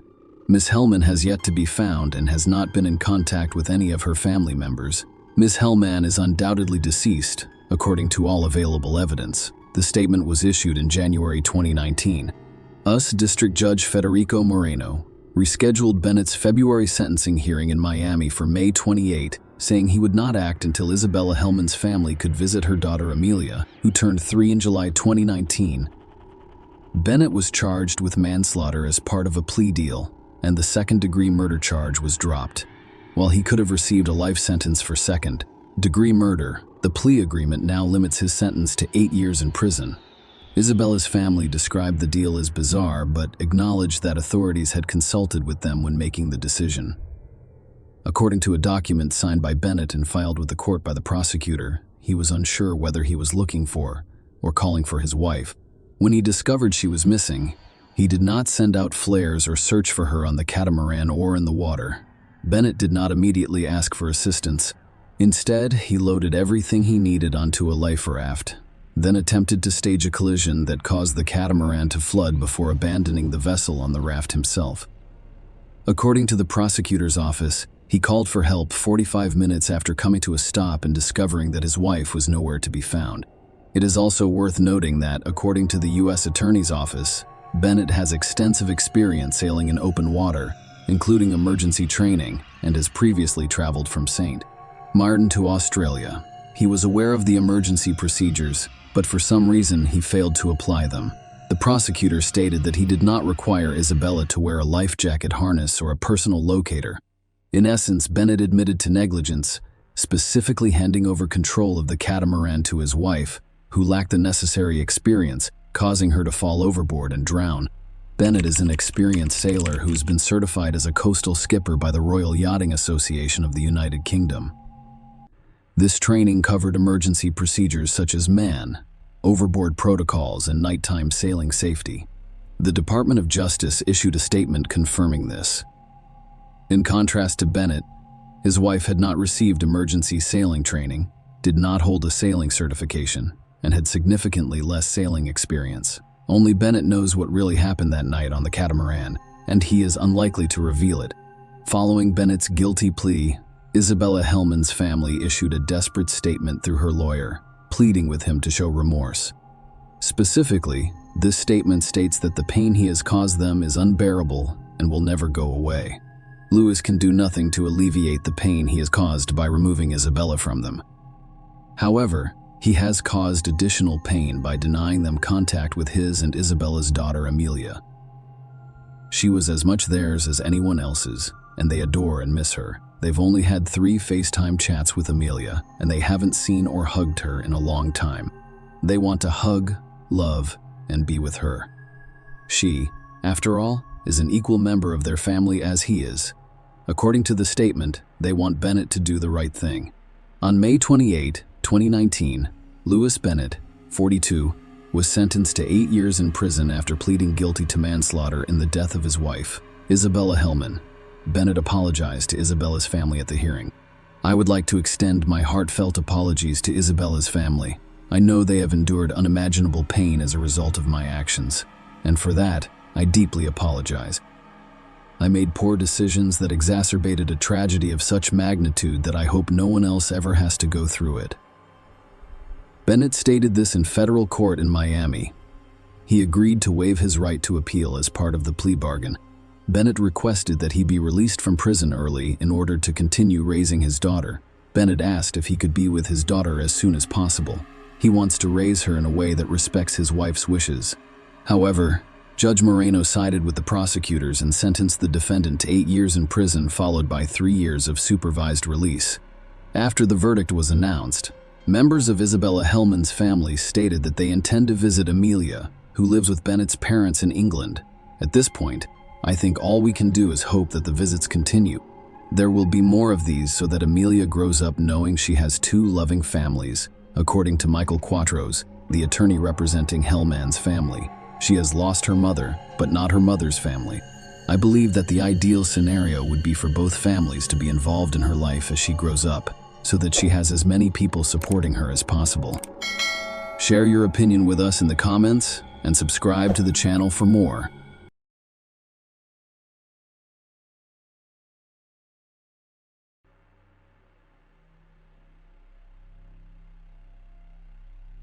Hey guys, welcome to my channel, and today we're going to take a look at another horrible case with you.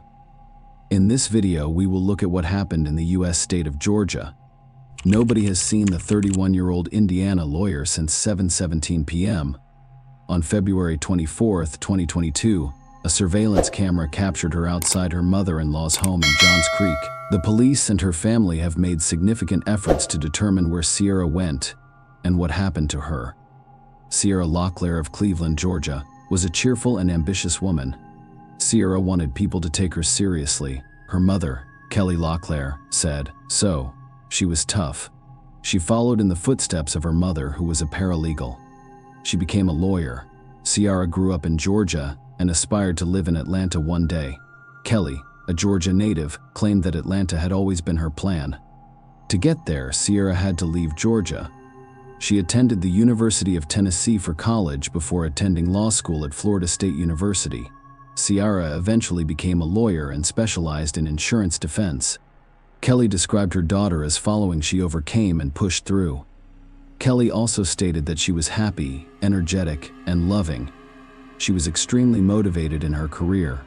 Sierra met Xavier Breland on Tinder in October 2020, and their relationship quickly took off. The couple married after 6 months. Sierra was already pregnant at this point. According to court records, Sierra assisted Xavier with his legal issues with his ex-wife. After some time, the newlyweds decided to relocate to Carmel, Indiana, to begin their new lives there. Sierra started working at a law firm and had a son named Jackson at the end of 2021. From the outside, Xavier and Sierra seemed like the ideal couple. However, their relationship problems began shortly after they met. Shelby Campbell, Sierra's cousin, said the couple's problems began after their first date. Sierra informed Xavier that she did not want to continue communicating with him, but her future husband was not the type of person who could handle rejection. Instead, if Xavier showed up uninvited to her apartment and sat near her door, he began sending her threatening messages because he noticed her with another man. Sierra threatened to contact the authorities if he did not stop. Finally, she gave him another chance. 6 months later, they were married. Shelby and Sierra were best friends who texted each other daily. Sierra expressed her feelings to her, stating that she was afraid of her husband. For example, one of her messages read, "Well, I'm struggling with it in a big way. I don't want to give up on someone I love and abandon him and our family." However, I believe that the behavior is deteriorating. So, if this is how things are now, how will it be in the future? Furthermore, he used to feel bad when he said ugly things. And lately he's not even sorry for his actions. He's blaming me for it, as if I did it because you forced me to. Sierra stated that her husband would be held responsible if anything happened to her. Shelby claimed she often told Sierra to leave her husband, but Sierra understood that if she was going to leave, she needed to do so strategically. Here is another screenshot of Shelby and Sierra's text conversation. Sierra was obviously afraid of her husband. Shelby Campbell stated that the texts she shared were only a few examples of what was going on between Sierra and her husband. She called the police several times. The police were called to her home in both Georgia and Indiana several times. Campbell stated that by the time the police arrived, she would have calmed down enough to tell him where she was lying. Shelby claimed that after one of those incidents, an investigator called Sierra's mother and informed her that he knew she was lying about what was going on when she called 911, and that he had seen the same pattern many times before. He was worried about what would happen to her. Sierra was preparing to leave her husband. She opened a secret bank account and transferred money there. The messages had a strong impact on the woman. Sierra stated that she loved her husband but couldn't afford to stay in the relationship. Her parents, Kelly and Nick Locklears, were aware that their daughter's family situation was far from ideal. They wanted Sierra to break up with Xavier and assured her that she could always return to a safe place, i.e., her home. Sierra's fateful trip to Georgia began when she and Xavier loaded their baby and large dog into Sierra's 2017 white Volkswagen Tiguan and drove 11 hours south. According to her family, Sierra arrived at her parents' home on February 19th. She spent the night with family members who hadn't seen her since she moved to Indiana. It seemed like a quick trip to see her family. However, Sierra decided that she would no longer return to Indiana. Xavier was also interested in the trip because his mother lived in Georgia. However, he was unaware that Sierra would not return. She informed her mother that she was going to find work in Georgia. She had also informed her parents that her husband's abusive behavior was escalating and that she was getting divorced. Sierra showed up at Nick and Kelly's home in Cleveland, Georgia, on Saturday, February 19th. The woman remained at her parents' house until Sunday. It had been a long time since we had seen each other. She reiterated that she wanted to divorce her husband and would not return to Indiana. On Sunday, February 20th, Sierra left her parents' house to pick up her son Jackson from her mother-in-law's house in Johns Creek, Georgia, which is about an hour away. Shelby Campbell stated that one of the last texts she received from her cousin read, "I'm at Xavier's mom's house, he won't give me Jackson, so I'm waiting for him before I leave." On Monday, February 21st, at 11:17 p.m., Sierra texted her father Nick, "I'll be back in the morning if that's okay, of course." "It's okay. You don't need to ask," Nick responded to her. Nick stated that the next day, when he had not heard from Sierra, he attempted to contact her again, and she said everything was fine. She mentioned that she had felt a little sick. Nick said he contacted her again on Wednesday to see if she was feeling better. He did not get a response. He texted her again on Thursday, February 24th. No one replied. By Friday, the Locklears were concerned because Sierra had not responded, which was unusual. Then, on Saturday evening, February 26th, Nick received a call from an unknown Indiana number. "I didn't immediately panic because I assumed they were still in Georgia," Nick said.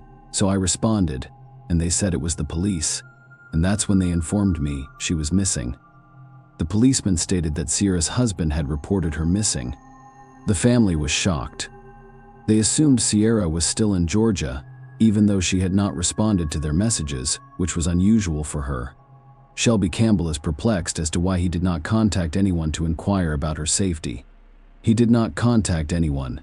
He did not make us aware at all." After speaking with the Carmel police, Sierra's father called her, and Xavier answered. That is how Nick described his brief conversation with his missing daughter's husband. I asked, "If Xavier, tell me the truth.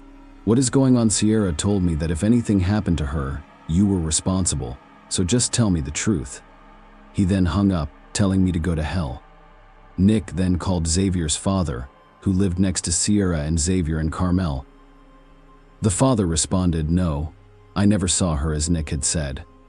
According to a press release issued on March 2nd by the Carmel Police Department in Indiana, Xavier Breland reported Sierra as missing to their office on Saturday, February 26, 2022. During the investigation, detectives discovered a video recording that showed Sierra's last known location. On February 24th at 7:17 p.m., she was at her mother-in-law's house in Georgia. Nothing unusual happens during the video. According to the official missing person report from the Carmel Police Department, Sierra left their home in the Brookstone Park of Carmel subdivision in Carmel, Indiana, shortly after 10 p.m. On February 25th, walked to the nearby store. She was reportedly wearing a black top and purple shorts in temperatures nearing 20 degrees that night. According to police, Sierra never arrived, and there is no surveillance video of her entering the store. They were also concerned because she had left her phone, work phone, and burner phone behind, along with her ID, credit cards, and 5-month-old son. Family members stated that she had a burner phone to contact them in an emergency. There was no evidence of Sierra's return to Indiana. Her family knew she wanted to stay in Georgia. Furthermore, Sierra would not have left without informing them. Even more suspicious was that she had abandoned her 5-month-old son. Her mother thought it all sounded absurd. Kelly LaClaire stated that her daughter confessed to her that the couple was having serious financial problems and accused her husband of being abusive to her and using their child as leverage to get her to stay with him. Kelly said she and her husband knew their daughter was dead after police called to report Sierra had gone missing, leaving her child behind. "She is definitely gone," Kelly said. "That was the first thing my husband said when police called after Xavier reported her missing, and the officer said she had left without bringing the baby. She refused to take a shower or let anyone else watch the baby." Kelly described Sierra as a devoted mother who lived to care for her son. She claimed Sierra awoke every hour or two to check on her son, who had a rash. "So when they said that, my husband said, 'No, there is no way my daughter would not do that.' If that's the case, and you're telling me she's missing, and the baby isn't with her, then my daughter died." Kelly said she would not leave him. On February 28, 2020, 2 days after reporting Sierra missing, Xavier noticed police officers at his door. According to court documents, a firearm was accidentally discharged at a home on Baldwin Lane. Xavier told investigators he was moving a Christmas tree in the garage when he heard a gunshot and bolted out. He then returned to the garage, found the gun, and unloaded it. He called the police and reported the incident. The investigators discovered 2 different guns in his home. The police did not reveal whether there was any evidence that Xavier was involved in Sierra's disappearance. However, his criminal background was quickly revealed. According to court records, Xavier was convicted on felony burglary charges in 2005. It was also unusual that Xavier reported his wife's disappearance only the next day, after she allegedly failed to return home after going to the store. A few days after the police received a missing person report, Xavier was identified as a person of interest in his wife's disappearance. They arrested him on unrelated charges. Police discovered that he had an outstanding warrant for aggravated stalking in Kuwait County. He was extradited to Georgia to face the charges. According to court records, he placed a tracker inside his daughter's stuffed animal to track down her mother, his ex-wife. The case arose from a custody dispute between the former couple. On Friday, 2 weeks after Sierra went missing, police volunteers, family, and friends searched several Johns Creek neighborhoods. Their focus was on neighborhoods along Medlock Bridge Road, where police suspected Sierra had traveled during her stay in Georgia. In addition to handing out flyers, the Johns Creek Police Department installed electronic signs at 2 locations along Kimball Bridge Road, requesting public assistance. They've also contacted several commercial electronic sign companies to help spread Sierra's image and information throughout Metro Atlanta. The family asked anyone who saw the white 2017 Volkswagen Tiguan with the Georgia plate RMB 5869. During that time, contact the police. The license plate of the vehicle was framed by the Florida State University Law School. The police said that forensic investigators searched the car for evidence and then released it. Sierra's last known location was at her mother-in-law's house in Georgia, so the police assumed her disappearance was related to something that happened in this house. They traced Xavier's route back to Indiana, but couldn't confirm Sierra was in the car. Xavier was the only one who stepped out of the white Volkswagen at gas stations and shops. It is unclear how much cooperation Xavier Balin's mother provided during the ongoing investigation. However, law enforcement officials confirmed that evidence was collected from the residence using a search warrant in their pursuit of answers. Investigators from Johns Creek used forensic professionals and cadaver dogs to conduct the search.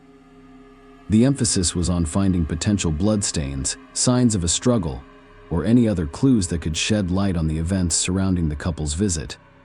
Despite the use of a canine unit, authorities reported that the search yielded no discernible scent trail at the residence. The specifics of the evidence gathered during the search remain unknown as the case is still being investigated in March 2022. Investigators obtained a jailhouse video that shows Xavier Breland telling his children that Sierra would not be returning home because she had been kidnapped. It contradicts his statement to the Carmel police about her disappearance. "Someone kidnapped my wife." He told one of his children at the end of the call, "You know what it means to kidnap an adult, she isn't coming home." However, Xavier was booked into the Coweta County Jail in Georgia on March 16, 2022. After being extradited from the Hamilton County Jail for aggravated stalking, the case was unrelated to Sierra's disappearance. The charge stemmed from an incident in Georgia in March 2021 in which he hid a tracking device to stalk the mother of his child. At the time, the woman he stalked had a restraining order against him. In August 2022, he was found not guilty. However, he was arrested again and extradited to Indiana. This time, the charge was for unlawful possession of a firearm by a serious, violent felon. At Brooklyn's initial hearing, he pleaded with the judge to reduce his bond to a level his mother could afford. The court reduced his bond to $35,000. While prosecutors wanted it increased to $50,000, "All I needed was an opportunity to get my life back on track," Breland informed the judge. Breland stated that he could get a job as a truck driver if he was released from jail. After reviewing the case, the judge set the bond at $100,000. In February 2023, Xavier Breland was released after posting bail. This court decision had consequences, which I will discuss later. He was repeatedly interrogated about Sierra's disappearance but denied any involvement in it. His version is unchanged. She disappeared after going to the store. Several locations have been suggested for the search for evidence in Sierra Breland's disappearance. Georgia alone has over 85,000 acres of state parks, nearly 2 million acres of land managed by the United States Department of the Interior, and more than 300,000 acres of undeveloped land. Fulton County contains 440 acres of parks. There are also hundreds of thousands of acres of railroad and utility easements, both active and inactive. Georgia has 37,295,360 total acres. Approximately 15% to 20% are covered in vegetation.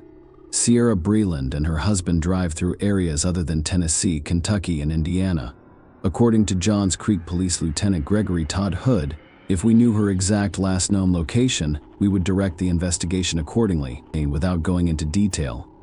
Kelly Locklear stated that law enforcement has gathered evidence and statements from multiple states, but they are essentially pieces of a puzzle without a complete picture. Some items were removed from Xavier's mom's home, according to court documents from a civil case in which Xavier's mother sued Xavier's sister. Crime scene investigation removed the carpet and mattress from Xavier's mother's home on April 21, 2022, as part of their investigation. According to documents from the familial civil dispute, 5-month-old Jackson was placed in state care immediately after Xavier Breland's arrest on March 1. Sierra's parents, Nick and Kelly Locklear, have since been able to spend time with the baby and are working to bring him back to Georgia. Multiple organized searches have been conducted over the last year, some of which targeted specific areas, but no one knows what happened to the new mother. As investigators continue to piece together the facts, officers have been busy handing out flyers and even using electronic signs to raise awareness. The police described Ciara as being 5 feet tall, weighing approximately 120 pounds, and having blonde hair. She has 3 small trees tattooed on her ring finger, a Florida State arrow on her left wrist, and a sunburst on her back left rib cage. The couple was driving a white 2017 Volkswagen Tiguan with the Georgia tag RMB 5869. The Florida State University Law School frame encircles the license plate. Anyone who saw her or her car in February is asked to contact the police. Xavier is the only person of interest that police have publicly identified since Ciara's disappearance, but no charges have been filed. Her family is adamant that he knows what happened to her, and that he is the only one who can provide the answers they require to find closure. Finally, let Ciara rest in peace. Kelly Locklear believes Ciara's body may be in Georgia, Tennessee, Kentucky, or Indiana. She is pleading with woodsmen and fishermen to keep an eye out in those states and to contact law enforcement if they have any information. Ciara's parents have now been granted custody of the couple's child, as I previously stated. If Xavier Breland was released on bail in a case involving illegal firearms, the trial was scheduled for December 28, 2023. But Xavier Breland did not appear in court, and his whereabouts are unknown. A rearrest warrant has been issued in his name, and law enforcement is working hard to find him. This latest development complicates the already perplexing case of Ciara's disappearance. The warrant describes Xavier Breland as a black man standing 6 feet tall, weighing 160 pounds, with brown hair and green eyes. The FBI has joined the search for the missing woman, but her body has yet to be found. This, combined with Xavier's recent disappearance, has resulted in numerous unanswered questions. Kelly Locklear, Ciara's mother, has publicly stated that she believes Ciara feared Xavier and had no intention of returning to Indiana with him. With both individuals missing, the case has become even more urgent. The trial for Xavier's gun charge has been postponed several times, and law enforcement and Ciara's family are now asking the public for help. They are looking for any information that can help them find Xavier and Ciara, in the hopes of shedding light on the strange circumstances surrounding their disappearances.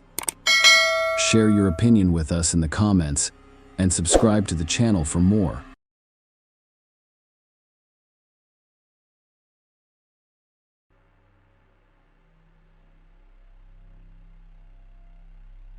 Hey guys, welcome to my channel, and today we're going to take a look at another horrible case with you.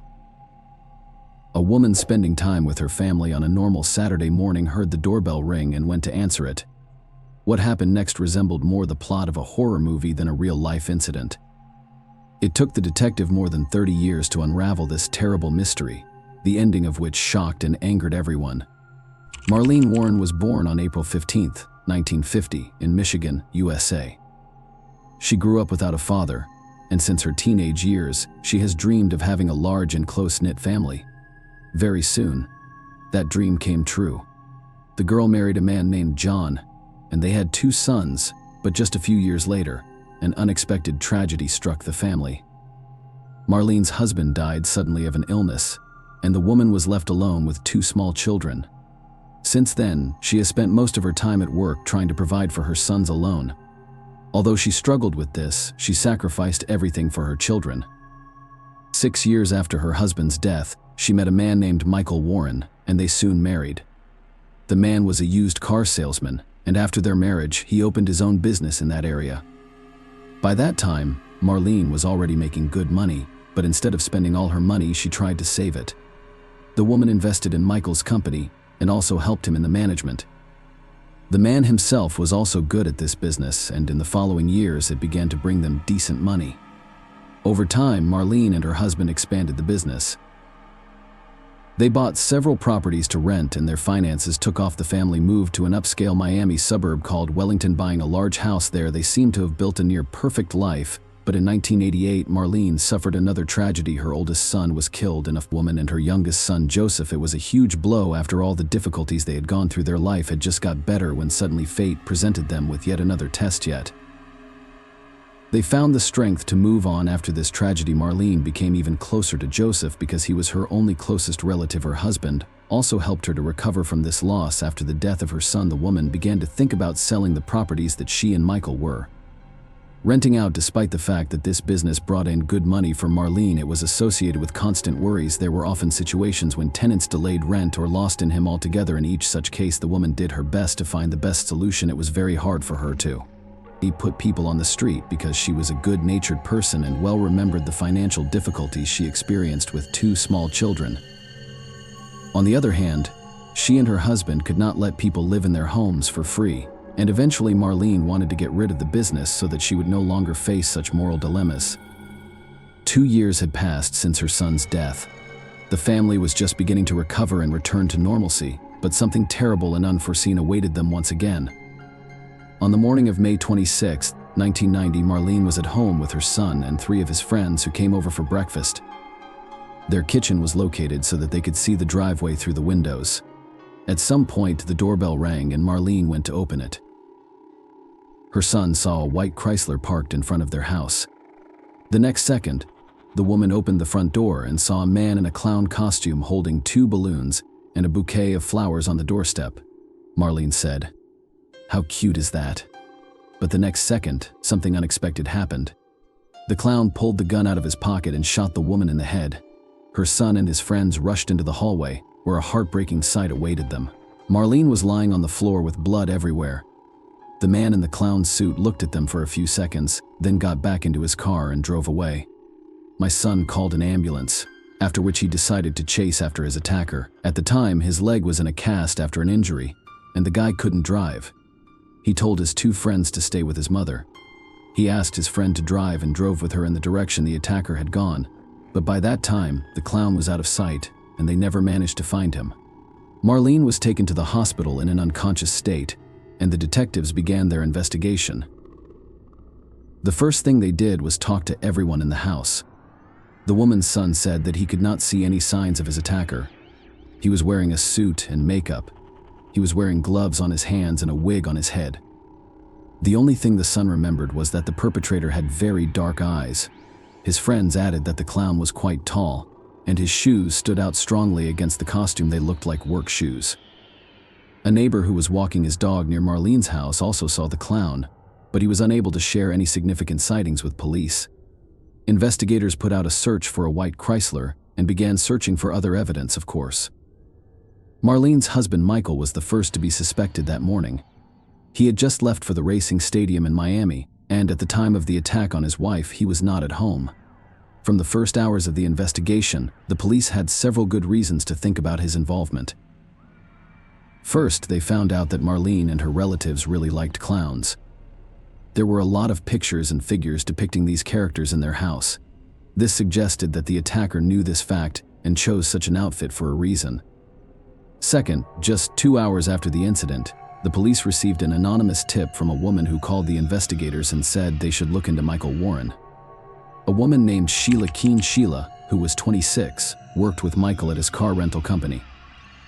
Digging deeper, the detectives learned of rumors that there was a secret affair between them.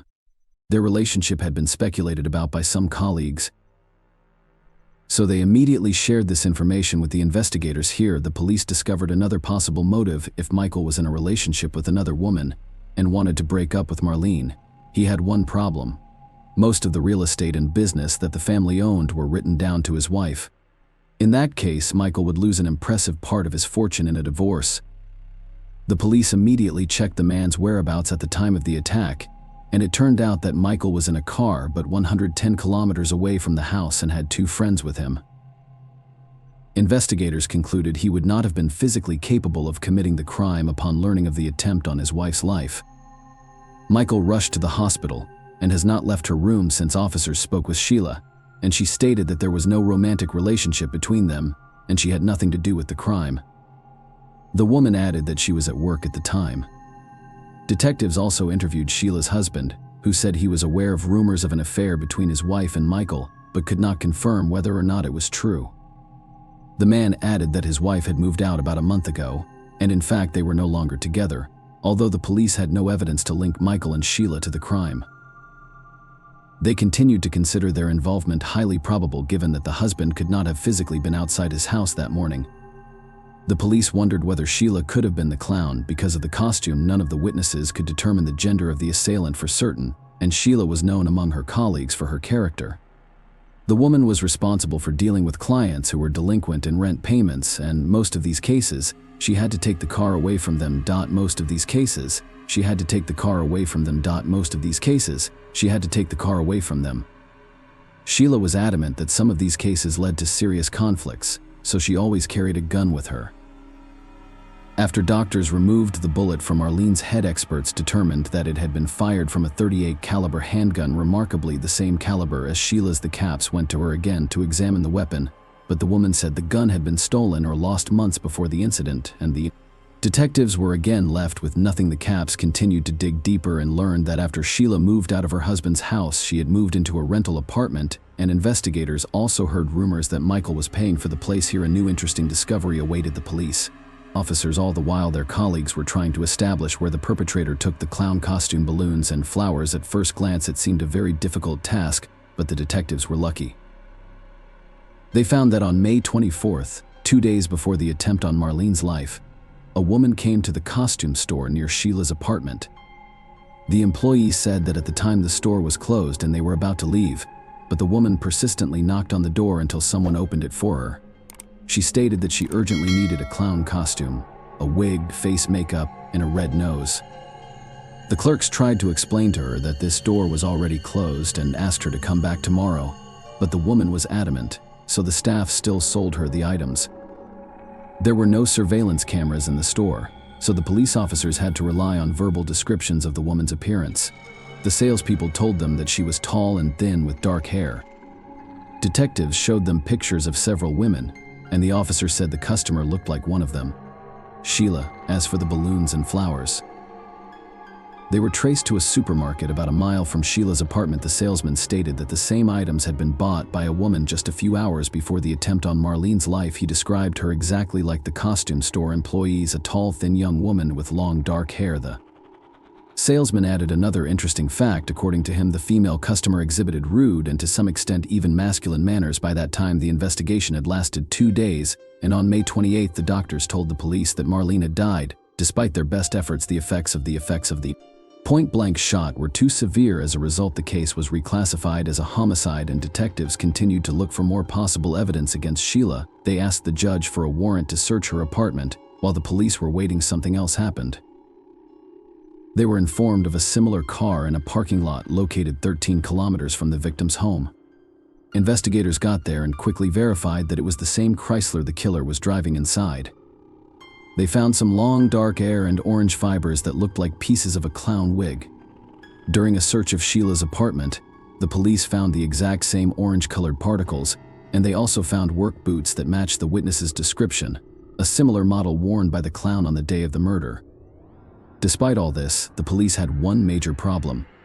DNA analysis was barely used at the time, and without it, all this evidence was circumstantial, with a high probability that the court would have acquitted Sheila, in which case it would be impossible to charge her again with murder.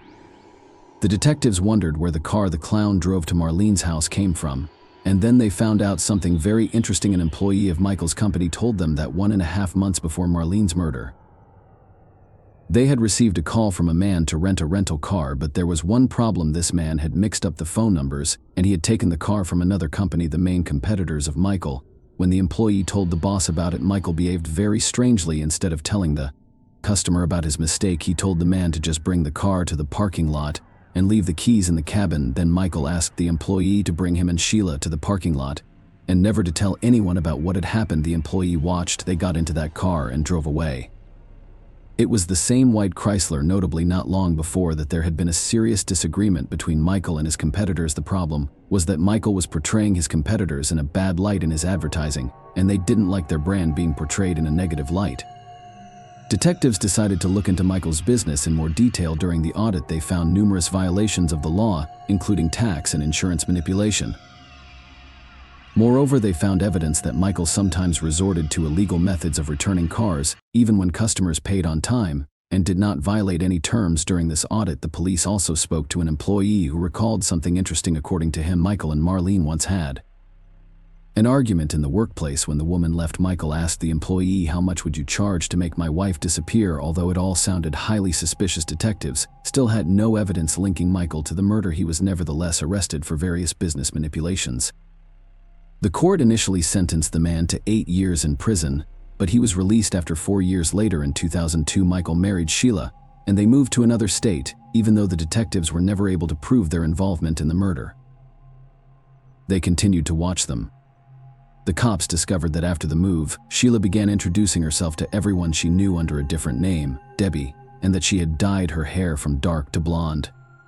She and Michael opened their restaurants, and it seemed that they had managed to build a wonderful life in the new place. However, soon rumors began to circulate among the employees of their establishment that Sheila had murdered Michael's ex-wife. Apparently, one of them stumbled across information about this crime and learned that the police still suspected them. However, detectives still could not prove their guilt, and the case finally froze. It wasn't reopened until 2013, and a new team of investigators requested a re-examination of all available evidence. By then, technology in the examination of DNA and other physical evidence had advanced to a new level compared to 1990. It took several years to examine the evidence. First, experts compared the orange flecks found in Sheila's apartment, the car, and the murder scene, and analysis showed they were identical, but the biggest clue was waiting ahead. Experts took a DNA sample from several hairs found in the white Chrysler and compared them to Sheila's DNA. They were a perfect match. Detectives thus obtained incontrovertible evidence that Sheila was in the very car in which the clown drove up to Marlene's house, enough to take the case to court, and the woman was arrested in 2017. At the time, Sheila was 54 and still denied guilt. She was denied the right to bail and awaited trial in a cell. As for Michael, he insisted that he had nothing to do with Marlene's murder and believed that Sheila had nothing to do with it. He hired expensive attorneys for her, and the way for the trial stretched on for years. In preparation for it, the police uncovered some facts not previously known. It turned out that a year after the murder, they were approached by a lawyer who had worked with Michael on his business. He said that about a year before the murder, Michael had asked him an extremely odd question: if the husband kills his wife, what happens to the property recorded in her name? Will the husband get it? The lawyer was surprised by such a question, but that didn't stop him from actually giving Michael advice. He said that if the husband asked his acquaintance to commit this murder and the court could not tie the husband to the man, he would get all his wife's property. But the lawyer went on to say something that later shocked investigators. He told Michael that if the killer wore some sort of costume, such as a clown, he would never be identified and would escape punishment. Another shocking confession came from a man whose father worked for Michael at the time of the murder. He confessed that his now deceased father had helped to run illegal schemes at extra cost, such as swiping mileage meters to sell cars at a higher price. But on the day of the murder, Michael asked him to do something far more terrible. He told the man to get rid of the gun and of the car. Apparently, the current question was the one in which the killer moved after he abandoned the Chrysler in the parking lot, and the employee complied with these requests before he died. He told all this to his son and added another important detail. The man said that the second car was hidden in the river canal. As soon as the police received this information from his son, they combed the canal and indeed found the car there. Unfortunately, no evidence of it survived, but the very fact that it was there confirmed that the witness was telling the truth. The beginning of Sheila's trial was repeatedly postponed until finally a final date was set for May 12, 2023. But on April 25th, something unexpected happened. The woman pleaded guilty in exchange for not receiving the death penalty, which she would face if she were to lose her murder trial. Her attorneys explained the situation as follows: Sheila is innocent of the murder, but she fears for her life, which is why she took responsibility for someone else's crime. However, there is a much more logical explanation under the terms of the deal. She pleaded guilty to murder in the second degree, which implies a sentence of 12 years in prison, which is exactly the sentence she received. But furthermore interesting, the court deducted from that term the time the woman spent behind bars since her arrest, about 5.5 years. But that is not all. The judge reduced the remaining term due to the good behavior of Sheila. As a result, the woman was to spend between 16 and 24 months in prison. Her attorneys assured her that they could secure her release after the minimum bar of that time expired. So Sheila was found guilty of murdering a woman in cold blood in front of her son, and received a frankly ludicrous sentence for it.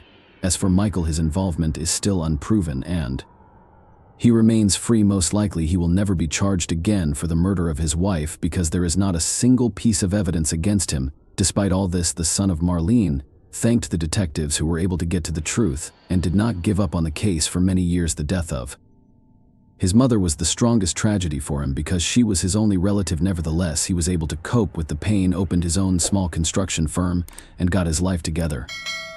Share your opinion with us in the comments and subscribe to the channel for more.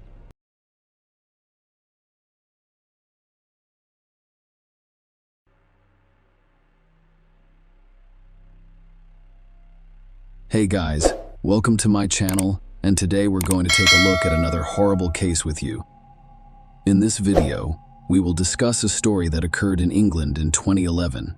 Emily Longley, 17, was full of hope and saw a bright future ahead of her, but unfortunately, all of her plans failed. This case drew a lot of attention, not only because of the death of a young woman, but also because of how things turned out after she died. Emily Longley was born in England in 1994 to Mark and Caroline Longley. Hannah, Emily's younger sister, was born 2 years later. The girls had been close since childhood.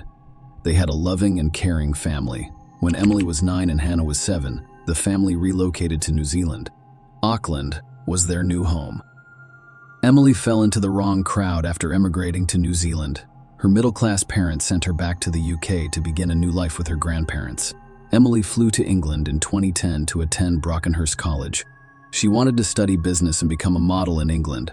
She lived at her grandparents' house in Bournemouth. Bournemouth, located to the west of the Pool, is a town in the county of Dorset and a popular resort on the English Channel coastline.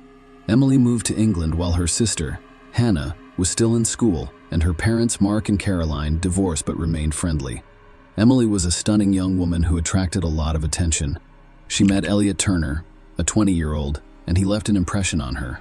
Their communication eventually developed into a romantic relationship. Emily returned to New Zealand in April 2011 to see her family after a 6-month absence. Her father met her at the airport, and she ran up to him, hugging him tightly and telling him how much she missed him. Emily had a very close relationship with her father, who adored her and missed her infectious smile, laughter, and dirty jokes. The following day, the entire family visited Emily's favorite pizzeria. She informed her parents that, in addition to attending college, she was involved in modeling and had made some incredible friends. She also mentioned her current boyfriend, Elliot Turner, who was 20 years old. They'd only been dating for a few months, and she felt too young for anything serious. "I think I'll end it when I get back," she said. Emily spent the next few weeks socializing with friends and family. She had a great time. No one expected to lose her so soon. Emily found it difficult to say goodbye to her family as her flight boarded. However, Emily promised to return in 5 months. She wanted to see the Rugby World Cup matches, which were scheduled to begin on September 9. A few days later, Emily texted her father to tell him she was breaking up with Elliot, but she didn't go into detail. Elliot acted strangely after seeing photos of Emily that she had posted on social media while in New Zealand. Elliot was envious of the guys in these photos. Elliot Turner, the wealthy jeweler's son, was 20 years old and appeared to be living a carefree life. Turner was a well-known figure in the Bournemouth and pool bar and club scenes, as well as a member of the firm, a group of wealthy young men. Turner's friends all talk about him because he brags. He met Emily in December 2010. The couple had a great time at the resort and frequently partied late into the night. Turner, who had a history of obsessing over women, soon became jealous. As a result, their relationship quickly turned violent. Some described him as being threatening, aggressive, violent, controlling, and possessive. He received a harassment warning letter from the police in January 2008 when he was 16, telling him not to contact his ex-girlfriend after he bombarded her with text messages and emails after she ended their relationship. Turner loved being the center of attention. He did not have to work for a living. His parents provided him with everything he needed. Elliot everything he needed others, including his parents. His life revolved around parties, women, alcohol, and illegal substances. He saw himself as a man who could do whatever he wanted. Elliot carried a hammer in case anyone attempted to contradict him. Turner's friends believed he fancied himself a gangster and aspired to be the person everyone went to for help. He could come to the bar and buy drinks for everyone. Elliot brags about driving a new Mini Whopper, which was a gift from his grandmother. He attempted to maintain his bad boy image by posting a series of supposedly streetwise messages on social networking sites, and he frequently referred to himself as Scarface or God. He did not lack female attention, but when he met Emily, he became deeply attached to her. She praised his image as a successful person, which he had worked hard to develop. As their relationship progressed, Turner began to exhibit more controlling behavior. He even threatened to kill Emily, an emotional plea to Turner. Emily wrote him a note a few months before she died saying, "I love you too. Do not say you will kill me." 3. Stop talking about your ex-girlfriends. Stop being so aggressive and become more cool, because that is far more attractive, and you scare me because you are so intimidating. When Turner began to reveal his true face, and his controlling behavior began to exceed all reasonable limits, Emily realized he was not the person she wanted to be with. However, people like Turner do not understand rejection. Emily spent the evening of May 6, 2011, with friends at one of the entertainment venues. Surveillance cameras captured how she arrived at a nightclub with her friends. That evening, Turner read Emily's Facebook messages and discovered she was dating another man. It annoyed him. He entered the club and started arguing with Emily. The entire story ended with a girl throwing her drink in his face. Turner verbally abused and threatened her with violence. He did not like Emily's outfit. He felt it was too revealing. He dismissed Emily's breakup with him. The man was not going to let her leave. Elliot spoiled her evening, so she chose to leave. However, her ex-boyfriend followed her. His friends overheard him say, "I'll kill her. I'll go to prison for it and still be a millionaire. I would do 10 years. It would not bother me." Turner caught up with Emily and persuaded her to go to his house. He stated that he wanted to talk in a more relaxed setting. Elliot Turner lived with his parents. Maybe that's why Emily joined him. Perhaps she expected him to behave more calmly in the presence of his parents. Neighbors saw them enter the house. The following morning, Nina Turner, Elliot's mother, called 911 to report Emily's inability to wake up. It was approximately 9 a.m. Before the ambulance arrived, there was a need to follow the operator's instructions on how to help Emily. Unfortunately, when the ambulance arrived, they could only announce Emily Longley's death. Anita, an Indonesian citizen, came to the UK to marry Lee Turner. When the couple had a son, they refused to deny him anything, which was a huge mistake. During her conversation with the emergency services operator, his voice did not sound like that of a mother who had just discovered her son's girlfriend dead. She was too calm, as if nothing unusual had happened in New Zealand, thousands of miles away from England. Emily's father, Mark, awoke at 2 in the morning to find a slew of missed calls from his ex-wife, Caroline, and younger daughter, Hannah. Hannah also left a voice message, which Mark could barely understand. Then he heard Caroline scream in the background, followed by her words, "Emily has died." Mark refused to believe it. He phoned his mother in England. When she responded, his entire world fell apart. His mother was crying uncontrollably. Moments later, one of the cops grabbed her phone. "I'm sorry to inform you that your daughter Emily has died," he said. Mark could not believe it. After all, Emily was sitting on his couch, smiling, just a week ago. Even after flying to the United Kingdom, the bereaved father refused to accept that his daughter had passed away. Unfortunately, it was not a dream. Emily's parents faced a heartbreaking challenge when their eldest daughter passed away. The police informed them that Emily had died in her sleep. It did not make any sense. She was young and healthy. The police gathered some evidence, but it was unclear what had happened to Emily. They needed to wait for the autopsy results. Elliot Turner's parents, Anita and Lee, told investigators that they had been home all night and had heard nothing suspicious. Elliot publicly mourned Emily by sharing photos of them together on his Facebook page. The police had no evidence to refute Turner and his parents' claims that Emily mysteriously died in her sleep. The most important aspect of any death investigation is determining the cause.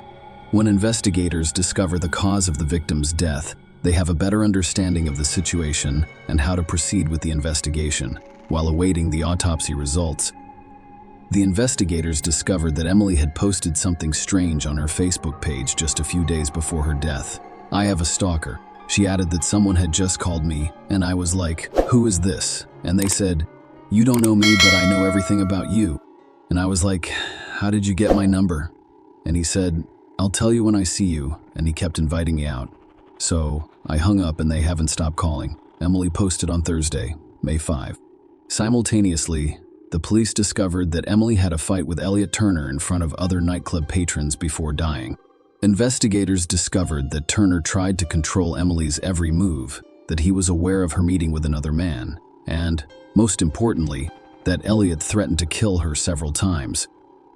However, his friends dismissed this as meaningless, believing that Turner's words were simply meant to strengthen his image as a gangster. The autopsy did not reveal the exact cause of Emily's death.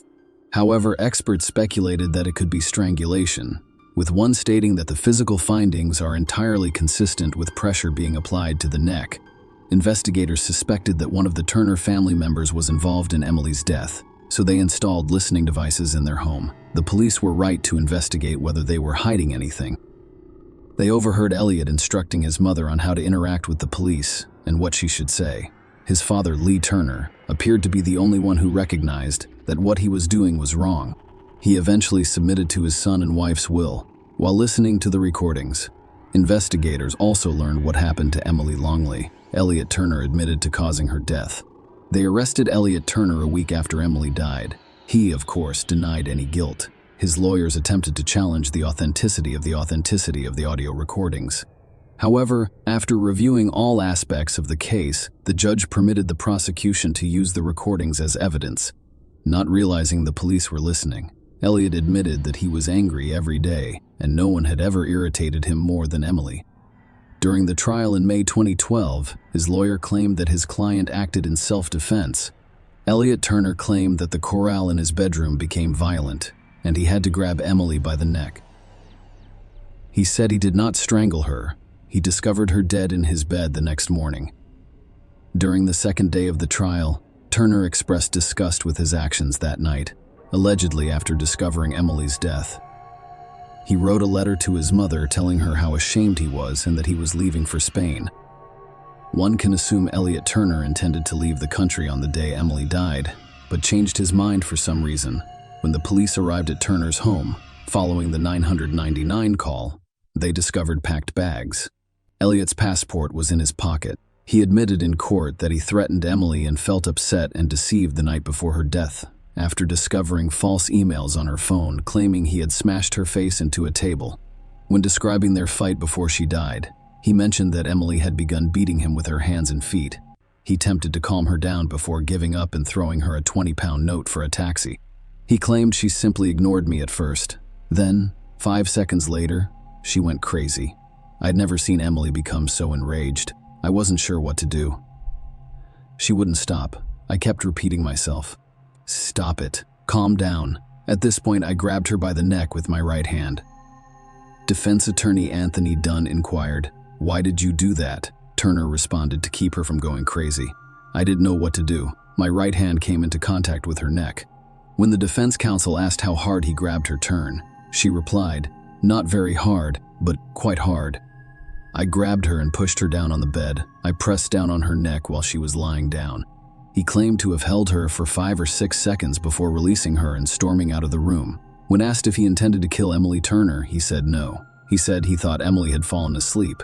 He allegedly realized Emily was dead only after she failed to wake up the next morning. Emily's father, Mark, told the Herald newspaper how difficult it was for him to lose his daughter. "The truth is that death is unpleasant. It doesn't matter whether it's your child, your partner, or your 99-year-old grandmother.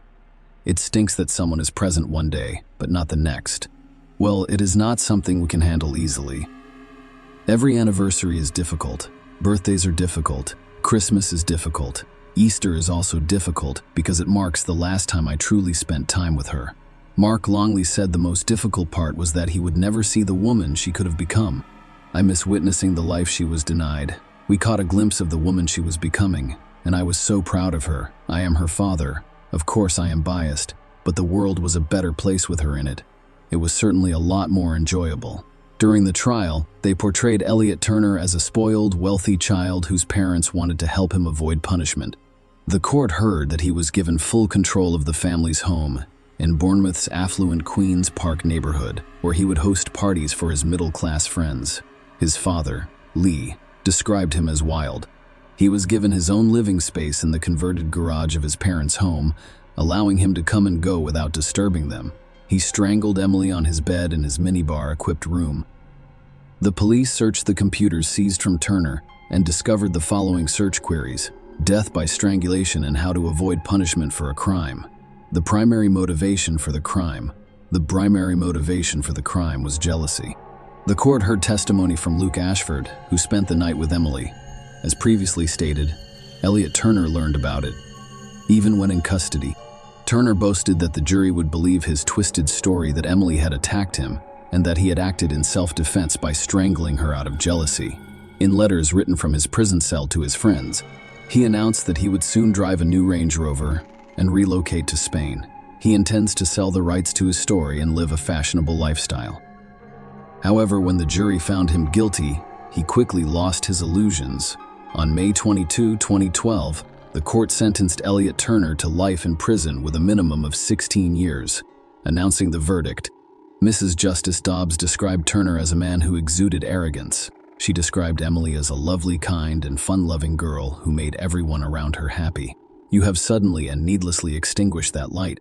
You didn't love her. She was only a trophy. The relationship, if you can call it that, was entirely about you. It was about control, which you exercised through aggression and threats. You can set aside thoughts of champagne, Bentleys, and girls and focus on why you were serving a life sentence. Mrs. Justice Dobbs also sentenced Turner to 9 months concurrent imprisonment for perverting the course of justice. But Elliot Turner was not the only one on trial. Turner's parents, Nita and Lee, whom he used for cash to fund his extravagant partying, adored their son so much that they attempted to conceal his crime. Lee destroyed Turner's confession letter, and Anita removed the jacket from the bedroom where the letter was allegedly found. His mother even put off calling an ambulance so that her son could cover his tracks and the family could come up with a convincing story for the police. When asked why she did not call an ambulance, Anita Turner said she did not believe Emily had died. Under cross-examination, they asked if she believed Emily had ruined her son's life. After a 6-second pause, she replied, "No." In the recording, Lee asks Anita if they did the right thing. "We have done the right thing." Anita responded. Both Nina Turner, 51, and Lee Turner, 54, were found guilty of perverting the course of justice and sentenced to 27 months in prison. Mrs. Justice Linda Dobbs stated that the two of you chose to fight the case with little remorse. Mr. Turner, you claimed you were unaware of the letter's contents when you destroyed it. The fact that it was burning in your conscience is clear from your anguished tone of voice on the recording. They were released in 2013, having served half of their sentence, and they continue to live in the house where Emily Longley died. Emily's father, Mark, burst into tears as he discussed the verdicts following the trial. Supported by former wife Caroline and daughter Hannah, he stated, "What we have heard over the last 5 weeks has shocked and disgusted us. That a man so evil as Turner could treat a gentle and loving girl like Emily so violently is beyond belief. We are so proud of her for traveling halfway around the world to improve her life. This is the life Turner chose to end." Mark stated that there was a lot of discussion about Turner's boasting, and that no one took his threat seriously until it was too late. He went on to say that even his mother didn't believe him when he texted her that he was going to break Emily's neck. If someone had taken his threat seriously, Emily might still be with us today. I hope Turner suffers every day in prison for what he did. In October 2020, according to the press, Elliot Turner's cellmates beat him in prison. It happened after he hung pictures of Emily in his cell and boasted about receiving letters from female fans. Some of his cellmates attacked him after he announced that he would return to his life of champagne, Bentleys, and birds in 5 years. Turner will be eligible to apply for early release from prison. One can only hope that common sense will prevail and that the parole board will make the correct decision regarding a person who has still shown no remorse for his actions. Share your opinion with us in the comments and subscribe to the channel for more.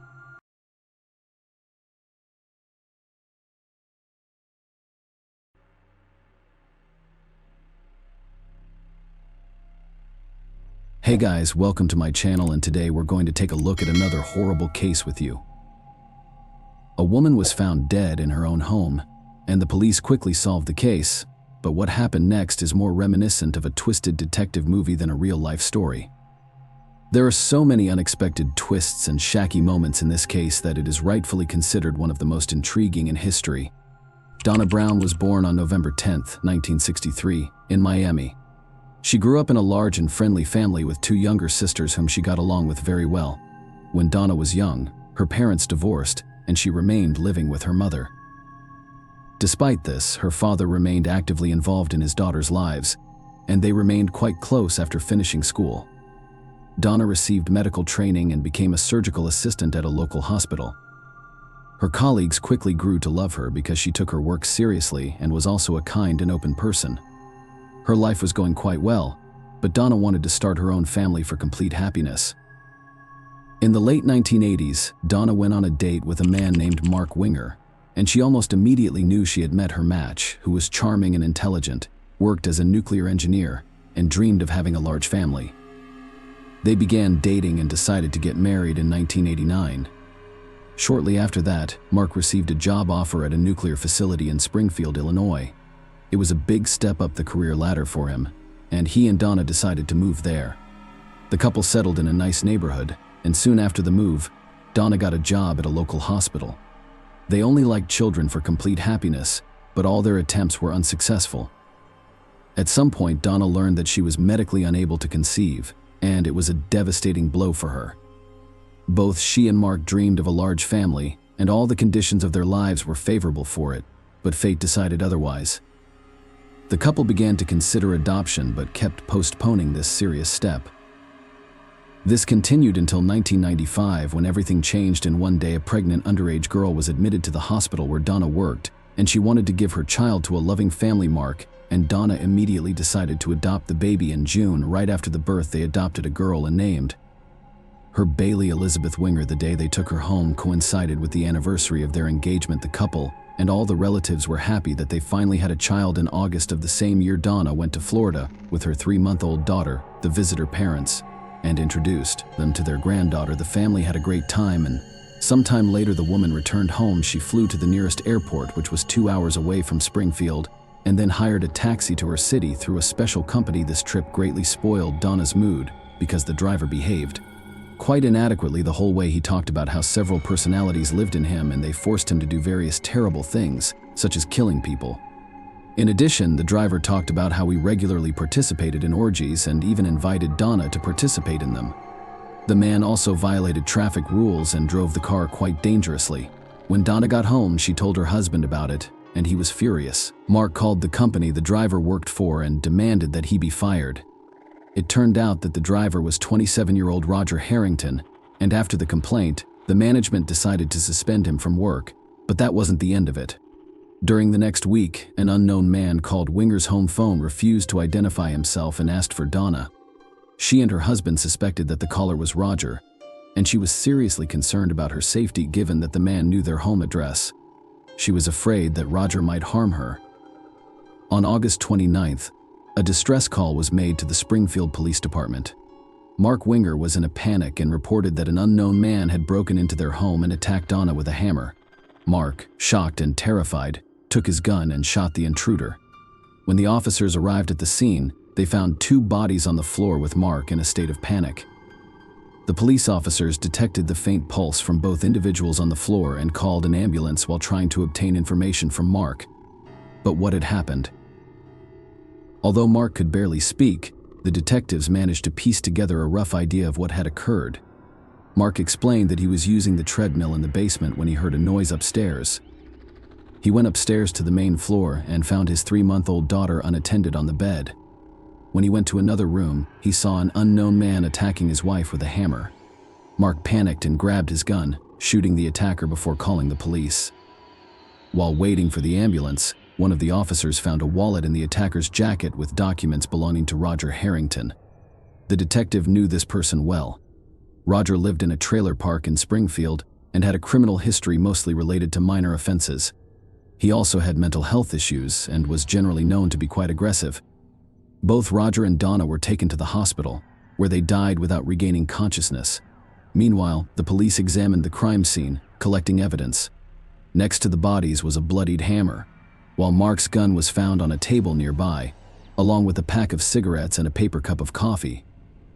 Mark told the detectives that the cigarettes and coffee were likely brought by the killer, and the hammer was from his tool set as he was planning to hang some pictures that day, so he prepared it and left it in the living room near the Wingers' home. Roger's car was found, and detectives discovered a note inside that contained Donna's home address, Mark's name, and the time of 4:30 p.m. When asked if he knew the attacker, Mark initially denied it, but when the police mentioned Roger's name, Mark realized with horror that the driver was the same person. He told the detectives the story of how they knew Roger, his strange behavior towards Donna, and the creepy calls to their home number. The investigators spoke with acquaintances and relatives of Donna who were aware of her fears. She had repeatedly complained to them that she was seriously concerned about Roger and was afraid that he might come to her house one day and seek revenge because he lost his job after she complained to their superiors. Donna even wrote down all the details of her trip with Roger on a piece of paper in case she had to go to the police. The police found this paper at their house, and the investigation lasted for 2 days before the case was closed. No charges were brought against Mark for shooting Roger because his actions were classified as self-defense. He continued to be in a state of shock, and his relatives flew to Springfield to support him and help take care of his daughter. Donna's relatives also provided him with all kinds of assistance. Months went by and Mark continued to struggle with the loss of his wife, and his family began to notice negative changes in his behavior. He began drinking heavily, although he had never consumed alcohol before these events. He also often visited local bars. His relatives tried to support him in every way possible and help take care of Bailey, but ultimately they had to return to their own cities. Donna's parents understood that it would be difficult for Mark to take care of his daughter, so they suggested finding a nanny. In the end, Mark hired a woman named Rebecca, who specialized in round-the-clock childcare, so she spent most of her time at their house.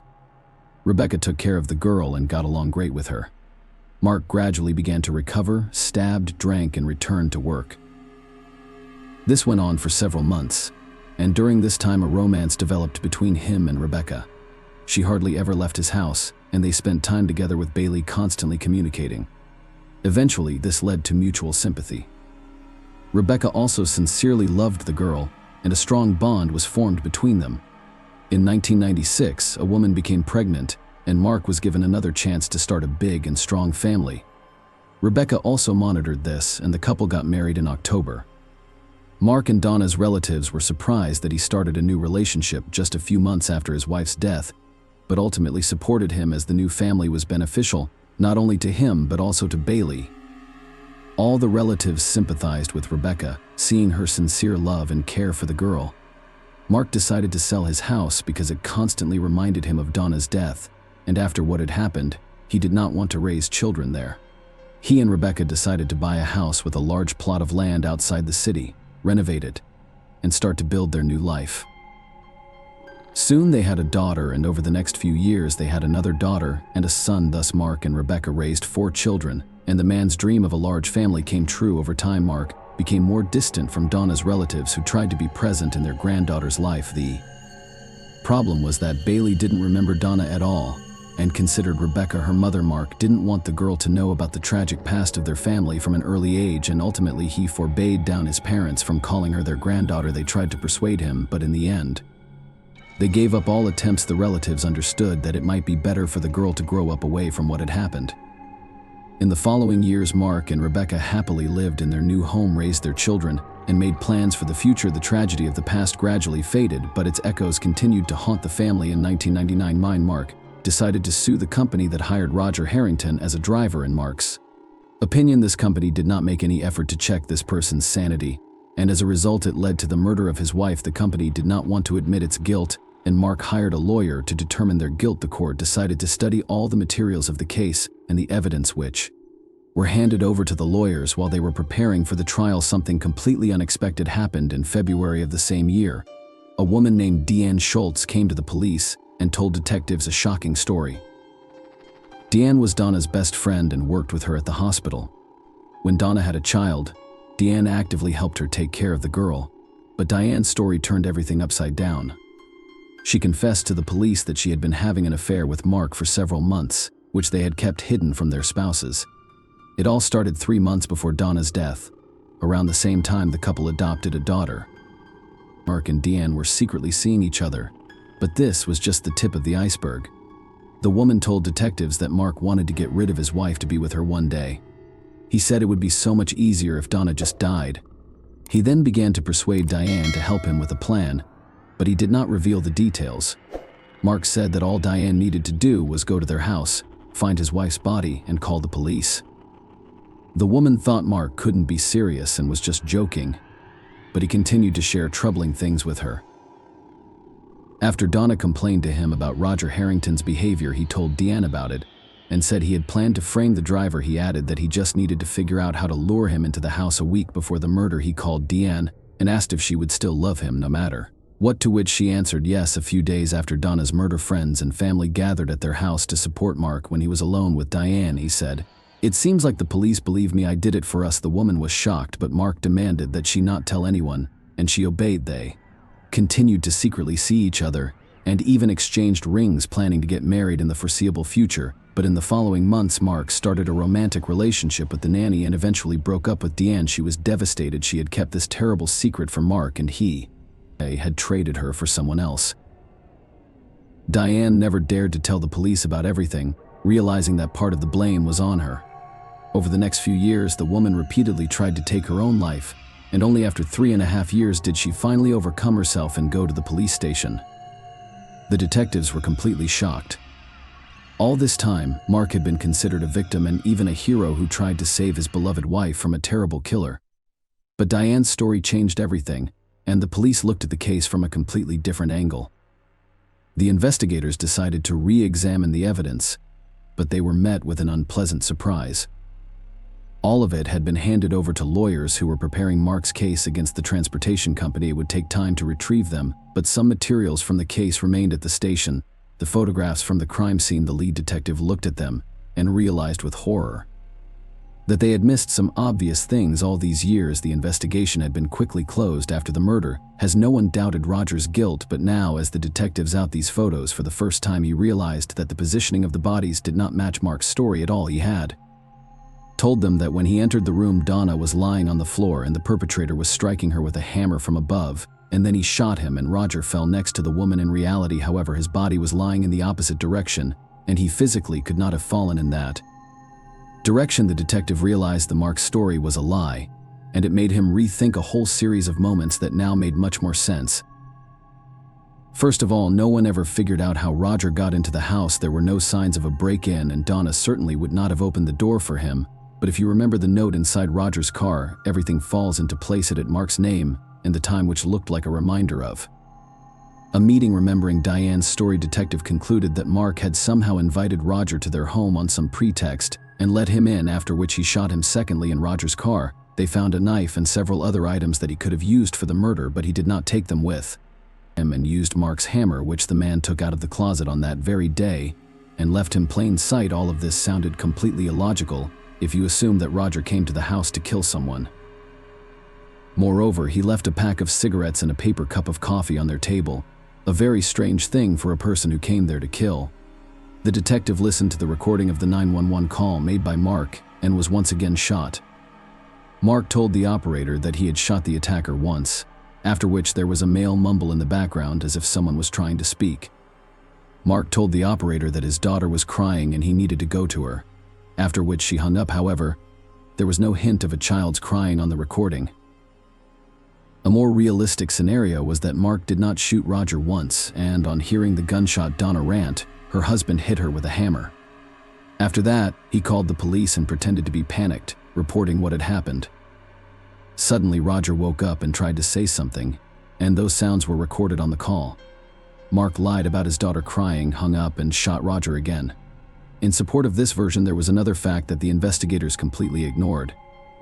Mark and Donna's neighbors said during the questioning that they heard 2 shots. However, about 5 minutes had passed between them, which did not fit with Mark's story but completely matched the more realistic version in which he was the killer. But that wasn't all. During the initial investigation, which lasted only 2 days, the experts did not even examine the evidence. However, now that Mark decided to sue the transportation company, they hired lawyers and were going to win this case. The lawyers requested an independent examination of the clothing of all 3 participants in those events. The results spoke for themselves. Blood spatters and traces indicated that Mark's story had nothing to do with reality. According to him, Roger was hitting Donna with a hammer, but there was not a drop of her blood on his clothes, not even the smallest well. There was plenty of blood from his wife on Mark's clothes, which directly indicated that he had killed his wife. The police took the evidence from the lawyers and conducted their own analysis, which showed exactly the same result. In the end, the police reopened the investigation, but this time it was about a double murder in which Mark became a suspect. His family was in shock, and no one believed that the man was capable of such a brutal crime. Donna's relatives were skeptical of the suspicions against Mark until they heard all the information that the detective said uncovered. The only ones who insisted on Roger's innocence from the first day were his friends and family members. They were all aware of his minor criminal history, but did not believe he was capable of murder. Moreover, their neighbor Roger, with whom they shared a rental, initially gave the police important information that they overlooked. It all looked as if Mark had scheduled a meeting with him, but the police did not attach much importance to it. Rebecca experienced the greatest shock from the whole situation. She knew Mark as a loving and caring father who had never shown any aggression during their time together. She refused to believe that this person could be his wife with a hammer and frame someone else. After several weeks of investigation, the police decided to arrest Mark, and he was arrested right at work. The case was sent to court. Mark was granted a $1 million bail. He cannot raise that amount, so he remained in custody awaiting trial. The trial did not begin until 3 years later in May 2002. All his close ones, and even Donna's relatives, hoped that this would be a big misunderstanding and that the court would prove Mark's innocence. None of them were prepared for the opposite, and his lawyers insisted on the truthfulness of Mark's version. They noted that the crime scene photos could have been taken after the medics moved Roger's body. Considering that the doctor's actions were not documented, it was possible to prove or disprove this possibility.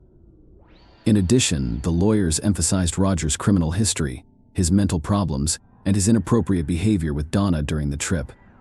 Deanne Schultz became the main witness in this case.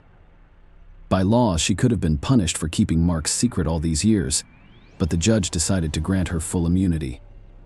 In exchange for her testimony, the male lawyers tried to discredit Diane in every possible way, pointing out that she had attempted suicide multiple times, which could indicate psychological problems. The defense also suggested that she had made it all love out of jealousy, seeking revenge on Mark. The prosecution insisted that the evidence in Diane's testimony unequivocally pointed to his guilt, as her motive lay in the mistress's story. Mark lost interest in Donna long before they adopted Bailey. He had been having secret affairs with her best friend, but he could not divorce him because he would have to split their expensive home and other assets, which was unacceptable to him. After Roger gave Donna a ride from the airport, Mark saw the perfect opportunity and decided to act. As terrible as it sounds, Mark was lucky to have encountered a man with a criminal record and mental illness who claimed to hear voices telling him to kill people. After Roger complained to management, to have encountered a man with a criminal record and mental illness who claimed to hear voices telling him to kill people. After Roger complained to management, he lost his job, which became the perfect motive when both the prosecution and defense laid their cards on the table, leaving only the jury's decision to wait. Despite the compelling evidence against Marv, there were still doubts about his guilt among both his family members and Donna's relatives. None of them could imagine a loving father and respected member of society as a killer. Nevertheless, the jury unanimously found him guilty of the double murder. In the end, Mark received a life sentence without the possibility of parole, and Roger was posthumously exonerated. Rebecca could now believe that her husband had actually killed Donna. It took her a long time to impartially consider all the evidence of his guilt until she finally came to terms with the fact that he was truly a murderer. The chief detectives apologized repeatedly to Donna's and Roger's families for the sloppy initial investigation. He admitted his guilt in accepting the most logical version of events as the only correct one, overlooking all the contradictions. If you think that's the end of the story, then I have another unexpected turn for you. Even after the conviction, many doubted whether Mark had actually done it, but in 2006, those doubts were dispelled in Mark's prison cell, where they found 19 pages of handwritten text in which she was plotting to kill Deanne and another person. Mark wanted to hire a hitman stray from prison through other inmates or people on the outside. His desire to kill Deanne was understandable. He wanted to avenge the woman for revealing all his secrets to the police. The second person on the list was a man named Jeffrey Gelman. His childhood friend detectives quickly discovered the reason for such a decision. Mark asked him for $1 million in bail, but the friend refused to provide such a sum from these handwritten pages. It followed that Mark wanted to kidnap the man to get a solid ransom for him and then kill him. Why he needed money for life imprisonment was unclear. Perhaps he planned to eventually get out or escape, but in the end, the man faced another trial and received an additional 35 years in prison. She was planning a double murder, and after that, no one doubted that Mark was the one who killed Donna. Rebecca raised 4 children alone, and they all know what kind of monster their father is. They changed their last names and do not plan to communicate with Mark in 2019. Rebecca decided that Bailey should renew contact with Donna's relatives, who had not seen her since she was 3 years old. Bailey was already 24 at the time, and she went to Florida and had a great time with them. They still communicate, and the young woman learns more about Donna from them. As for Mark, he is still in prison and denies his guilt. Perhaps he would never have been held accountable for what he did if it weren't for 2 factors that happened almost simultaneously. The first is the testimony of his former mistress. She could no longer keep this secret, especially watching how the killer creates a new family and raises children. The second factor is Mark's greed. Almost 4 years after the murder, he decided to sue his employer, Roger Harrington, for a substantial sum, even though he was earning very good money himself. Apparently, he did not expect third-party experts to study the evidence much more carefully than the local detectives. Interestingly, the end decided to turn to the police, including. After learning about this lawsuit, it became one of the last straws, and the woman who revealed Mark's terrible secret. Share your opinion with us in the comments, and subscribe to the channel for more.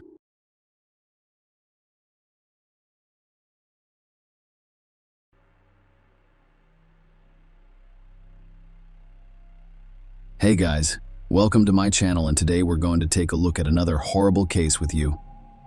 The events in this video occur in the year 2021. Bobby Ann McLeod, 18 of Great Britain, informed her parents that she was leaving home to meet her boyfriend, but hours later, it was clear she had vanished. Her family contacted the police, and the following day, a massive search began, culminating in the gruesome discovery. Bobby, Ann, her parents, Donna and Adrienne, and brother Lee lived in Plymouth. Plymouth is a lively coastal town in southwest England. It has a rich history and maritime heritage that dates back centuries. Plymouth, with its stunning waterfront and vibrant downtown, is a popular destination for both tourists and locals. On November 20, 2021, at around 5:45 p.m., Bobby, Ann walked out of her Plymouth home and went to the nearest bus stop on Sheepstore Road. As she left, she told her father how much she loved him and that she was going downtown to meet her boyfriend and mutual friends. Bobby, Ann only needed a few minutes to get to the bus stop. She was familiar with the route because she had traveled it numerous times. It had been an hour and a half since Bobby, Ann, left the house. Her mother, Donna, texted her to see if she was okay. If she had arrived at her destination without receiving an answer, a concerned Donna attempted to contact her daughter, but Bobby, Ann, was also not answering her phone, and that was completely useless. It took another hour or so before Bobby, Ann's boyfriend, called her parents to see if their daughter was home. He was concerned because Bobby Ann had not shown up for her date, and all of his phone calls had been unsuccessful. Bobby, Ann's parents, became concerned when they called all of their daughter's known friends and discovered that no one knew where she was. They immediately contacted the police and reported her missing. It was already past 9 p.m. The next day is November 21. Police initiated a search of the area, which included McLeod's family and volunteers. Leaflets featuring Bobby Ann were distributed throughout the city. Her disappearance was covered on social media and in the mainstream media. Her brother, Lee McLeod, posted on his social media page, "I'm begging every single person in Plymouth to help me search everywhere, searching for everything. Please, everyone. If you hear or see anything, please let me know." Police quickly discovered that Bobby Ann had not boarded any of the buses scheduled for downtown. However, while interviewing people, the officers discovered that a local resident had driven by the bus stop the previous evening and seen Bobby Ann there. The implication was that she had definitely arrived at the bus stop, but had not boarded for some reason. The evidence that she was at the bus stop was quickly corroborated. The bus stop area was cordoned off after they discovered wireless headphones in the walkway behind it that were identified as Bobby's. Police officers were literally on their knees, searching the entire area for potential evidence. Evidence was also searched along the girl's route from home to the bus stop, as well as all nearby streets. Given that Ann was at the bus stop but never boarded the bus, that her headphones were discovered near the bus stop, and a number of other details that police did not reveal, authorities began to suspect that the girl had been abducted. The police encouraged anyone with information relevant to the investigation to come forward. A large number of officers participated in the search, doing everything they could to locate Ann as soon as possible. Investigators attempted to track down the location of her cell phone, which revealed that it was within city limits, but they were unable to determine exactly where all calls to and Ann's number were routed to voicemail. The police confiscated the girl's phone that same day. It was given to the police by the bus driver who was on the route where Ann went missing. As it turned out, a local resident arrived at the same bus stop at 7:15 p.m. the previous evening and discovered the phone and an AirPod case there. At 7:23 p.m., a bus arrived, and the man handed the items he discovered to the driver, assuming the owner would look for them. The next day, the bus driver noticed Ann was missing and last seen standing at the bus stop. He contacted the police and handed over the phone and AirPods case. The next day is November 22. Police, families, and volunteers searched the woodlands and roads surrounding Ann's home, but no clues were found. The following evening, November 23, police announced that a woman's body had been discovered at Bovs'n Beach, approximately 8 miles from the bus stop. It was discovered in a forested area, about a half-mile from the beach. During the McLeod family's identification process, the worst was confirmed. Ann's body was discovered, and her death devastated family and friends. The family thanked everyone who attended Ann's memorial vigil, which was held near the bus stop where she was last seen. Donna McLeod, Barbie's mother, sobbed as she paid tribute to her daughter and thanked friends, family, and the community for their support. Surrounded by other family members, her voice trembled as she finished a prepared statement. She stated, "I would like to thank everyone for coming on behalf of the family. It's nice that everyone is banding together in these circumstances. Unfortunately, our beloved Ann has been taken from us, but she will never be forgotten. I would like everyone to hold their candles up. This is for Ann." This was followed by a moment of silence as the entire audience raised their candles in unison.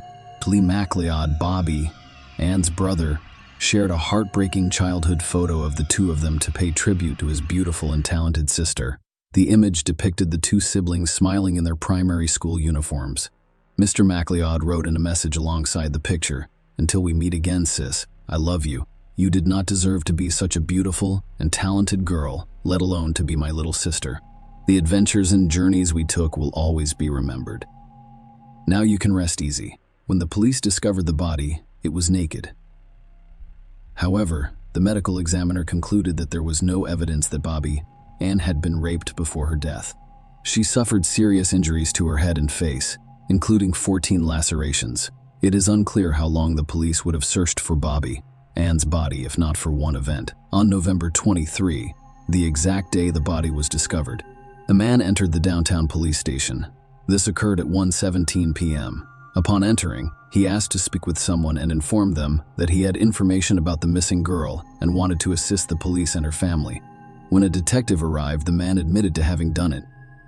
He confessed to kidnapping and killing Ann and provided some details about the crime after indicating the location of the body on a map. Police officers who hoped immediately. Unfortunately, their hopes were not fulfilled. When the inspectors made their way through the dense undergrowth, they discovered the body, which was naked and face down. There was no doubt the girl had died. The man who confessed to the horrific crime was a 24-year-old Kodiak Island resident. He was the son of an ex-military man who remained with his mother following his parents' divorce. In fact, he lived just a few miles from the bus stop where Ann was last seen. Kodiak Island was detained as a suspect. A lawyer spoke on his behalf, saying, "I accept full responsibility for Ann's death." Ackland also stated in the statement that he had never met the victim before that fateful evening and confirmed that he was the one who kidnapped her from the bus stop. Police seized his car, phone, computer, and several other items from anyone familiar with Kodiak Island.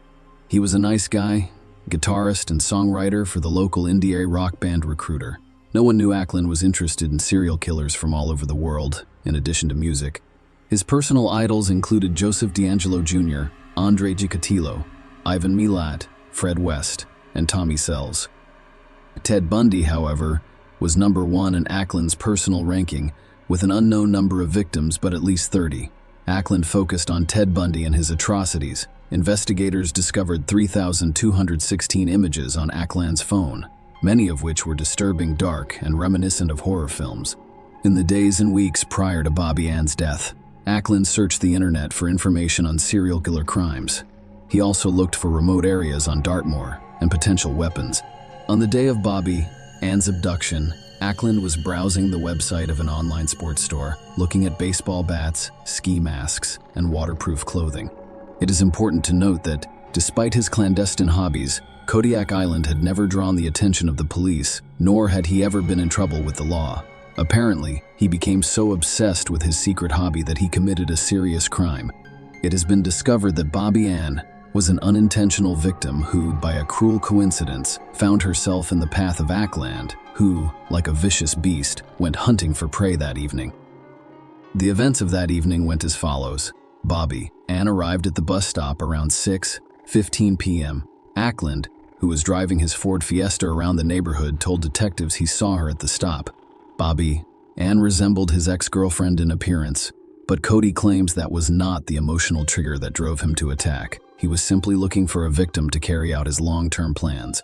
The police concluded that even if Ackland had not met Bobby Ann, he would have carried out his plan. The victim could have been any gender. That is what the police believed. When Ackland saw Bobby Ann, he stopped his car on the road behind the bus stop.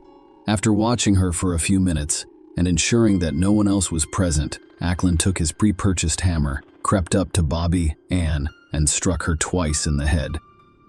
Then I assumed she was dead. Ackland returned to his car and prepared to leave the scene. Unfortunately, as he drove away, he noticed Bobby Ann was still alive and trying to get up, so he returned to the bus stop, moved her semi-conscious body into his car, and drove her 20 miles to the Belver Forest parking lot and Dartmoor at 7:45 p.m. He came to a halt in this parking lot, which is nestled in the heart of a forest. He intended to leave the body there but discovered Bobby Ann was still alive and conscious. Unfortunately, Ackland did not think twice. He did not seek help or transport Bobby Ann to the hospital. Instead, he helped her get out of the car. Miss McLeod told him I was scared and he responded, "So am I. I've never done this before." Struck her 12 times on the head in an attempt to destroy evidence. Ackland burned Bobby's purse. After pounding Bobby Ann McLeod with a claw hammer a dozen times, Cody Ackland was amazed that the 18-year-old could still make noise. Later, when he told the police he thought, "Wow, hats off to you," he had one final chance to save Bobby Ann's life. However, once again, Ackland declined. Instead, he claimed he had put an end to the girl's suffering. He then loaded the body into his car's trunk and drove almost 30 miles to Bovis. He hid his body after taking off his shoes, clothes, and jewelry. Around 10 p.m., Ackland arrived home and went to bed. The next day, he drove to Tamerton Foliot, north of Plymouth, and threw the hammer into the Tamar, as well as a carrier bag containing his and her blood-stained clothing, into nearby allotments on Coombe Lane.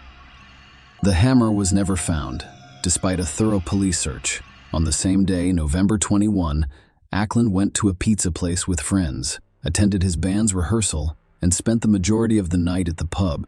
Everyone who saw Cody that day commented on his unusually upbeat mood. He was enjoying joking and hugging his friends, which was unusual for him. The next day, November 22, Ackland continued to have fun by buying popcorn and going to the movies. While he watched the movie, the police, family, and volunteers searched for Bobby Ann, and Ackland used his phone to keep up with the latest news. On November 23, Cody was at his non-music job. According to the English papers, he worked for a car service company. After leaving for lunch, Ackland sent a message to a chat room where members of the music group recruited a word he'd written: "I love you both." At the same time, he texted his mother telling her how much he loved her, and then went to the police station to confess to the crime. Ackland's bandmates issued a statement on Facebook, stating that they would disband the group immediately as a show of respect to the late teenager. It also stated that the remaining members of recruiter Josh Ross, Josh, and Mike are all shocked and in complete disbelief at the tragic events of the last few days. Our thoughts and prayers are with Bobby Ann McLeod's family and friends, who must be devastated by her passing.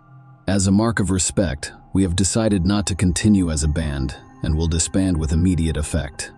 We will not make any additional comments at this time. In addition to Ackland's confession, the police had a plethora of physical evidence, including Bobby Ann's DNA discovered in his car and sneakers recovered from his home. As for motive, Detective Mike West, who led the investigation, stated that Ackland refused to elaborate on his motive and avoided answering the question of why he killed Bobby Ann. At the same time, the detective did not rule out the possibility that, after reflecting on his actions, Ackland might become more forthcoming and provide more information in the future. He would later tell a psychiatrist that the feelings of depression he had experienced prior to murdering Miss McLeod had vanished, and he was no longer filled with resentment, as if this violent act was a manifestation of these feelings. The trial took place in May 2022. Ray Tolley, Ackland's attorney, stated that psychiatrists determined his client was not suffering from mental illness, but rather had struggled during childhood. Ackland was diagnosed with ADHD, dyslexia, depression, and anxiety, and by the age of 19, he had suffered from depression for 7 years. Mr. Tolley stated that Ackland had received little comfort from his home or school life, and that his father and other male role models had not offered much succor or support. On sentencing, Judge Robert Linford informed Ackland that his act was determined savagery and that he was satisfied with the evidence that he intended to kill. This poor person endured a long and terrible ordeal. She had her entire life ahead of her, until you brutally and savagely ended it, he said. You were clearly planning murder, and you committed murder. Cody Ackland, 24, has been sentenced to life in prison. He will serve 31 years in prison before becoming eligible for parole. Share your opinion with us in the comments and subscribe to the channel for more.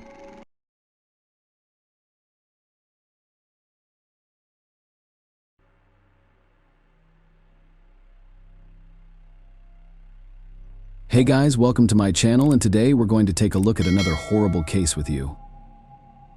Today's story is a poignant reminder of life's fragility and the devastating consequences of rash actions. Let this tragedy serve as a call to compassion, guiding collective efforts to prevent similar sorrow from befalling other families. Emily Longley was born on February 22, 1994, in the London hospital. She was the first child in Mark and Caroline Longley's young family. Mark's friends teased him about becoming a father at 26. He felt completely unprepared for parenthood.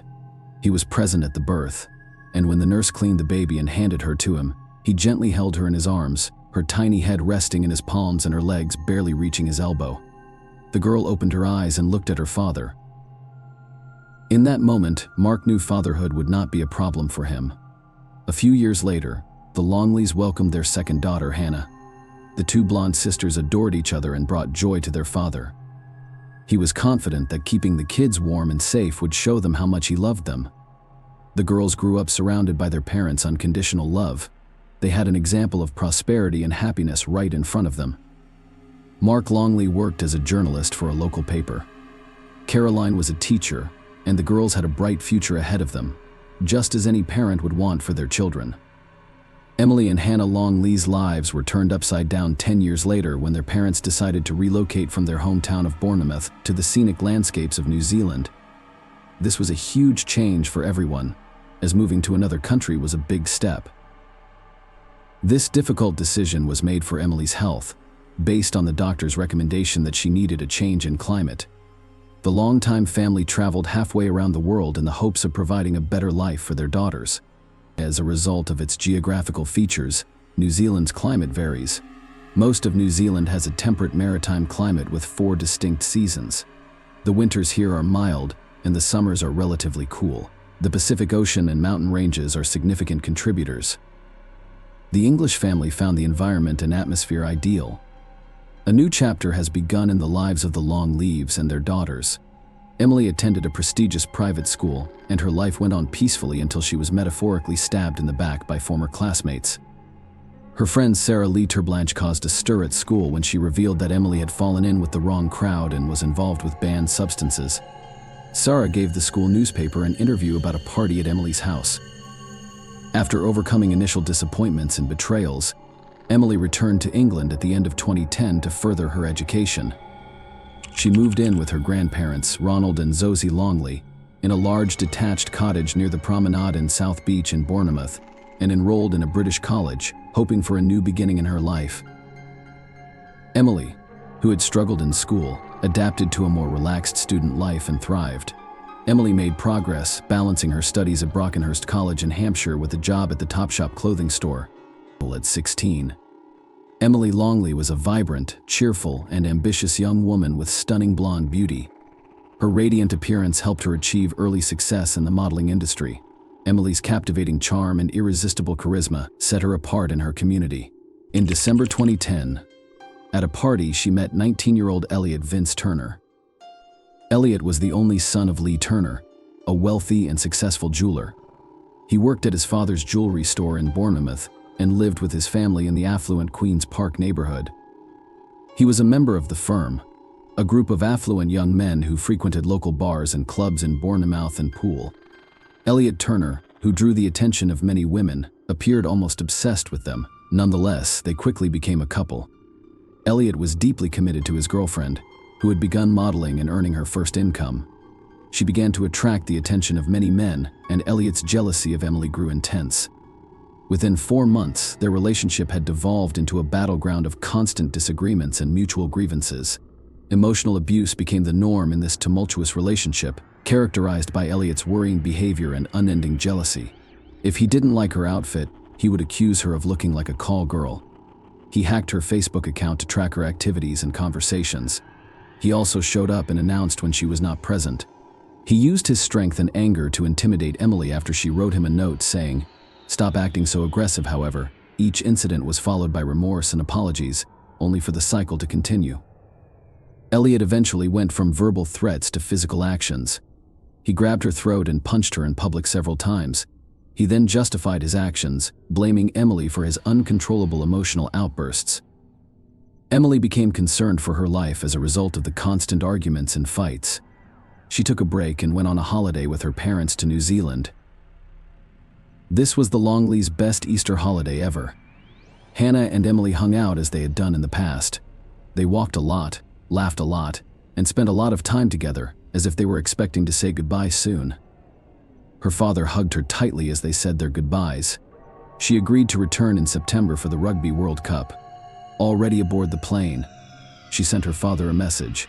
"It was so nice to see you. I love you." They had had a special bond between father and daughter since she was born. Emily was last seen alive by her family. She went back to the UK, intending to end her relationship with Elliot. This occurred, but unfortunately, at the expense of a promising young woman's life. Elliot met his girlfriend not with flowers, but with a new set of accusations and disagreements. Elliot came across photos of Emily with 2 shirtless young men on social media before she returned from New Zealand. Jealous, he invited her to spend the night at his house. Despite their disagreement, Emily agreed to return to Elliot's family home to talk about their problems, comforted by the presence of Elliot's parents, Lee and Anita. Her arrival at the house was met with a barrage of jealousy and insults. The young couple frequently yelled and argued. A half-hour of yelling was followed by silence. On May 7, 2011, emergency services received a call that 17-year-old Emily Longley had been discovered unconscious in bed. Nina Turner called after discovering the girl in her son's bedroom. Rescuers arrived on the scene and were only able to confirm her death. Following the girl's death, neighbors noticed Turner sitting in the ambulance with his head in his hands. Elliot Turner was arrested immediately following Emily's death, but he was later released on bail pending further investigation. The investigation began following the tragic incident. Turner Jr., consumed by guilt, wrote a confession. His parents, determined not to lose their only son, intentionally withheld critical evidence, delaying the investigation. On the night of the incident, Anita Turner, 51, and Lee Turner, 53, removed a coat from their son's house, retrieved the confession letter from its pocket, and doused it with bleach, destroying vital evidence. During the investigation, it was decided to secretly install listening devices in the expansive Turner family home on May 18th.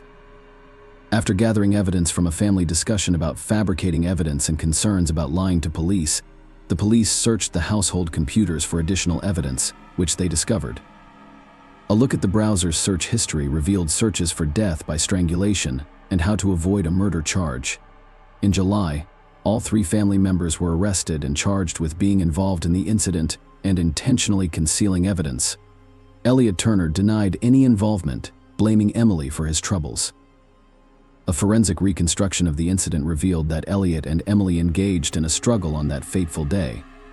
Elliot used force to subdue her, pressing her face down on the bed with a pillow. He then threw away the pillow and continued to strangle her with his hands. When she fell silent, he stood up and exited the room. Pathologists examined Emily's body and discovered injuries consistent with strangulation. Elliot had scratches on his arm, and Emily's fingertips contained his DNA, indicating a struggle between them. Elliot's behavior toward Emily was described in court as threatening, aggressive, violent, controlling, and possessive.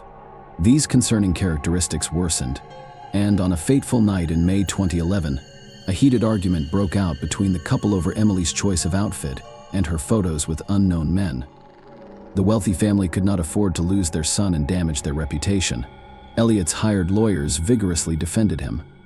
The defense tried to downplay the tormentor's role in the young woman's death, claiming she may have used drugs.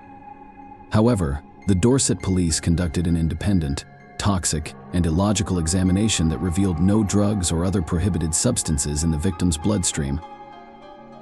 The affluent jeweler and his wife, who disposed of evidence to help cover up how their jealous son ended the life of the aspiring New Zealand model Emily Longley. At 20 years old, Elliot Turner was found guilty by a jury at Winchester Crown Court and may have killed 17-year-old Emily in his bed after a fit of jealous rage.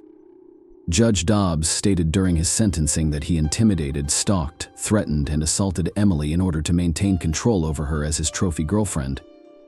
The judge also advised Elliot to abandon thoughts of champagne Bentleys and girls as he sentenced him to life in prison, stating that he must serve at least 16 years before being eligible for parole. His parents are Li, 54, and Nita, 51. We were sentenced in the same court after being convicted of obstructing justice by concealing evidence. They concealed the crime by destroying their son's confession letter and removing critical evidence from their Bournemouth home. Their son was sentenced to 9 months in prison for obstructing justice by concealing evidence. The prosecution claimed Turner suffocated Emily with a pillow before strangling her after she returned to his home to discuss their situation following a heated argument that night. Emily's father, Mark Longley, called Elliot Turner evil and expressed his wish that Turner would suffer every day in prison. Elliot Turner was found guilty of ending her life in May 2012 and sentenced to life in prison. His parents, Anita Turner and Lee Turner, were both imprisoned. They were sentenced to 27 months in prison for misleading the police about the incident and destroying their son's confession note. Because it was a homicide investigation, the police kept her body, and it wasn't until September that she could be brought home in a closed casket. The Turners were released in 2013. Turner's reduced sentence appeal was denied the same year. However, British judges ruled otherwise during hearings in the High Court of London. It's clear that, due to wounded pride, he harbored thoughts of ending her life for a long time, eventually leading to her death. Lord Chief Justice Royce Justice Globe stated in his verdict that Simon Jones, one of the successful prosecutors, stated following the sentence that Emily's death was the result of domestic violence. Elliot stated, "I never wanted to hurt her. I was simply defending myself." Elliot Turner, Emily Longley's perpetrator, is currently serving a life sentence in a Kent prison for the brutal murder of the young aspiring model. The court determined that he would not be eligible for parole for at least 16 years. Turner, according to the Daily Star, has decorated the walls of his prison cell with photos of Emily, indicating a disturbing and possibly obsessive relationship with his victim. Surprisingly, while behind bars, Turner reportedly expressed his desire to return to a life of champagne, Bentleys, and birds. Such an attitude raises concerns about his lack of remorse and the possibility of continuing harmful behavior after release. Furthermore, Elliot's parents, Lee and Anita Turner, were imprisoned for perverting justice by destroying their son's confession letter and tampering with evidence at the crime scene. This emphasizes the gravity of the situation and the collective impact of the Turner family's actions on the pursuit of justice for Emily Longley. Following the conclusion of the trial, Emily's father began to investigate domestic violence. He portrayed Elliot as an abuser using patterns and behaviors. He was constantly thinking about ending her life. It was simply a matter of time. To love someone means not attempting to control their lives, calling them derogatory names or isolating them from their friends. That is not love. A woman is treated as a trophy. Such relationships are solely focused on retrieving the man from Emily's father's memories. He treated Emily cruelly before she returned to New Zealand, but she did not tell us anything. I'm not sure why, but if she had, things might have turned out differently. Now I don't think of Turner or his family. He is in prison, and I hope he suffers every day. If I think too much about what he did, my anger rises, and it is the type of anger that can consume you. He never thought about the people who had loved, cherished, and raised Emily for the previous 17 years. He stood behind her, wrapped his arms around her neck, and took her life. Even now, years later, it's difficult to believe anyone could do this to Emily. After the tragedy, Emily's parents divorced. However, they continue to struggle with anniversaries and birthdays. Easter is particularly difficult because it was the family's last holiday together. On May 6, 2011, Emily was still alive. She was chatting on Facebook with her father just a few hours before the incident occurred. She appeared normal and happy with no hint of fear. On May 7th, everything changed. Emily's father awoke after receiving a phone call. He did not respond right away. By the time he awoke, he had several missed calls from his ex-wife, Caroline, as well as multiple messages on his cell phone. Texts from her were not uncommon, but the volume of calls and messages was concerning. Finally, he picked up an incoming call. It was his younger daughter, Hannah, crying inconsolably on the other end in the background. He could hear his ex-wife screaming, "Emily is gone. Emily's gone." He broke down while sitting on the same couch Emily had sat on just a week before. What was she going to do after college? This could not be true. How could such a vibrant young girl be gone? He couldn't remember anything else about that night. According to Emily's father's recollections, he did not sleep until he boarded the plane for England. I recall being driven to Auckland, stopping in a small town to refuel, and seeing Emily's photograph on the front page of the Herald. I thought I was going to get sick right there in the station while reading the headline. At the airport, people were throwing their copies in the trash, and I wanted to tell them who she was and that they should keep the newspaper. It felt like an eternity before Mark Longley arrived in England. He was still shocked, unable to believe that his visit to his once-loved England was to identify his beloved daughter, Emily. He still hoped there had been an error. They took him straight to the morgue, where Emily's body lay. He stood in a room with Caroline, a police officer, and the mortician, who pointed to a window and announced that the body was in the next room. The mortician pointed to the window the light would turn on, allowing them to enter the room when they were ready. The light turned on. Mark and Caroline, their hands cold with horror, stood unable to cross the threshold of that room.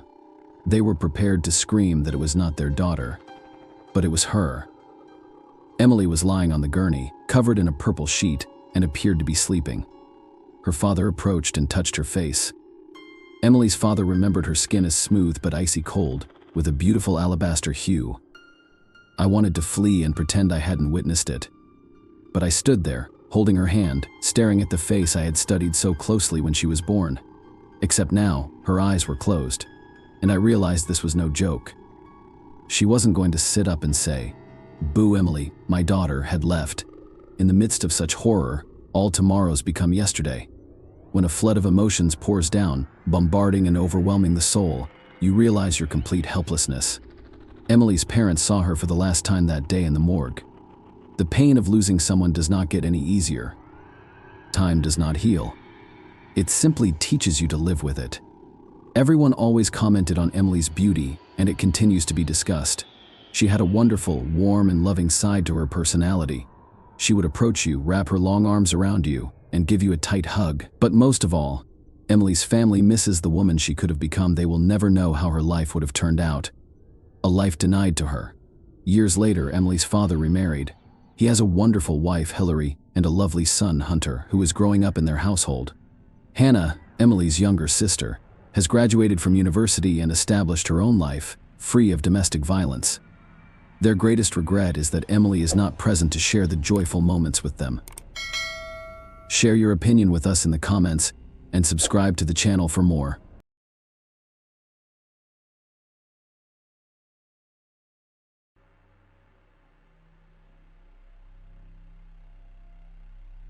Hey guys, welcome to my channel, and today we're going to take a look at another horrible case with you. Kelsey Smith went shopping for a gift and then vanished. How often do state laws or individual company rules and policies intended to protect people and make their lives more comfortable and safe end up causing more harm than good? In today's story, a mobile phone operator refused to provide a missing girl's location, citing privacy laws. In reality, the company was obstructing the investigation, delaying it, and it was too late to help the girl. In other cases, timely access to such information may save someone's life. The tragic death of young Kelsey Smith, just a month after her 18th birthday, not only shook the United States but also captivated the world's attention as it was widely covered in international media. The girl was abducted in broad daylight from a crowded area, and her body, which showed signs of violence, was later discovered outside the city. The search for Kelsey lasted nearly a week due to the inability to track her movements using her cell phone signal. This situation sparked widespread debate and established a precedent, resulting in a series of amendments and the passage of a law named after the victim. But let's start with Kelsey Smith's story and try to figure out how she was abducted outside a shopping center in front of dozens of surveillance cameras, and whether this tragedy could have been avoided. We will also look at the personality of Edwin Hall, the abductor and criminal who was widely regarded as a loving husband and father. We'll start our investigation into this difficult case by getting to know the man who caused the terrible tragedy. Edwin Roy Hall, also known as Jack Hall to his friends, was born on April 17, 1981, in the small town of Lee's Summit, Missouri, near the border with Kansas. He was the second child in a low-income, very disadvantaged family. Edwin's childhood was difficult, if not harsh, because his parents consumed large amounts of hot drinks and illegal substances, were uninterested in child rearing, and mistreated him. Later, Paul will tell how, at the age of 5, he was intimately abused by his uncle, his father's brother, but he will either confirm or deny that this statement is simply not true. Many people believed that this detail was invented by the perpetrator's lawyer in order to make his client appear to be a victim of circumstances during the trial, and thus reduce his sentence. Regardless, Edwin was placed in an orphanage when he was 6 years old, after his father was imprisoned and his mother was stripped of parental rights. In the years that followed, the boy moved around to different foster families, but each time he was abandoned and returned to the orphanage. This was due to the child's uncontrolled aggression and cruelty. Paul had sadistic tendencies toward animals since a young age. He enjoyed torturing them and watching them suffer. The boy refused to recognize authority, disobeyed his foster parents, stole, and fled home. Edwin was 15 years old when his last foster family returned him to state custody. This came after the teen attacked his stepsister with a knife. The tragedy was avoided, and the boy was pitied rather than prosecuted. However, a year later, he was arrested again after intentionally hitting another orphanage student on the head with a baseball bat. As an adult, Hall had no criminal record, and he appeared to have matured, taken charge, and eventually reformed. At the age of 20, he married a girl named Leader, who gave birth to a son a year and a half later. Edwin obtained an old Chevrolet truck from the 1970s with which he worked, transporting various goods. His neighbors knew him as a quiet, humble, and friendly man who cared about his family. However, he also had a secret life, which was revealed only after Hall was arrested for serious crimes. Who was the victim? Kelsey Smith. Kelsey Ann Smith was born on May 3, 1989 in Overland Park, Kansas, the state's second most populous city. Gregory and Missy Smith had 5 children, and she was the third. She grew up very close to her older brother Steve and sister Lindsay, as well as her younger siblings Katie and Zach. Gregory Greg Smith, the family patriarch, was a former military man and U.S. Navy veteran. He had also served in the police force for more than 2 decades and was now enjoying a well-earned retirement. Meanwhile, the mother, Mrs. Smith, had dedicated her life to healthcare, having spent many years working at one of the local hospitals. Despite her professional commitments, she brilliantly balanced work with raising her numerous children and creating a comfortable home environment from a young age. Kelsey was a very energetic, sociable, and theatrical child. She enjoyed singing and dancing, went to a music school where she learned to play several musical instruments, and eagerly participated in school plays and choir performances. In addition, she enjoyed gymnastics and soccer, and she frequently attended sporting events with her father and brothers, as well as supporting the local team. Young Smith had many friends, had a great sense of humor, was talented in a variety of fields, and knew how to make a good impression on those around her. She had a deep love for animals since she was a child and hoped to attend college after high school to become a veterinarian. Kelsey joined the local orchestra as a clarinetist during her senior year of high school and performed at various city events. This job enabled her to save enough money in just 6 months to purchase her first personal vehicle, a 1987 Buick Regal. Her parents didn't like the fact that her car was older than she was and offered to add money to the family budget to buy something newer. However, it was critical for her to purchase her first vehicle independently with her own money, so she turned down their offer. Kelsey's personal life: the Smiths went to great lengths to ensure that their children received the best possible education and holistic development. However, they raised their children with a strong sense of discipline. There were clear rules in their home that everyone followed without exception. For example, all family members were expected to share their plans and to notify each other if they would be out late. Kelsey was always on time, never late, and told her parents where she was going and who she was spending time with. During her senior year, Kelsey began a romantic relationship with John Smith. Kelsey described it as a deep, mutual love at first sight. The couple, the kind you read about in books or see in movies, rang in the new year of 2007 together, and they were practically inseparable after that. Smith's partner, a year her senior, appeared to be a serious young man who treated his beloved with the utmost concern and respect. Both parents supported their children's decisions and did not interfere with their relationship. Kelsey turned 18 years old in May of 2007. That same month, she graduated from high school and was overjoyed to learn that she had been accepted to a prestigious Kansas college where she planned to study veterinary medicine. The next few days were, without a doubt, the happiest of the young woman's life. Unfortunately, they proved to be her last. Smith and her classmates attended parties to celebrate the end of high school. She had a great time, enjoying both the festive atmosphere and romantic dates with her beloved. At this point, she had achieved everything she had wished for: admission to her dream college, a relationship with a deserving young man who was about to propose, and it appeared that she would have a long, happy life. The absence from the mall parking lot. Kelsey and John were getting ready to celebrate an important milestone in their relationship on June 2, 2007. On their 6-month anniversary of dating, John planned to make the occasion even more memorable by proposing to Kelsey.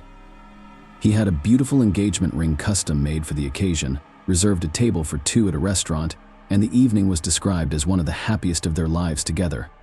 Kelsey was unaware of the upcoming proposal, which was intended to be a surprise. She, too, was looking for a gift that would surprise and delight John. That Saturday, she styled her hair, applied makeup, and drove to a Target Corporation store only 10 minutes away. There was no warning of the tragedy that was about to occur. Around 7 p.m., she called her mother to say she had found a gift for John but needed to find the right gift bag for it, preferably something romantic. Missy suggested Kelsey visit a shopping mall across the street from Target, confident that it would have what she was looking for.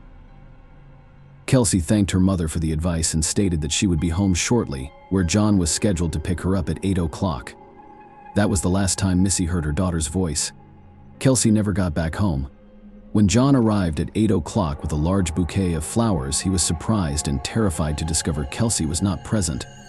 Her parents were equally terrified because she didn't answer the phone or text messages, which was completely out of character. She vanished in broad daylight in a busy area, and no one noticed her absence. Search and investigate. The family patriarch, along with his 2 eldest children, set out to find their daughter. When I found her car parked at the Oak Park Mall, I had a glimmer of hope that Kelsey was still inside for some unknown reason. However, after searching all of the floors and stores and asking salespeople and security guards if anyone had seen the girl, they were certain she was not present. Returning to the car, which appeared unharmed with no signs of struggle or violence, the father, drawing on his experience as a former police officer, decided not to touch anything.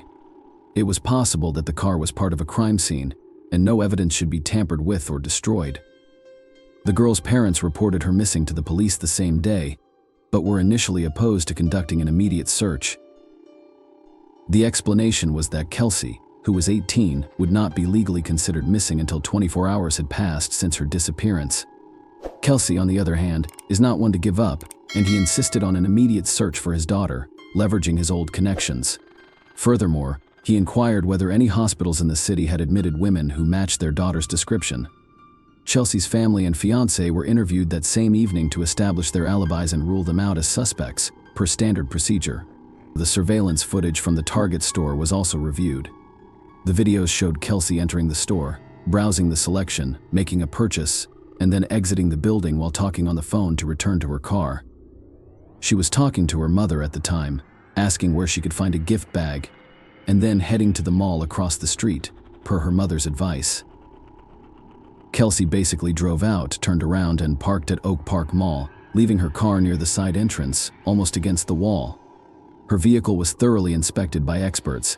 It appeared unaltered from the outside. The gift she bought for John was on the passenger seat, and her personal belongings, a tablet and a wallet containing approximately $300 in cash, were in the back. Therefore, a robbery was quickly ruled out. The car's owner appeared to have left with only her credit card and phone in her pocket. Because everything else remained inside the car, no signs of a struggle, blood, or damage were discovered. Except for one on the driver's seatbelt, no foreign fingerprints were discovered. This fingerprint did not belong to Kelsey's relatives or boyfriend. Issues with the cellular company tracking the young woman's location could have been caused by the signal from her mobile phone. By then, the device had become inaccessible, most likely because it had been turned off or damaged. However, it was still possible to determine the last known location where the mobile phone was active in order to narrow the search area. However, the wireless carrier Verizon Communications failed to provide the necessary data for the investigation for several days. Interestingly, the company did not outright refuse to cooperate, but instead kept promising to look into the matter, effectively delaying the process. Telecommunications companies were allowed to withhold subscriber data from law enforcement agencies, such as the police or the FBI, without a specific court order as of 2007. They cited information privacy laws and even situations in which an individual's safety or life could be jeopardized. We are not considered exceptions to the rule of disturbing strangers. A closer look at the surveillance footage revealed a chilling detail: a mysterious stranger was following the young woman like a shadow. He didn't stand out at first because he kept his distance and never tried to interact with Kelsey directly. The individual in question was a Caucasian male with a pleasant appearance, believed to be in his early to mid-20s, with dark short hair and a light beard. He was dressed casually, wearing a white t-shirt and black shorts. He entered the Target store about a half-minute after the girl and followed her through all of the sections she visited, keeping a few meters distance. This mysterious man was captured by all of Kelsey's surveillance cameras, and during the trial, the prosecution described his behavior as that of a predator stalking its prey. He exited the store after her and, once she was alone, drove her to the Oak Park parking lot in his Chevrolet truck. He was almost directly behind Kelsey while she was on the phone, so he most likely overheard her conversation with her mother. As a result, he could have learned about her plans to visit the nearby shopping center. Unfortunately, Smith parked her car in an unsuitable location next to a side door near a storage area, where shadows fell on her vehicle, making it nearly impossible to discern the events on the camera footage. Kelsey remained seated in her car as the truck parked beside her, and a figure in a white t-shirt and black shorts emerged. The stranger approached her through the driver's side door, and she, presumably under threat of harm, got behind the wheel of his Chevrolet, which drove away in an unknown direction. The media were enlisted to cover the investigation from the start, thanks in large part to Gregory Smith's connections and experience. Smith understood that the louder the outcry, the wider the coverage in the press, and the more attention it received, the better their chances of finding their daughter and bringing the responsible party to justice. The story was covered by both national and international media, including the popular show America's Most Wanted. When surveillance footage revealed the mysterious stranger following Kelsey, the frame with the most clearly visible face was broadcast on the news, urging people to come forward if they recognized the man. That same evening, police began receiving calls from people claiming to have seen the man in various cities and states. Although the majority of these reports were incorrect, each was investigated. Mrs. Miguel called on June 6th, saying she recognized her neighbor Edwin Hall in the footage, but had been hesitant to report it because she was unsure. However, seeing the information about the truck cleared up her last doubts, as Hall also drove an old 1970s Chevrolet. Following Horace's horrific discovery at Longview Lake and the suspect's arrest on June 6, 2007, several pivotal events occurred in the investigation. Verizon Communications finally provided the first critical information about Chelsea's last known location for her phone signal. A specific cell tower was pinpointed, resulting in a search radius of 1.1 miles north. Within 45 minutes of beginning the search, the young woman's lifeless body was discovered in the brush near Longview Lake, Missouri, about 30 miles from where she was abducted. The medical examiner determined that Kelsey was brutally assaulted and strangled with her own belt. Her body was discovered naked, except for the belt used to strangle her around the neck. Following the assault, her body was discarded in the bushes, barely covered by dry branches. It remained exposed to the June sun for 4 days. Her remains were severely disfigured by insects and other wildlife, rendering them nearly unrecognizable. Nonetheless, the examination determined that it was the missing young Smith. The second significant event on June 6th was the arrest of the primary suspect. When the police arrived at the man's house, he remained calm, admitted that his friends called him Jack, and agreed to give a statement at the station. During his interrogation, he identified himself as Edwin Hall and was shown a photograph of Kelsey.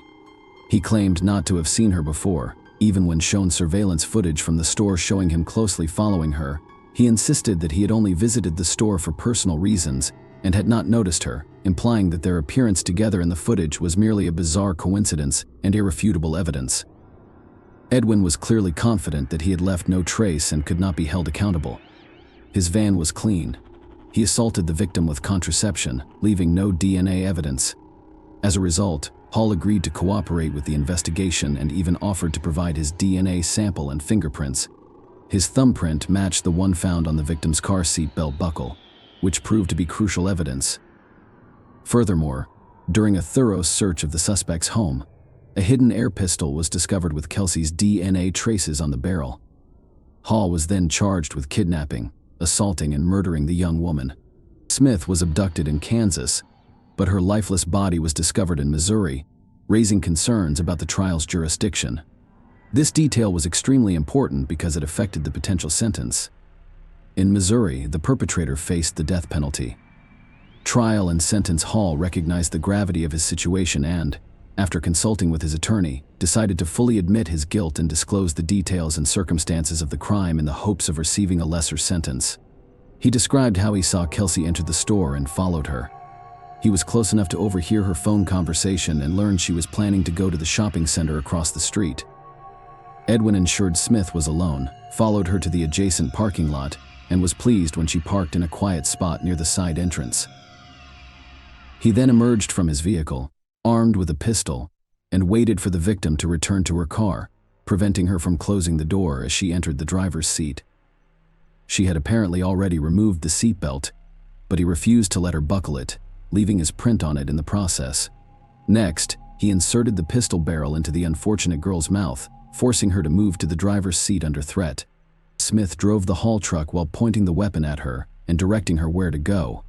When they reached a remote area near the state border, he ordered her out of the truck and led her into the bushes.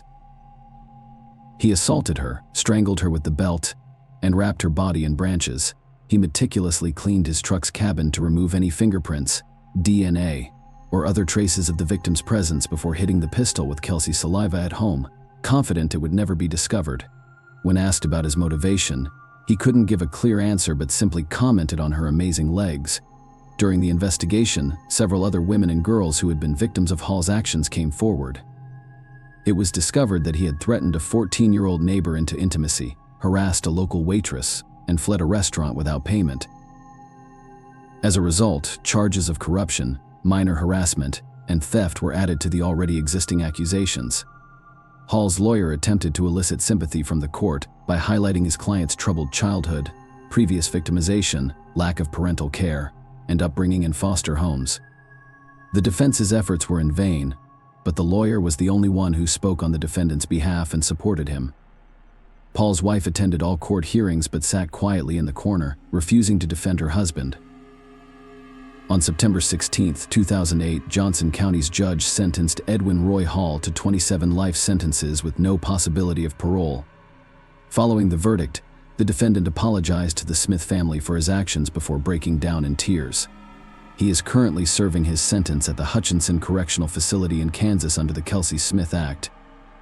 The role of Verizon Communications in this case, which waited 4 days to provide information about the last known location of the missing girl's phone signal, drew significant attention. The company's leadership cited privacy laws and the lack of a court order, which would take time to issue, but it was later determined that this information would not have saved young Smith. In other cases, it may help save the lives and health of people in danger. This prompted Kansas to enact the Kelsey Smith Act in 2009, which requires telecommunications companies to provide subscriber location information when the individual is at risk of death or serious physical harm. By 2012, an additional 29 states, including Missouri, had passed similar legislation. Oklahoma, Montana, and Illinois passed the Kelsey Smith Act in 2021 as well. Since its enactment, this law has saved many lives. For example, when a perpetrator stole a car with a child in a car seat in Lenexa, Kansas in 2015, police were able to locate him within half an hour by tracking the signal from the child's mother's mobile phone left on the backseat in 2021. In Illinois, a similar method was used to locate a young woman who attempted suicide by jumping off a cliff. She survived, albeit with serious injuries. However, the prompt tracking of her phone signal resulted in a rescue. Interestingly, the Smith family did not request that the law be named after their late daughter. Kansas Senator Rob Olson proposed the idea. Following their tragedy, the girl's family established a foundation to help crime victims and continues to educate young people about safety concerns. Share your opinion with us in the comments, and subscribe to the channel for more.